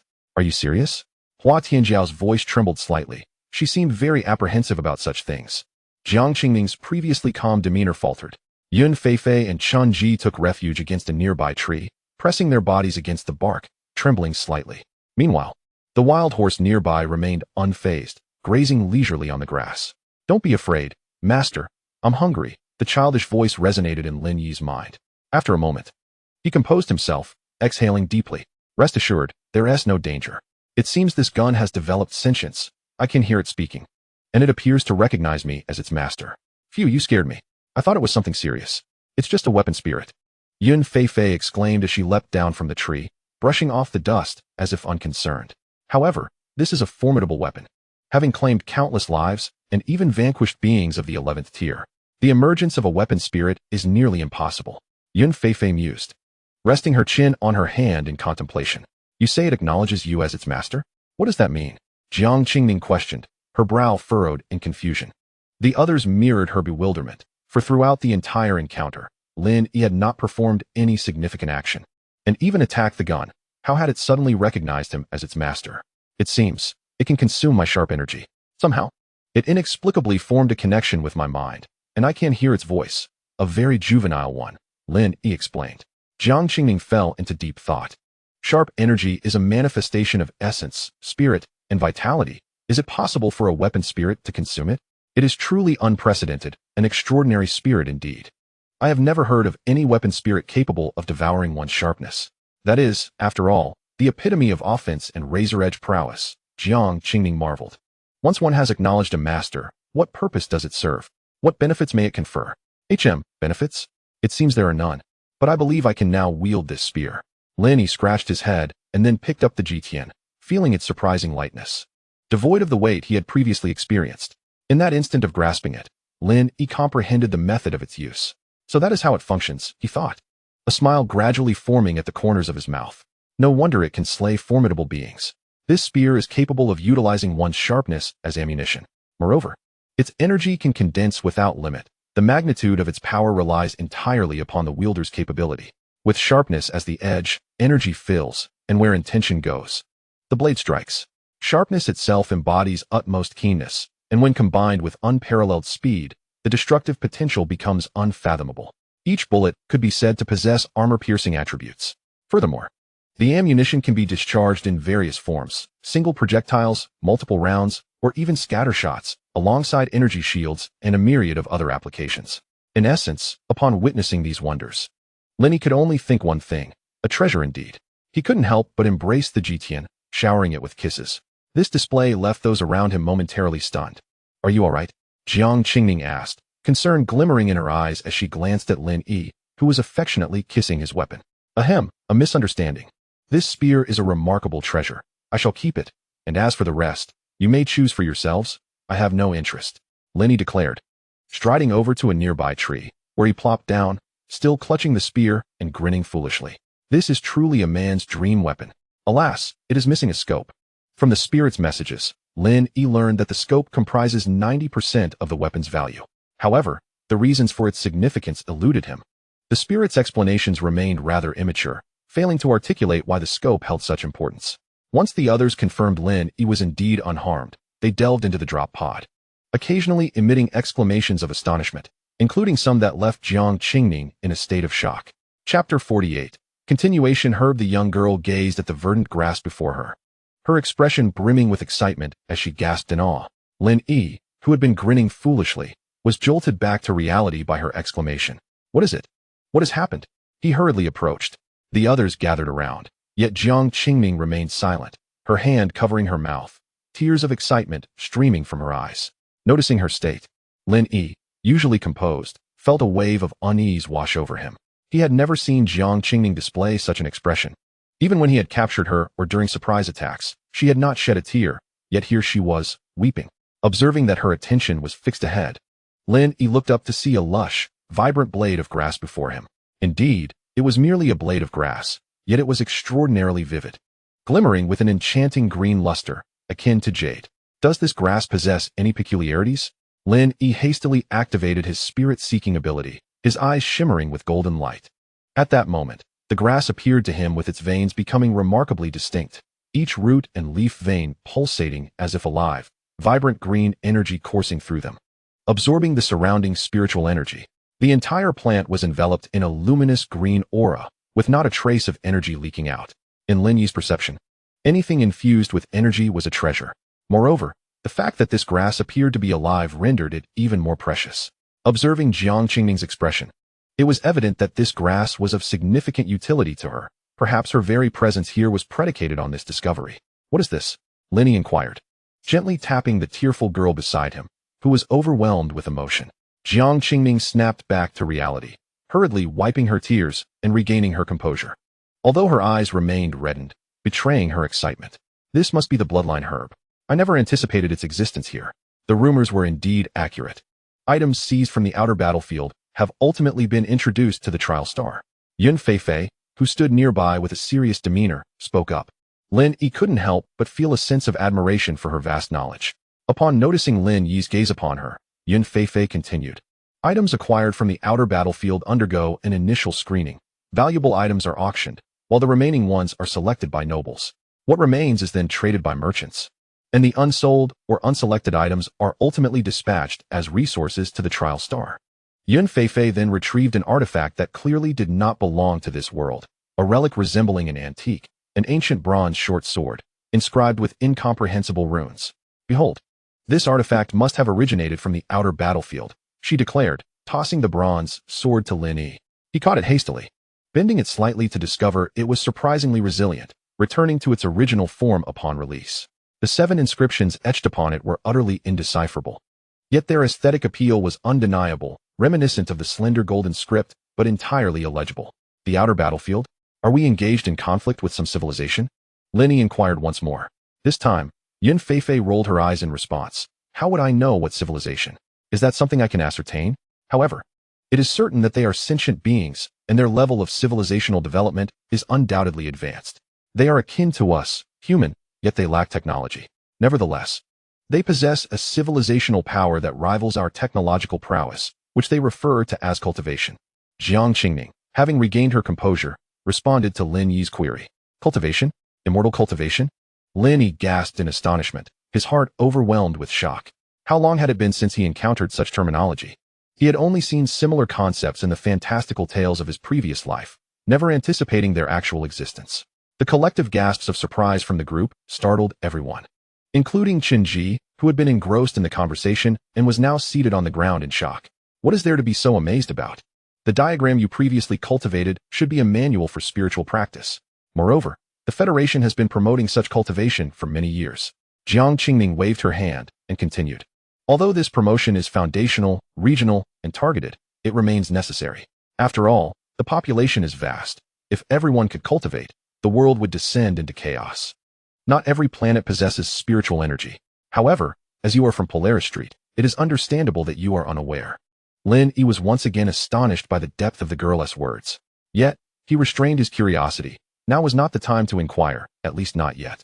He would have to seek opportunities to uncover the truth gradually. How do you know this? Could it be that you are of noble descent? Yet nobles should not be participating in trials, Yun Feifei interjected. Jiang Qingning's gaze darkened slightly as she replied, I happened to overhear it. Isn't the continuity herb supposed to be a treasure? Why is it treated as a supply material? Lin Yi questioned, perplexed. Both Jiang Qingning's reaction and Lin Yi's insight through spiritual sensing indicated that this herb was far from ordinary. Yes and no. The sole purpose of the continuity herb is to reconnect severed meridians. However, it holds no utility for those with acquired meridian ruptures, rendering it somewhat redundant. It can only serve as a medicinal guide for the refinement of other potions.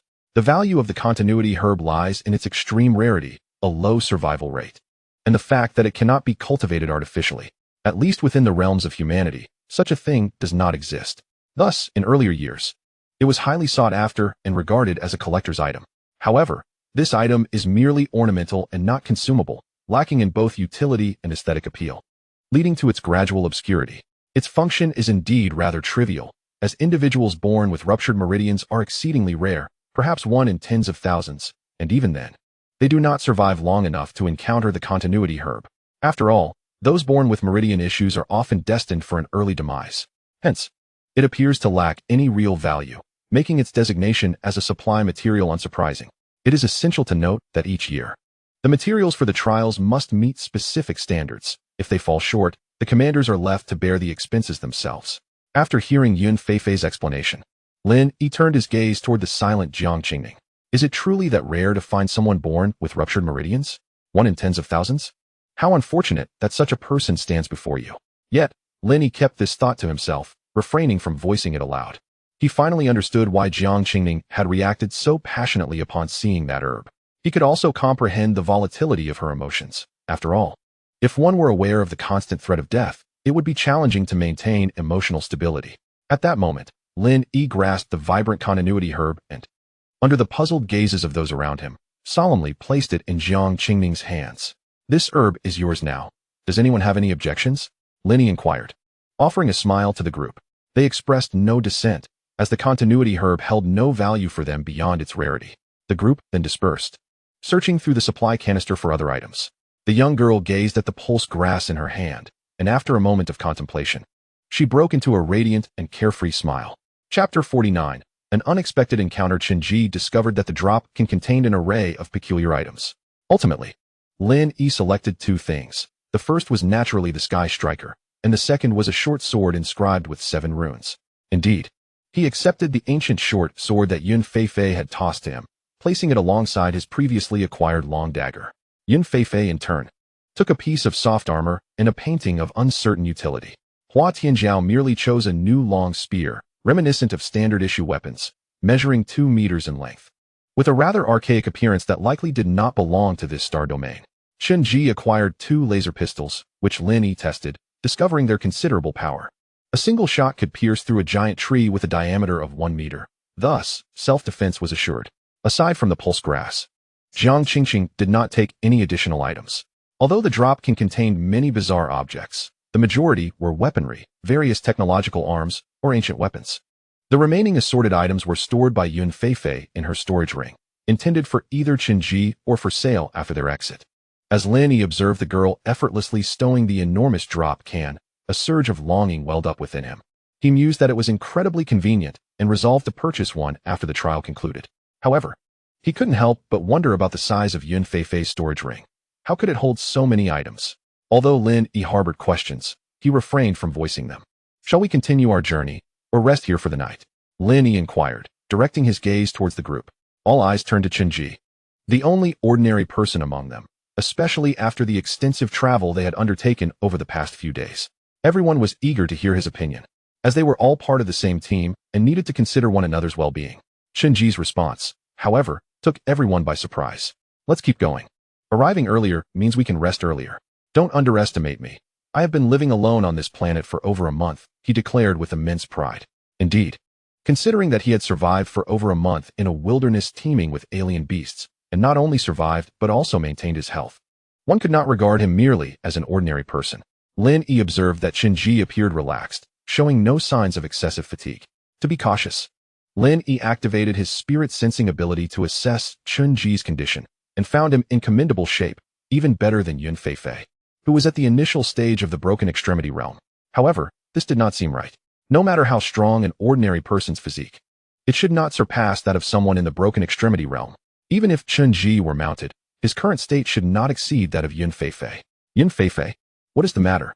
Why does it seem that your condition is worse than Qinji's?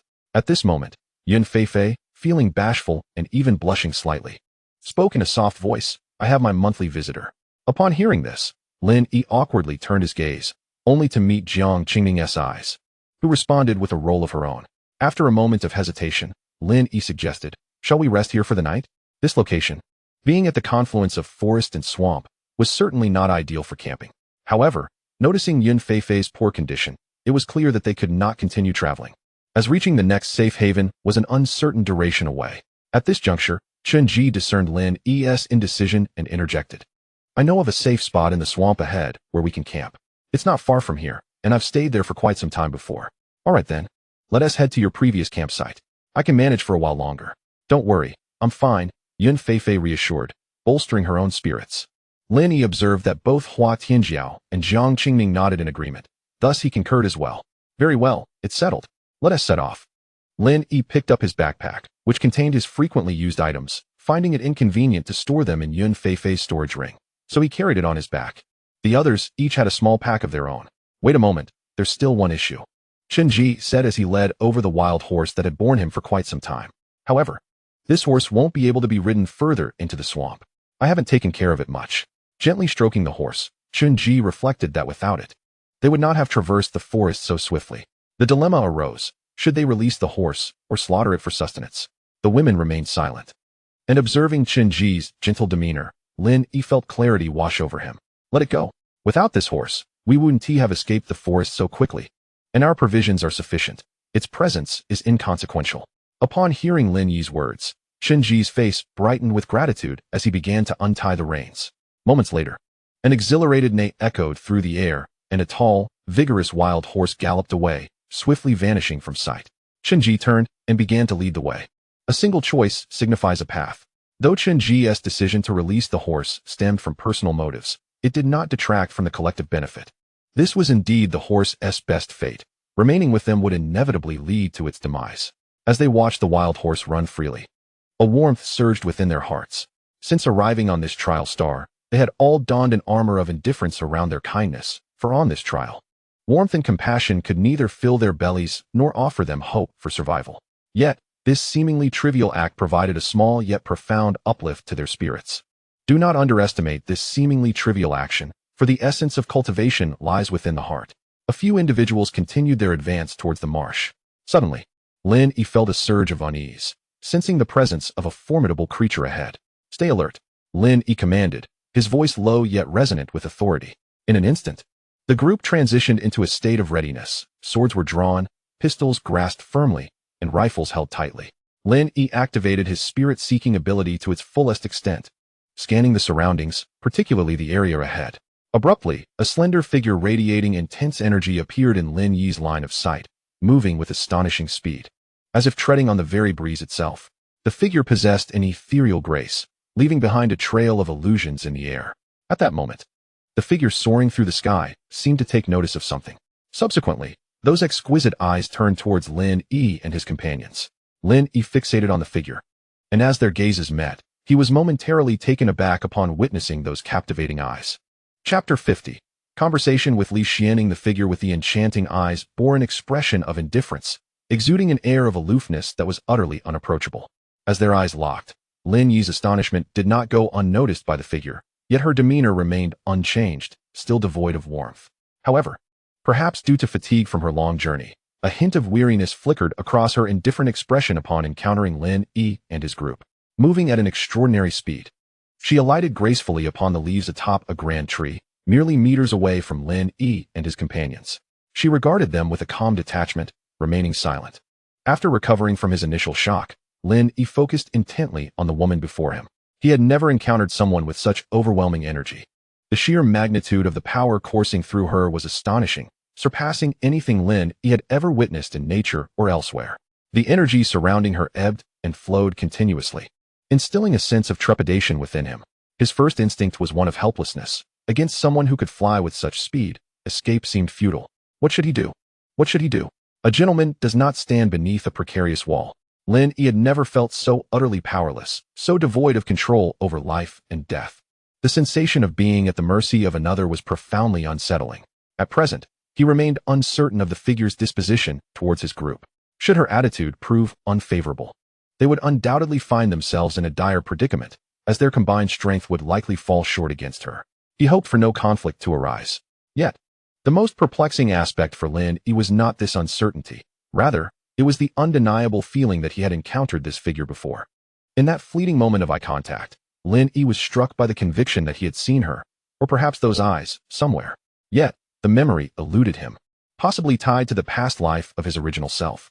It seems that fate has dealt me a rather unfortunate hand. To traverse into an entirely alien world is already a daunting challenge.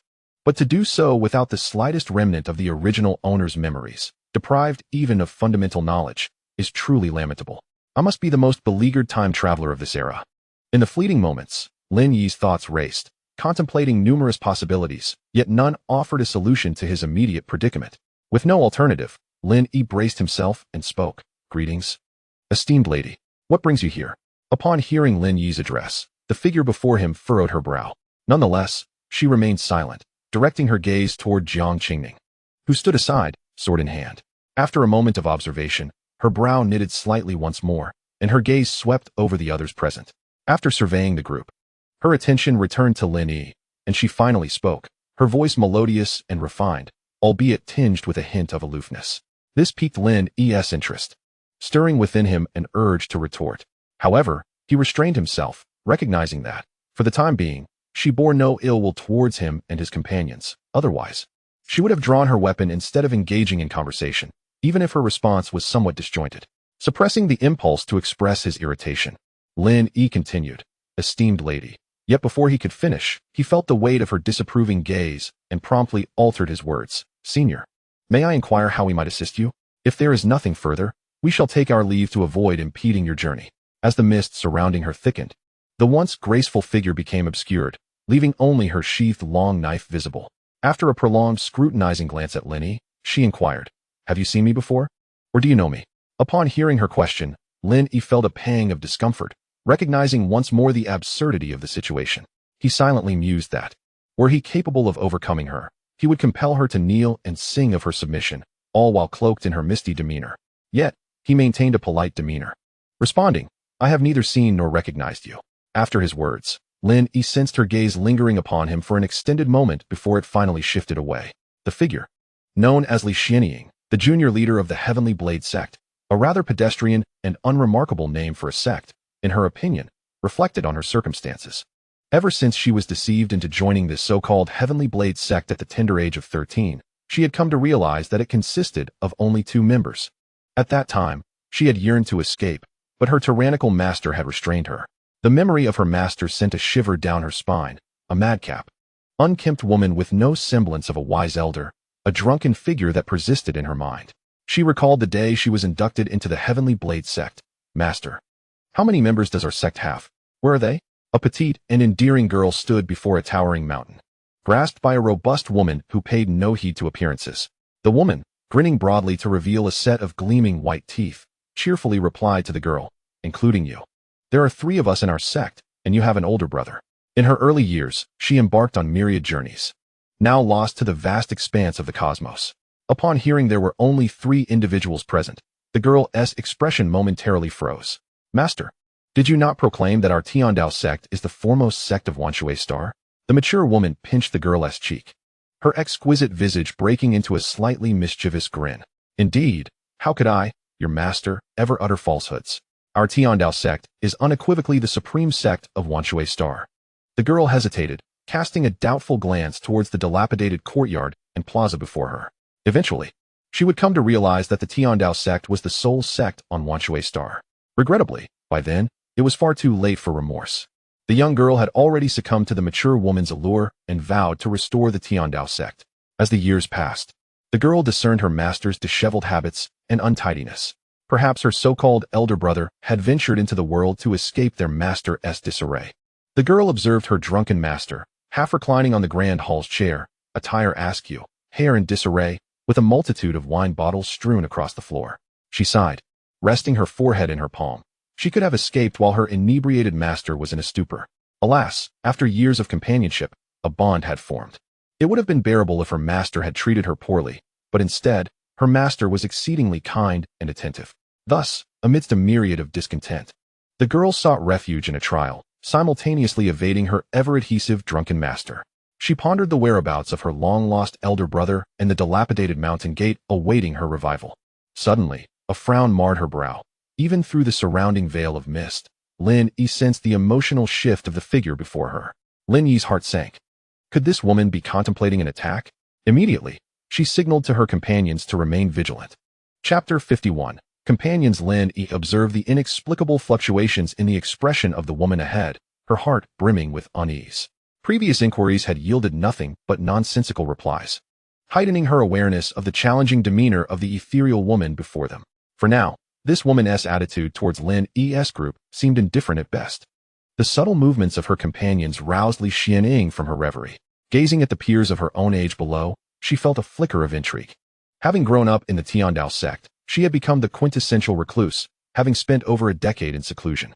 Her days were consumed by meals, training, and playful banter with her master, who would regale her with tales at night, though he often succumbed to drunkenness every few days, leaving her to wait for him to recover. Li Xianying had heard her master speak of the vibrant world outside. Whenever she expressed a desire to venture forth, he would conjure excuses, claiming she lacked strength and mastery, warning her of potential bullying in the outside world. This time, she had snuck away without her master's knowledge. Though she anticipated a reprimand upon her return, Li Xianying was once again reminded of her occasionally serious, occasionally eccentric master, and an immediate headache ensued. However, her purpose for this journey was not merely for leisure or simple trials. Over the past few years, a rumor had circulated in the black market. claiming that the relics of the Illusion Emperor could be found on trial star number 3. It was said that items once belonging to the Illusion Emperor had been scattered throughout. Although Li Xianying was a homebody, her master frequented the black market, as certain wines could only be procured through illicit channels. There was a time when her master, concerned for her safety, had taken her along on a trip to the black market while he sought out wine. This exposure had made her quite familiar with the underworld and had even granted her access to a dedicated information channel related to it. The news of the Illusion Emperor's relics on trial star number 3 had been circulating for several years, yet no one had successfully located them. Initially, Li Xianying had set out with the pretense of leisure, but her curiosity about the Illusion Emperor's relics was undeniable. For he was a sovereign, a pinnacle figure in the realm of formations, standing at the zenith of power. Li Xianying had not held high hopes. After traversing a considerable distance upon arriving on this planet, she had yet to uncover any signs of the sovereign. If it were so easily found, the authorities would have long since sealed off the planet. After searching for over a month, she had explored most of the southern regions without discovering any remnants. With diminishing expectations, she had resolved to take advantage of this trip to gather items to sell for coin, with the hope of purchasing wine for her master to soothe his temper. After all, this deployment was substantial, filled with many rare items. According to information from the black market, Li Xianying was aware that the scale of this deployment was unprecedented, with resources rumored to be sufficient to purchase the entirety of trial star number 3. Among these were heavenly materials, rare herbs, and weapons that would make even the wealthiest families envious. Naturally, Li Xianying desired to acquire some, otherwise, her journey would be in vain. Given the alteration in the trial's timeline, it was uncertain whether further deployments would occur. She was determined to seize this opportunity, lest she return to face the ridicule of her wine-loving master. Having made up her mind, Li Xianying spoke, her voice remaining cool and detached. A habit ingrained since childhood, not easily altered. What is your name? Are you part of a team? Do you intend to head to the South Sea Islands next? Lin Yi, upon hearing her, thought it fortunate that she posed a reasonable question, fearing she might spring some nonsensical query. He quickly replied, "My surname is Lin, esteemed elder. You may call me Lin Xiaozi. As for the others, they are part of my team, and we indeed plan to go to the South Sea Islands. As our task is to assemble there." Li Xianying pondered for a moment before continuing. "This forest must have many deployment canisters. Have you found any?" Upon hearing this, Lin Yi felt a sense of foreboding. The visitor did not seem benevolent. Nevertheless, his expression remained unchanged as he continued. "We did encounter some previously, but it seems the deployment cabinets this time are password protected, and we are unable to open them. Subsequently, a beast tide erupted, compelling us to seek refuge underground, oblivious to the whereabouts of those deployment canisters, now trampled by the monstrous creatures." Li Xianying furrowed her brow, pondering the implications of this beast tide, an unfortunate predicament indeed. The sun had yet to set, and she swiftly ascended into the sky. Upon reaching a vantage point, she gazed down at the vast forest before her. Confirming the devastation described by Lin Yi, the area had indeed suffered a catastrophic beast tide. Countless flowers, grasses, and trees lay in ruin, mountains crumbled, and the entire forest appeared as though ravaged by a colossal hand, left in disarray. Li Xianying's expression soured, for this was starkly different from her expectations. To locate those deployment canisters amidst such chaos would be akin to searching for a needle in a haystack, an exercise in futility and a sheer waste of time. After contemplating the gravity of the situation, the young woman resolutely abandoned the notion of searching for the canisters in this disordered forest. As for the remnants of the lost emperor, she deemed it unnecessary to investigate. Any traces would likely be irretrievably lost in the aftermath of such a widespread beast tide. What, then, should she do next? Li Xianying felt a pang of confusion, finding herself at a loss for activities in the immediate future. Suddenly, a thought struck her. Perhaps remaining within the confines of the Heavenly Blade sect was preferable. There, she would need not think or act, merely indulge in meals, training, and listening to tales. For a fleeting moment, she considered that perhaps staying at the Heavenly Blade sect held its own merits. However, shaking off the thought after a brief stupor, she recalled her master's eccentric demeanor, which was too daunting to bear. Perhaps it was best to delay her return. What, then, should she do next? Li Xianying's gaze turned toward Lin Yi, and an idea blossomed. If she was unsure of her next steps, she could simply follow someone else. "Hey, Lin, you must be the captain of this squad, right? I'd like to accompany you to the South Sea Islands." Lin Yi was momentarily taken aback by this sudden inquiry. Was her thought process truly so erratic? Yet, he quickly regained his composure, reflecting on the lack of options available to him. "Very well, would you like to join our ranks? Or perhaps take on the role of captain?" "Captain is a bit much. I merely wish to tag along." Li Xianing replied, shaking her head, and gracefully descended to stand among the group. Clearing her throat to disperse the mist surrounding her, she began her self-introduction, though the haze on her face remained intact. Greetings, do not be alarmed. My name is Li Xianing, a disciple of the Heavenly Blade sect. I shall be journeying alongside you, and I look forward to your guidance. Her voice, though tempered from its initial aloofness, retained a cool and playful tone, which was quite pleasant to hear. Lin Yi observed this self-proclaimed Li Xianing with a raised brow, sensing an ominous undertone to her joining their group. One step at a time, he thought, they were not strong enough to contend with her, so they would have to acquiesce. Signaling discreetly to Jiang Qingning, the others, having spent days together, quickly grasped Lin Yi's intent. They began to lower their weapons and introduce themselves in turn. I am Jiang Qingning, a swordsman. After Jiang Qingning uttered those words, she noticed that the individual named Li Xianing suddenly brightened with surprise. Li Xianing exclaimed, "Indeed, you are a sword cultivator. The moment I arrived, I noticed you. But I hesitated to confirm your status, for it is rare to find someone so young mastering the Hidden Edge realm, truly a prodigy of unparalleled caliber." Lin Yi turned to Jiang Qingning, inquiring about the Hidden Edge realm and whether it pertained to the sword path, as even Li Xianing appeared astounded. Jiang Qingning glanced at Li Xianing and then at Lin Yi's astonished expression. Rolling her eyes, she retorted, "Are you trying to boast about your own prowess as a prodigy? Are you not also in the Hidden Edge realm? What is there to be surprised about?" Li Xianing, taken aback by Jiang Qingning's response, shifted to a serious tone. "It is different. I reached the Hidden Edge realm through a unique method employed by my master, who hastened my progress. It is not comparable to your self-cultivated mastery. I have yet to fully grasp this realm." Jiang Qingning was further astonished to learn that Li Xianing had advanced through external means. "Your master must be extraordinary," she remarked. "In the world of blades and swords, all are united. Any practitioner of sword or blade arts can attain the Hidden Edge realm. However, those who achieve it are exceedingly rare. A gentleman conceals his talents, biding his time. Many devote their lives to cultivation, yet never reach such heights." Jiang Qingning, currently situated within this realm, had yet to attain perfection. Only she knew the arduous efforts required to reach this stage. The notion that someone could bypass personal endeavor and achieve this realm through external assistance was nothing short of astonishing. Li Xianing continued, "The might of blades and swords must be concealed. If the edge is not hidden, it can harm both the wielder and the foe, leading to a bleak path." Upon hearing this, Jiang Qingning suddenly entered a peculiar state of realization, her previously outward energy dissipating entirely. At that moment, her presence diminished in Lin Yi's perception. He felt that if he were to close his eyes, he would not sense Jiang Qingning's existence at all. His awareness was inherently acute. Any movement within 100 meters of him was as clear as if he had his eyes open. Yet now, he could detect no trace of Jiang Qingning. Despite her proximity, is she truly that formidable? If she were to approach and strike at me in this state, would I be able to evade her? The likelihood appears slim. Even if I could evade the first strike, I would certainly fall prey to the second. Li Xianing, once again astonished, remarked, "This is the completion of the Hidden Edge realm, on the brink of entering the Preserving Simplicity realm." However, just as Jiang Qingning's aura completely vanished, she abruptly halted, suspended in an unsettling limbo, causing Li Xianing much discomfort. She was inherently a perfectionist. Otherwise, she would not have been compelled to leave her master's disarray. Now, having reached a breakthrough, she found herself stalled, leaving Li Xianing feeling quite distressed. Did she not just attain enlightenment? Why have you ceased to push forward, halting so abruptly? Jiang Qingning slowly opened her eyes, her previously repressed aura gradually returning.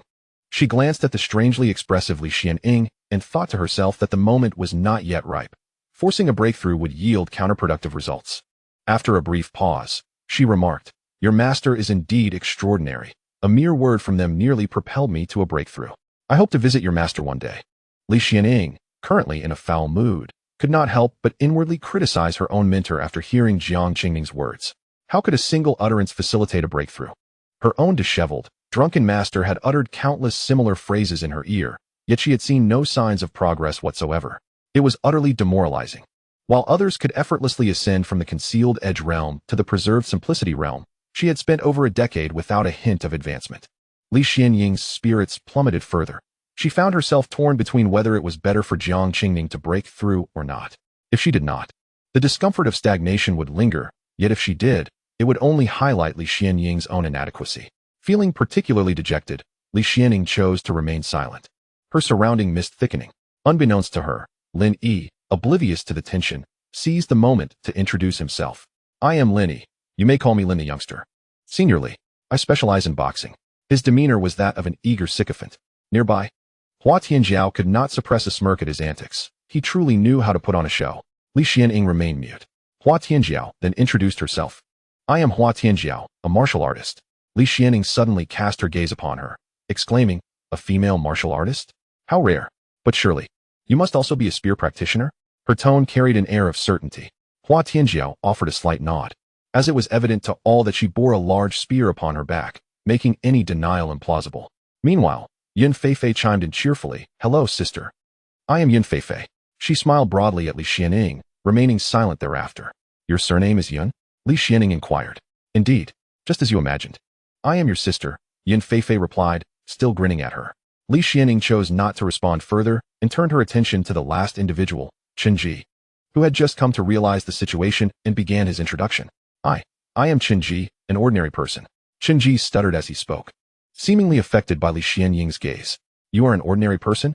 Li Xianying's astonishment grew, her voice rising in disbelief. It was hard to fathom that this Chen Ji could be an ordinary individual. Setting aside how an ordinary person could survive on this planet for over a month, it was indeed uncommon for such individuals to participate in the planetary trials. Although the law stipulated that any adult under 100 years of age had the opportunity to partake in the trials, this was a generalization that seldom applied. When the trial officials summon individuals, they typically refrain from inviting ordinary people, as it would be tantamount to a death sentence. Aside from that grim fate, there exists no alternative scenario. Li Xianying inquired, setting aside how you managed to survive for over a month. My question is, how were you summoned? Upon hearing this query, Chen Ji's expression faltered with hesitation. However, under the gaze of the crowd, he gradually revealed, I am aware that trial officials generally do not recruit commoners. Thus I resorted to unconventional means. He lifted his gaze to the onlookers. I administered a beating to the son of the trial interviewer. Provoked by my actions and left with no recourse, he ultimately included my name on the trial list. Li Xianying, perplexed, wondered if it could truly be that simple. The selection process for interviewers is notoriously stringent, with chosen candidates exhibiting a rigid adherence to protocol, making favoritism a rare occurrence. Though the trial law permits individuals under 100 years of age to participate, unless one encounters an exceedingly extreme trial official, ordinary individuals are seldom allowed to partake in the trials. This has become an unwritten rule. The blood-soaked lessons underlying this rule are born from the countless lives of ordinary people, with a success rate barely exceeding 1 in 10 million. Consequently, trial officials have gradually ceased to recruit commoners, as the high casualty rates bear significant repercussions for them. After all, knowingly sending individuals to their demise amounts to murder. For Chen Ji to participate in the trials as an ordinary person is no small feat. Lin Yi also sensed that there was more to the situation than met the eye. However, there was no need to pry further. For Chen Ji must have his own reasons for withholding details.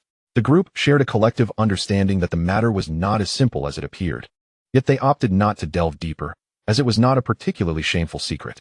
Although Li Xianying remained curious, she dismissed her concerns, reasoning that he was merely an ordinary person. Even if he possessed some peculiarities, they posed no threat to her.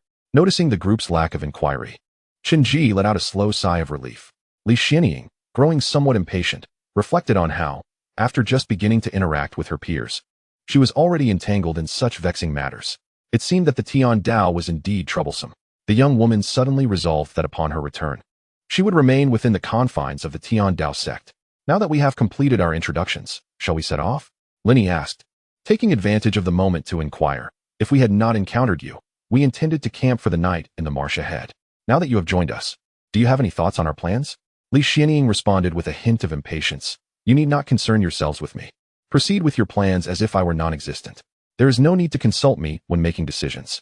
Lin Yi found himself momentarily bewildered, utterly perplexed by Li Xianying's intentions. If that were the case, what purpose did her following them serve? If they were to head towards the South Sea, given Li Xianying's pace, they would likely arrive in just a few days, accompanying a few individuals without any need for authority, decision-making power, or assistance seemed utterly perplexing to Lin Yi. However, he refrained from inquiring further. Since the meaning eluded him, it sufficed to comply. There was no necessity to speculate on Li Xianying's intentions, especially given that their lives were entirely under her control. They could neither fight back nor escape, leaving them to resign to fate. At that moment, Lin Yi embraced a rare sense of indifference. Very well. Let us set forth to the location where Chen Ji last established camp. Chunji, lead the way, Lin declared. Certainly. Follow me. Chunji responded with a hint of excitement, as he finally felt he could contribute after such a prolonged period of inactivity. He felt a sense of obligation to himself to demonstrate his worth. Through years of hardship, Chunji had come to understand a fundamental truth. One must always possess utility to others, for when a person lacks value, they are destined to be discarded. Wishing to avoid such a fate, he constantly pondered how to exhibit his significance during his interactions with Lin and the others. Now, an excellent opportunity had presented itself, and he was determined not to squander it. Leading the group, Chunji forged ahead, wielding a long wooden stick in one hand and a firearm in the other. Wadiango and Yun Feifei followed closely behind him, while Jiang Qingming brought up the rear, forming a rhombus as they advanced.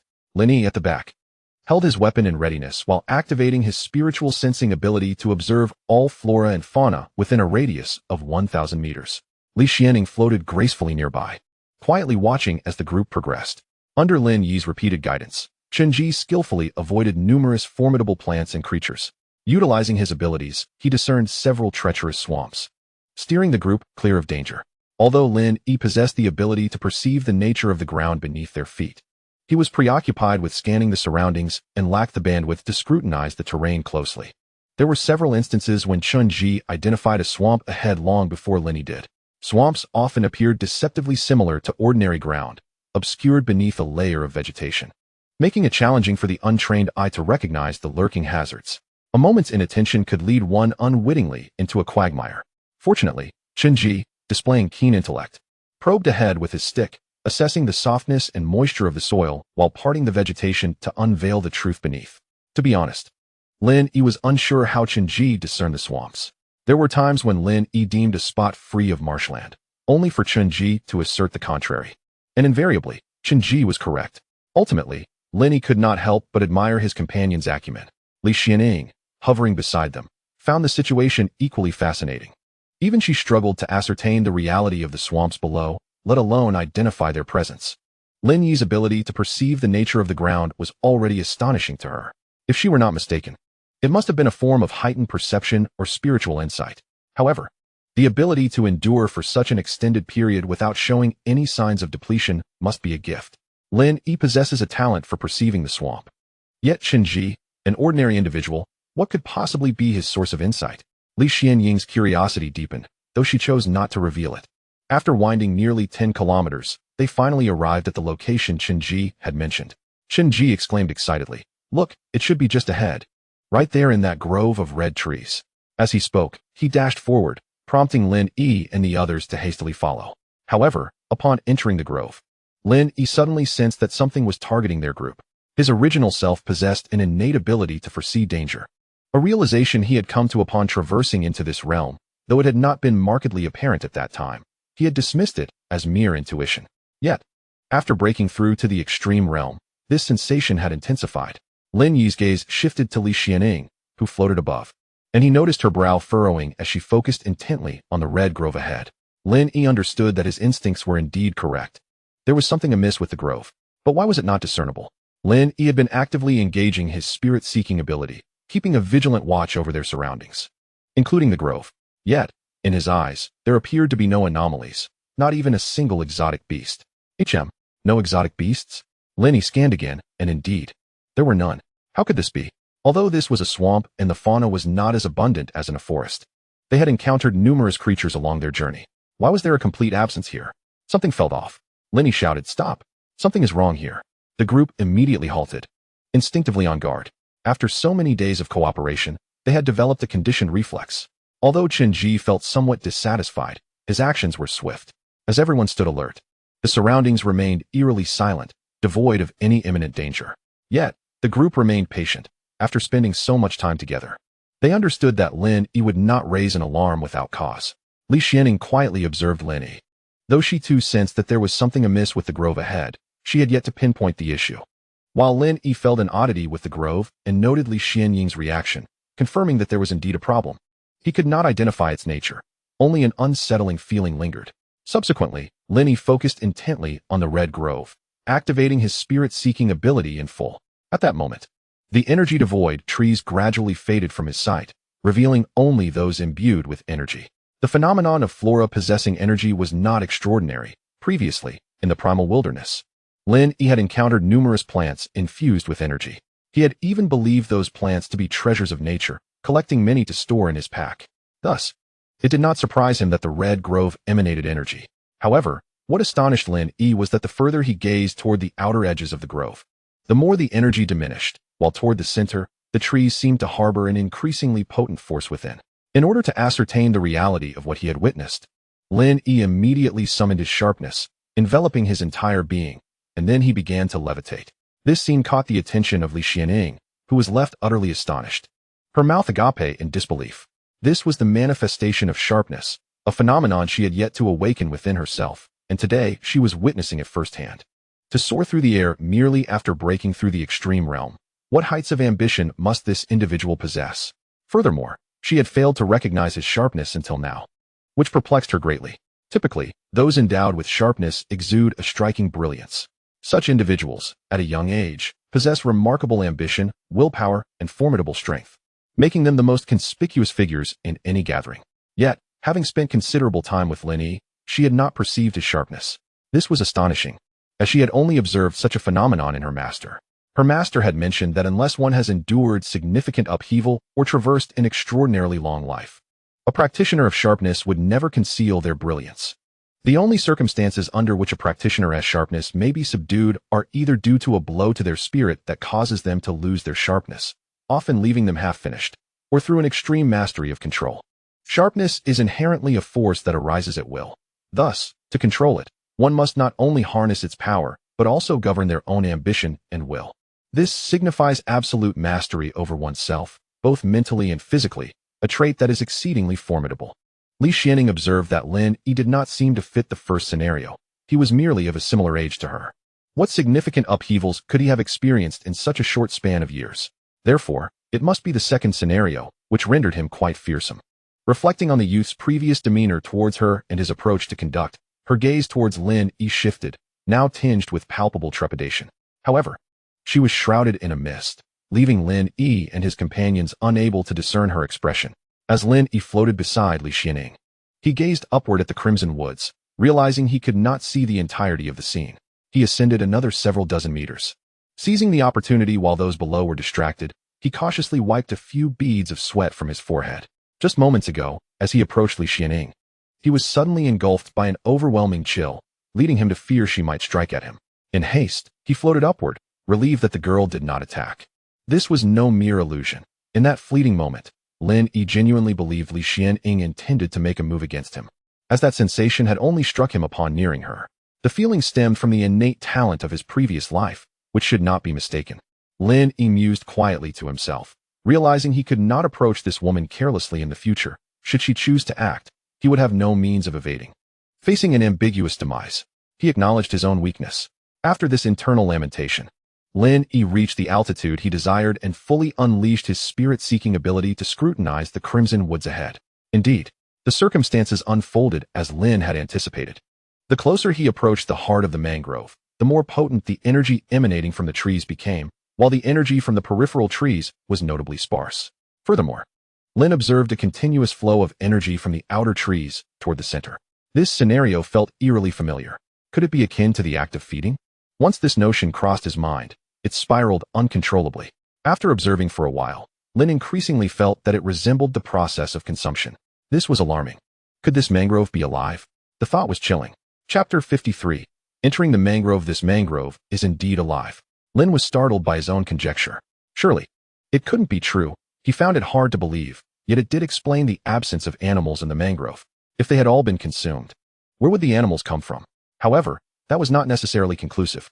In a hurry, Lin descended to the ground, preparing to share his thoughts with the group when a sudden realization made him pause. If this mangrove fed on animals, how had Chunji survived in this swamp previously? Perhaps he had overthought it. Lin turned to the others and said, "Everyone, please remain calm. There may not be any danger." His gaze then fell upon Chunji. "When you resided in this mangrove, did you ever encounter any animals?" Chunji appeared puzzled, but then seemed to recall something. "Now that you mention it, I don't believe I ever saw any animals or formidable beasts within the mangrove." "And what did you consume while in the mangrove?" Lin inquired. "Insects and fish." Chunji replied without hesitation. Lin's eyes shifted to the ground, and indeed, There were numerous earthworms and various beetles scattered about. Moreover, some of these insects radiated a notable energy. Just a moment ago, I flew above and observed that within the confines of this mangrove, not a single terrestrial beast or large animal could be found, not even a bird. Additionally, this mangrove appears to be absorbing energy, which it channels toward its center. Upon hearing Lin's words, a sudden silence enveloped the group. The atmosphere grew eerily quiet, devoid of any sound, creating an unsettling stillness. Li Xianing, too, had heard Lin's observations, yet remained silent, refraining from offering any opinions or interference, simply gazing quietly from the sky. Meanwhile, Qinji began to tremble with fear. The vast expanse of the mangrove, devoid of any animals, even a single flying bird. What could this signify? Moreover, the mangrove seemed to possess a form of consciousness, drawing energy toward its center. What did this imply? The chilling realization sent shivers down everyone's spines. Were there truly no animals around? Or had they been consumed by the mangrove? Or perhaps the animals sensed the danger of the grove and chose to stay away. Lin also noticed that the mangrove appeared untouched by the ravages of beastly tides. Nevertheless, his findings prompted him to seek the opinions of the others before deciding whether to proceed. When Jiang Qingming noticed Lin's gaze upon her, she immediately comprehended his intentions. Jiang Qingming spoke. Since we cannot ascertain whether this mangrove forest poses any danger, might we circumvent it? Indeed, it is a simple rationale, knowing that there may be peril. One should simply avoid the area. If we do not traverse this path, no matter how grave the threat, it cannot harm us. At that moment, Qinji interjected. That is not feasible. We cannot circumvent it. The expanse of this mangrove forest is vast, encompassing nearly half of the swamp. Even if we could find a way around, we would likely lack sufficient time to reach the South Sea. Lin Yi nodded in agreement with Jiang Qingming. The reality was indeed as Qinji had stated. The reach of the mangrove forest was considerable. Earlier, when Lin Yi soared into the air, reaching a height of over 50 meters, she still could not discern the boundary of the mangroves. The scope was extraordinary. It was no surprise that it enveloped a significant portion of the marshland. The possibility of circumventing it seemed slim. With Qinji, an ordinary person, in tow, Lin Yi surmised that even without him, it would require at least half a month to navigate around the mangrove forest. Circumventing it appeared impossible, given its vastness. Even from such altitude, the boundary remained elusive, necessitating a substantial duration to bypass. It was known that Lin Yi possessed the talent of spirit-seeking, allowing her keen sight to extend far beyond the average. Nearby, Yun Feifei ventured. Perhaps it is not as perilous as we imagine, considering Qinji has camped here before without incident. Indeed, if an ordinary person like Qinji can survive here, we should be fine as well. I believe as long as we do not venture into the heart of the mangrove, we should encounter little trouble. Hua Tianjiao also resolved to traverse the mangrove. Yes, crossing the mangrove was the decision from the outset. The alternative route is no longer viable, so we must proceed through it. We cannot simply fly over, can we? Flying over might actually be an option, Lin Yi pondered. Within their group, she could rely on her ability to soar, and Hua Tianjiao, having transcended to the wind control realm, could also fly. Each could carry one companion, and Lin Yi's gaze fell upon Li Xianing, who floated above. She could also accompany one of us, but how to persuade her? Lin Yi recalled the chill she had sensed when she approached her earlier, causing her to shiver and abandon that notion. It seemed unfeasible for now. Perhaps a solution could be devised later. For the moment, they should enter the mangrove. Since there is but one path, let us proceed into the mangrove. Qinji, you shall lead us to the site where you previously camped for a night's rest. As nightfall approaches, everyone, remain vigilant, Lin Yi resolved, offering her directive. At some point, this group had transformed into one in which Lin Yi made the decisions.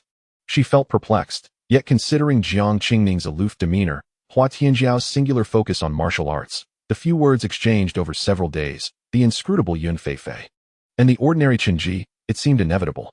It appears that within this team, he alone is truly fit to make decisions. As Lin Yi took the lead, the others offered no objections, seemingly having grown accustomed to this arrangement over time. Qinji guided the way, flanked by Hua Tianjiao and Yun Feifei, who remained vigilant on either side. Lin Yi followed closely behind Qinji, providing protection while activating his spirit-seeking ability to scan the surroundings ahead and around them. Jiang Qingming brought up the rear, attentive to any potential threats from behind, guarding against ambushes. Li Xianing observed the formation of the 5 individuals below and nodded slightly. This was indeed the optimal distribution for collaboration. The group advanced in a square formation toward the heart of the red mangroves, their pace steady. Before long, they had delved deep into the grove. Once they entered, Li Xianing ceased her aerial flight and descended to walk alongside Lin Yi and the others, maintaining a distance of about 10 meters to the left of the group without drawing closer. The trees within the mangrove were exceedingly dense, their trunks a striking red, and the foliage was lush, forming a thin canopy that obscured the sunlight. The entire grove appeared somewhat dim, perhaps due to the setting sun, which diminished the intensity of the light. The ground was merely muddy, devoid of swamps, as the roots of the trees intertwined, while small creatures reminiscent of crayfish scuttled between the roots, and some puddles contained tiny fish. It seemed that the resources in this red mangrove were quite abundant, albeit lacking larger fauna. Only the mindless fish, crustaceans, and insects remained. As they pressed forward, the underbrush became ever more dense, with certain areas becoming impassable. Although paths had never truly existed, there had been gaps between the trees that allowed passage, yet the further they advanced, the more impenetrable the thicket became, resembling a wooden wall without any openings.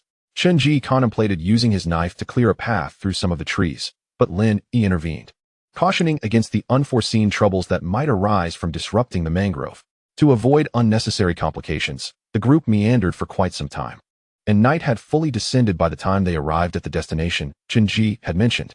Upon traversing the thick vegetation, they were greeted by an expansive stone surface. It was not a mere patch, but a vast expanse of stone, devoid of soil and free from the encroaching red trees. "This is it," Chen Ji exclaimed, his tone tinged with excitement.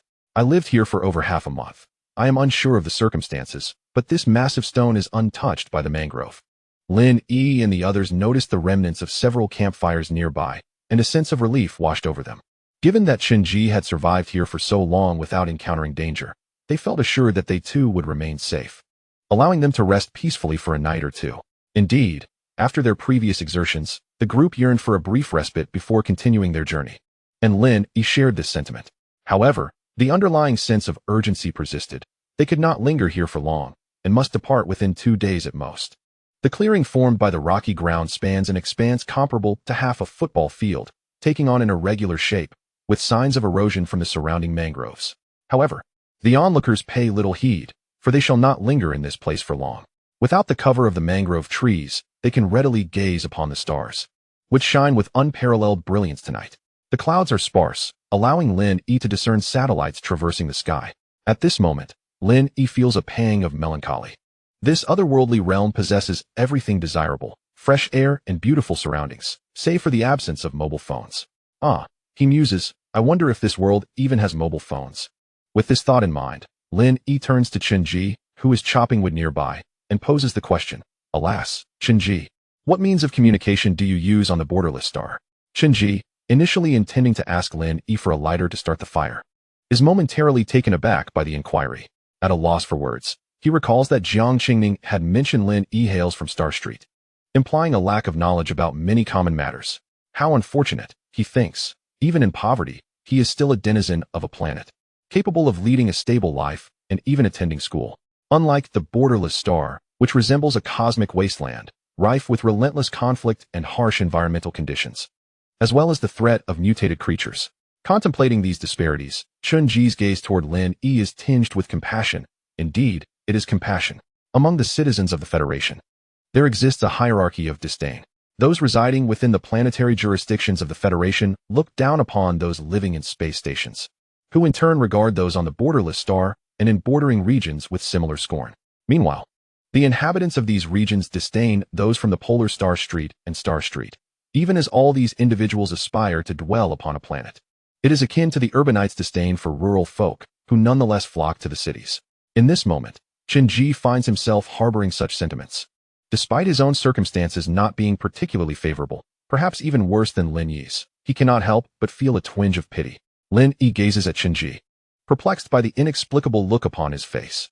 Observing this, Chen Ji refrains from further revealing his emotions and replies, Of course, we use communication wristbands. As long as one is within the jurisdiction of the Federation and has internet access, instant communication is possible, even with projected imagery. He then adds, Now, quickly hand me the lighter. I must start a fire before darkness descends. Upon hearing this, Lin Yi realizes that this resembles a mobile phone, akin to smart wristbands or children's smartwatches. After handing over the lighter, he inquires further, Do you know what a mobile phone is? What is a mobile phone? Is it something that can be eaten? Chen Ji wonders. imagining it might be one of the mutated creatures roaming the cosmos. At a loss for a response, Lin Yi finds himself at a loss for words.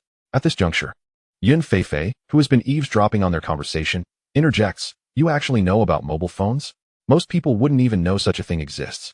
It's an ancient relic from tens of thousands of years ago. Except for a handful of collectors, hardly anyone is aware of or possesses such an item. I am curious how you came to know about this device called a mobile phone." Yun Feifei's eyes sparkled with a peculiar light. Her gaze filled with curiosity as she looked at Lin Yi, eagerly awaiting his response. After lighting the fire, Chen Ji also heard Yun Feifei's words and became intrigued, turning his attention to Lin Yi as well. It was merely a coincidence that I overheard," Lin Yi stammered, unsure of how to explain without inadvertently complicating matters. After all, he couldn't just claim to be from another world or to have traversed time thousands of years ago. Whether anyone would believe him was uncertain. But if they did, he might find himself in grave danger.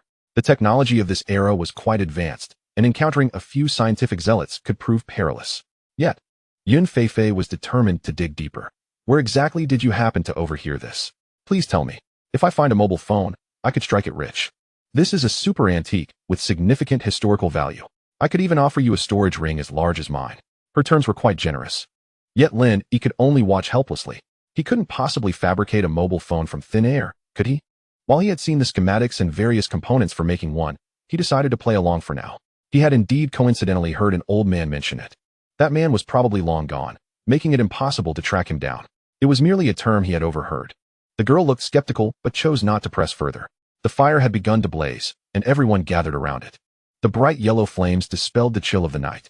Chapter 54. The food manual malfunctions. Everyone was seated around the campfire, including Li Xianing, who joined the others. Although she had dissipated the mist surrounding her, traces still lingered, obscuring her features. The branches used to fuel the fire were collected by Hua Tianjiao and Li Xianing. Lin Yi was not surprised by Hua Tianjiao's efforts, given her ability to fly and her swift return. What astonished him was that Li Xianing had also lent a hand, bringing back a substantial amount of firewood. As they huddled around the fire for warmth, Jiang Qingming suddenly turned to Lin Yi and said, "I'm hungry." Her voice retained its coldness. However, Lin Yi didn't mind. Instead, he smiled. There was a certain comfort in being needed. The others also glanced in his direction. Lin Yi then turned his gaze toward Yun Feifei, for all the ingredients, as well as the pots and utensils, were stored in her ring. Yet, he refrained from speaking up, particularly with the formidable Li Xianing nearby. It remained uncertain how Li Xianing felt about their little group. What if she harbored ulterior motives upon seeing potential wealth? Together, they could not hope to confront her. Yun Feifei was evidently aware of the stakes. Thus, she remained quiet, content to simply warm herself by the fire until Lin Yi chose to speak.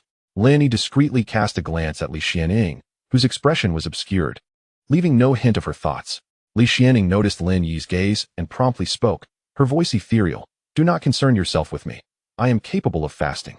Lin Yi understood, though he was unaware of the depths of Li Xianying's cultivation. Nevertheless, if she could indeed fast, her prowess must be considerable, and he sensed that he would not stand a chance against her. "Chen Ji, did you not reside here for over a month? You must know what is edible and what is not. Come with me to gather ingredients. May I borrow Yun Feifei's food manual?" Chen Ji hesitated momentarily before responding. "Oh, sure." He then rose to his feet. At that moment, Yun Feifei appropriately tossed the food manual from her small pack to Lin Yi. Upon receiving it, Lin Yi instructed, "You three should gather some fresh branches from the red mangroves, about half a meter in length. Collect several. We shall have barbecue tonight." After the trio agreed, Lin Yi led Chen Ji towards the mangrove forest. Although they were separated and venturing into the woods at night posed potential dangers, they could not afford to go without sustenance. Lin Yi chose the latter, prioritizing the need to eat. After all, no one should have to endure hunger, especially not those who wish to partake in his cooking. He pondered, what is Li Xianing doing following us? If it weren't for her, things would be less complicated. A sigh escaped him, acknowledging his own weakness. In that moment, he realized that if he were stronger, he would not have to rely on others' approval or be concerned about their threats. For the first time, the youth felt an impulse to grow stronger rapidly. However, unbeknownst to him, as this thought arose, a subtle tremor of energy surged within him, akin to exhilaration, though he remained oblivious to it. While contemplating what to eat that evening, he remarked, "Wait a moment. I shall ascend to the skies to see if there are any water sources nearby." After speaking to Chen Ji, he unleashed his energy, allowing himself to float into the air. Yet, in his enthusiasm, he exerted too much force and shot upwards. "What is happening today?" Why does my energy feel more potent than usual? He mused, observing the vibrant energy enveloping him, which seemed particularly animated today. Not dwelling on it for too long, Lin Yi activated his spirit-seeking ability, scanning the mangrove forest below. From his elevated position, coupled with his keen eyesight, he could survey a vast expanse of the forest. After a few minutes of searching, he spotted a small lake less than 2 kilometers from his current location. To his delight, he noticed numerous fish within the lake, schools of glowing orbs swimming about, presumably fish imbued with spiritual energy. He then descended back to where Chunji had been, beckoning him to head towards the small lake, as it was not far off. During their journey, the two engaged in conversation. What types of insects did you eat here before? The red ones, and those long, slender ones, Chunji replied, gesturing towards the base of a red tree where creatures resembling small crayfish crawled through the muck. However, unlike crayfish, these creatures had scarlet shells and lacked pincers. However, such creatures are scarce. Beneath a single red tree, there may only be one or a few. Yet, the abundance of red trees compensates for this rarity. What is the flavor of these diminutive beings? Lin Yi inquired while picking one up for scanning with the food manual. The taste was quite delightful, somewhat sweet when consumed raw, and exquisitely tender when roasted. Lin Yi thought to himself, this is far superior to crayfish. Beep. Scan failed, scan failed. Please scan again. Lin Yi felt perplexed. The food manual had never failed to scan before. After another attempt, beep. Scan failed, scan failed. Once again, Lin Yi was puzzled. Could this device be malfunctioning? He then directed the food manual towards the nearby red tree. Beep. Scan failed, scan failed. Please scan again. Lin Yi turned to Chunji, asking, do you have any insight into this situation? Chunji shrugged helplessly. I have no idea. I have never used this food manual. When I first arrived on this planet, I encountered ferocious beasts and, in my haste to escape, discarded the manual without ever utilizing it. Lin Yi remained baffled. The device had functioned well before. So why was it failing now? Subsequently, Lin Yi retrieved a shimmering herb from his small pack. Beep. Scan successful. Starlight grass, a second-tier spiritual herb, edible. It appeared the manual was indeed operational. Since the food manual was functioning correctly, the issue must lie with these creatures. Lin Yi stowed the manual away and focused his attention on the otherworldly crayfish in his hand. The spirit-seeking ability was activated in full mode. Instantly, the crayfish was laid bare before Lin Yi's eyes, every detail discernible.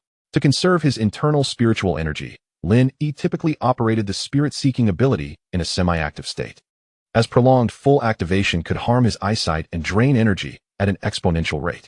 Despite the depletion of his spiritual energy and the dryness of his eyes, Lin Yi scrutinized the otherworldly crayfish for 3 minutes.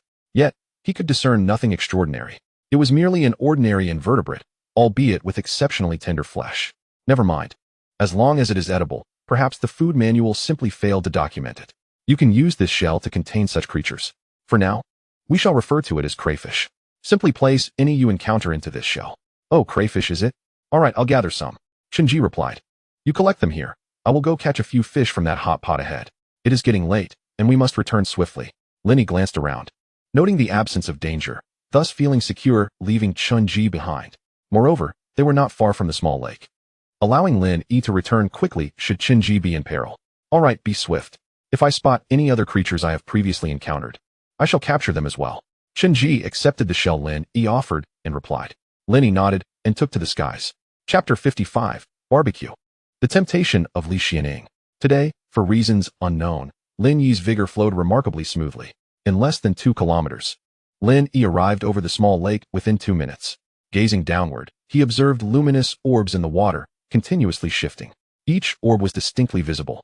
As the lake's waters did not obstruct Lin Yi's sight, he felt immense gratitude for awakening this innate talent. At least he would not fear the scarcity of food while venturing outdoors. Ultimately, this world is indeed governed by talent. While it is often said that success is attributed to 99% effort coupled with 1% talent, that 1% of talent frequently proves more crucial than the 99% of hard work. This is not to undermine the importance of effort. However, when everyone is striving, that singular talent can create a chasm as vast as the heavens and the earth. Consider Li Xianing, Lin Yi, and Chunji. All of a similar age, one possesses unfathomable cultivation, another soars effortlessly through the air, while one remains an ordinary person. At times, the disparity between individuals can indeed be greater than that between man and dog. After observing the small lake for a while, Lin Yi discerned that there were no particularly formidable creatures within. Were it not for the time constraint, he would have relished the experience of fishing. Subsequently, Lin Yi's fingers curled slightly as he flicked them, unleashing dozens of sharp energies that shot downward towards the luminous orbs in the lake. Each stream of energy struck its target with precision. In an instant, the sharp energies cascaded like rain, their translucent forms slicing through the air, leaving trails of afterimages. The lake turned a vivid red, akin to ink diffusing in clear water, rapidly saturating the surroundings. Soon, peculiar fish floated to the surface, and Lin Yi found a peculiar beauty in the scene. He quickly shook his head, dismissing that unsettling thought. Indeed, his mind was not steadfast to perceive slaughter as aesthetic. As a promising youth of the 21st century, Lin Yi felt a twinge of shame for such a notion. What becomes of an ordinary person when they suddenly acquire immense power? Lin Yi was uncertain, but did not aspire to resemble those of his homeland. After calming his restless heart, Lin Yi pondered what he could achieve with his limited strength, perhaps merely fishing. He doubted he could even contend with Hua Tianjiao, let alone the enigmatic Li Xianying, whose cultivation level was unknown. Having reached this conclusion, Lin Yi hurriedly descended, for if he did not retrieve the fish soon, they would sink again, becoming difficult to find. Waving his hand to retract the sharp energies, Lin Yi was met with an unexpected absence of response. What was happening? Grasping a fish, he discovered that the energies which had penetrated its body had vanished without a trace. How could this be? Lin Yi was taken aback. Why had the sharp energies dissipated? Previously, he could retrieve the energies he had unleashed. Why, at this moment, did they disappear? Could it be due to entering a living organism? Or was it because of the act of taking a life? Having awakened his sharp energies for some time, Lin Yi had only used them in a skirmish with Hua Tianjiao. Apart from flying, and that one instance of severing and deploying a canister, he had not extensively wielded this power. Today, the sharp energy dissipated after the fish was killed, leaving Lin Yi astonished. To validate his hypothesis, Lin Yi sought out a living fish through spiritual means and subsequently dispatched it with sharp energy. Indeed, the energy used to slay that fish vanished abruptly, without any indication. Lin Yi then caught another live fish, inflicting a wound with the sharp energy, but refraining from killing it. Remarkably, that energy showed no signs of dissipating. Thus, it became evident that sharp energy should be conserved and not excessively used for killing, lest the reserves within himself be insufficient for future fishing endeavors. Nearby, Lin Yi found a supple, slender red vine, and strung together dozens of fish that had been slain by his sharp energy. The assortment varied in size, with the larger specimens weighing several dozen pounds, while the smallest measured merely the size of 2 palms. To accomplish this, Lin Yi gathered several more vines until all the fish were threaded. When he took to the skies, the weight was somewhat cumbersome. To avoid wasting time, Lin Yi commenced processing the catch by the lake, merely removing the entrails while leaving the scales intact. After cleaning the fish, he strung them up with the vine. 10 minutes later, Lin Yi floated in the air, dragging a substantial string of fish below him. His flying speed had diminished by more than 10%. He then sought out Chen Ji, who was busy collecting crayfish and other insects. That should be enough. It's time to return. Grab hold of the vine below, and I shall carry you back. Oh, Chen Ji exclaimed, as he grasped the vine that Lin Yi had reserved for him, securing himself to it. The sheer number of fish made it inconvenient to lower them, and Chen Ji's additional weight was negligible. It was more efficient to fly back together, which would also enhance their speed. The hide previously given to Chen Ji was now noticeably inflated, indicating he had found quite a bounty. Once Chen Ji was secured, Lin Yi unleashed his sharp energy and ascended, heading back in the direction they had come. This journey took over 20 minutes before they returned to the clearing where Jiang Qingming and the others had been waiting. Nearby lay 2 sharpened tree branches, each about half a meter long, and a vibrant campfire crackled with intensity. Additionally, several piles of branches suggested that Jiang Qingming and the others had gathered more while foraging. Hua Tianjiao, come help. Start cleaning the fish from below. Lin Yi called from the sky. The group looked up to see the extensive string of varied-sized, cleaned fish. Hua Tianjiao understood immediately and swiftly soared upwards, her speed far exceeding Lin Yi's. As she cleaned the fish above, Mei Jie tossed the next one down to Yun Feifei and Jiang Qingming below. After receiving the fish, they placed it on the already laid-out clean beast hide, creating a small mountain of fish. Chen Ji had already untied himself from the vine and jumped down to the side, busying himself with the insects and crayfish he had caught. The scene became lively as everyone was engrossed in their tasks. Li Xianying sat quietly nearby, meditating and observing. Feeling somewhat out of place, I have already prepared the fish. You can simply skewer them with branches and place them beside the campfire to roast naturally. I will take care of these insects, which are quite a delicacy and rich in protein. After saying this, Lin Yi took the bundle from Chun-Ji's hands and unwrapped it, revealing a writhing mass of insects. Among them, a significant portion consisted of lively little crayfish. How fresh they are! Alas, if only we had some chili. Otherwise, spicy crayfish would have been a delightful treat.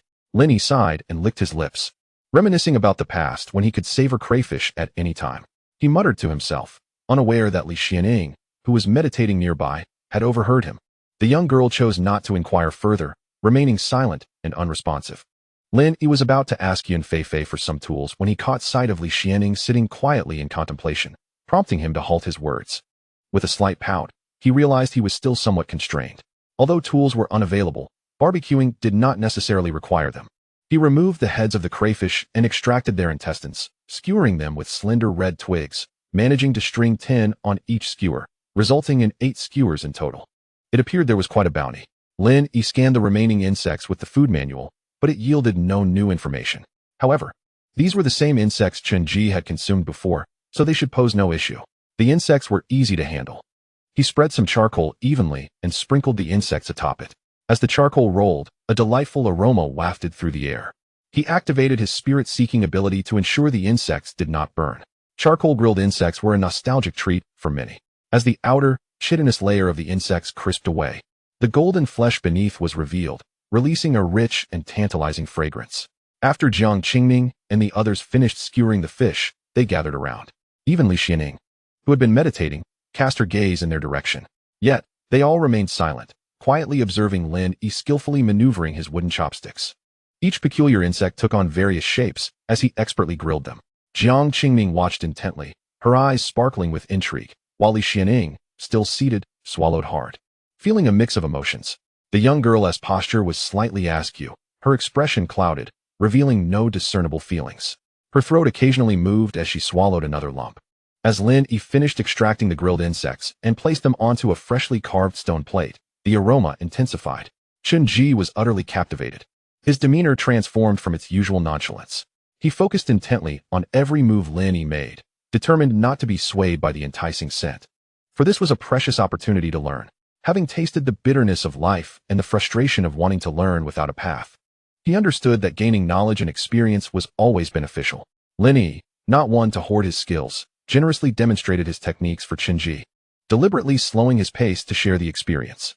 After all, it is not an extraordinary skill, and Lin Yi would be more than willing to have someone learn from him.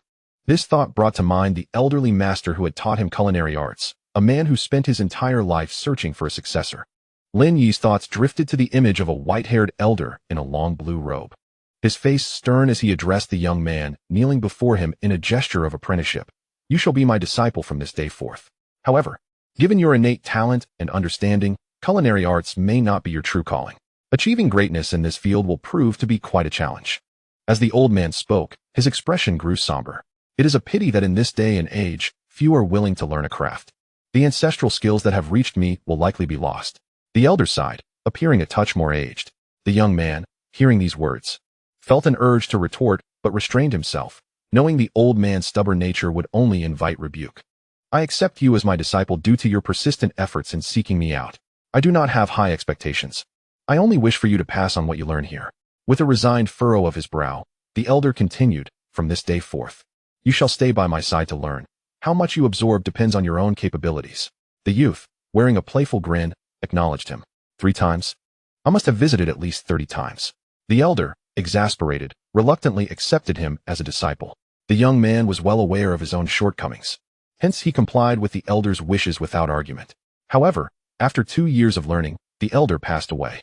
As for how much knowledge he truly acquired, only the young man knew, yet the elder departed with a smile. Subsequently, as the elder had predicted, the young man did not achieve remarkable success in culinary arts and returned to his hometown to run a modest restaurant. As Lin Yi reflected on these events, a wave of melancholy washed over him. The unpredictability of life was evident. "You all should sample this dish first. I will check on how the fish is grilling," Lin Yi announced before hastily departing. Yun Feifei accepted the platter he offered, which was piled high with an assortment of oddly shaped, golden brown roasted insects, each exuding an enticing aroma. While the group indulged in the delicacies, Jiang Qingming, who had been observing Lin Yi closely, noticed something amiss with the youth. In truth, grilling fish was a simple task. Just skewer it on a branch and position it beside the campfire to roast slowly. There were no spices or seasonings involved. After a few minutes, one would merely need to turn it so that the scales would fall off, rendering it ready to eat. Yet Lin Yi seemed to take an unusually long time. Is something troubling you? Jiang Qingming inquired gently as she approached him with a plate of roasted insects. The young man turned his head away, quietly wiping away a tear from his eye. It's nothing, just some memories resurfacing. These insects are edible, right? Without any seasonings. They shouldn't taste like much. They're quite good, actually, very fragrant, tender, and elastic. While they may not compare to the dishes you prepared before, they possess their own unique flavor. The girl replied with a radiant smile. Lin Yi, touched by her cheerfulness, felt his spirits lift considerably. Once upon a time, the youthful heart knew not the bittersweet taste of parting. Now, nostalgia lingers in the past. Lin Yi gazed intently at the flickering campfire, murmuring softly, "Fear not, master. I shall pass on all that you have taught me." His voice was barely audible, yet the nearby girl could hear his words. Meanwhile, the ever-impatient Li Xianying quietly approached the fire. "May I have a taste?" she inquired, her voice a mere whisper.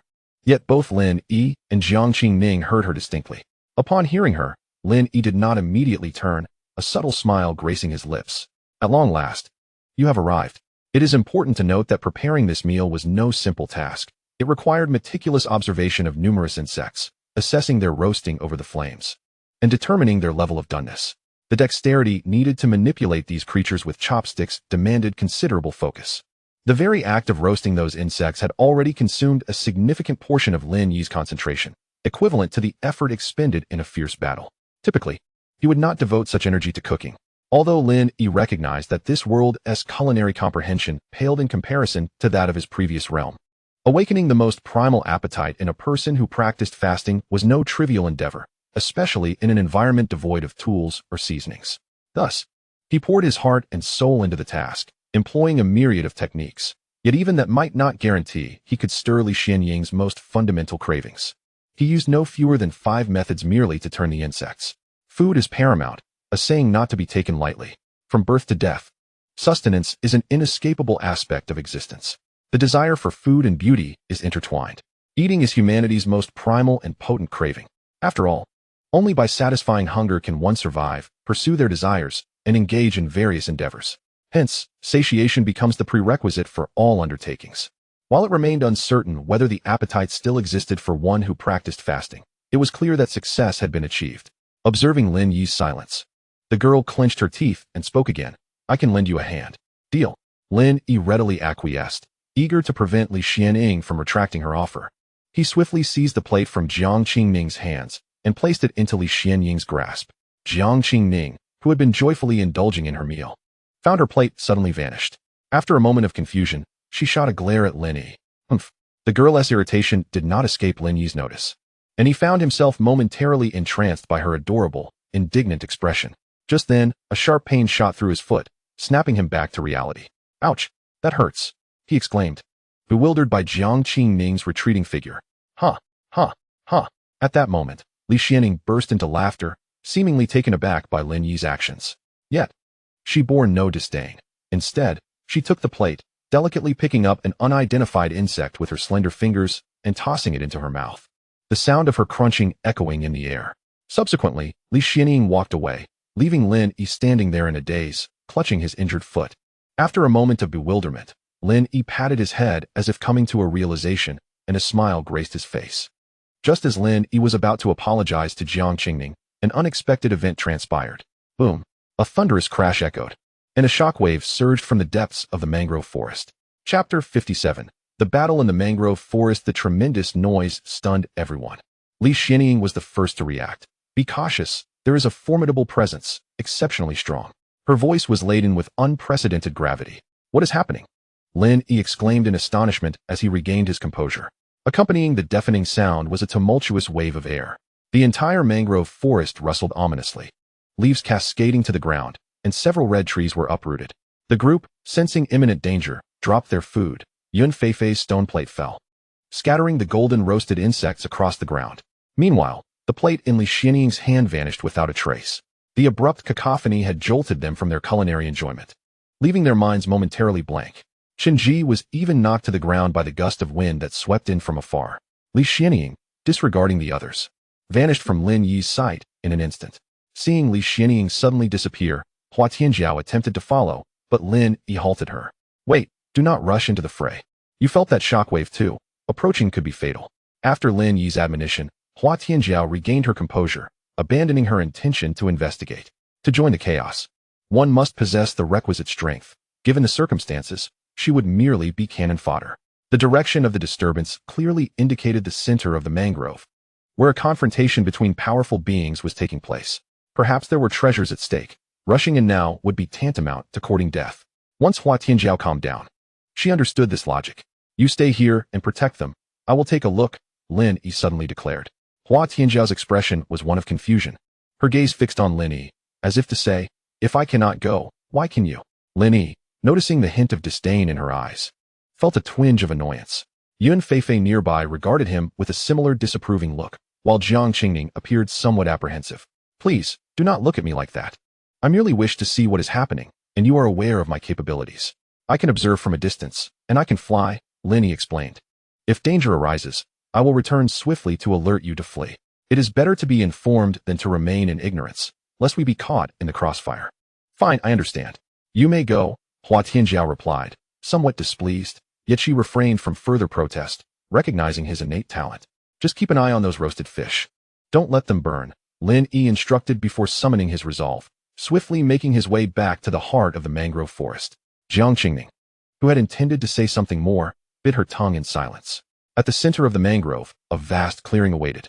A youth with a head full of white hair crouched on the ground, panting heavily. Before him stood a tall man, his muscles bulging and a sinister grin etched across his face. Boy, I never expected someone so young to possess such a murderous intent, and with such remarkable talent. Which family do you hail from? The muscular man inquired, his voice booming like thunder. The white-haired youth continued to catch his breath, but he had regained some composure. He grinned menacingly. Old man, is that all you've got? Can you withstand the white horse treads the heavens? Can you resist the white god? Was that move called the white horse treads the heavens? Not bad.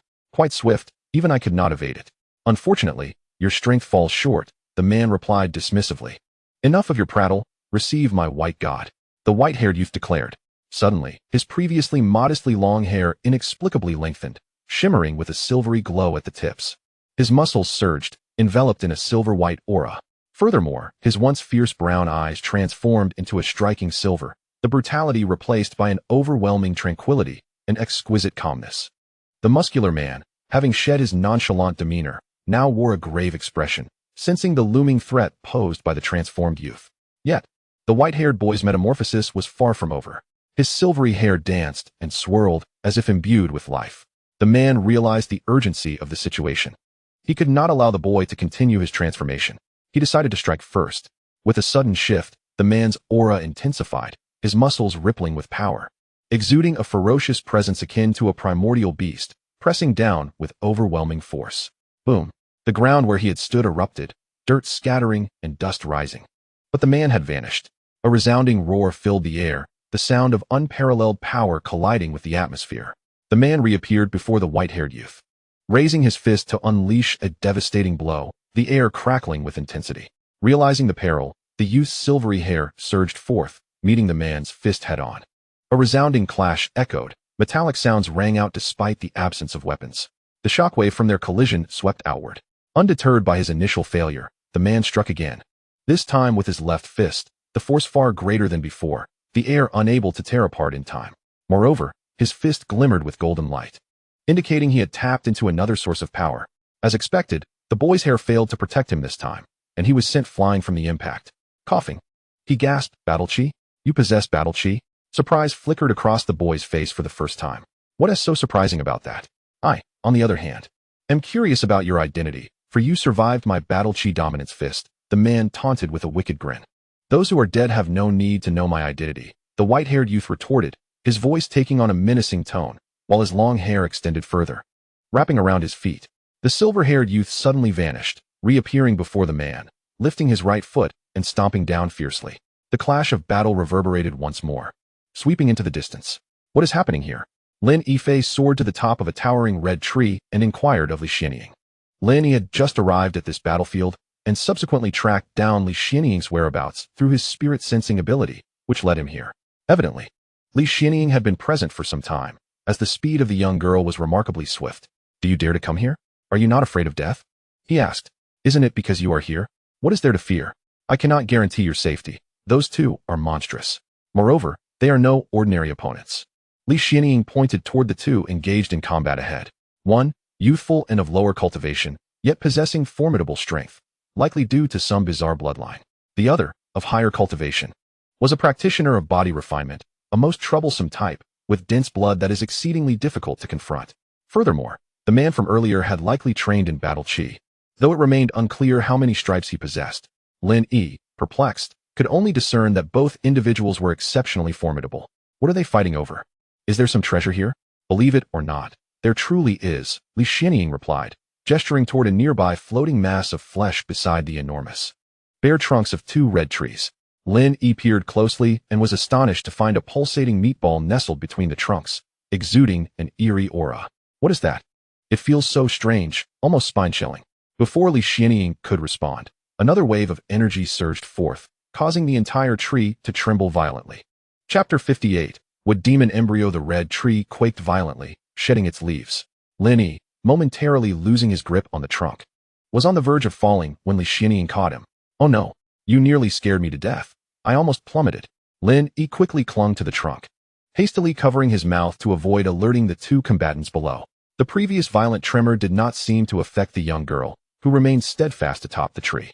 Li Xianying patted Lin Yi and reassured him, do not worry, we will not be discovered. I set up a concealment array here when I arrived. Your voice cannot possibly reach them. She then proudly twirled the crystal on her wrist.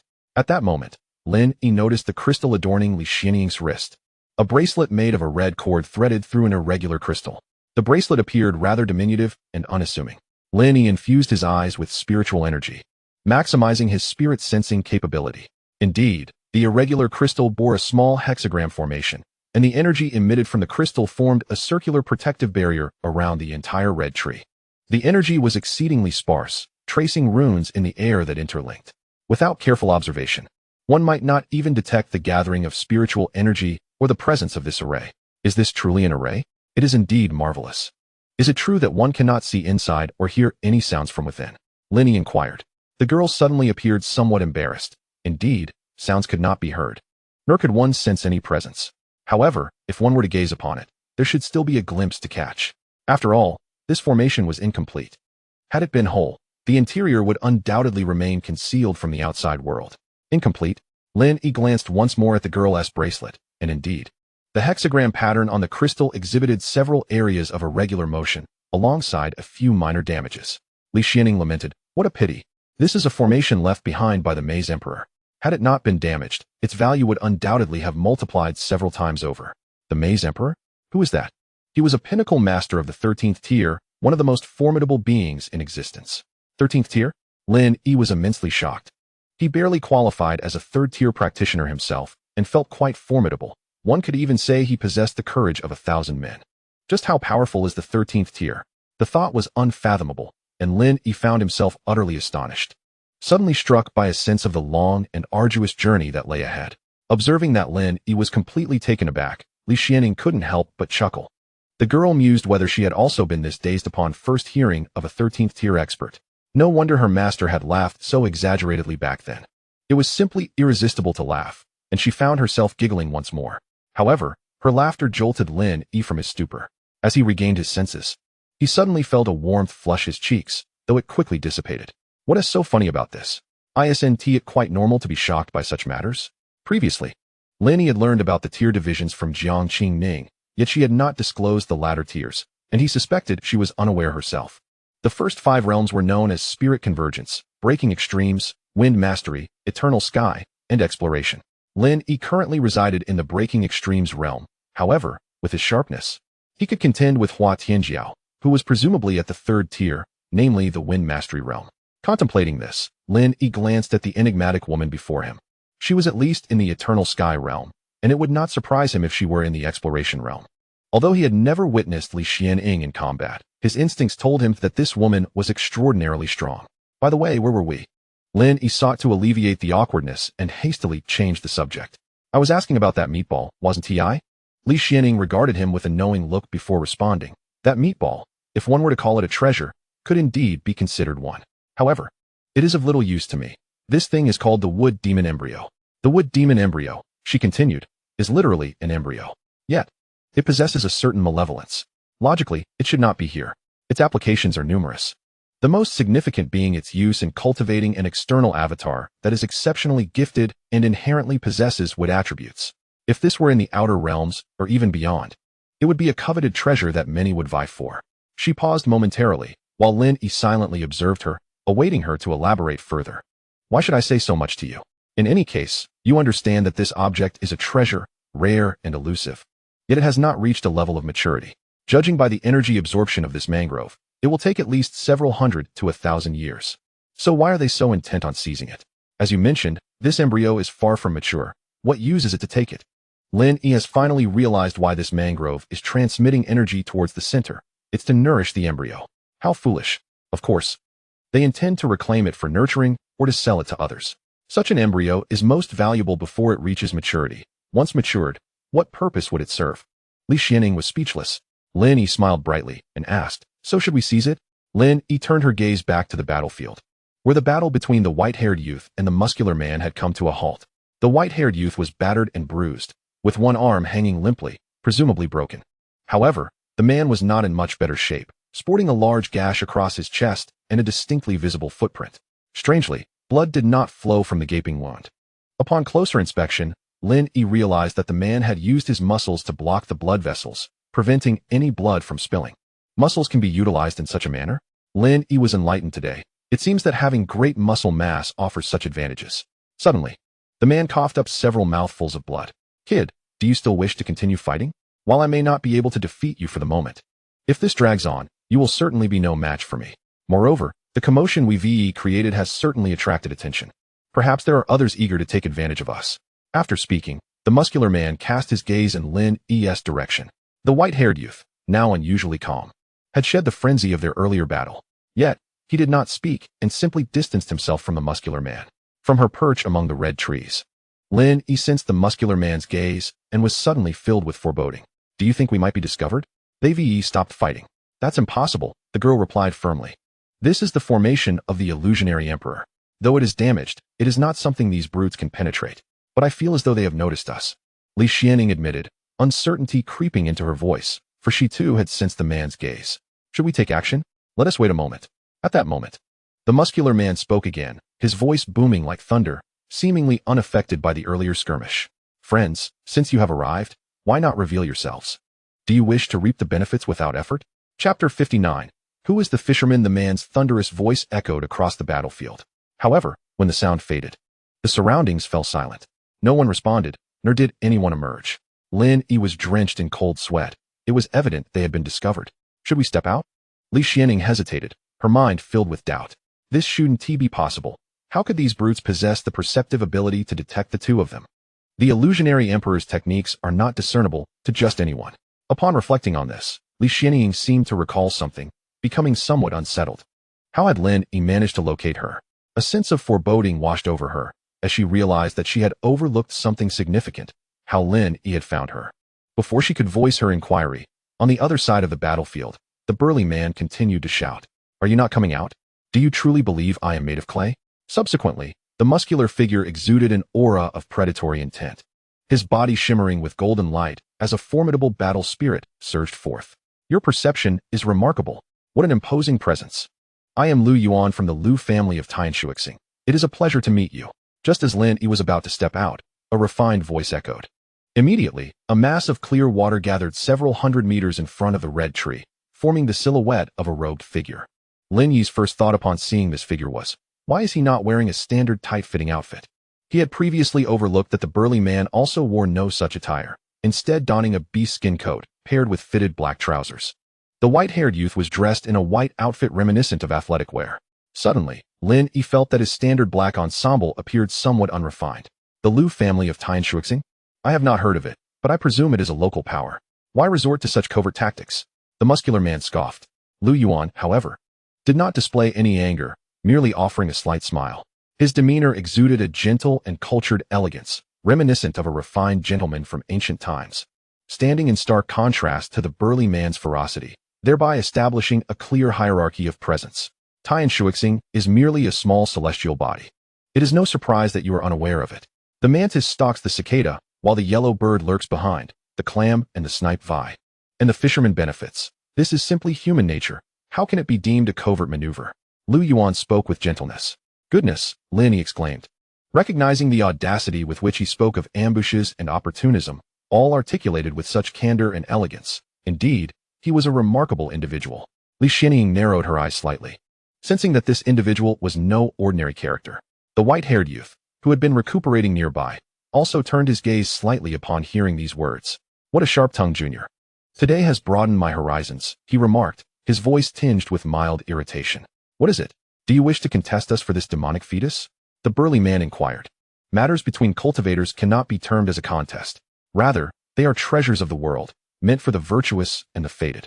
I feel a profound connection to this demonic fetus. Might I inquire if you two would consider parting with it? Lu Yuan maintained his cheerful demeanor, though his eyes narrowed slightly, revealing a glint of danger. The atmosphere instantly grew tense. At this moment, the white-haired youth rose from his meditative state, his eyes brimming with combat spirit as he regarded Lu Yuan. Very well, if you can defeat me, the prize shall be yours. If you cannot, then you shall perish. The youth's aura shifted to a chilling intensity, his hair lengthening gradually, surpassing its previous length. Disciples of Baishan Mountain? Indeed, as brazen and unreasonable as ever. Lu Yuan initially expressed confusion before arriving at understanding. While Lin Yi could not hear their conversation, he observed the shapes of their mouths moving. Baishan Mountain? What manner of entity is that? After hearing this, Li Xianying suddenly realized. Indeed, this white-haired youth is a disciple of Baishanshan, which explains why he seems so familiar. It is no wonder that at such a tender age, he possesses such formidable combat prowess, able to contend with those of the Changtian realm without losing ground. Is that a powerful faction? How strong is it? Where is it located? Lin Yi, perplexed, bombarded her with a series of questions. However, it seemed that Li Xianying was not particularly concerned and answered him one by one. Baishanshan is a formidable faction, indeed very powerful. It is said to have imperial-level practitioners, though the specifics remain unclear. True to its name, Baishanshan is a mountain, albeit one that floats in the cosmos, functioning as a mobile space station with an unpredictable position. There were instances when individuals offered exorbitant sums to purchase the location of Baishanshan, only to be hunted down and killed by its disciples. It is notorious for its tyrannical and domineering nature. On the battlefield, the burly man exclaimed, So you're a disciple of Baishanshan. You should have mentioned it earlier. I wouldn't have had to resort to such heavy-handedness, right? Haha. Upon hearing Lu Yuan's words, he suddenly burst into laughter. The white-haired youth glared at him, filled with a desire to fight again. Yet, upon surveying the situation, he chose to remain calm, especially with the unpredictable Lu Yuan from the Lu family of Tianshuixing present. The ability he displayed earlier, where he condensed water into form, was not to be underestimated, and it was uncertain whether the figure before him was indeed his true self. Both the white-haired youth and the burly man shared this concern. It was highly probable that Lu Yuan was merely a water clone. As such, neither dared to initiate an attack, for they had yet to ascertain whether he was a true body or not. Blindly engaging in battle could lead to their own downfall. Moreover, Lu Yuan wore a smile that was disarming, rendering it impossible to gauge his true capabilities. While these two refrained from fighting, Lu Yuan felt no such hesitation. He raised his hand, and with a flick, several droplets of water shot forth from the long sleeves of his robe, forming arrows of water directed at the white-haired youth and the muscular man. He seemed intent on challenging both of them at once, truly audacious. Arrogant, the burly man bellowed. Seeking death, the white-haired youth's voice dripped with coldness. Both refused to be outdone and retaliated immediately. The muscular man surged with battle energy, his muscles bulging, while the white-haired youth emanated a magnificent aura, silver-white energy swirling around him, his long hair dancing wildly. Lu Yuan maintained his characteristic smiling demeanor, yet his movements were swift. He lifted both palms. Water cannon. Two torrents of water shot forth like cannonballs toward the two adversaries. The muscular man swung his fist, shattering the incoming water arrows, while the white-haired youth enveloped his feet with his hair, stomping forward to dissipate the arrows with a shockwave. Just as they neutralized the water arrows, the water cannon struck again with incredible speed, catching them off guard and sending them flying. However, despite the seemingly grand display, the water cannons lacked substantial power, merely causing the two to stumble slightly. On the side of the red trees, Lin Yi marveled. Is he really that formidable, this Lu Yuan? Truly, one must not judge by appearances. Li Xianying, with a hint of pride, replied, I was certain those two brutes wouldn't notice us. I'm not sure. but I can confidently say that Lu Yuan has definitely detected our presence. Lin Yi seemed to recall something, and with a resolute gaze, he spoke. What do you mean? Li Xianing asked, puzzled. I once encountered a person who could manipulate water, although I do not know his name. He possessed a formidable technique that allowed him to control the moisture within my body. Had he not been at a lower realm than I, and if I hadn't had a companion by my side, I might have fallen victim to him, Lin Yi admitted, a hint of fear in his voice. Is he that powerful? Do you think this Lu Yuan has the same ability? That is my belief. Moreover, just now, this Lu Yuan utilized a technique called water cannon, identical to the one employed by the water manipulator I previously encountered. The moves and names were exactly the same. I even suspect they might be related, Lin Yi affirmed. Furthermore, with treasures at stake, if you were to find yourself in such a predicament, what would you do? Most individuals would surely eliminate the enemy at the first opportunity and seize the treasure for themselves. Yet, this Lu Yuan possesses the ability to secure victory with a single strike and has refrained from unleashing his lethal technique immediately. Either he seeks to test us, or he harbors some reservations. Lin Yi looked at Li Xianing, his gaze speaking volumes. You mean to say he's concerned about us? Li Xianing paused momentarily before comprehending. It seems this Lu Yuan is quite formidable. In a struggle between the clam and the snipe, the fisherman benefits, clearly. He aims to play the role of the fisherman, perhaps even intending to ensnare us all. Such audacity. If that is the case, then the Lu Yuan we see now must not be his true self. Lin Yi inquired. Are you suggesting that the Lu Yuan currently fighting is merely a clone? The girl nodded. It's just an elemental clone, nothing extraordinary. A clone can wield up to 90% of the original's abilities. By your reasoning, if this Lu Yuan intends to catch us all, he would certainly not reveal his true form. Isn't that akin to a shadow clone? Though a lesser version. It is a power Lin Yi had once dreamt of possessing. In this vast world, there are wonders beyond imagination. If you believe such things do not exist, it is merely because you have yet to encounter them, or perhaps your current standing is insufficient to warrant knowledge of them. Lin Yi had previously heard this sentiment and had considered it mere bravado, but to his astonishment, he found it validated today. What shall we do now? While we understand the situation, determining how to respond poses a dilemma. After all, those three individuals on the battlefield below are quite formidable in a one-on-one confrontation. Lin Yi would undoubtedly be the one to fall in an instant. Even with the unpredictable Li Xianing by his side, Lin Yi had no inclination to engage in battle. It was not cowardice. He simply knew he could not prevail. A formidable opponent at the constant sky realm, who had also cultivated battle energy, emanated an overwhelming presence that Lin Yi wished to avoid. Though he was of the same broken extreme realm as his opponent, the latter could face the adversary head-on without faltering. He was not someone to provoke lightly.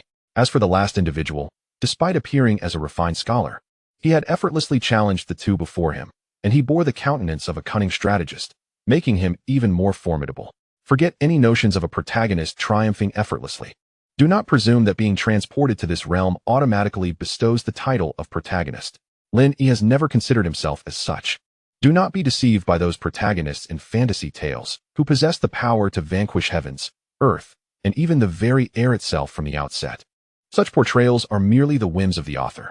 Lacking the support of an authorial hand, we can only concede to our circumstances, for our lives are precious, and anyone present could effortlessly extinguish us. Contemplating this, Lin Yi felt an urge to flee this perilous locale. Should we depart? After all, you have no need for that so-called wood demon embryo, Lin Yi inquired of Li Xianing. Leave? Why would we do that? The grand performance has yet to commence. Since he wishes to play the angler, let us see who truly assumes the role, Li Xianing retorted, her voice brimming with a fighting spirit. It appeared this formidable individual was not to be trifled with, and it seemed she was poised to engage in the fray. Surely, I would not be caught in the crossfire, being merely a fledgling in the realm of the extreme. Having witnessed that earlier skirmish, I would likely find myself in peril. Perhaps I should make my exit. Shall I take my leave? I would not want to hinder you during your battle, Lin Yi cautiously suggested. Li Xianing was taken aback, her brow furrowed with confusion. Leave? Where would you go? That firearm strapped to your back is not merely ornamental. And you possess the spirit requisite for battle. You are more than qualified to join us, and besides, it seems we cannot retreat now. Cannot retreat? Lin Yi's heart sank, and he activated his sensing ability, scanning the surroundings. Outside the formation, the battlefield was awash with droplets of water, each minute bead suspended in the air, creating a breathtaking spectacle. Yet, amidst those droplets, Lin Yi discerned energy, spiritual energy, refined and imbued with attributes. Is this the handiwork of that Lu Yuan? Have you realized? We have already entered the domain of the individual known as Lu Yuan. Fascinating. Such an expansive territory established so quietly, I was oblivious at first. Truly intriguing. Li Xianying's demeanor resembled that of a battle-hungry warrior. The slender blade sheathed at her waist vibrated, occasionally emitting a light, eager sound. Akin to a parched soul discovering a refreshing spring, revealing an unmistakable thrill. How extraordinary, a blade exhibiting excitement, Lin mused, bemused by the peculiarities of the day. Sister, please temper your enthusiasm. Are you certain I can partake in this conflict? Remember to look out for me. I would prefer not to be swiftly eliminated, he said. A hint of resignation in his tone, yet feeling he had no other choice, especially since it was evident that Li Xianying was not one to underestimate. Since she possessed the confidence, Lin decided to ride the tide, opting to assist with a surprise attack from the sidelines. Indeed, ever since he had claimed the weapon, this was his constant companion, and he had grown accustomed to its weight, now wielding it with ease. Li Xianying, you take the lead. I shall provide support and cover fire from here, Lin declared with a smile, swiftly dismounting the weapon and positioning it upon a red tree, assuming a sniper's stance, aiming at the three figures engaged in battle before him. At that moment, Li Xianying began to examine Lin Yi's sniper rifle, devoid of a scope. Its elongated body, with sharp contours, shimmered with a haunting blue-violet glow. The exceedingly long barrel and the menacing muzzle instill a profound sense of oppression. This is indeed a weapon of devastation. What a splendid gun, the young girl exclaimed. Very well, I shall take my leave, Li Xianying declared, and with a swift motion, she vanished from Lin Yi's sight. Suddenly, the girl, brimming with vitality, reappeared in the air above the trio engaged in battle, her narrow blade drawn, poised with an unparalleled majesty. With a wicked smile directed at the three below, Li Xianying arrogantly proclaimed, I am the young master of the heavenly blade sect. Prepare to meet your demise. The slender blade glimmered with a chilling radiance, an enchanting crimson light emanating from it. Chapter 60. Arrogance and Assassination. The three combatants below immediately halted their skirmish. Lin stood in stunned disbelief, utterly astonished by Li Xianying's audacity. Could she truly be this brazen, this formidable? Gazing at the imposing figure above, Lin felt a slight twitch at the corner of his mouth, an impulse to look away. The trio, forming a triangular formation, instinctively distanced themselves. Yet, with their movements, they were beset by an overwhelming pressure and a sharp, bloodthirsty aura, as if poised to be slaughtered at any moment. They faced a formidable adversary. Though the silver-haired youth was drenched in cold sweat, he defiantly lifted his gaze to the figure in the sky. The muscular man sensed the perilous energy and felt his own battle spirit surge, his entire demeanor radiating an indomitable fighting spirit. The refined Lu Yuan shed his previous elegance. Adopting a serious countenance, he was the first to speak. You must be the one who was lurking behind earlier. The planetary trial is indeed a momentous event for the human federation, drawing forth even someone of your caliber.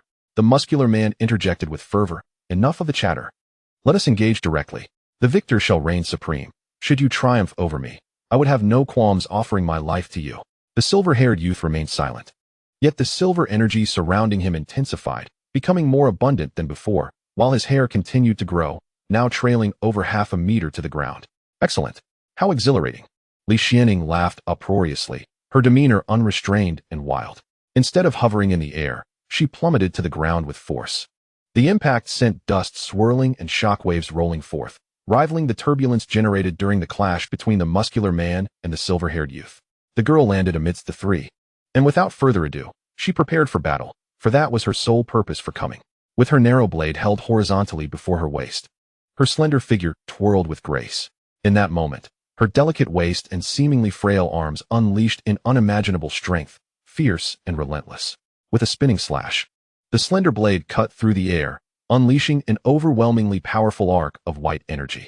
A wave of blade aura sliced through the air like a crescent moon, simultaneously targeting all three adversaries. At this moment, Lin, observing from atop the red tree canopy, felt his blood surge with excitement. How magnificent! To take on three opponents at once, attacking them all without exception, the girl showcased her ultimate dominance and audacity before the world. It is indeed difficult to envision a slender and seemingly delicate girl exuding such explosive and domineering energy.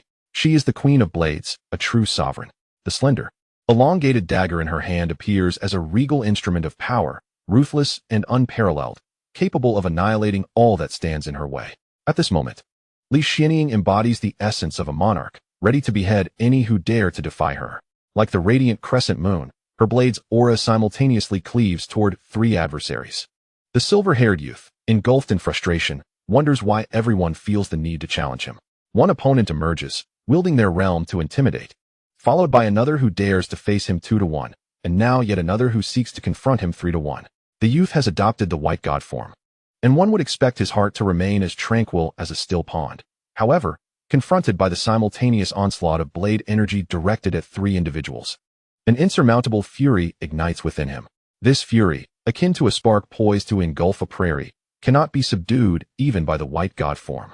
Suddenly, the once serene, pure white pupils of the silver-haired boy transform into a tempestuous glare, his youthful presence growing increasingly ominous. Signs of darkness creep into his pristine eyes, and at the moment the blade energy resonates, his fury surges, and his pupils shift to an inky blackness. Begone! The silver-haired youth enters a state of frenzy. With waves of energy surging around him, he swings his fist with ferocity, the white aura entwining it now darkened. The chilling aura thickens, sending shivers down Lin Yi's spine. His fist crashes against the blade energy aimed at him, yet the assault does not dissipate. It splits into 2, targeting the muscular man and Lu Yuan. The muscular man is enveloped in a shimmering golden light, his battle aura soaring, clashing with the blade energy.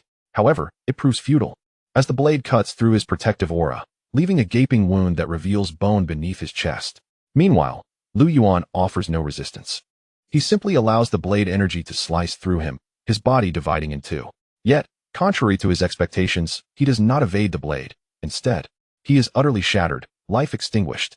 In his final moments, a look of astonishment remains on his face, as if the outcome was beyond his comprehension. His fragmented body dissolves into streams of liquid, seeping into the ground. Is this how swiftly one can perish? Lin Yi observes the entire encounter, which transpires in an instant, and the figure known as Lu Yuan seemingly breathes his last. Show yourself, or I shall eliminate you first. Li Xianying's voice remains imperious, utterly indifferent to the feelings of those present. Yet, she possesses the strength to back her words. Lin Yi feels compelled to regard her as the foremost individual to be avoided. Your discernment is commendable. Subsequently, the droplets of water, previously sent spiraling by Li Xianying and the muscular man, converge to form the elegant silhouette from before. I have a question for you. Do not inquire further. Ask again, and I shall slay you. Lu Yuan smiled, unfazed by anger, and continued to inquire. I wish to know how you managed to extinguish my water clone. I had clearly evaded it. Do you believe that I cannot defeat you within your domain? Is that why you speak to me so audaciously? Li Xianying tilted her head slightly, her expression veiled in a dense fog, rendering her emotions inscrutable. Yet, her voice carried an unmistakable impatience, her tone icy.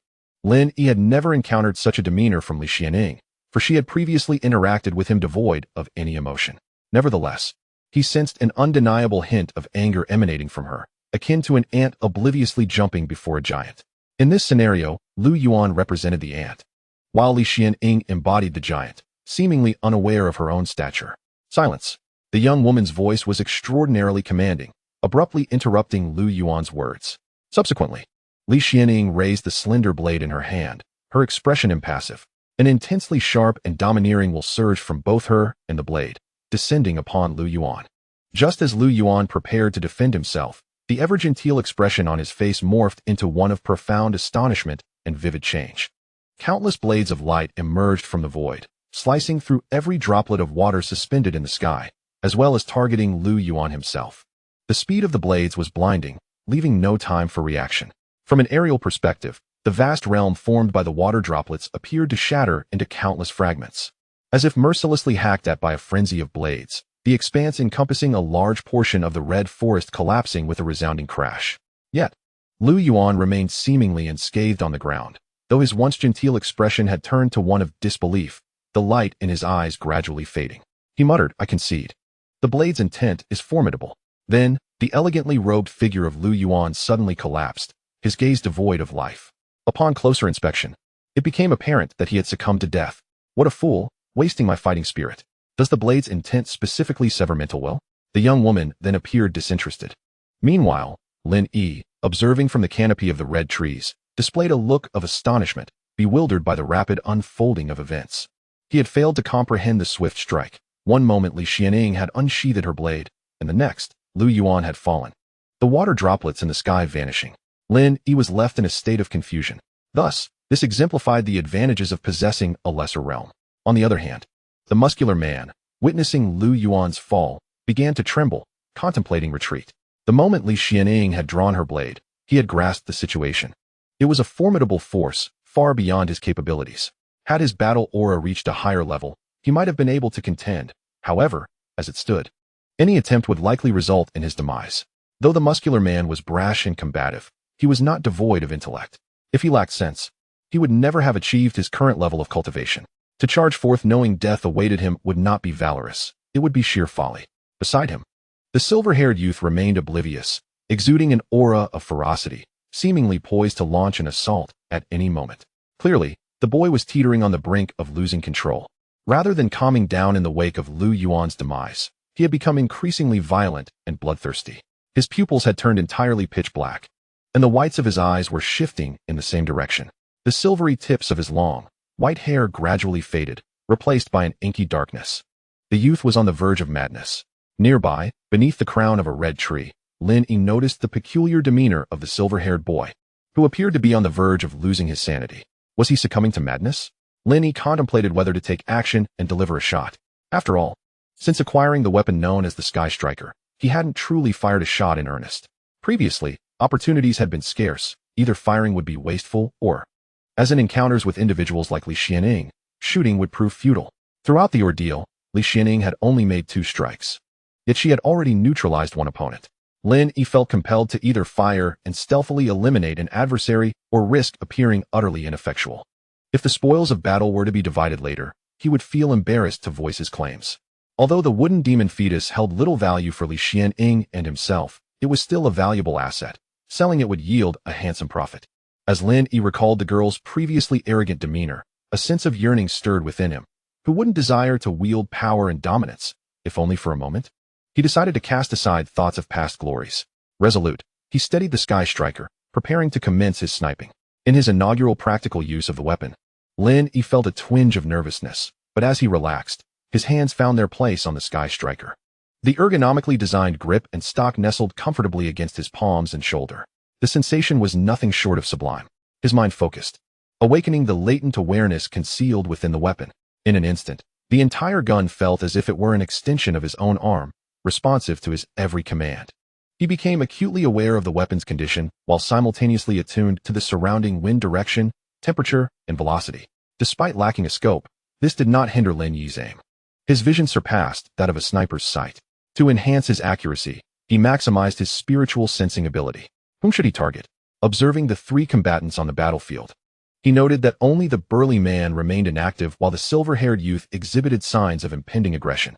Lin Yi resolved to direct his shot at the boy.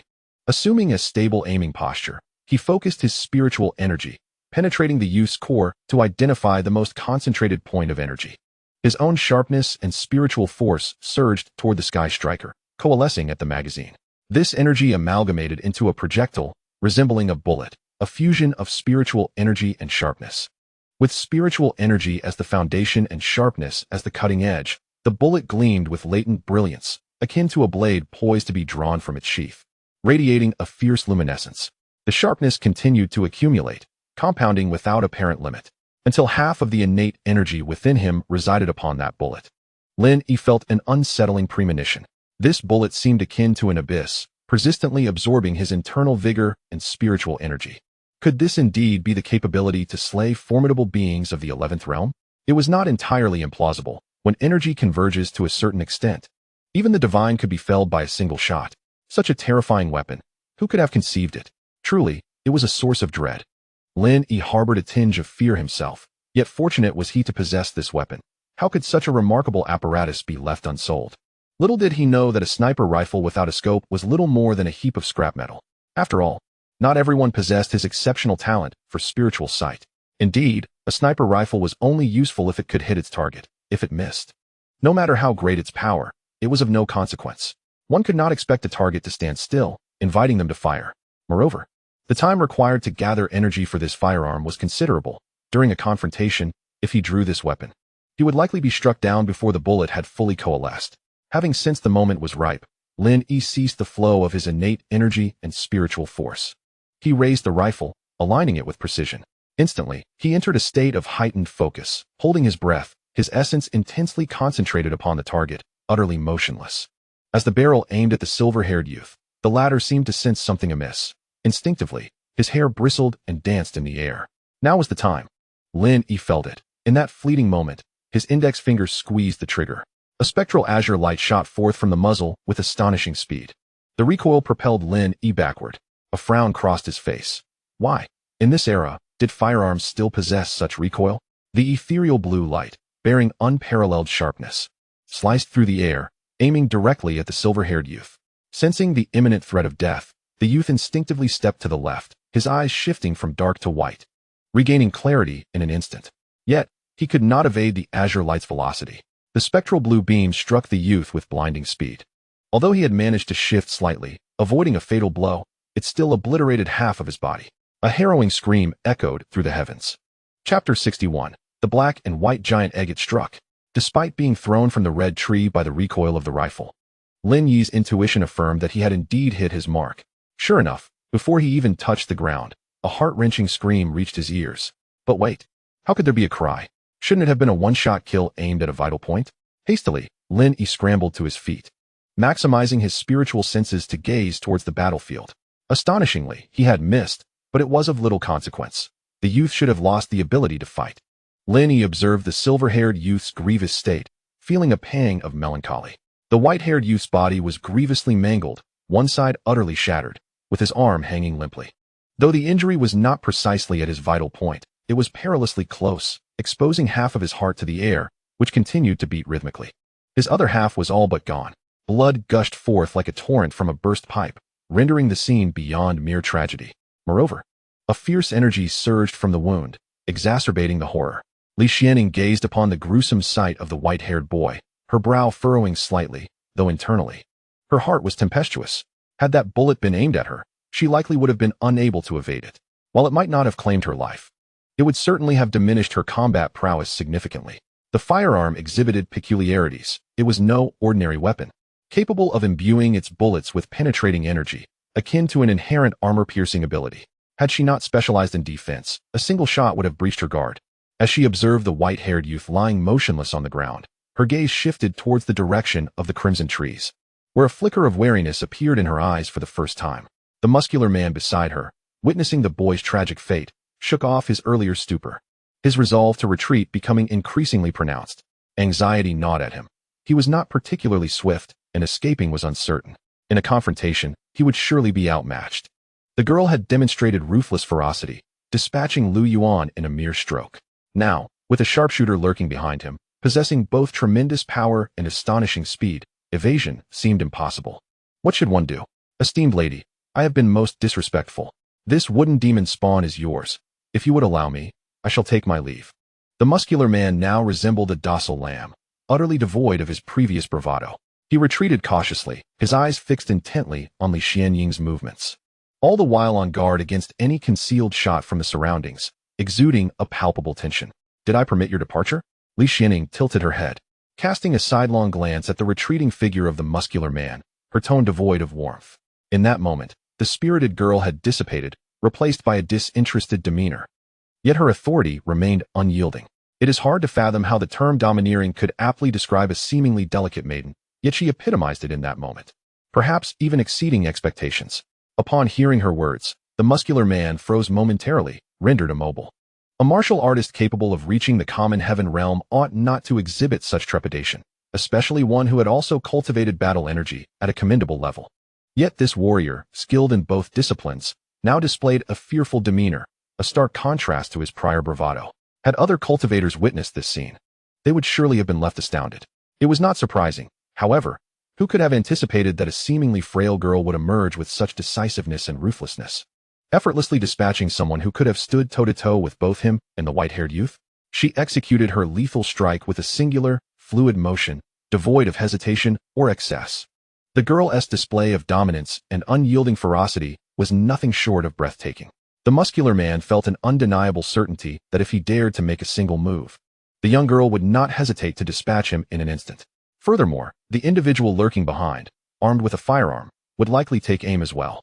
The stunning precision of that shot sent tremors through his very being.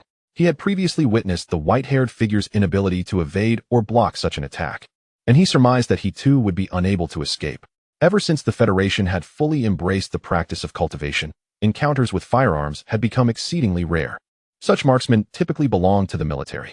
Who could have anticipated that this seemingly mundane trial on a first-tier planet would unveil such extraordinary talents? Had he known the extent of the peculiarities he would encounter, he would have refrained from participating.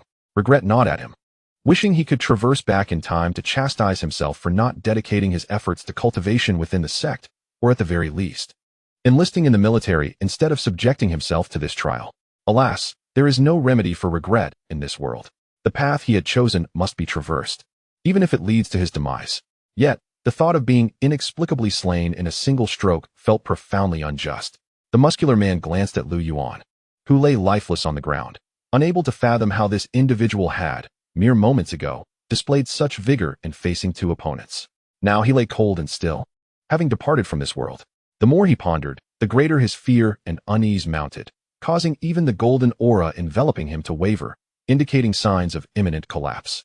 Li Xianying observed the muscular man's distressed demeanor with disdain, her earlier fervor for battle having dissipated completely, leaving her devoid of motivation. The commanding and imperious aura she once exuded had vanished, reverting her to a state of cold detachment, almost fragile in appearance. Lin Yi ascended the red tree once more, bewildered by the sudden cessation of hostilities on the battlefield. What had transpired? Why had the fighting stopped so abruptly? Hadn't he merely discharged a cold shot? Sister, where has that haughty and domineering presence gone? And what of the trembling muscular man? Why was he no longer engaging? With the combatants frozen in place, Lin Yi descended from the red tree, shouldering his weapon, and hastened towards the battlefield. His demeanor was far from that of someone who had just delivered a remarkable blow. He exhibited no signs of fatigue, and even the barrel of his firearm remained cool to the touch. However, his connection with his weapon had deepened, allowing him to clearly sense the spirit within it. Following the discharge of that shot, the spirit conveyed a sense of joyful exhilaration, even urging him to take more shots. Yet, feeling the dwindling reserves of his sharpness and spiritual energy, Lin Yi resolutely declined. Logically, he could have fired another shot, but after that last discharge, he anticipated a state of exhaustion. Moreover, given the current circumstances, whether he fired again or not seemed inconsequential and would hardly alter the outcome. With Li Xianying's capabilities, had she not wished for a semblance of a challenge, she likely would have eliminated those three opponents at the outset. Lin Yi was currently preoccupied with the notion of how to divide the spoils of war, hastily making his way toward the heart of the battlefield. How is it? Has it been resolved yet? Why is that still an issue? Lin Yi inquired, gesturing toward the imposing figure of a muscular man who stood motionless nearby. Li Xianying had yet to respond, while the muscular man glowered at Lin Yi. Unfazed, Lin Yi returned the glare with an icy stare. The muscular man, seemingly wary of the enigmatic girl beside him, suppressed his urge to engage in a verbal exchange with Lin Yi, diverting his gaze elsewhere, yet remaining firmly in place. Not interested? If you wish to resolve this, just give him a shot. Your shot was quite impressive, Li Xianying remarked with an unusual tone of genuine admiration as she turned to Lin Yi. In response, Lin Yi displayed little reaction, his interest waning. Though not inherently merciful, he had already taken lives since arriving in this realm, devoid of any dramatic retching as depicted in television dramas. The act of killing felt akin to butchering a chicken during his culinary studies, devoid of emotional weight. At times, Lin Yi questioned the state of his own psyche. However, standing before him was a living man who requested a bullet, and lacking any personal vendetta, Lin Yi found himself devoid of motivation to comply. He glanced back at the motionless muscular man, who was still glaring at him, seemingly unafraid of any potential aggression. Lin Yi chuckled softly. It appeared that the muscular man was not entirely beyond redemption. Had he continued to cower after hearing Lin Yi's recent statements, he would have been deemed hopeless. Yet now, there was still a glimmer of hope. Lin Yi had no intention of aiding the muscular man. Instead, his gaze shifted toward the white-haired youth. Since arriving on this battlefield, he had consciously avoided looking at the white-haired boy, as the scene was too gruesome, a horror that Lin Yi himself had caused, evoking a sense of nausea. Suppressing the urge to recoil, he approached the white-haired youth. At that moment, he was still engaged in seeking out the spirit, quickly discerning that the white-haired boy exhibited signs of being anything but a dying individual. The energy within him appeared to be strengthening, a stark contrast to the increasingly feeble breaths he was taking. There was something amiss. This was not characteristic of someone on the brink of death. Despite half of his body being shattered, the fierce energy continued to slice through flesh and organs, blood pooling around him. Logically, survival should have been impossible. With a serious expression, Lin Yi addressed Li Xianying, There is something peculiar about this white-haired youth. The energy within him is only growing stronger. He does not resemble a dying person at all. The girl, intrigued, quickly leaned closer. Li Xianing scrutinized the battered form of the white-haired boy, seemingly unfazed by the blood-soaked ground and his mangled body. The boy lay there, eyes shut tight, a visage of agony etched upon his face, with the entire left side of his body having all but vanished. The skeletal remains lay exposed, blood trickling steadily. Had it not been for the faint pulse of the heart, one might have presumed this to be a lifeless corpse. Yet, within this shattered vessel, Lin Yi perceived an incessant gathering of energy, a kaleidoscope of black, white, and silver hues that shifted and morphed, as if undergoing a chemical transformation. The energy intensifying with each passing moment. Li Xianing seemed to sense the fluctuations within this broken body as well, her eyes betraying a hint of astonishment. However, neither made any move to intervene, harboring no intention to halt the swelling energy. Both were curious to witness the peculiar reactions that would unfold from this energetic metamorphosis. As the three energies expanded to a certain threshold, they ceased to evolve further, and a battle ensued between the black, white, and silver energies, albeit not with great ferocity. After a while, the silver faded, giving way to two more formidable energies of black and white. Under the astonished gaze of the two, the energies within the white-haired youth's body began to swell from the heart, gradually enveloping his entire form, the black and white flowing in a continuous cycle. Lin Yi remained motionless, as did Li Xianing, one uncertain, the other audacious. Yet, both were eager to see the final outcome of this transformation. Their curiosity kept them riveted to the spectacle. Even the burly man standing silently nearby was drawn in by the unfolding scene. The black and white energies swirled around the white-haired boy, gradually coiling together to form a towering orb, over a meter high and approximately a meter in diameter. Adorned with black and white stripes, floating in midair, the white-haired youth was ensconced within this obsidian sphere, and Lin Yi could distinctly sense that his heartbeat was growing stronger within the confines of the orb. The surging energies had created a shell that obscured Lin Yi's ability to discern the events transpiring within the black and white sphere. What was evident, however, was that the white-haired youth seemed to be recovering, and at an astonishing pace. Now what should be done? He appears to be regaining strength. Should we seize this opportunity to eliminate him? Lin Yi gestured toward the floating orb, inquiring of Li Xianing. Since his arrival in this world, apart from merely surviving, he had adhered to the principle of better to err on the side of caution, never allowing a potential threat to escape. Enemies were to be eradicated entirely, leaving no room for future peril. Just as he had shown no mercy when Flower Tianjiao and her companions had besieged Jiang Qingning, Lin Yi had swiftly eliminated one of her teammates and severed the arm of another. Even when Flower Tianjiao later joined their group, Lin Yi remained vigilant around her. As for the fate of her one-armed companion and whether she had any others, Lin Yi had not inquired, and she had not divulged. Both maintained a tacit understanding.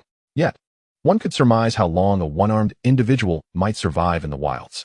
Thus, Lin Yi pondered whether he should eliminate the person ensconced within the orb before him. Although the two bore no animosity towards each other, their positions were simply divergent. Do not kill him just yet. I find myself intrigued by this egg. It appears to be a peculiar form of resurrection, likely derived from the power of bloodlines. However, I am uncertain of its potential, Li Xianing remarked. Lin Yi, indifferent, merely nodded in agreement. Li Xianing proceeded to examine the black and white giant egg while Lin Yi began to clear the battlefield, taking the opportunity to inspect the corpses. The previously imposing muscular man stood there, paralyzed by indecision, unable to move forward or retreat, which rendered the scene somewhat desolate. Chapter 62. Spoils of War. Crystallization. At this moment, the battlefield at the heart of the Red Forest lay in shattered disarray.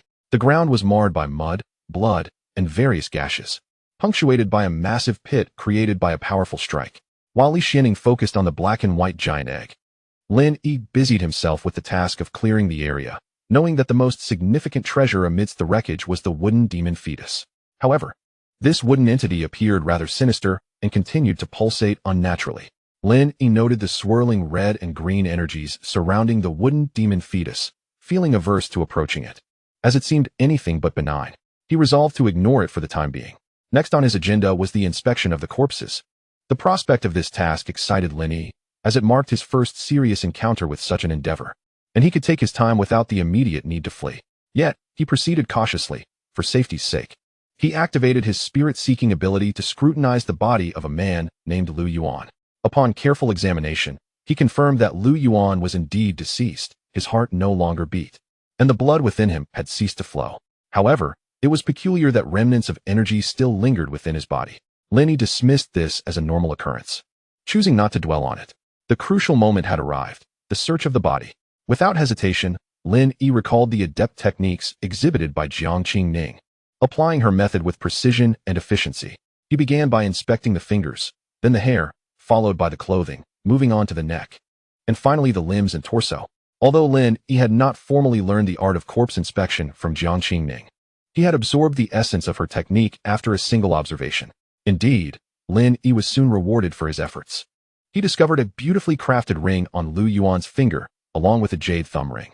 Furthermore, he found a jade bracelet adorning his wrist, though it was not a traditional jade piece, but rather a semi-transparent green bangle embedded with intricate mechanical circuitry, appearing deceptively ordinary. It seemed to be a valuable item, and Lin Yi promptly removed it. He also uncovered a headband atop Lu Yuan's head. Remarkably, a headband on a man of considerable stature. This accessory was quite exquisite, adorned with 3 unknown aquamarine gemstones. It appeared promising, so he set it aside for further consideration. Next, he turned his attention to the limbs and neck, unceremoniously flipping Lu Yuan over without a hint of reverence for the deceased. After examining the limbs, it became evident that there was nothing of significance. Lin Yi then grasped Lu Yuan's hair, lifting his head for a closer inspection. After surveying the area, he found nothing. The muscular man nearby, witnessing Lin Yi's fierce demeanor, felt a twitch at the corner of his eye, overwhelmed by an urge to flee. This was frustrating. Why was there nothing? Lin Yi, growing impatient after failing to discover anything even in several locations, proceeded to unbutton Lu Yuan's clothing. Halfway through, he hesitated, realizing the impropriety of a man undressing another man. Disregarding his reservations, he decided to tear the garments instead. With a swift motion, he shredded Lu Yuan's clothes, exposing a slightly slender upper body. At that moment, Lin Yi contemplated whether to rip off the trousers as well.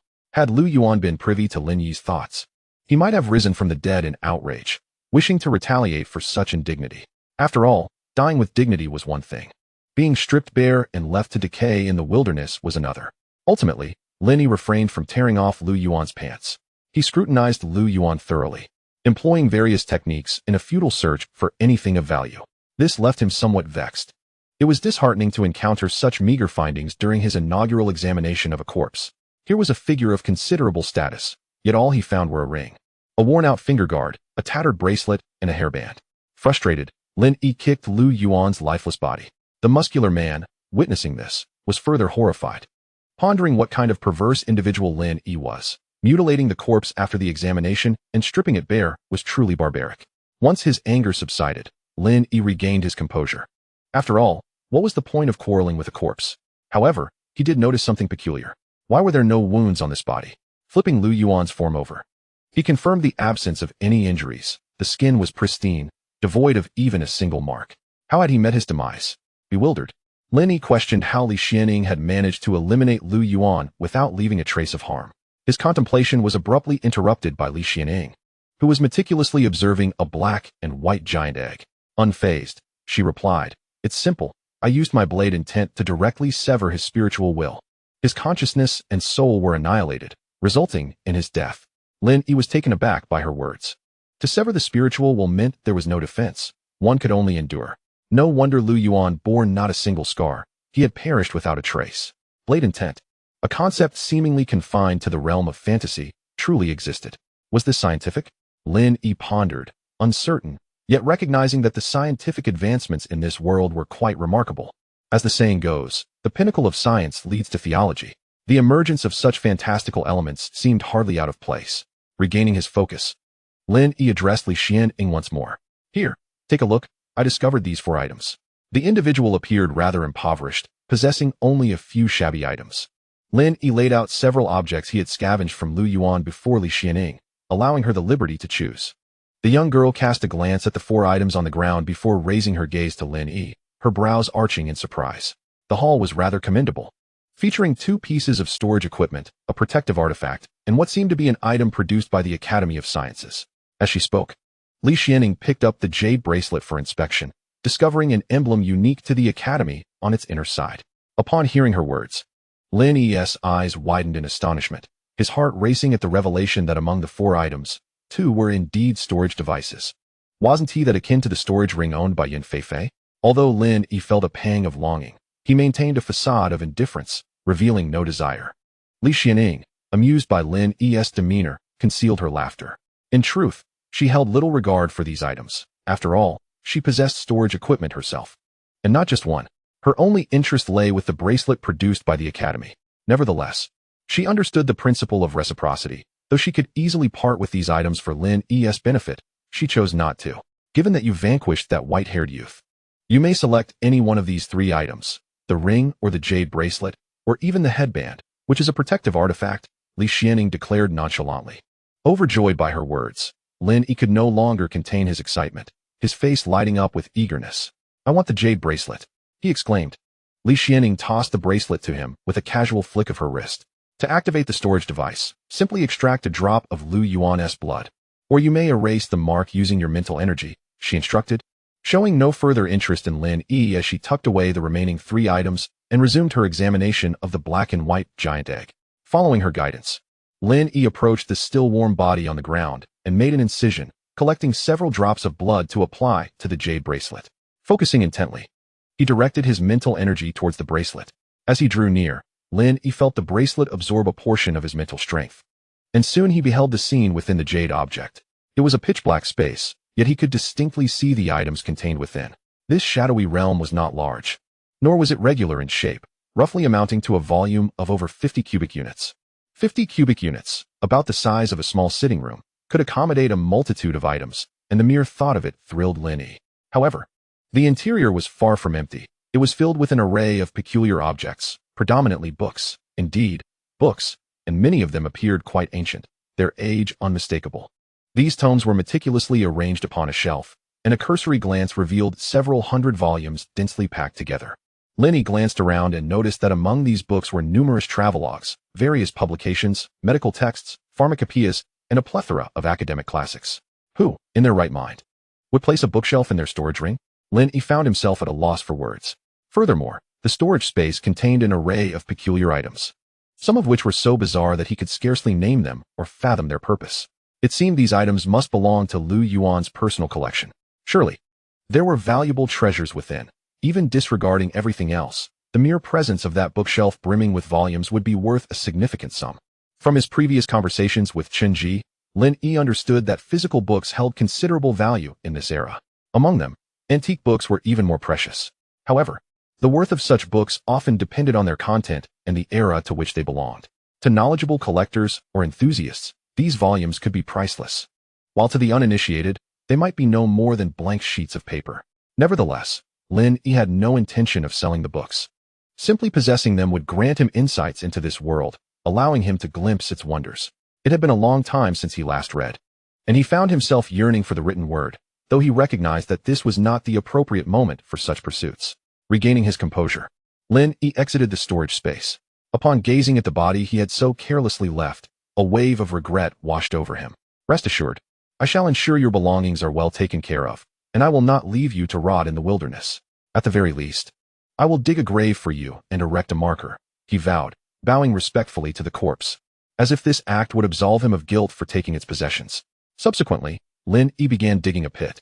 Much to the bewilderment of Li Xianing and the muscular man, he excavated a rectangular hole, 1 meter deep, 2 meters long, and half a meter wide. What are you doing? The young woman could no longer contain her curiosity. I'm digging a pit. Why on earth are you digging a pit? Of course, to bury someone. We can't leave them to decay in the wild, can we?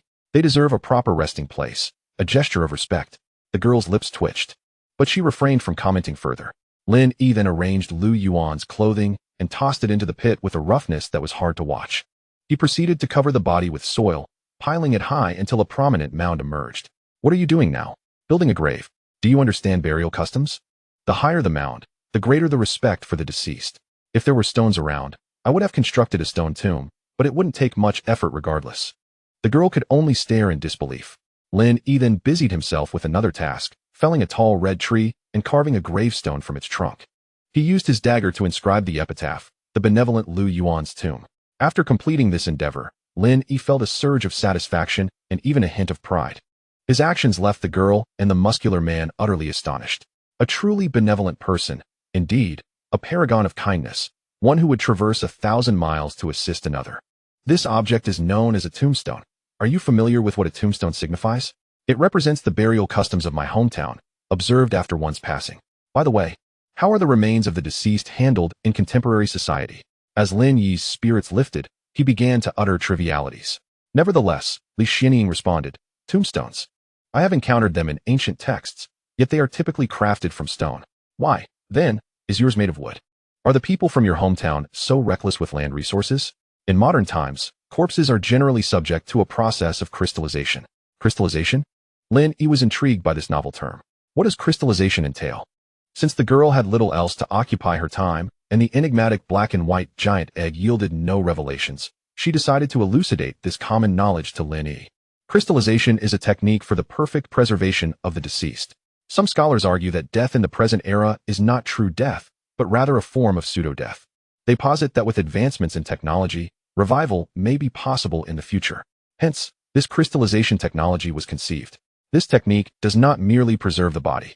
It also captures the residual essence and various conditions of the individual in a specific form, achieving a state of temporal suspension. Is it truly that remarkable? Where then? Are these preserved bodies stored? Has this technology been universally adopted? Lin Yi inquired further, his curiosity piqued. Indeed, it is a question that any rational person would ponder. Considering the countless habitable planets and innumerable space stations scattered throughout the cosmos, the sheer number of individuals is unfathomable. If everyone underwent crystallization upon death, where would such bodies be housed? Li Xianying rolled her eyes, slightly exasperated, pondering what sort of individual would pose such inquiries. Universal adoption? That is implausible. The beneficiaries of the crystallization technology are solely the citizens residing on planets within the Federation and the privileged elite. Of course, if one possesses wealth, the situation might differ. However, the majority of people remain staunchly opposed to this technology. After all, who wishes to be encased in a crystalline shell after death, awaiting the faintest glimmer of hope for revival? After a brief pause, the girl continued, excluding those who die unexpectedly. Individuals who pass away of natural causes or by their own hand have lived their lives fully. An average lifespan of 600 years is several times that of millennia past, ample time for one to accomplish many endeavors. Lin Yi struggled to comprehend how one could tire of life. In his previous existence, many would have eagerly sought an additional 500 years. As for the storage of crystallized bodies, how would I know?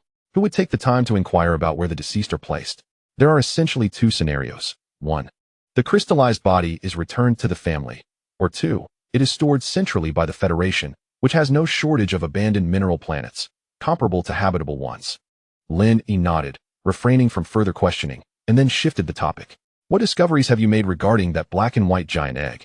For the time being, I cannot discern much, but it appears to be a form of bloodline secret technique. Let us take it back for further examination. Oh, what about that wooden demon embryo? Do you desire it? Lin Yi casually inquired once more. The girl did not respond immediately. Instead, she beckoned Lin Yi to proceed towards the direction of the wooden demon embryo. Let us first ascertain the quality of the wooden demon embryo. The two approached the pulsating, spherical entity that resembled a heart. The embryo appeared increasingly peculiar, and as Lin Yi drew nearer, he felt an exhilarating thrum in his chest. The muscular man nearby, noticing this, attempted to follow, but after taking just a few steps, he collapsed to the ground, unconscious, at the girl's swift gesture. Lin Yi regarded Li Xianying with surprise. Do not worry. He merely fainted and will not awaken for a while. Lin Yi nodded silently. He found the muscular man rather bothersome. Had he not succumbed so quickly, Lin Yi would have had no qualms about relieving him of some spoils. However, now, gazing at the unconscious figure, Lin Yi felt an irresistible urge to pillage. The allure of such swift riches was simply too tempting. After some contemplation, Lin Yi refrained from acting. It was not that he lacked the resolve.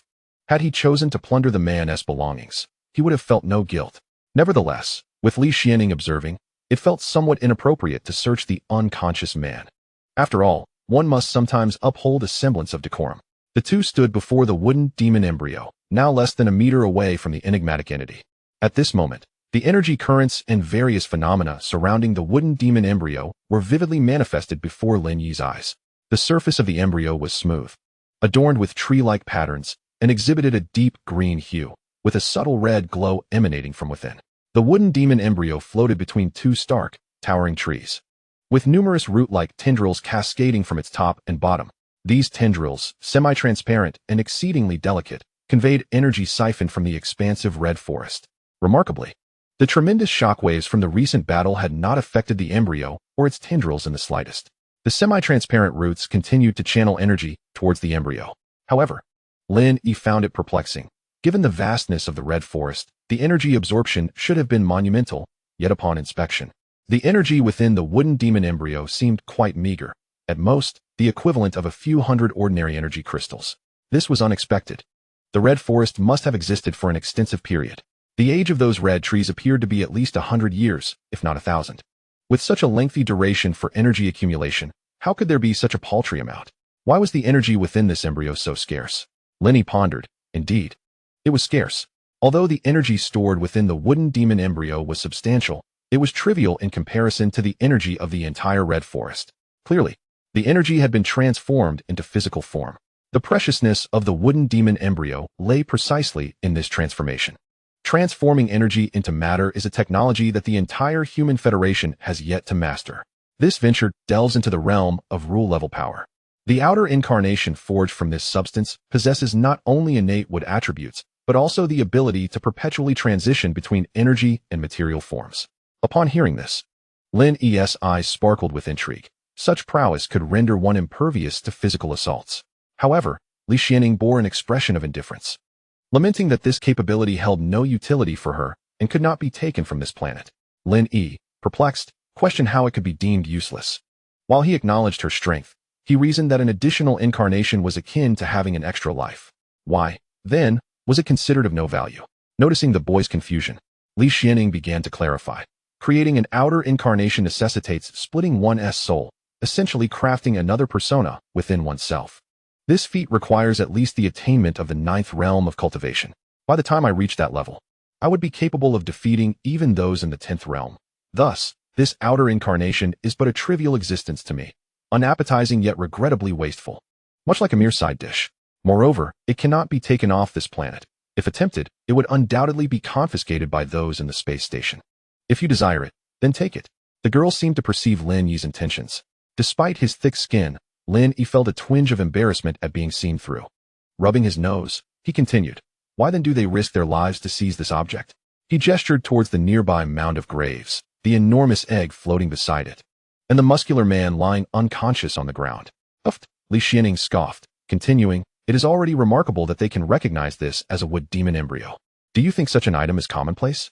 They could hardly comprehend its uses and effects, although I too am seeing it for the first time.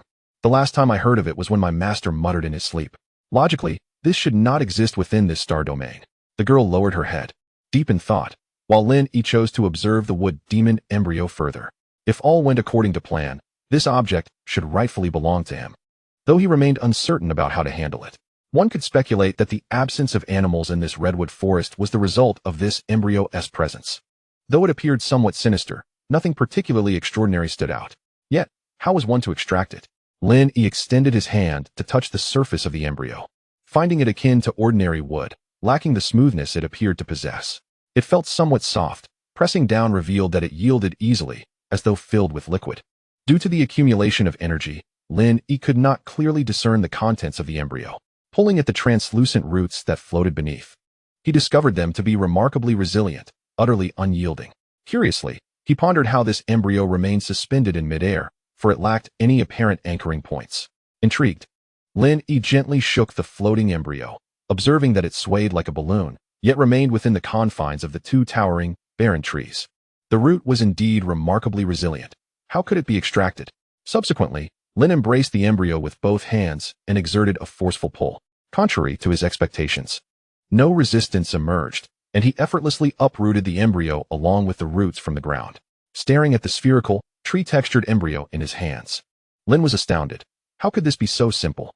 Almost immediately, a wondrous scene unfolded. The two bare colossal trees suddenly disintegrated into dust, carried away by the wind. The energy being transported within the red trees seemed to lose its anchor, flowing out from the trunks before vanishing into the air.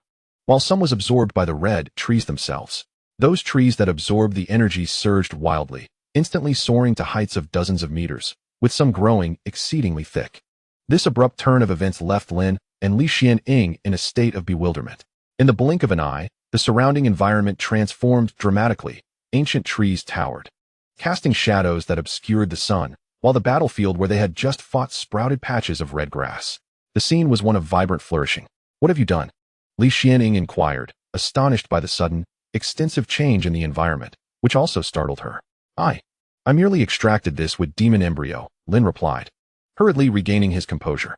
The environmental shift instilled a sense of unease within him. "Let us not dwell on this any longer. Take the wood demon embryo, and bring that strong man along. We must leave this place immediately." With a wave of her hand, Li Xianing conjured a gust of wind that lifted the black and white giant egg into the air, propelling herself back in the direction they had come. Lin, realizing the urgency, tightened his grip on the wood demon embryo, seized the unconscious muscular man, and with determination, followed Li Xianing back to their camp. Shortly after their departure, near a prominent mound topped with a gravestone inscribed with the benevolent Lu Yuan's tomb, a slender, pale hand emerged from the top of the mound. This eerie scene, accentuated by the towering red trees surrounding it, was illuminated by sunlight, casting a faint red glow that flickered around the grave. The unsettling image of a tomb seemingly coming to life would have terrified anyone who witnessed it, but the area was eerily quiet, and no one was present to behold this haunting spectacle. As one dirt-covered hand emerged, another followed, and soon the entire mound cracked open. A disheveled figure, clad in tattered clothing with long hair matted in dirt, crawled out from within the mound. This individual was none other than the long-deceased Lu Yuan. Gasping for air, Lu Yuan struggled to catch his breath, exclaiming, "Goodness, what a calamity! How was I buried? I nearly suffocated." Indeed, this was Lu Yuan. He had revived, or perhaps he had never truly perished. Had Lin witnessed this scene, he would undoubtedly recall what he had overlooked. A person as distinctly extraordinary as Lu Yuan could not possibly be a mere convict or vagrant. He could only be a volunteer. After the volunteer's demise, their remains were typically extricated from the planet. However, Lu Yuan was not among those drawn out. Lin Yi and Li Xianing had unfortunately overlooked this detail. Fortunately, the art of feigned death he had previously mastered was now proving invaluable. Yet, how had he ended up buried? He had nearly succumbed to true death. Suffocated in the process, Lu Yuan felt a profound sense of helplessness. In truth, it was not long after being buried that he regained consciousness, only to discover that he was utterly immobilized. The technique of feigned death had its limitations and could not be sustained for an extended duration. After invoking the art, he would awaken within an hour. During this interval, he resembled a corpse in every aspect. Should his body be compromised within that hour, he would indeed meet his end. Had it not been for the dense mangrove forest surrounding him, Lu Yuan would not have resorted to the art of feigned death. However, the woman he faced was extraordinarily formidable. With a single strike, she shattered his domain and annihilated all the water clones he had summoned in an instant. If it had not been for that headband, which diverted a fatal blow, he would not have had the opportunity to execute the technique. Contemplating this, Lu Yuan ran his fingers through his hair, a bitter smile gracing his lips. Indeed, it was true. He had been thoroughly stripped of his possessions. Yet, he was fortunate to have salvaged his life. Surveying his tattered garments, Lu Yuan could no longer maintain the demeanor of a genteel gentleman. "If I ever discover who stripped me of my clothing." Lu Yuan's voice turned somber, his anger surging. His heart ached even more. For those garments were a collection he had cherished for over 20 years, now taken from him. Nonetheless, he was relieved to be alive. Descending from the mound, he spotted a gravestone bearing an inscription. Lu Yuan could no longer contain himself, his furious roar reverberating through the forest. However, the sound was muffled by the newly sprouted, lush branches of the towering red trees, and Lin Yi and Li Xianing did not hear him. In his fury, Lu Yuan remained oblivious to the peculiar formation emerging beneath the soil where the wood demon had previously resided. The formation was riddled with cracks, red energy swirling within, seemingly on the verge of collapse. At that moment, a woman's voice echoed, "Is the seal about to break?" Her tone was laden with endless sorrow, extreme allure, and unparalleled authority. Just as the seal seemed poised to shatter, the stone ground beneath the red trees. There were 9 such patches, quivered subtly. Subsequently, the imminent fracture of the seal was abruptly halted. The crimson energy wafting through the air converged towards the seal. "Damn it, Mi Huang, you will regret this." Following that, the seal sealed completely.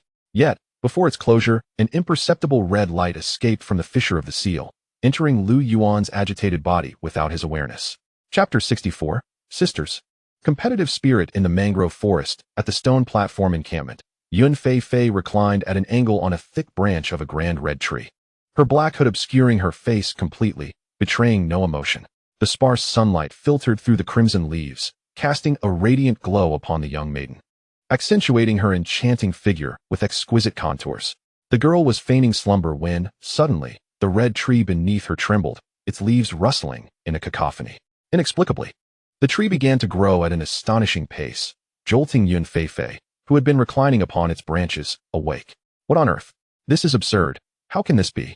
She exclaimed, her astonishment rendering her momentarily speechless. Nearby, Jiang Qingning, who had been amusing a cat, also noted the peculiar occurrence and instantly became alert, drawing her sword. Chen Ji, struck dumb with shock, stood frozen, clutching a skewer of partially cooked crayfish, his trembling hands betraying his inner turmoil. Meanwhile, Hua Tianjiao had already concluded her meditation, grasping her spear, prepared for battle. Yet, apart from the rapid growth of the surrounding flora and a peculiar intensification of energy in the air, no other changes manifested. The group huddled together, on guard. After a considerable interval, the trees ceased their growth, and the landscape had transformed drastically. The path was now completely obscured by the foliage. Save for the sunlight overhead, the surroundings resembled an impenetrable wooden wall. The multitude of red trees, sturdy, slender, tall, and short, were all lush and vibrant, as if invigorated by some potent elixir. As the silence persisted, the group, believing the danger had passed, began to relax. Suddenly, they felt a subtle tremor beneath their feet. Though faint, it was distinctly perceptible to each individual.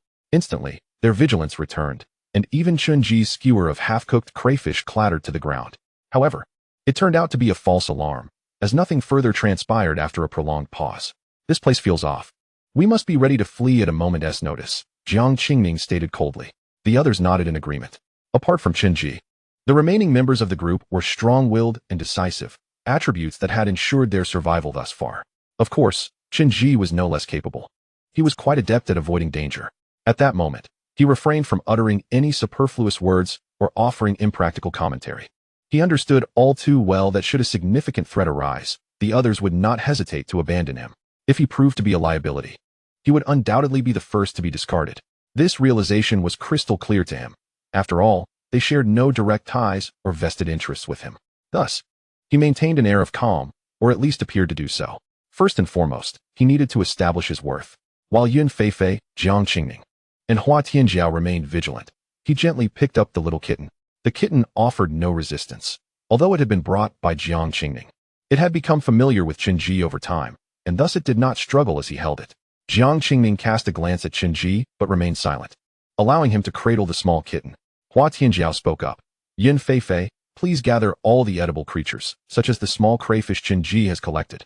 She added, Lin Yi and the others should be returning soon. I have a feeling this commotion is linked to them. Upon hearing this, Yun Feifei concurred, nodding as she intended to use her storage ring to collect the food. However, Jiang Qingning intervened. Use beast hides instead. The storage ring will be inconvenient to access. Once that woman returns, we won't be able to use it. Subsequently, Jiang Qingning picked up a nearby beast hide, and together with Yun Feifei, they began to gather the roasted insects. Observing this, Chen-Ji set the kitten down to assist, collecting some uncooked insects as well. Wait here and tidy up the camp. I will ascend to survey the surrounding forest for any changes and see if there is a way out. Hua Tianjiao declared before swiftly taking to the skies, without waiting for agreement. The other three began to organize the campsite. Sister, wake up. Don't sleep any longer. We don't know where we have drifted to. A delicate and charming little girl shook her slumbering companion. The drowsy girl stirred, awakening with a tremor. A towel of unknown material resting on her forehead, emanating warmth. It was evident that she was running a fever, and a rather high one at that. Where are we? Sister? Let us assess our surroundings.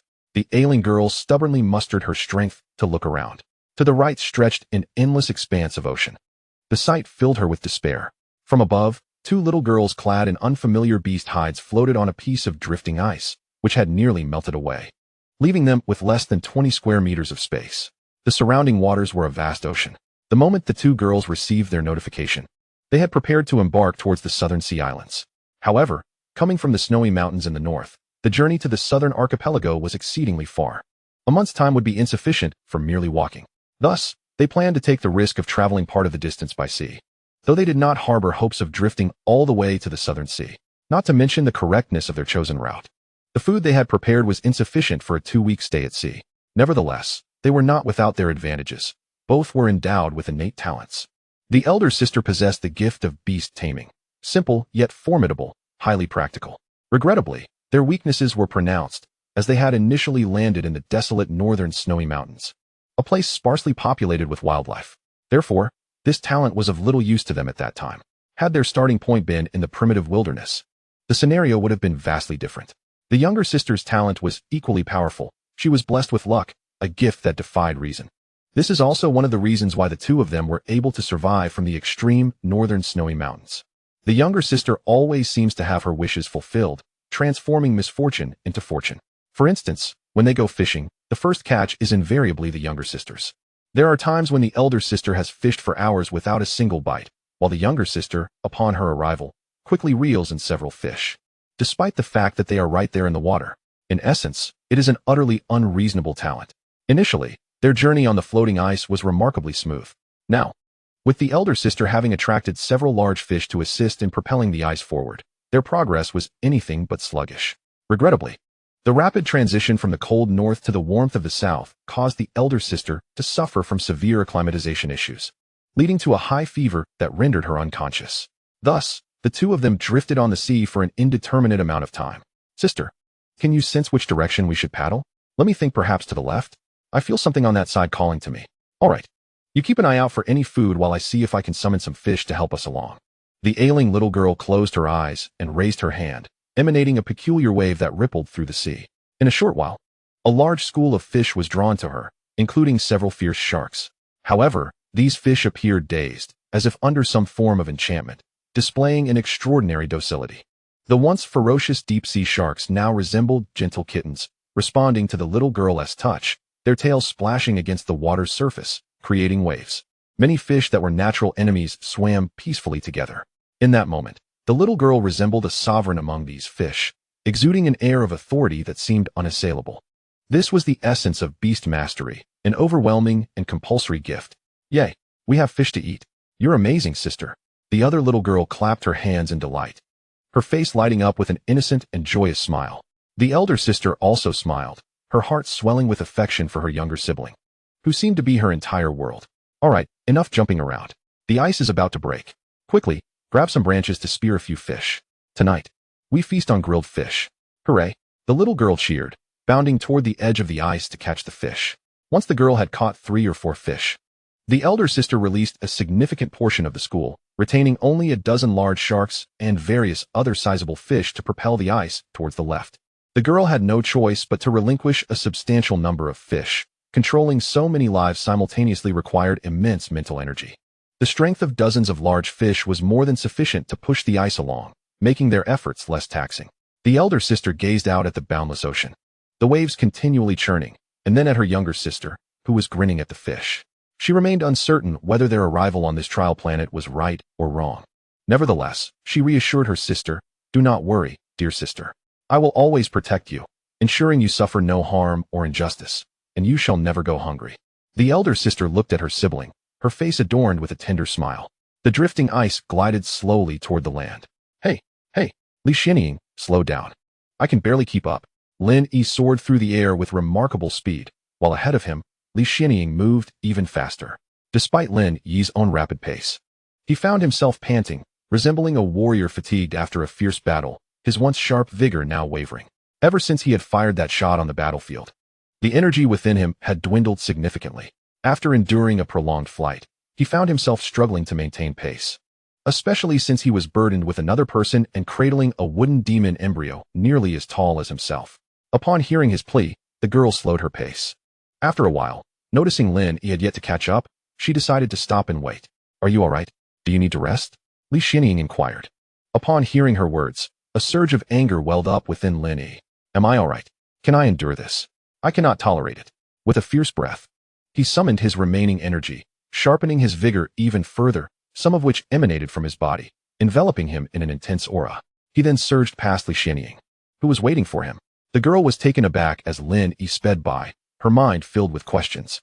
Didn't he say he was exhausted? Why is he flying so fast now? Confused yet intrigued, she chased after him. Observing Li Xianying closing in once more, Lin Yi felt the need to accelerate further. As he pushed himself, she too quickened her pace, bewildered by the sudden shift in his speed. Caught in this relentless pursuit, Lin Yi's competitive spirit drove him to accelerate even more. Unbeknownst to him, during this exhilarating chase, his vigor became increasingly refined and potent. Eventually, fatigue began to set in. Yet he pressed on, fueled solely by youthful determination, accelerating beyond his limits. To her astonishment, Li Xianying noticed Lin Yi's speed nearing that of her full flight. However, she realized he had lost control. Such velocity was beyond the grasp of someone at his level. As they approached the original campsite, Lin Yi's speed continued to escalate, rendering him increasingly disoriented. Recognizing the precarious state he was in, Li Xianying knew she had to intervene. If he continued at this pace, he might exhaust himself to the brink of collapse. With a swift motion, she stepped into the air, appearing directly in front of Lin Yi. At that moment, her instincts compelled her to draw her blade. However, she abruptly halted, astonished that Lin Yi, in such a state, could pose a threat to her, nearly prompting her to unsheath her blade instinctively. With her hand mimicking a sword, an immense and boundless will surged forth from her being, void severing. In an instant, the space surrounding Lin Yi, along with the air, energy, and all matter, became utterly frozen, immobilized. He felt as though he were suspended in the air, entirely subdued by the girl's overwhelming sword intent. One must consider the magnitude of potential energy released when an object traveling at high velocity comes to an abrupt stop. The damage inflicted can be catastrophic. Yet, in Lin Yi's case, such devastation did not manifest. For both he and the space around him were instantaneously restrained by the girl's sword intent, nullifying the force of impact. Otherwise, the outcome would likely have been Lin Yi perished, age 20, the end of the tale. At this moment, Lin Yi lay completely unconscious. When the girl withdrew her sword intent, he, along with the wooden demon embryo and the muscular man he had been dragging, plummeted from the air. The girl swiftly caught Lin Yi, while the muscular man fell unceremoniously. What madness was this? It hardly resembled a case of losing one's mind, Li Xianying pondered. Nevertheless, she continued to carry Lin Yi towards the camp, indifferent to the fate of the fallen man. The muscular figure could hardly fathom being left behind, with no one to care whether he remained unconscious. Chapter 65. Infinite Hills. Although the mangrove forest had undergone a significant transformation, rendering the terrain and trees entirely different from before, Li Xianying still retained a rough sense of direction to the camp. Lin Yi remained in a deep slumber, exhibiting no signs of awakening, his body reflecting the state of profound fatigue, cradled in the air by Li Xianying's spiritual energy.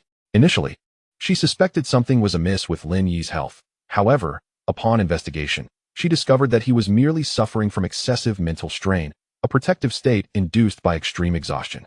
Despite his unconsciousness, his hands clung tightly to the wooden demon embryo, a perplexing sight for the girl. While she could comprehend the notion of falling into slumber due to fatigue, it baffled her that, even in a state of complete unconsciousness, his grip remained steadfast on the wooden artifact. After several minutes of flight, Li Xianying finally reached the airspace above the camp. As she descended slowly, she was met with an unsettling sight. The makeshift shelters, bonfires, and wood that had once populated the camp had vanished without a trace. The only remnants were scorch marks on the ground, evidence that someone had once camped here. The entire site was now deserted. What was happening? Where had everyone gone? Despite her confusion, Li Xianying gently set Lin Yi down. She resolved to remain here for the night, awaiting his awakening before seeking out his companions. Subsequently, she situated herself on a relatively clean stone platform and resumed her examination of the black and white giant egg. Without a hint of concern for the potential danger posed by the few others, the once dimming sky gradually succumbed to darkness as the night softly descended. Li Xianying had ceased her examination of the black and white egg, allowing the colossal orb to float in the air, radiating its luminous duality. The moon shone brightly amidst the sparse stars, as a gentle breeze caressed the atmosphere. Lin Yi, who had been in a state of slumber, slowly began to awaken. The hands that had tightly embraced the wooden demon fetus relaxed, stretching lazily and emitting a contented sigh. Awake at last. It is time for us to embark on our journey. A cool voice interrupted Lin Yi, causing him to freeze mid-stretch. Upon recognizing that the voice belonged to Li Xianying, his previously tense demeanor dissipated, and he rose from the ground, stretching once more, his bones cracking satisfyingly. With her presence, there was no need for anxiety. It was futile to feel apprehensive, especially since he could never hope to match her prowess. Ever since witnessing Li Xianying's formidable fighting spirit on the battlefield, he had relinquished any notion of resistance. Defeat was inevitable. He would likely never surpass her strength. Acknowledging when to concede was essential, as one's life held paramount importance. Where are we heading? Is this the camp? Where have the others gone? Lin Yi inquired.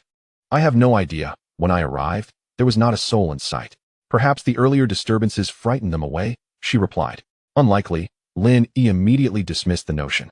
He was acutely aware of the formidable nature of Jiang Qingning, Hua Tianjiao, and Yun Feifei. To describe them as ruthless outlaws would not be an exaggeration. Anyone brave enough to undergo trials on this planet possessed extraordinary courage. Could mere anomalies in tree growth truly frighten them off? He found the idea utterly implausible. Without delay, Lin Yi soared into the sky, activating his spirit-seeking ability to trace their whereabouts. Unbeknownst to him, his vision had grown remarkably acute, allowing him to clearly perceive the cosmic space station amidst the stars. Coupled with his spirit-seeking prowess, locating a few individuals would be a trivial task. After scanning the surroundings a few times, Lin Yi finally detected signs of the group in a southerly direction. They are in that direction, not far from us, he declared, lifting the wooden demon fetus as Li Xianying levitated the black and white egg with her spiritual energy. The two ascended, flying southward. Moreover, during their flight, they stumbled upon a narrow path, a newly forged trail that had recently been cleared. The original route had long since been overrun by rapidly growing red trees. This path meandered from the camp ahead, extending several kilometers, bearing distinct marks of swords and staffs, evidence of Jiang Qingning and her companion's handiwork. Yet, why the haste to abandon the rocky encampment? With the surrounding trees exhibiting such abnormal growth, should the redwood forest not be more perilous? After a few minutes of flight, Lin Yi spotted the group ahead: Jiang Qingning, Hua Tianjiao, Yun Feifei, Chen Ji, and a small kitten, all gathered around a crackling campfire. A few individuals noticed the arrival of Lin Yi and Li Xianying, lifting their gazes towards the sky. Jiang Qingning was the first to spot Lin Yi. Her previously tense demeanor instantly relaxed, and the shadow of worry that had lingered between her brows dissipated the moment Lin Yi touched down. Hua Tianjiao, who had initially appeared vigilant, also eased her stance, though she still gripped her long spear firmly. Chen Ji, filled with unexpected joy, hurried forward to greet them. Soon, the others joined as well. Yun Feifei, however, remained fixated on the wooden magic embryo cradled in Lin Yi's arms, narrowing her eyes slightly. I have returned. How have you been? What brings you here so unexpectedly? Lin Yi inquired, perplexed. Jiang Qingning smiled and nodded, her gaze unwaveringly fixed on Lin Yi. We are well. What about you? Are you uninjured? Faced with the girl's sudden concern, Lin Yi ruffled his hair. I'm fine, really. I didn't engage in battle at all. I merely fired a cold shot from the back. Lin Yi responded with a smile. Li Xianying chose not to engage with the group, casually finding a spot to sit and feign sleep. Mew. A small kitten stealthily approached Lin Yi's feet, lifting its tiny paw to scratch at his pant leg. Lin Yi crouched down to pet the little creature's head and picked it up. He then retrieved a piece of dried fish from his storage ring to feed the kitten. The fish had likely been placed there by Lu Yuan. The kitten sniffed the treat and suddenly became intrigued, biting into it eagerly. Lin Yi cheerfully handed over the entire piece, and the kitten scampered off to nibble on it. It seems you had quite a fruitful outing, Yun Feifei remarked suddenly, her eyes glancing between the kitten and the golden piece of fish in her hands. Fortunately, I stumbled upon a storage ring. Its space is probably not as vast as yours. What do you mean probably not as vast? It is definitely not as vast, she retorted with a roll of her eyes, exuding an air of confidence. I have plenty of these small storage rings at home. Lin Yi was momentarily dazzled by the girl's flamboyant demeanor, as if he had discovered a new world. Was this not the essence of a wealthy individual? Indeed, a veritable heiress. He felt a strong inclination to align himself with her. At that moment, Yun Feifei continued, however, this piece of fish is no ordinary item. It is likely from a 7th-level spirit fish, the golden dragon fish, processed with secret concoctions and sun-dried. It possesses the benefits of strengthening the body, prolonging life, and enhancing vitality. Its value is considerable. It was once auctioned at a small event for over 1,000 spirit crystals. The girl then glanced at the kitten and back at Lin Yi, a look of approval gracing her features, as if she had found a kindred spirit. Chen Ji gazed at him with longing. This was what it meant to be wealthy, and the young man found himself lost in a daydream. What Yun Feifei was unaware of was that Lin Yi, upon hearing her words, felt a pang in his heart. 1,000 spirit crystals could purchase numerous buildings. Yet here he was, using them to feed a cat. At that moment, he felt an overwhelming urge to snatch the dried fish back from the kitten. But with so many eyes upon him, he resolutely suppressed the thought. Despite the inner turmoil, I maintained an exterior of calmness, presenting a facade of tranquility. I pondered, who would carelessly stow a dried fish in their storage ring? Lin Yi suppressed the urge to reclaim the fish and refrained from glancing at the small kitten.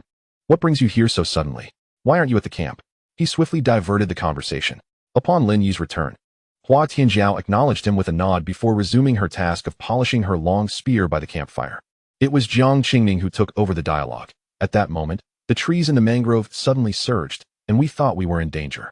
After waiting for a while without encountering any threats, the ground of the stone platform began to tremble. We sensed something was amiss and decided to forge a path out. The way was blocked by the rapidly growing mangrove trees. Sooner or later, we would have to exit. Seizing the moment, we carved a small path southward. After a moment's contemplation, Jiang Qingning inquired, "This sudden growth of the mangrove trees isn't related to you, is it? What exactly transpired?" Lin Yi shook his head, responding, "It should be connected to me, though we are unclear about the events that unfolded. After the battle, I went to collect the spoils. And once I extracted this wood demon embryo, the mangrove trees began to swell." He then held up the wood demon embryo for everyone to see. The cause of the mangrove's rapid growth likely stems from the leakage of energy, which should indeed relate to this wood demon embryo. At least that is my belief. The sight of the half-human tall embryo in Lin Yi's hand evoked an inexplicable sense of dread. "So this is the legendary wood demon embryo? I finally see the real thing," Yin Feifei remarked, her eyes sparkling with curiosity. Noticing her keen interest, Lin Yi offered, "Would you like to buy it? It could be yours for a mere 100,000 spirit crystals." The girl regarded him with a look of disdain, as if gazing at a fool. Feeling somewhat embarrassed under her scrutiny, Lin Yi revised his offer. "How about 80,000? Do I look like a fool?" She retorted, "Not at all. Then why would you sell me this? It's nothing but a useless trinket, tasteless to consume, yet regrettable to discard. However, it might find a buyer among those lone wanderers." 80,000 is simply too steep. Lin Yi perceived her intent to negotiate further, yet at that moment, Jiang Qingning interjected, gesturing for him to cease. Lin Yi quickly grasped her meaning and abandoned the notion of selling the wood demon embryo. He then recounted parts of the grand battle, omitting the details of corpse looting and burial. Sister, wake up. Don't sleep. I see land. I see land," the lively girl exclaimed, bouncing with joy, causing the ice beneath them to tremble. The floating ice had significantly diminished, barely able to support two people. After her exuberant leaps, the ice began to crack and showed signs of sinking. Upon awakening, the girl with a towel draped over her head was immediately struck by the disarray surrounding her. After merely dozing off for a brief moment, she found herself on the verge of losing her refuge. "Stop jumping. If you continue, we shall surely sink," her sister admonished, glancing in the direction her sibling indicated. Indeed, a vast expanse of land appeared within their line of sight, stretching infinitely. The once sprightly girl seemed to sense that she had erred, shaking her sister's shoulder with a look of distress. "I'm sorry, sister. We might perish here," the younger sibling lamented, her voice quivering as she gazed at the rapidly submerging ice flow. "Please, cease your shaking. It's quite all right. If you keep it up, I may faint, and then you'll have to swim with me on your back," the older sister replied. "Oh, what shall we do now?" the younger one inquired, halting her movements. "You truly are a handful," the elder sister sighed affectionately, tousling her sibling's hair. "Fear not. We shall ride the dolphins to safety." With a flourish of her hand, two enormous dolphins breached the surface. "Yay, we're riding dolphins," the girl exclaimed, her excitement renewed. Yet, the ice flow continued to sink at an accelerated pace. The sister, exasperated, couldn't help but sigh. At 18, one would expect more maturity. In truth, neither of them had yet reached their 18th year. They merely appeared to be so. Unbeknownst to them, they had ceased to grow at the age of 13, remaining at a petite height of around 4 feet 10 inches. Coupled with their naturally charming and lovely features, their family was perpetually apprehensive about their outings, ensuring they were always surrounded by numerous bodyguards. The sisters, feeling stifled, had resolved to partake in the planetary trials, never anticipating the arduous nature of this experience. With a wry smile, the older sister beckoned her sibling to mount the massive dolphins. The younger girl cheered with delight as she grasped the dorsal fin. Moments later, the dolphins surged onto the shore. After drifting at sea for half a month, the sisters finally set foot on solid ground. A wave of long-awaited stability washed over them, as the younger sister joyfully leaped and scattered sand, laughing heartily. The elder sister observed with quiet fondness, her eyes brimming with affection. "Sister, where are we? Have we arrived at the South Sea?" After a bout of exuberance, the girl finally quieted. The sister pondered, recalling a map she had discovered in a study. "This does not appear to be the South Sea, though it is not far off. This place is called the Infinite Hills. We shall reach the South Sea after traversing these hills." "What is Autumn Forest?" the younger sibling queried. "Fool, it is the hills." "Oh." The two set forth towards the Infinite Hills. Chapter 66. Emerging from the mangroves. Moving forward in the early morning, As sunlight filtered through the trees, Lin Yi slowly awakened. He was now brimming with vitality and spirit. After all, the lingering aftereffects of overexerting his sharpness had not yet fully dissipated. But a night's sleep had finally restored him. This marked one of the few restful nights he had experienced since his arrival in this new realm. A few others had already awakened, merely refraining from disturbing Lin Yi. Shenji was grilling small crayfish, along with 4 lamb legs. Indeed, lamb legs. Ever since she learned of Lin Yi's storage ring, Yin Feifei had promptly revealed her own storage ring. Li Xianing exhibited no reaction whatsoever, not even casting a glance.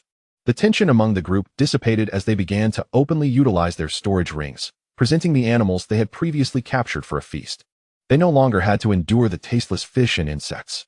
However, Yin Feifei noticed that Li Xianing did not regard her storage ring with any admiration, which left her feeling somewhat discontented and in a sour mood. Initially, she had feared that others would covet her possession, only to discover that it was of no interest to them. This contrast left the young girl feeling somewhat unbalanced, for her storage ring was no ordinary item. She was nearly compelled to explain to Li Xianing just how precious her storage ring truly was, yet she restrained herself. Thus, in a rather foul mood, she consumed an entire lamb leg, believing it might alleviate her frustration. Lin Yi observed this with astonishment. The remaining lamb legs were shared among the group, and Lin Yi made a point to offer half of one to Li Xianing. After Lin Yi's meticulous demonstration, Shenji had acquired some culinary skills. And though his dishes could not rival Lin Yi's, they were certainly more palatable than those prepared by the others, at least edible. Thus, when Lin Yi was absent, the others would not go hungry. As they finished their meal, it was time to proceed. Otherwise, they risked failing to reach the South Sea within the stipulated time. It was Hua Tianjiao who spoke up, her impatience evident. After all, the rapid growth of the mangroves had completely sealed off the gaps and paths that previously existed. To traverse this thicket of red trees, they would need to forge a new route, akin to carving a passage through an immensely thick wooden wall. The very thought of such a task was disheartening. Although they possessed knives and firearms, the endeavor of fully clearing a path, or even a single-file route, would undoubtedly be time-consuming. Lin Yi furrowed his brow. This won't do. Our pace is far too slow, and it will severely delay our journey. Moreover, we are unaware of how far we still must travel.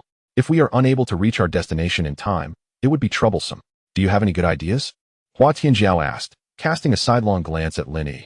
He contemplated for a moment, seemingly recalling something, his gaze shifting to Li Xianing, who was still savoring her grilled lamb leg. Indeed, Li Xianing was consuming her meal at a leisurely pace, as if relishing the flavors. Noticing Lin Yi's gaze, she paused and looked back. After all, one cannot bite the hand that feeds. Li Xianing understood Lin Yi's implication. Though reluctant, she felt it inappropriate to decline. All right, I will assist you by bringing 2 people along, she replied, her tone resigned, her expression obscured by a cloud of uncertainty. Very well, let us soar above the mangroves. After all, if we were to engage in deforestation, it is uncertain how long it would take. At this moment, the others began to comprehend Lin Yi's intentions. Why did he want Li Xianing to accompany one person? It was because Lin Yi's vigor had already been excessively depleted and had yet to be fully restored. He could only manage to carry one individual. If he were to attempt to carry 2, he might not be able to take flight at all. Meanwhile, Hua Tianjiao had only just entered the wind control realm, her mastery not yet solidified, and the quantity of spiritual energy within her was insufficient. Carrying another person would likely be a formidable challenge. Given the necessity for long-distance flight, even if Hua Tianjiao could carry one, her speed would likely be quite slow, perhaps even less efficient than walking. Among them, only 3 could fly: himself, Hua Tianjiao, and Li Xianing. Hua Tianjiao could not carry anyone, and he could only bear one, leaving the remaining 2 to Li Xianing. Just as Lin Yi was about to summon Shenji, Jiang Qingning approached him first. Take me. The girl uttered 2 words coldly, her voice crisp and devoid of emotion. Yet, Lin Yi felt a shiver run through him, as if refusing her would precipitate dire consequences. An inexplicable force compelled him to utter a single word. All right. Jiang Qingning rarely smiled, nodding in acknowledgement. Li Xianing swiftly finished off the remaining meat, and then called the 2 over. You too. Yes, you too come here. She pointed at Shenji and Yin Feifei. Shenji ran over joyfully, while Yin Feifei appeared as though she had consumed a dead fly. Nevertheless, the girl did not refuse and approached slowly, for her cultivation was low. Without reaching the wind control realm, she could not fly, unlike that abnormal individual. Reflecting on this, Yin Feifei glanced at Lin Yi. Flying. Who would not envy such a skill? Unfortunately, she was only at the initial stage of breaking through and had not awakened her sharpness. Her spirits plummeted suddenly, leaving her feeling rather dejected. Very well. Let us not delay any further. We shall depart now. With that, Lin Yi swept Jiang Qingning into his arms. Ah! Jiang Qingning seemed taken aback by Lin Yi's sudden action, startled into exclaiming. At the same time, a rosy hue spread rapidly across her cheeks, transforming her entire face into a delicate shade of pink. Her beautiful visage appeared utterly radiant. Regrettably, at that moment, someone failed to witness this scene. Lin Yi enveloped himself in sharpness, simultaneously wrapping Jiang Qingning in his embrace, and together they began to levitate. As the sharpness fully enveloped Jiang Qingning, Lin Yi sensed something peculiar about the girl in his arms. Whether it was a result of his heightened strength or another reason, he felt that she had become surprisingly light, and her warmth intensified. Jiang Qingning buried her entire face against Lin Yi's chest. Beside them, Li Xianing watched with keen interest as the two floated in the air, a smile playing at the corners of her lips. Let us go. With a graceful wave of her hand, a surge of spiritual energy erupted, enveloping Chen Ji and Yun Fei Fei, lifting them into the sky. Hua Tianjiao was the last to ascend into the skies. The foundation of this young maiden was remarkably solid. Thus, although her spiritual energy was not overwhelmingly profound, it sufficed to sustain her flight for a considerable duration. Lin Yi led the way, soaring southward, followed closely by Li Xianing, who was accompanied by Yun Feifei and Chen Ji, with Hua Tianjiao quietly trailing behind. To accommodate the lagging Hua Tianjiao, Lin Yi refrained from unleashing his full speed, opting instead for a more moderate pace in the air. This time, Li Xianing did not surpass Lin Yi, for after the lessons learned from their previous encounter, she dared not recklessly overtake him again. Should she inadvertently awaken his inexplicable competitive spirit, it would likely result in another exhausting episode of fainting from fatigue. Indeed, after much contemplation, Li Xianing had finally discerned that Lin Yi's previous exhaustion was a result of his fervent desire to win. After more than an hour of flight, during which they paused twice for rest, the group finally emerged from the confines of the redwoods. Gazing upon the undulating green hills before them, they felt a sense of relief wash over them. At last, they had escaped the monotonous red and beheld the vibrant greens of normal trees, while behind them lay the abnormal, crimson-tinged forest. Upon leaving the redwoods, they did not halt immediately, but continued flying for a considerable distance until they were obstructed by the looming mountains ahead, at which point they descended to the ground. Once on solid ground, Lin Yi exhaled in relief. Having left the redwoods behind, he felt reassured that any anomalies from that place would no longer affect him. The piercing gaze that had been watching him seemed to vanish the moment they departed from the redwoods. Li Xianing and Hua Tianjiao landed one after another. Let me down, came a slightly trembling voice from Lin Yi's arms, imbued with a hint of shyness. Realizing he was still holding someone, Lin Yi quickly looked down to see the young girl's flushed face and her ears, which had turned a delicate pink from nervousness. Observing this scene, Lin Yi inexplicably gulped and gently set the girl down. Jiang Qingning touched the ground and, seizing the moment before anyone could notice her, swiftly turned to walk away. However, on her second step, she stumbled slightly, as if her legs had gone numb from being held for too long. Lin Yi, watching her, scratched his head, calling out, "Hey, where are you going?" At the sound of his voice, the girl shivered. "I'm not going anywhere, just using the restroom," Jiang Qingning replied, covering her face as she hurried away. Lin Yi, realizing the situation, shook his head and settled down in search of a place to sit. Li Xianing observed the exchange, as did Yun Feifei and Hua Tianjiao. By the end, Li Xianying's lips twitched in amusement, while Yun Feifei sighed, covering her forehead, and Hua Tianjiao merely pursed her lips. "You see, some individuals remain single for a reason," she remarked. Lin Yi remained seated, seemingly waiting for the girl to return from the restroom. "Surely, this must be the infinite hills. Beyond them lay the South Sea, wouldn't it?" Lin Yi suddenly spoke, directing his inquiry toward Li Xianing. Although the girl was puzzled, she nonetheless replied, "Yes, after traversing this boundless expanse of hills, we shall arrive at the shores of the South Sea. However, we have yet to reach our final destination, the South Sea Islands. We must cross the sea to reach them." Li Xianing then asked, "How did you know that I was aware?" Lin Yi chuckled softly. "At first, I was oblivious. But after spending time with you, I sensed the essence of the sea within you." "The essence of the sea?" she echoed. "Indeed, the essence of the sea, more precisely, the scent of the sea breeze. If I am not mistaken, you must have visited the South Sea Islands, correct?" Before Li Xianing could respond, Lin Yi continued, "Or perhaps you journeyed here directly from the South Sea Islands." At this moment, Li Xianing was taken aback. "How did you know?" To be honest, the girl was quite astonished, for in her eyes, this boy had never appeared particularly astute. How could he discern that she had come from the South Sea Islands? Lin Yi smiled mysteriously and then spoke. First and foremost, I truly detected the scent of the sea breeze on you, that faintly briny aroma. It is evident that you departed from there quite some time ago. Moreover, there are traces of salt upon your person. He then pointed to the girl's long boots, whereupon several barely visible, faint salt stains marked the black leather, likely remnants of seawater that had dried. You may not see them, but they are strikingly clear to me. Furthermore, there is no saline terrain or marshland nearby. Thus, eliminating all impossibilities, we arrive at the singular truth. The boy displayed an expression of utmost certainty, adopting a stance reminiscent of Sherlock Holmes. Indeed, you have surmised correctly. I have indeed visited the South Sea and even set foot upon the islands. This distance is but a mere round trip for me, Li Xianing replied, glancing at the nearly invisible white marks on her boots. She then cast a look of disdain at Lin Yi. You don't appear to be dim-witted. Your powers of observation are quite keen. So why is it that you cannot perceive the obvious things that everyone else can? Lin Yi was taken aback by her sudden harshness. Just as he prepared to retort, Jiang Qingning returned from her visit to the restroom. At that moment, the girl no longer bore the bashful demeanor she had previously displayed. Her face, once flushed, now returned to its usual pallor, though her gaze toward Lin Yi remained somewhat awkward. I'm ready. Let us embark, Jiang Qingning stated, her voice cold. Wait a moment. Before Lin Yi could ask further, Li Xianing huffed and strode ahead, completely ignoring him. However, as she walked away, her expression betrayed a simmering indignation. Her lips muttering, dull-witted fool, serves you right, still a body at this age. Yun Fei and Chun Ji, following behind, could only shake their heads in exasperation, covering their foreheads with their hands. Lin Yi was left bewildered. What was the situation with these individuals? Why did they all adopt such strange expressions upon landing? Before Lin Yi could gather his thoughts, the others had already moved ahead, leaving him solitary and lingering behind. Observing this, Jiang Qingning gradually slowed her pace as well. Yet, Lin Yi remained in a daze, utterly oblivious to the unfolding events. The young girl, feeling helpless, shook her head, uncertain whether her decision was right or wrong. She then trotted back to Lin Yi and playfully nudged his calf with her foot. What are you daydreaming about? Let's go, she chided gently. Her voice tinged with mild exasperation, yet imbued with utmost tenderness.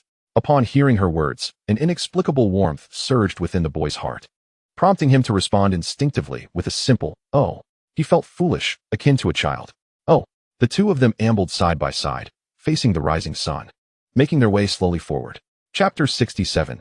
Difficulties and Indifference at noon. The sun blazed overhead. The group had been journeying for quite some time, yet they had not yet traversed the plain. Indeed, between the infinite hills and the mangroves lay a vast expanse of flatland. The plain was remarkably level, stretching endlessly. From the mangroves, the hills on this side appeared deceptively close. However, as they walked, they found that the adage, "A distant mountain makes a horse run to its death," rang true. They had walked since dawn and were still not halfway through, having barely crossed a portion of the plain. The peaks ahead seemed within reach, yet they remained perpetually elusive, a frustration easily imagined. The distribution of hills on land is generally broad, typically found in transitional zones between mountains or plateaus and plains. Here, however, it was quite the opposite. To the north of the primordial forest loomed a continuous range of mountains, towering into the clouds, followed by vast stretches of forest at their base, where Lin Yi and his companions had previously been. Yet beneath the forest lay not hills or plains, but an expansive swamp, a seemingly endless marsh enveloping the entire woodland. Within the swamp thrived a large expanse of mangroves, the very ones Lin Yi and his party had traversed, situated just to the south and occupying nearly half of the marsh. Even more astonishing was that the marshes connected to another plain, a lush and expansive landscape, complete with rivers and a variety of wildlife, including majestic beasts. Beyond the plain lay a sprawling range of hills, larger than all the previous areas combined. When Lin Yi soared into the sky, even with excellent visibility, he could not discern the borders, only witnessing an uninterrupted stretch of low mountains. Undoubtedly, the area surpassed the expanse of the plain before them. Such a seamless transition of natural environments is typically inconceivable, yet it undeniably lay before their eyes, prompting awe at the wonders of nature. Generally, hilly regions are situated at altitudes exceeding 200 meters but below 500 meters, with a relative height not surpassing 200 meters, characterized by gentle undulations. Lin Yi was unaware of the current altitude, however, gazing at the mountain towering at least 4,000 meters before him. He could only twitch his lips in disbelief. Is this what you call a hill? A low mountain? Indeed, Lin Yi and his companions had already crossed the plain. As Li Xianying walked, her impatience grew after trudging for half a day without making significant progress. Unable to contain herself any longer, the young girl raised her hand. And a surge of formidable spiritual energy lifted Lin Yi and his companions. In a manner that astonished everyone. Li Xianying whisked them across the plains to the other side in less than an hour, moving at a speed far greater than during her previous contest with Lin Yi. As they landed, Lin Yi was momentarily disoriented, feeling a wave of dizziness akin to motion sickness, a nauseating urge rising within him. Jiang Qingming appeared pale, while Yun Feifei and Chun Ji succumbed to their discomfort and vomited profusely, tears streaming down their faces. Surprisingly, Hua Tianjiao exhibited little reaction, her lips merely parched and pale. Suppressing his own urge to retch, Lin Yi spoke up, "Must we travel at such a rapid pace, Li Xianying?" However, before he could finish, the girl interjected. "If we continue at your current pace, we would likely take half a year to traverse these infinite hills. Do you think the term infinite hills is used lightly?" After a moment's contemplation, Lin Yi humbly requested, "Could you enlighten us about the nature of these infinite hills? We would be immensely grateful." Li Xianying rolled her eyes, initially intending to refuse, but reluctantly began. As the name suggests, this hilly region is vast. While one could cover some distance, this area is fraught with countless perilous terrains, untold beasts, and various hazardous natural phenomena, including chaotic geomagnetic disturbances. She then paused, glancing at Chun Ji and Yun Feifei, who were still retching. "I truly don't understand why you chose to bring these burdens. In all my years of trials, few have dared to form a team like yours. Do you see that mountain before you? There are countless others like it ahead, clustered together. The distance across these infinite hills is approximately 10 times what you have already traversed from that primitive wilderness to this point." Her words extinguished the fervor in Lin Yi's heart, dousing him with a chilling realization. The previous stretch had taken them nearly half a month, and now they faced tenfold the distance ahead, fraught with even greater dangers and treacherous terrain, teeming with venomous creatures and various threats. With only half a month remaining until their task's conclusion, the enormity of the journey weighed heavily upon him. Even if Lin Yi were to summon his utmost determination and fly continuously, it seemed unlikely they would reach their goal in time. The thought of abandoning his companions had never crossed his mind, yet the prospect of falling short of their objective loomed large. With this realization, Lin Yi felt a wave of despondency wash over him, his expression reverting to the disheartened demeanor he had worn during their time in the primitive wilderness. Yet, in the fleeting moment he resolved to accept the challenge, a renewed vigor surged within him, and the color returned to his cheeks. Indeed, indulgence may bring ephemeral pleasure, yet persistent indulgence promises lasting delight. The ancients have not deceived me. Li Xianying observed the myriad expressions flitting across the countenance of the youth before her, ultimately settling into a visage that was utterly inscrutable. How should one articulate this? That expression incited within Li Xianying an inexplicable urge to strike him. Though she found herself bereft of justification to do so, the young maiden soon found herself ensnared in a state of ambiguity, her heart swelling with vexation. Resolutely, she chose to disregard Lin Yi, retreating to a corner to sit in meditation. Meanwhile, Chun Ji and Yun Feifei, who were retching nearby, along with Jiang Qingming and Hua Tianjiao, had overheard the exchange between Lin Yi and Li Xianying. Frankly speaking, Chun Ji and Yun Feifei were consumed by anxiety, fearing that Lin Yi might abandon them, yet they were forced to suppress their nausea, uncertain of how to voice their concerns. Jiang Qingming and Hua Tianjiao were equally curious about the decision Lin Yi might make. It was evident that the group had coalesced around Lin Yi, who, at present, could be deemed the unequivocal leader of the team. In this assembly, Lin Yi and Jiang Qingming held the titles of nominal leaders, while Hua Tianjiao and Yun Feifei occupied subordinate roles, with Chun Ji at an even lower tier. However, it was well understood that Jiang Qingming deferred to Lin Yi, particularly in critical decisions. Typically, when faced with significant choices, the others merely offered their opinions. Even Jiang Qingming occasionally voiced her thoughts. Yet the ultimate decisions invariably rested with Lin Yi.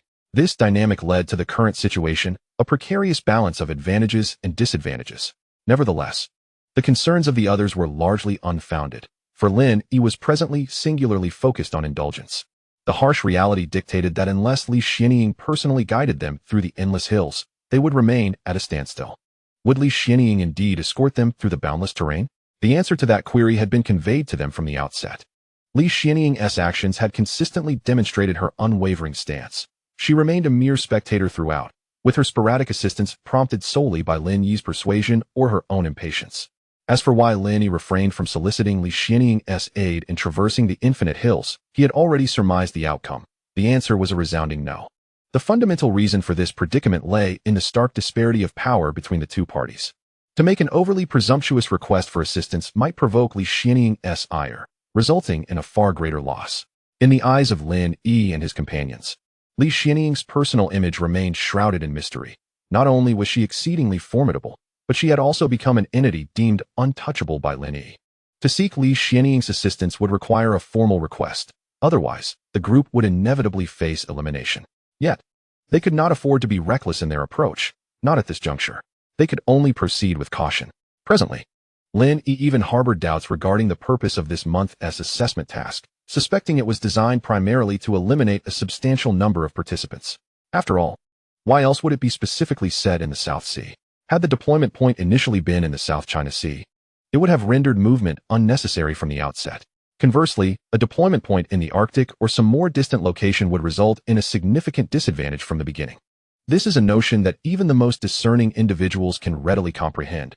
How could an unjust system possibly manifest in such a critical trial? There must be aspects yet to be uncovered. Unbeknownst to Lin Yi and his companions, the focal point of this task was haphazardly determined by a reclusive individual tossing chips. Hence, one must concede that luck is indeed a facet of capability. Should fortune favor one, they could simply await in the South China Sea. However, for the less fortunate, a journey would be imperative.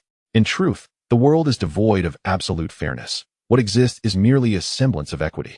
After all, some individuals are born at the pinnacle of what others strive for throughout their lives. Some are simply born in Rome. While everyone awaited Lin Yi's decision, he found himself lost in thought. The crowd exchanged glances, seemingly accustomed to his periodic abstraction. After a considerable pause, Lin Yi returned to the moment. Have you both recovered? Are you feeling better? He inquired of Chun Ji and Yun Feifei, the two individuals who had suffered the most from motion sickness. Upon hearing Lin Yi's inquiry, both felt a weight in their hearts and their expressions darkened. However, their faces were already quite pallid, so the change was scarcely noticeable. Hua Tianjiao revealed a faint smile. While Jiang Qingming remained expressionless, Lin Yi maintained his usual indifferent demeanor. He had little interest in this trial. His initial intention was merely to linger in the primordial wilderness until sufficient time had elapsed for him to exit. Who could have anticipated the subsequent beast tide? Compounded by the deployment point being situated in the very wilderness he wished to escape, the ensuing events need not be revisited. To make matters worse, an inhumane edict was issued mandating assembly at the South China Sea Islands within a month. He had originally adopted a laid-back attitude, intending to explore leisurely. Yet now he was bound by time constraints. Everyone understands that when hobbies transform into daily obligations, the allure diminishes. Lin Yi's mood was not merely unpleasurable. It was exceedingly dismal, though he concealed his feelings. He had contemplated simply abandoning the endeavor altogether, resigning to the passage of time until elimination. Unfortunately, he was no longer alone. He had a team and other members relying on him. Although he remained indifferent to the trial's outcome, his sole desire was to extricate himself from this savage planet and return to a civilized world, even if only to witness firsthand the marvels of a technologically advanced society. However, aspirations often clash with reality, and plans invariably fall prey to unforeseen changes. The system of team contracts, the origin of which remains a mystery, seemed fundamentally flawed to Lin Yi. Why should a team leader's elimination of a member necessitate their own expulsion? It was a realization he was beginning to grasp. Currently, I have no desire to partake in this so-called trial. It seems that Jiang Qingming's initial intention was merely to mend her meridians. And now that she has obtained the vital recovery herb, her interest in the trial has likely waned. However, as teammates, Hua Tianjiao, Yun Feifei, and Chen Ji, especially Chen Ji, exhibit a fervent eagerness to fulfill the aspirations of this trial. Although Lin Yi is reluctant, he feels compelled to lead them through the trial for their sake. After all, it would not be just to impose a unilateral decision. It is unacceptable to allow them to continue participating in the trial without his involvement, especially since this wretched contract cannot be dissolved. Indeed, it cannot be undone. Lin Yi had previously inquired with Jiang Qingming, and she explained that such a contract could only be lifted upon completion of the trial. Thus, Lin Yi finds himself in a state of inner conflict. Unable to fathom a solution, he decides to set aside his thoughts. Everyone, let us rest here, he suggests. The day is wearing on. Let us gather some firewood, hunt for provisions, and perhaps forage for wild vegetables. We shall have a meal and rest for the night. Tomorrow morning, we shall venture into the mountains and proceed as far as we can. Is it really late? The group looks up at the radiant sun shining brightly in the clear sky. It is only noon. Such a statement feels rather dismissive. Even Li Xianying, who had been meditating nearby, twitched at the corners of his mouth upon hearing this. This is clearly an act of negligence. There is no mistaking it. Moreover, he brazenly speaks such fabrications. Jiang Qingming also feels a sense of helplessness. His ability to utter such blatant falsehoods remains unchanged. However, Chen Ji and Yun Feifei discerned the underlying message in Lin Yi's words, and their spirits immediately lifted. Yun Feifei retrieved an assortment of meats from her storage ring, while Chen Ji eagerly ventured into the mountains to gather firewood. Each person busied themselves with their respective tasks, and the atmosphere grew lively. Chapter 68. The Azure Giant Python. Chen Ji's dilemma. Since Lin Yi resolved to let things slide, the others in the group seemed to grasp his intention. It was difficult not to notice. Given that Lin Yi had sprawled out on the lush grass, eyes shut, and was even snoring, an unmistakable sign of his indifference. This led the group into an inexplicable state of relaxation. They all understood that reaching their destination appeared unlikely, and they may have been eliminated by the very system they sought to navigate, although there remained a tinge of reluctance in their hearts, believing it premature to concede. They could not conceive of a better alternative. Thus, rather than wear frowns, they naturally eased into a more carefree demeanor. Consequently, the atmosphere among the group transformed into one of inexplicable joy and amusement. Each person focused on their tasks, sharing laughter and camaraderie. What would you like to eat? I have beef, lamb, venison, and various rabbits and insects. Shall we sample them all? Yun Feifei inquired, rummaging through her storage ring for an array of meats, spices, and seasonings. Chen Ji emerged from the nearby mountains, his back laden with bundles of dried branches bound by vines, while he dragged several large logs behind him. Jiang Qingming ignited the fire, and Lin Yi's lighter had somehow found its way into her hands. I only need beef and a bit of rabbit meat, spoke Hua Tianjiao, who was busy cleaning her gun. After a moment of contemplation, Jiang Qingming suggested, let us prepare a bit of everything. We can have Lin Yi cook for us later. After all, we can't allow him to be idle all by himself. Upon finishing her sentence, the girl tossed an unlit twig towards Lin Yi, rousing him from his feigned slumber. What? Oh, sure. We can have more. I'll handle it all, Lin Yi replied lazily, yet remained sprawled on the grass, unwilling to rise. Li Xianying, witnessing this, could not help but facepalm. Jiang Qingming felt a bit helpless, but there was little she could do.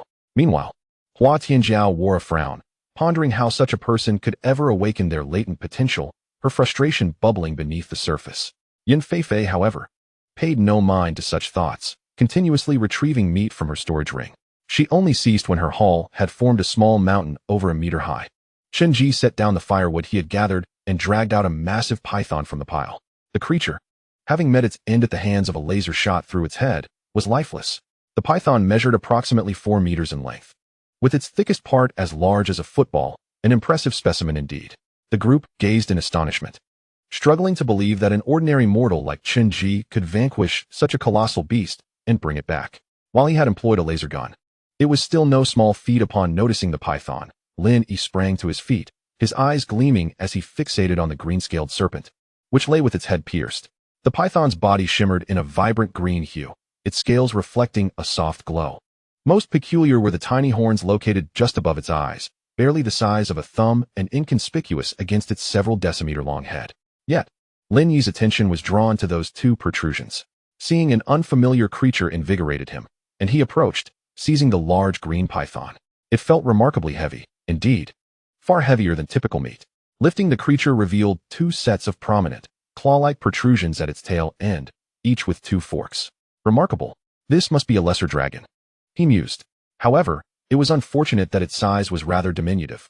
On Earth, giant pythons could typically reach lengths of about 6 to 10 meters, while this one was merely around 4 meters long. Regrettably, the python had nearly bled out, which meant they could not concoct a rich python blood soup. He wondered if the gallbladder remained intact, as it was customary to extract it while the snake was still alive. This was because, when injured and losing blood, a snake's bile would transform into energy, hastening the healing of its wounds. Under the watchful eyes of the others, Lin Yi unsheathed a dagger and began to carefully peel the skin from the python's neck. Chen Ji, come lend a hand. Grasp the serpent's head while I meticulously strip away its skin. Chen Ji stepped forward and seized the serpent's head, which had already been half destroyed by his laser gun. Then, Lin Yi firmly grasped the serpent's skin and, with a swift pull, effortlessly peeled it away in one fluid motion. Not only that, But the entrails were entirely removed alongside the skin, leaving behind only the delectable flesh and bones. In truth, handling a snake is quite straightforward. By making a circumferential incision around the head and neck, one can easily grasp the head and skin, allowing an individual to remove both the entrails and skin with relative ease. This is because the skin is directly connected to the internal organs. However, due to the immense size of this python, Lin Yi and Chun Ji collaborated to complete the task.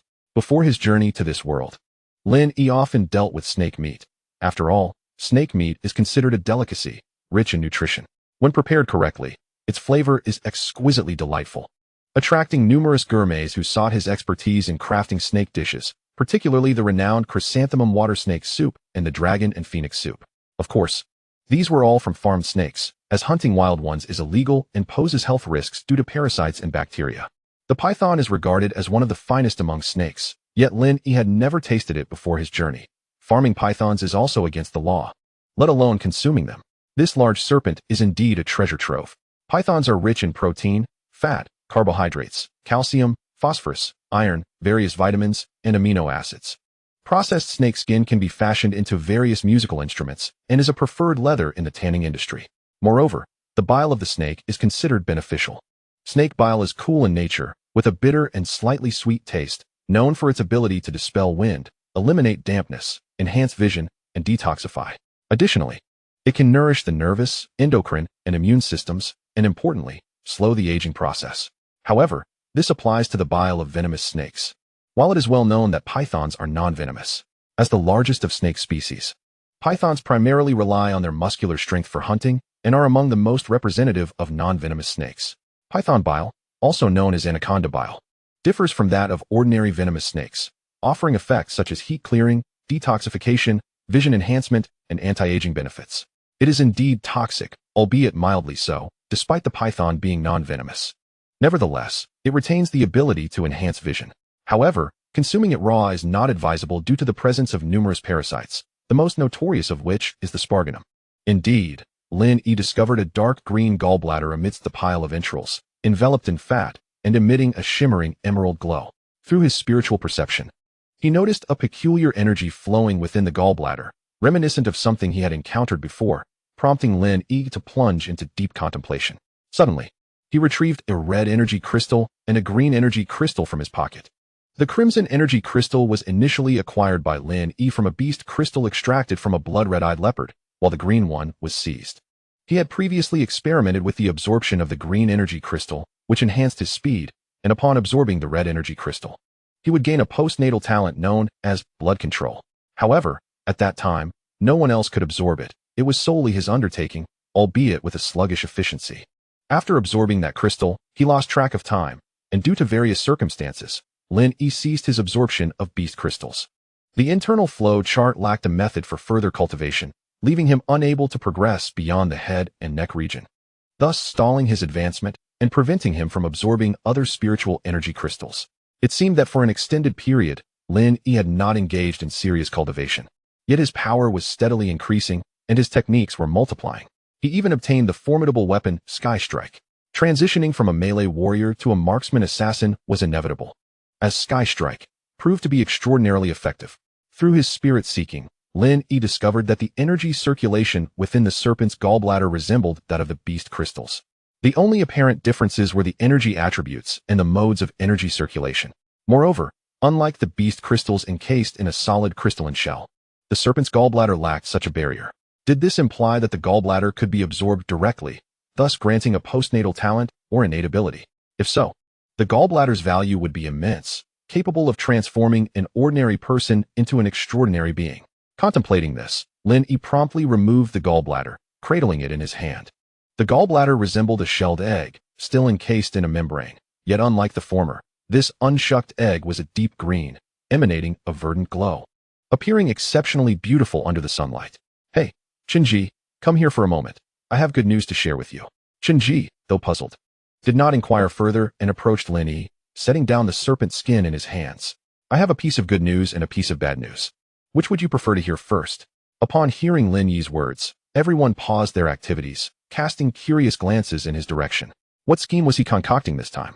This was the collective thought, even echoed in Jiang Qingning's mind. "Let us hear the good news first," Qinji replied. The good news is that you have a significant chance of transforming from an ordinary person into an extraordinary being like us. And there is a strong likelihood that you will possess a talent. Jiang Qingning, Yun Feifei, Hua Tianjiao, Qinji, and Li Xianying exchanged skeptical and astonished glances. Qinji, although initially doubtful, was more filled with surprise and incredulity. At first, he thought Lin Yi was deceiving him, but upon reflection, he realized Lin Yi had no reason to lie. There was nothing to gain from such deceit, as they were not on the same level. This truth might be harsh, yet it remained a reality. Qinji's greatest virtue lies in his self-awareness. He possesses an acute understanding of his own limitations. This realization is swiftly followed by a surge of exhilaration. However, one must not rejoice prematurely, as there lurks ominous news yet to be unveiled. Instantly, Qinji regains his composure, though an uncontrollable excitement still dances upon his visage.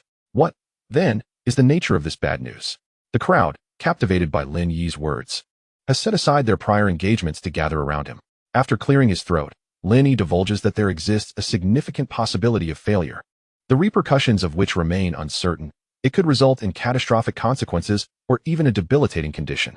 With a resigned gesture, Lin Yi conveys this grave message. Upon hearing this, an immediate silence envelopes the gathering as they await Qinji's decision. Life is singular. The question looms, should one risk it for a glimmer of hope for the future?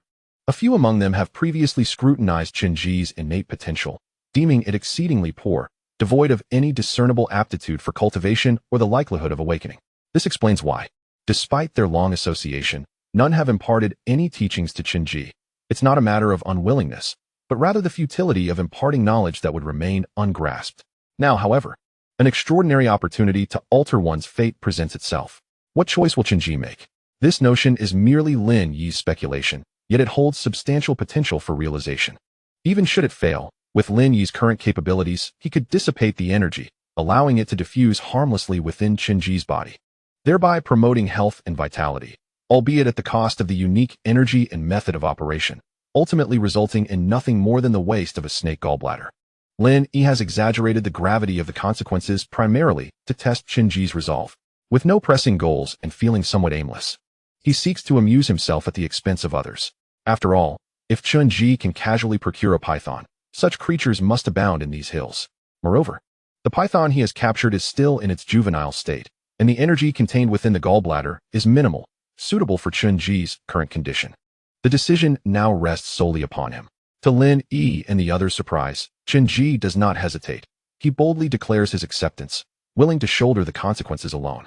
The onlookers remain silent, refraining from offering counsel, fully empathetic to Qinji's state, as each of them has emerged from their own struggles of weakness to strength. Yet Lin Yi, having experienced his transformation in less than a month, lacks this deeper understanding. Is it truly that simple? Lin Yi muses. Very well, consume the gallbladder. He hands it to Qinji, who seizes the egg-sized organ and promptly tosses it into his mouth, beginning to chew. Do not chew. Lin Yi's warning comes too late. As anticipated, Qinji clamps his mouth shut, swallowing the bitter liquid, his face contorting into a grotesque expression, almost terrifying to behold.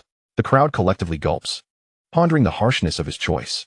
Qinji had momentarily lost consciousness, yet he clung fiercely to the imperative of keeping his mouth tightly shut. Determined not to let bile escape, Lin Yi, too, did not dare to be negligent. He activated his spiritual perception, intently observing the internal situation of Qinji. After all, it was Lin Yi who had proposed this idea, and if Qinji were to perish, the burden of guilt would weigh heavily upon him. Within Qinji, energy surged, and his expression contorted in agony. Gradually, patches of bluish-green scales began to spread along his neck. Chapter 69.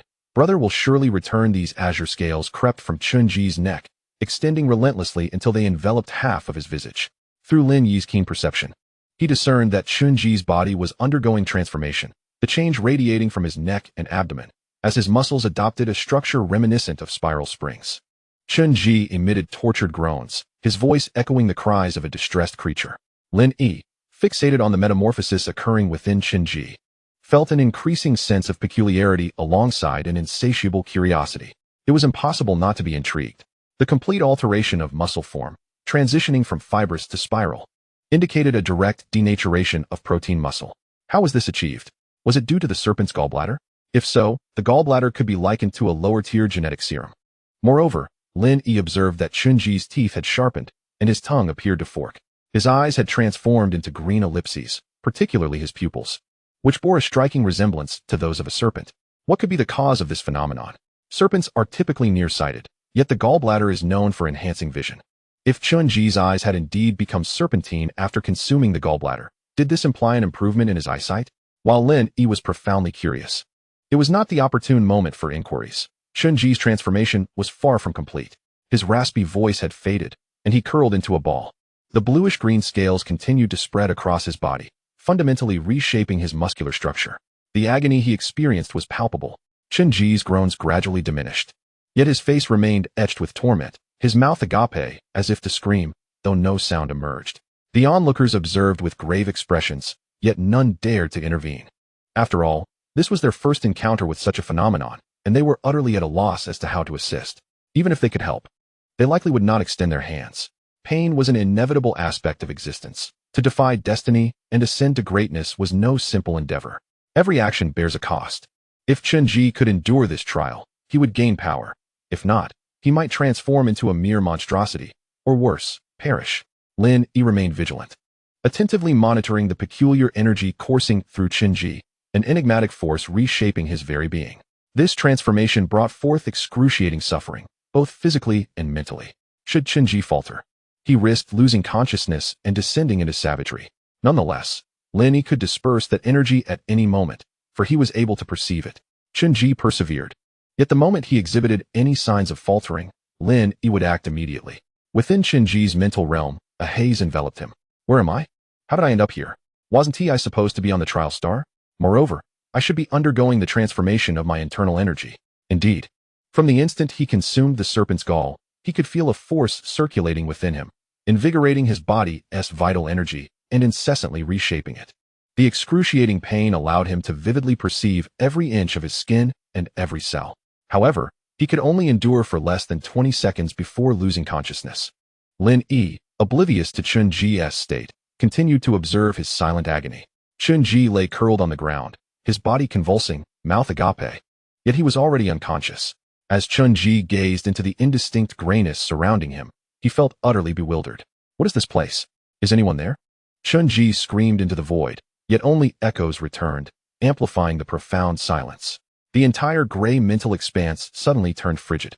Chunji's soul became intensely warm, emanating a faint azure glow. He sensed that his body was entirely beyond his control, the azure light spreading across his soul until it occupied half of his essence. Suddenly, Chunji's soul split apart, a cry of agony reverberating throughout the mental space. From a semi-transparent form, he gradually divided into two distinct entities, identical in appearance. One was azure, covered in scales, while the other was pure white and translucent. The azure figure mirrored the changes occurring in the real Chunji, and its scaled regions were even more extensive. The pure white figure represented Chunji before his transformation.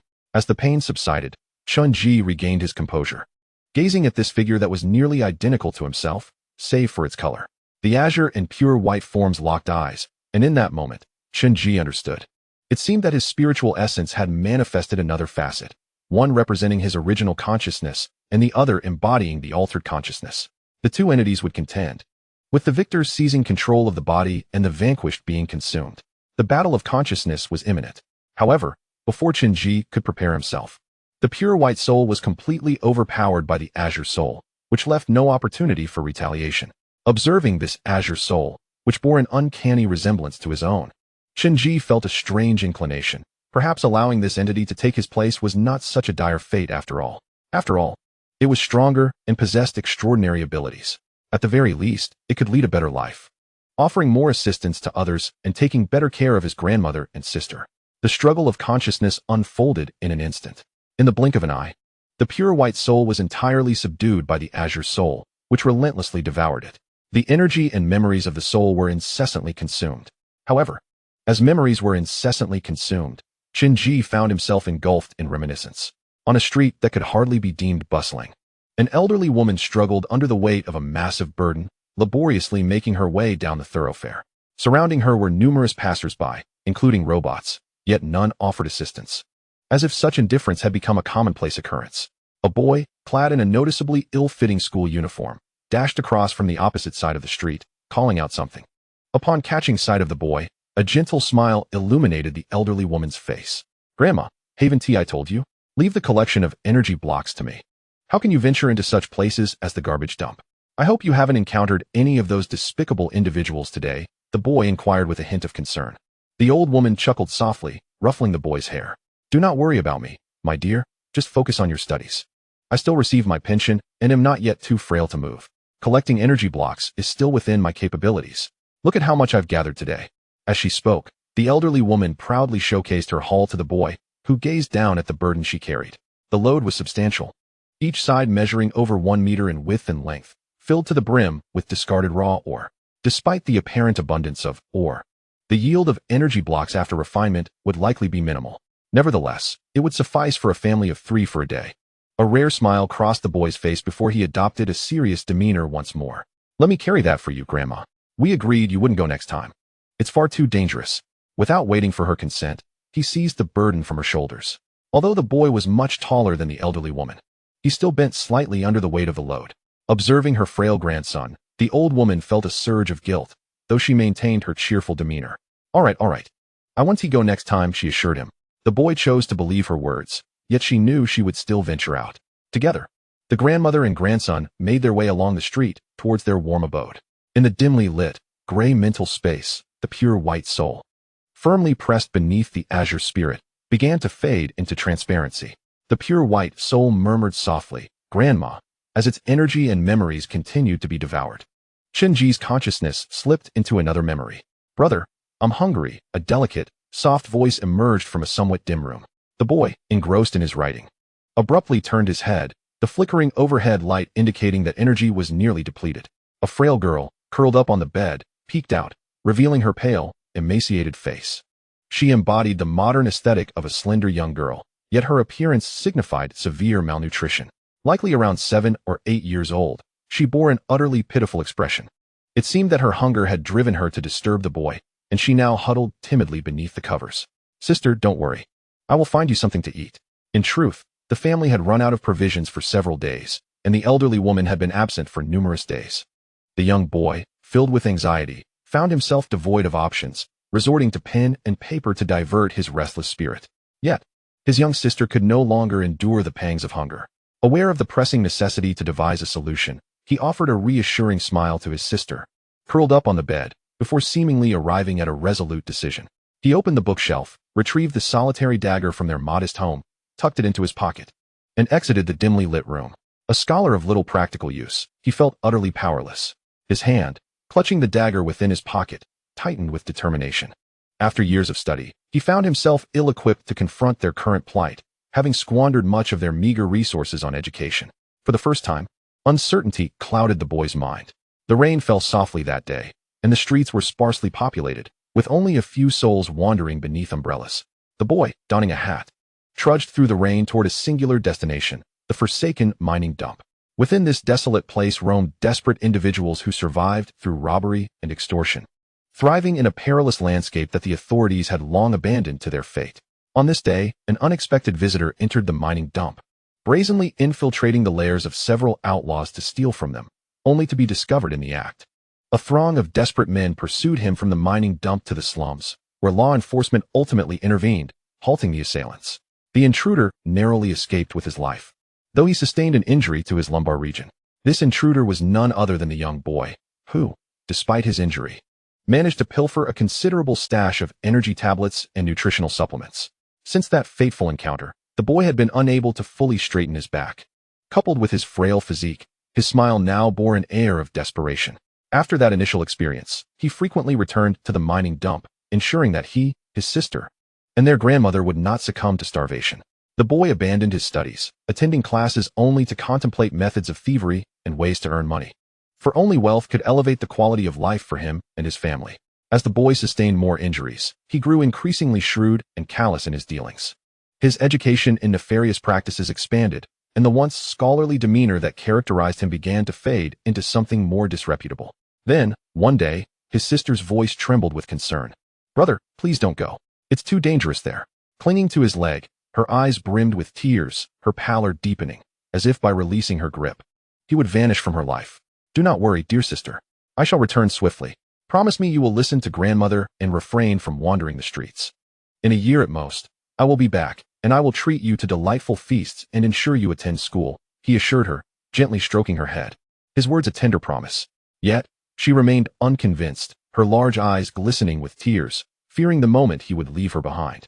The boy, too, wished to remain. But necessity compelled him to venture forth. Although the trial he faced bore a grim mortality rate of 90%, it represented the singular opportunity for him and his family to escape their dire circumstances.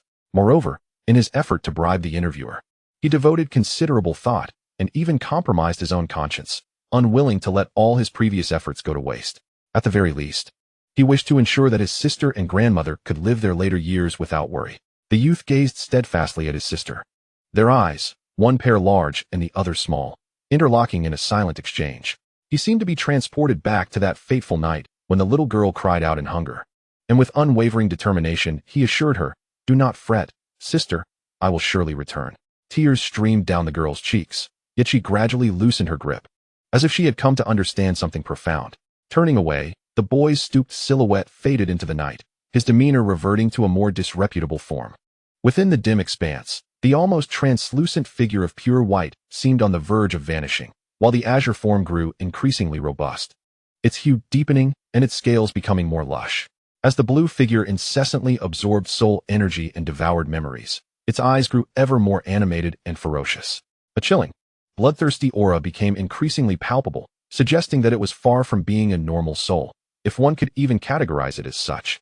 The ethereal white figure followed, murmuring, "Do not worry, sister, brother will surely return." In that moment, the white form sensed the ferocity and malevolence emanating from the azure entity. In a flash, it turned, locking its gaze onto the blue figure's eyes. "With such brutality and bloodlust, how could you ever treat my family with kindness? How could I ever entertain the thought of relinquishing my body to your control? Truly, we are regressing." As the pure white form neared dissolution, it erupted with an unyielding, absolute conviction, a fervor that grew stronger, gradually overpowering the blue figure. "You cold-hearted wretch, how could you possibly care for my sister? Sister, rest assured." The conviction intensified, culminating in a resounding explosion as the blue figure was obliterated. The pure white soul underwent a transformation, absorbing the scattered fragments of the azure soul. "I, your brother, shall undoubtedly return." Chapter 70. Transformation. A crowd had gathered around Qinji, their eyes fixed on him for over an hour. Qinji remained in the same state, curled upon the ground, trembling, his mouth agape, exhibiting no further reactions. Were it not for the tremors of his body and the ongoing changes within him, Lenny might have believed he had perished. After a considerable time had passed, the crowd dispersed, leaving only Lin Yi, who continued to watch intently. Despite the others' departure, their peripheral vision remained directed toward Qinji, their curiosity piqued as to whether he would succeed and what transformations might ensue. Should Qinji succeed without any adverse effects, this snake gall could very well hold revolutionary significance. After all, not everyone possesses extraordinary powers. Since the popularization of cultivation, thousands of years had elapsed without any remarkable results. Cultivators have always been a scarce minority, constituting less than a 10,000th of humanity. If the essence of this serpent's gall possesses the capability to elevate one to remarkable heights, it would be sufficient to sell to the Academy of Sciences, providing them with a fortune that could sustain them for generations. With modern scientific technology, elucidating the principles behind this phenomenon would pose no challenge. Now, all that remains is to patiently await Qinji's awakening. Once it was confirmed that Qinji's condition had stabilized, Lin Yi retrieved the food manual to scan the severed serpent's carcass lying on the ground. Unsurprisingly, there was no response. This was not the first occurrence. Aside from a few instances in the mangrove forest, Lin Yi had captured numerous animals and plants for experimentation along the way, with almost one in every 100 proving undetectable. Although Lin Yi did not fully comprehend the scanning mechanism of the food manual, it was evident that it did not rely on shape or external appearance to determine biological species. It must have penetrated down to the cellular genetic level. Thus, the removal of the serpent's skin and internal organs should not have impaired the scanning process. However, similar to the previous situation in the mangrove forest, the scan failed once more. This could only imply one possibility. The food manual had no record of it. This should not be the case. The conditions of the trial star should have been thoroughly investigated by the Research Institute. So how could there be so many entities that the manual failed to recognize? Regarding biological mutations, they should not escape the original genetic lineage. Lin Yi had previously scanned many plants and animals exhibiting mutations, all of which were detectable. The emergence of a new species seemed implausible. Lin Yi had learned from Jiang Qingming and others that the food manual updates after every 2 trials, indicating that new species should not go unnoticed. The idea of a new species materializing within a few years was preposterous. Since the commencement in the mangrove forest, Lin Yi had sensed an unsettling anomaly, as if some force were influencing the evolution of the local fauna, hastening their mutation at an astonishing pace. He suspected that this green python had only recently emerged.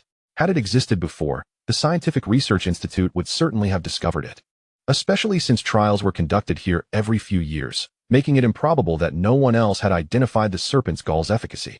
Lin Yi even speculated that the mangrove forest itself might have only recently appeared. If there were a wood demon fetus in that area, how could no news have circulated? Given the rarity of the wood demon fetus, it was likely that influential figures would have personally descended to procure it. Regrettably, all of this remained mere conjecture, devoid of any concrete evidence. The vast expanse of the mangrove forest, appearing to have formed over hundreds or even thousands of years, would hardly lead one to believe it had sprouted recently. However, it was not impossible. Lin Yi suddenly recalled that when he removed the wood demon fetus, the dissipating energy seemed to facilitate the rapid growth, even explosive expansion, of the mangrove forest. Could it be? At that moment, Lin Yi felt a compelling urge to terminate the trial immediately and depart from this planet. The bizarre transformations were undeniably unsettling, instilling a pervasive sense of unease. As Lin Yi remained consumed by worry, a transformation was unfolding with Qinji. The greenish-blue scales that adorned Qinji's body gradually receded beneath his skin, restoring his complexion to that of an ordinary human. The agony etched on his face began to ease, and his once gaping mouth slowly closed. His curled form relaxed, and the frail, slightly hunched physique became robust and upright. Observing this, the others gathered around, pondering whether the transformation was nearing its conclusion. Lin Yi hurried back, activating his senses to scrutinize the changes in Qinji's body. He noted that the energy within Qinji continued to swirl, albeit at a decelerating pace, with the muscle fibers still retaining their spiral configuration. It was difficult to fathom the magnitude of power that such muscular form could unleash. Although the superficial green scales had merely receded beneath the skin, appearing as an ordinary person from the outside, Qinji seemed to possess enhanced strength. However, despite the gradual disappearance of the transformation, Qinji showed no signs of awakening. Lin Yi, please check on him. At this rate, he should be waking up. Yet there is still no reaction, Yun Feifei urged, clearly intrigued by the snake gall. Let us not rush, Lin Yi replied, acknowledging that he naturally possessed the demeanor of a businessman. Judging by Yun Feifei's usual behavior, it was evident that her family was quite affluent, likely engaged in commerce. It is well known that a merchant's most crucial attributes are their insight and instinct for opportunity. The merchant's intuition led Yun Feifei to believe that this snake gall held significant potential. The immediate concern was whether Qinji would awaken without any peculiar aftereffects. True to expectations, Qinji gradually stirred awake. However, as he opened his eyes, they remained clouded, as if he were still in a daze, uttering a statement that left Lin Yi astounded. In the year of the Jia, the world is auspicious. Wait, buddy, are you staging a rebellion? Lin Yi gasped, his eyes wide with disbelief, while the others looked on in confusion. Was this a case of an unexpected interruption? Upon closer examination, Lin Yi realized that Qinji was indeed still not fully conscious, lost in a haze of incoherence. After a few minutes of waiting, Qinji became fully alert, his eyes resembling those of a serpent, oval-shaped and glowing with a greenish hue. How do you feel? Tell us about your current sensations. 5 pairs of eyes fixated intently on him. Qinji's aura was peculiar, a chilling presence tinged with dominance, yet a glimmer of humanity shone in his gaze. I feel unprecedentedly well. My strength seems to have increased significantly. Qinji spoke with a steady voice, shedding his previous lewd demeanor. He clenched his fists tightly, the joints cracking audibly, and then unleashed a punch that reverberated through the air, creating a thunderous explosion. A nearby tree was shattered by the force of his strike, leaving the onlookers in stunned silence. No one present could match the power of that punch, save for the enigmatically Xianing. Lin Yi observed that as Qinji swung his fist, his hand appeared to elongate slightly. The spring-like muscles within Qinji were enveloped by a wave of azure energy, generating immense power during the stretch. Moreover, that force seemed to possess a cyclic nature. Qinji gazed in astonishment at his own hands, his mind consumed by a singular thought. He had undergone a transformation. He possessed power,